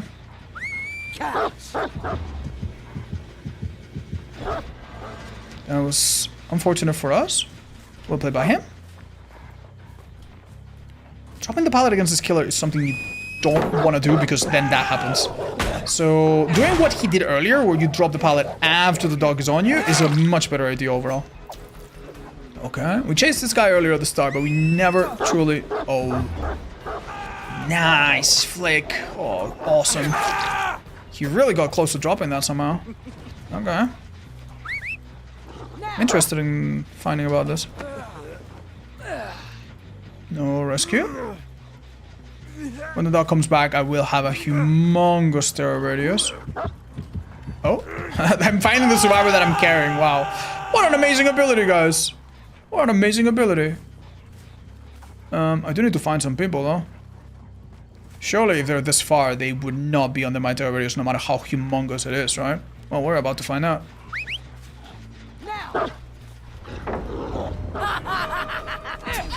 Oh, that would have been so good if that was insta-down. Too far, sadly.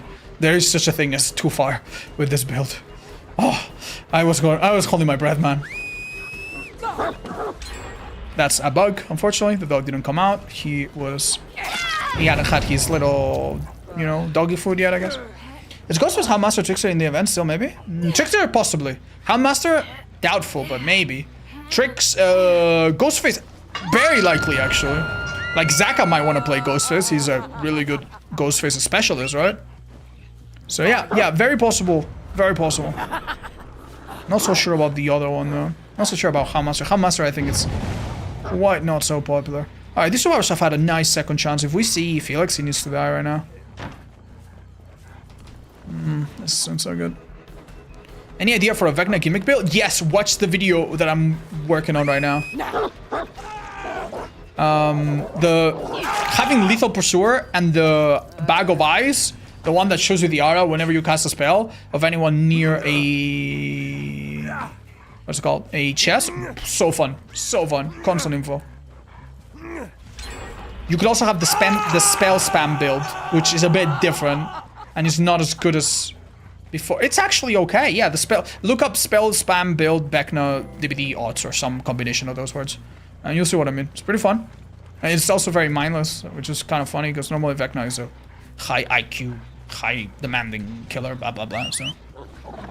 Fine. Alright. This map was not it, Chad. This map was not it. I don't know if this build is a still gimmick or if we need to give it a second try or what. Honestly, this gen is so progress, I don't know why they're not on it anymore. Or anymore, at this point, I mean. Oh, see someone. Two people here. Maria's not the best target, I'll be honest. Felix is. He's taking us far away, this is gonna hurt.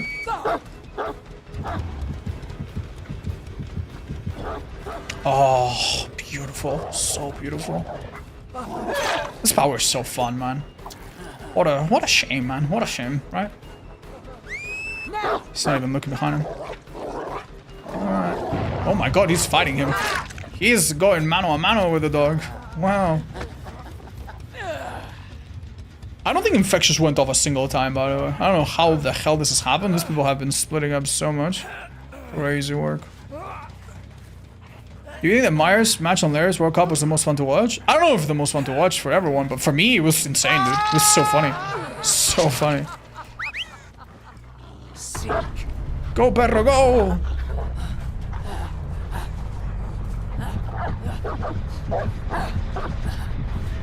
Look. Is that on? Oh, I actually looked at my perk and missed it. How sad. Ah, my bad. My bad, Chad, my bad. I don't think it would have been, but, well, we'll never know. Nicely done. What do you think? Probably not, right? Hello, broski. Hey, sir. What's up? Welcome. Happy to see you again. Anyone else that on Hawk? Yeah, some people. Now! Oh, pretty nice. Pick up right away. The nice thing about Starstruck is that if the cooldown goes off while you carry, it still activates. So I don't need to wait to pick up at all. If I don't see Scratch Marsh here, by the way, I will hook here, but they might get outshot. One of them couldn't open the gate right away. They had to mend. But then they could have opened the gate a bit and then Ace takes over. We need to hurry up. We need to hurry up right now. We have one shot at this probably. Now! Huge. Nice! Insta down. Wow. Well, not insta down. She was injured, but you know what I mean. Nice. Not bad. Good result despite giving them a second chance, right? Clean. Yeah, this was an amazing match. Not a match where we could see the effect of this add-on too much, I think. But a good match nonetheless. I think having a more normal add-on would have been completely fine, right? Fight! Well done, Ace. Well done. We get a little teabag, or we see a good sport. Let's see. Let's see. So it's a good sport. Get him, dog. Get him, dog. Hold up. Hey. Oh, nice. Right. Pet. There you go. Come here, buddy. Oh, that's a good boy. Alright, now let's build a wall real quick. Build a wall. Like in Fortnite. Build a wall. Build a wall. Damn it. Doesn't work. Doesn't work. Doesn't work. Hi, Alpalizan. Thank you so much for the 42. I did not finish Silk Song yet, Chad. We might play it tomorrow. Stop by. How do you pet the dog? There's a few ways, but the easiest one is to prepare a dog rush and then stop and then wait a second and you get the prompt. Upload. What did Ace have? Wow, interesting build. Poor Maria. Ah, fun match. It's also difficult. Yeah. Yeah. It's the kind of difficulty, kind of like in Elden Ring, that encourages you to explore different things, but I'm not gonna bullshit you, man. Some parts of this fucking game are brutal as fuck. No, I have not, LG. Does MFT and FTP work together? No. No, it doesn't. You need to be injured for MFT to work. And if you have to be injured, then you can't be healthy. And if you're not healthy, then FTP doesn't work. It used to, I think. Hi, Junie. Yeah, I think it will be good. Nah, nah, nah, nah, nah, nah. Chat, is there any add-on that I'm sleeping on, man? But it's honestly, it's so difficult. So I want to make an add-on, a video about add-ons that are on killers that you don't see very often, ideally. Add-ons that you never really see out there. But also add-ons that I haven't covered in a video yet and that are not in my previous underrated add-on video that already did all of the most underrated add-ons I could think of. So when you have all of that in mind, there's fucking nothing, man. Torch for Night? Nah, dude, everybody knows about Torch by now. It's his add-on to it. Movement Spin Hunters? Yeah, I don't know if that's underrated. I think that's just underused because it's not as good. Sadako add-ons? Maybe I'm just not a great visionary, but what the fuck does Sadako have that's underrated? It's either good, okay, or garbage. Twins Cat Eye? Aha! Oh, that's a good idea. Oh, that's a really good idea. Oh, that is such a good idea. I don't think I made a video about the Cat Eye. Oh. You guys know what the Cat Eye does? This is such a fun add-on, dude. It's this one right here. Makes Victor a stealth killer. Yeah. Hi, Cashua. You mean the brown add-on? Or am I misremembering? Oh, construction. That's nice. Yeah, I just don't think it's too exciting, honestly. ¿Qué tal día? Hi, Virtu. Pretty good. Yeah, that's actually really fun. I might actually do that. Hey, Cariello. I really mean it. I hope you're doing okay. Big hugs. Good luck to you and your pets. Okay, so far that's the that's the add-on I'm most excited about, but at the same time, I don't know how to use it. Oh, I have an idea.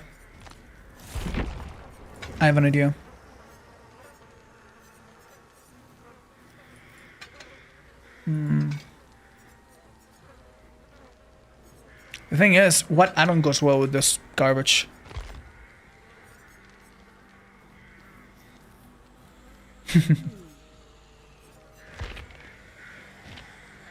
I don't know. Wakizashi Shaya? I don't know if that auto is underrated. I just think it's really bad, honestly. Yeah, not sure.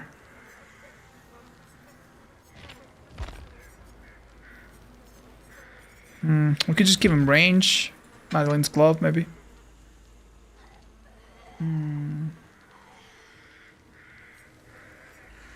Hi, Loon. Yeah, thank you for the innovative idea, but no, I think I'll skip it. Okay, I have some idea how to do this, but I'm not sure if it's a great one. What a skin, bro. What a skin.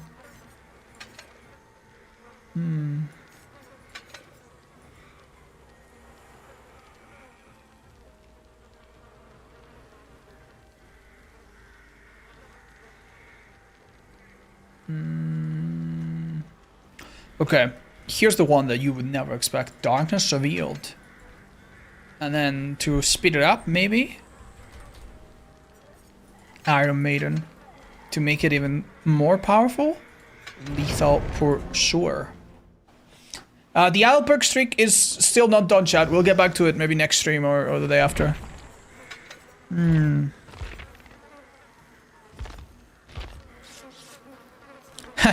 You know, Tinkerer would actually be kind of fun as well. That's a lot of info, but yeah. I wonder if movement speed would be better than Madeline's glove. Let's do movement speed, honestly. Why the hell not? Yeah. Let's go. Oh. I'm doing good, Lucio. Happy to see you. Can you please play Springgate? Not today, chat. Not right now. I'm sorry. Next time.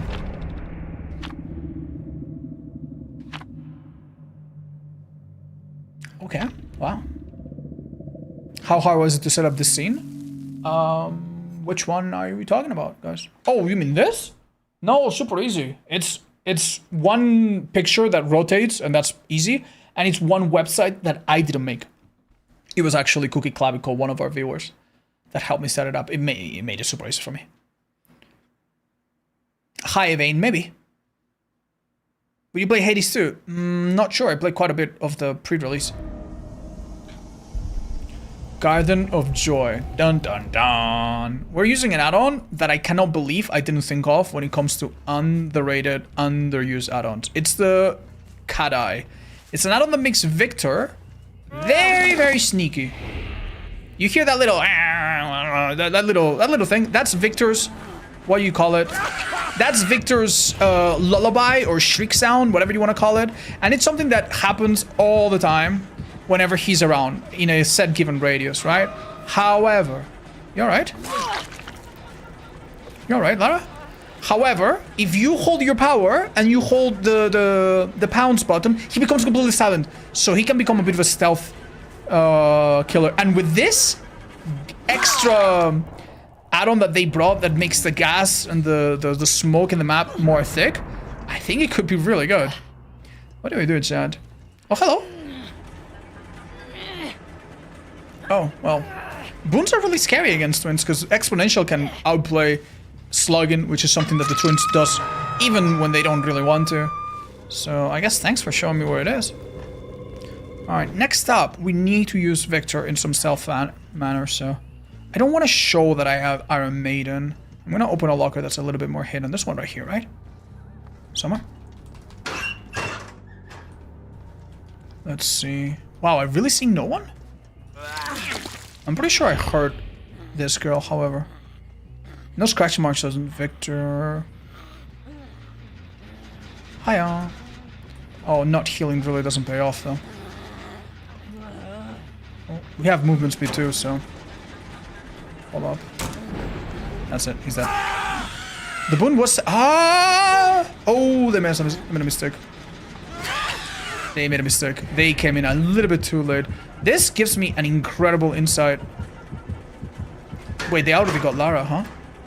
Perfect timing. Do I see anybody? Why am I still in chase? Why is the chase music playing? No one's by lockers? Or maybe they have an anti-auto reading build. You're joking. This is so cruel, man. This is so cruel. Okay. Oh man, it's almost like they knew we were gonna play against twins. Damn. Fair enough then. This gen, I don't know which one it is, but we are losing one for sure.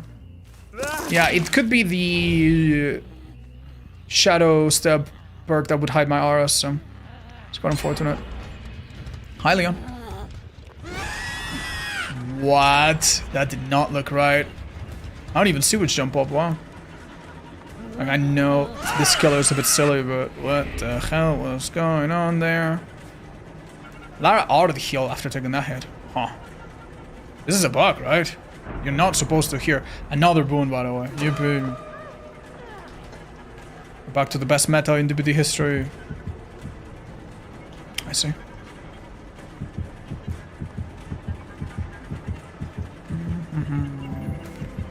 Alright, alright. Okay. Very patient. Very smart.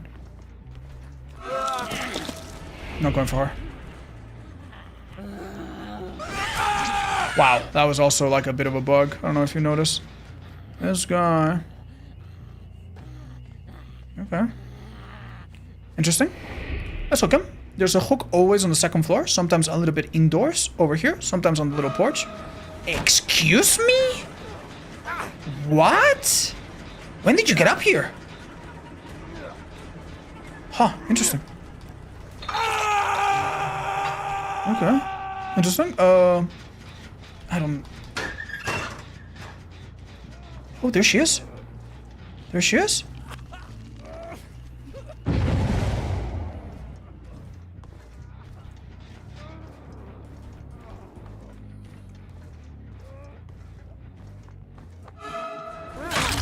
Big mistake. I'm too close to the hook. You're joking.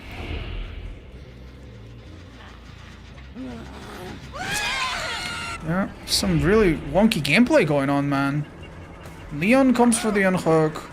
Doesn't need to actually stay. That gen will still get done. Well, not by this person. But interesting.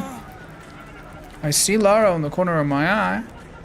I want to do this. Wow, fun times. How do I see no one? Damn. These people are all around lockers. Maybe it's the boon again. I am so confused, guys. Ace heals up. We're following a trail here. Unlucky for her. I don't even remember hooking her, chat. Oh man. Great that hard. We angle that a little bit. Do I actually want to kill Victor? Yeah. I keep him on top of the pallet so that he dies. That way I can deploy him whatever the heck I want. Wow, okay. Wow, so fun, guys. So fun. Yikes. Okay. Well, damn. This is so bad, man. This game is going by so far. I've had 0 chances. I understand, a bit of a difficult map to catch survivors off guard, but damn, dude, still 0 chances. The boon has been relocated. All survivors are in front of me. That is something. That is a good thing, at least. Hello? You think it's circle? Is it maybe a Tetra boon or something? Very possible. Cool, man. Cool. I guess I'll have to break it. The girl is out. Second Dergar now available. Don't forget that. This is not looking too good, guys. Why are you here? This is his second hook. No doubt Leon tried to greed. He forgets that Victor can go over small obstacles. We're doing good here. 2 people that don't hook is not bad at all. I'm not really sure why the chase music is still going on and on. I don't know if Metal a Man or if just absolute insanity, but why the hell is this girl taking hits? Makes no sense, right? She's not gonna successfully body block this, I think. If she had breakout, that could have been... Isn't this a disaster, Chad? Why is she doing this? Most confident Dergar user in the world, surely. Okay. Haha. No, it didn't... Do you think it faked her out or messed with her at all? She must have off the medal, right? Not off the record, sorry. Yeah. Wait, no, that is off the record. Okay, leave her then. Off the record that hard. Okay. This is nice catch. Wonk. And now I think Maria has to come here. Let's see if we find her. Strange. DS? Possibly. Okay. Oh wow, Maria was nearby. Her boon is in the middle. This sucks. Right, here I want to go for you, actually. You, actually. Where are you? What? What? I literally just saw Lara. Where is she? I'm so confused, dude. Remember, boon's in the middle, so. Okay. Go find them. Exponential. Ooh, blood. Yeah, Lara, we want her. Pilot right here. Oh no, what am I gonna do, guys? What am I gonna do? Oh, 1, 2, 3. Screw you, man. Screw you. What a... And you quit. I'm so sorry, Lara. I don't mean to say this with any malice, but that is such a pathetic behavior from you, man. Okay, chase me, guys! Chase me! Oh my god, I'm here, guys! Chase me! Chase me! Oh. Oh, I got shit. Oh, I got down. Oh no. My perks and add-ons and items did not protect me. Well, good luck, team! I got tunnel! Right, yeah, man. So pathetic, man. So pathetic. Like, if you're gonna play that risky, you need to be ready for the consequences, right? Like, nobody plays the lottery and they go, wow, I lost! Like, yeah, that's the expected outcome, man. This is quite unfortunate, chat. Unfortunately here, they will hold me hostage. One single survivor can finish this champ before I make it there. The one nice thing is that I could kill Ace and then maybe get someone else, but we'll see. Actually, shrug him off. But we're not on the final gen yet. Oh, must have misremembered that. Interesting. I think that was precise play. Okay. Go, Victor, go, go, Victor, go, go, Victor, go! Go, movement speed, Victor, go! They finished this, but not without consequences, hopefully. Don't mess this up, though. It's the important bit. Okay, I thought my thing was bugged and I was about to cry real tears. Alright. Fun. GG's, guys. Oops, we saw under her skirt. Not a good look. Not a good look. Wouldn't be the first time someone tries to look under the skirt of a Silent Hill game character, though. If you've seen the news recently. But, yeah. Victor got his heelys on. Yep, he was going fast. Hold on, Victor. Let's kill the person that don't hook first.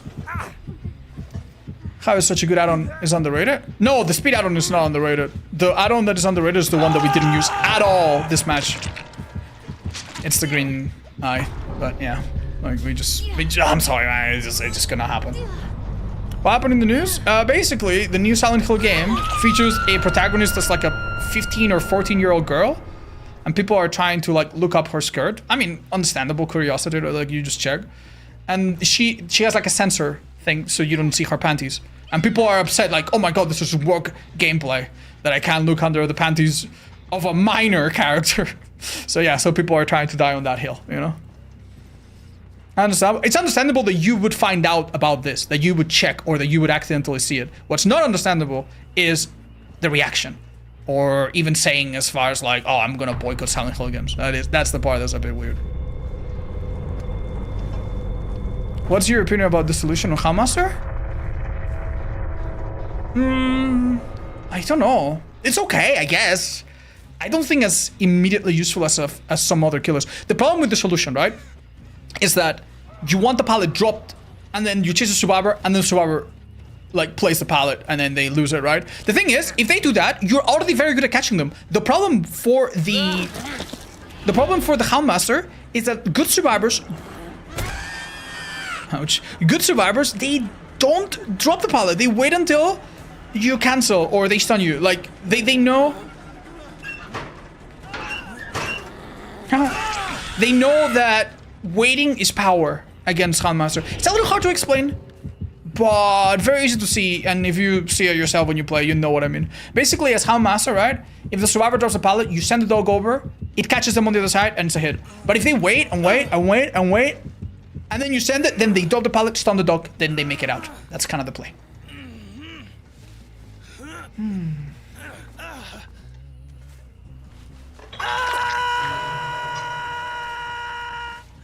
Poor Lara. Yeah, really hard to feel sorry for people like that, man. No more? Oh, I'm sorry, guys. I forgot. I'm so sorry, guys. Oops. Are you updating the killer tier list anytime soon? Yes, I am working on that as we speak. And also, I am so happy to announce that for the next killer tier list, we are once again updating it with art from Honey Bear. You've seen Honey Bear art in the community many times. They've done the art for a lot of, like, events and stuff. Right, I even have a shirt with the art somewhere in my closet. But yeah, we will have portraits of Dracula. Wait, that one was already there. Ghoul, Springtrap, and Krasu, which is awesome, right? GG's, no one's there? Well, just in case they watch the bot. Hold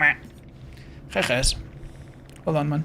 So it was off the record decisive death heart. That is, like, I did not in a million years expect all of that. Okay. So without the charge, you can't really do anything, right? Yeah, I mean, as Victor, yeah, you need to like charge. It's like Demogorgon, kind of. He can't do a basic attack now. Hi, Sarah. Really? Damn, that means a lot. Congratulations, friend. Thank you so much for watching on YouTube too. Krasu above Ghostface? No, it's so different, man. Ghostface is a very normal killer. Moves like Trapper, right? Like, his threat rate is a bit different, but like, he's a normal killer. You know how to play against Trapper, you know how to play against Meyer? Congrats, you know how to play against Ghostface. Krasu, on the other hand, she has projectiles, she has flying, she goes through you, at least in the PW. No, it's a completely different monster. Are you keeping their Myers to work? Yeah, they're readjusting it very slightly. Thank you, Vilky. That's sweet. Guys, I'm gonna call it. Today, I had some really fun killer games, which I wasn't expecting. I almost miss playing killer just without any particular goal. Instead of doing streaks, it's far less stressful. And I have, one of the matches I think was such a good showcase that's definitely going in a video. And I'm happy that you guys sometimes get to see matches before they go on YouTube videos. I'll also try to play at least one match in that video that wasn't on stream at all. So there's something that nobody has seen before. But yeah. Thank you so much. The tournament stuff, beautiful. Waiting for next week, looking forward to it. Tomorrow, either we play more DBD or we play a bit of Silksong, which I've been itching to play more. Oh yeah, Banshin, most likely. Thank you, Melkor. Thank you. Was that the music one, Surf City? Yes, I listened to the music. It was really good, if that's what you're talking about. Thank you so much. I started listening to you. Hold up, we already read that. Thank you, Sarah. Thank you, everybody on YouTube. Bye-bye, guys. Please, one more round. So sorry, guys. My voice is going to give in. I am so hungry. I've had a pizza slice in the last 8 hours, 34 minutes. I think I deserve a small meal. Thank you. Thank you. Bye-bye. See ya, guys. All right, let's go rate some loser. Hold up. I'm going to make my Dracula Prestige 25 real quick. There you go. Joy destroying you. Wow. Yeah, I'm a bad guy. Wow. Okay. Beautiful. Alright, now that that's done, goodbye, YouTube. See you soon. And on Twitch, we'll go raid someone. Bye-bye.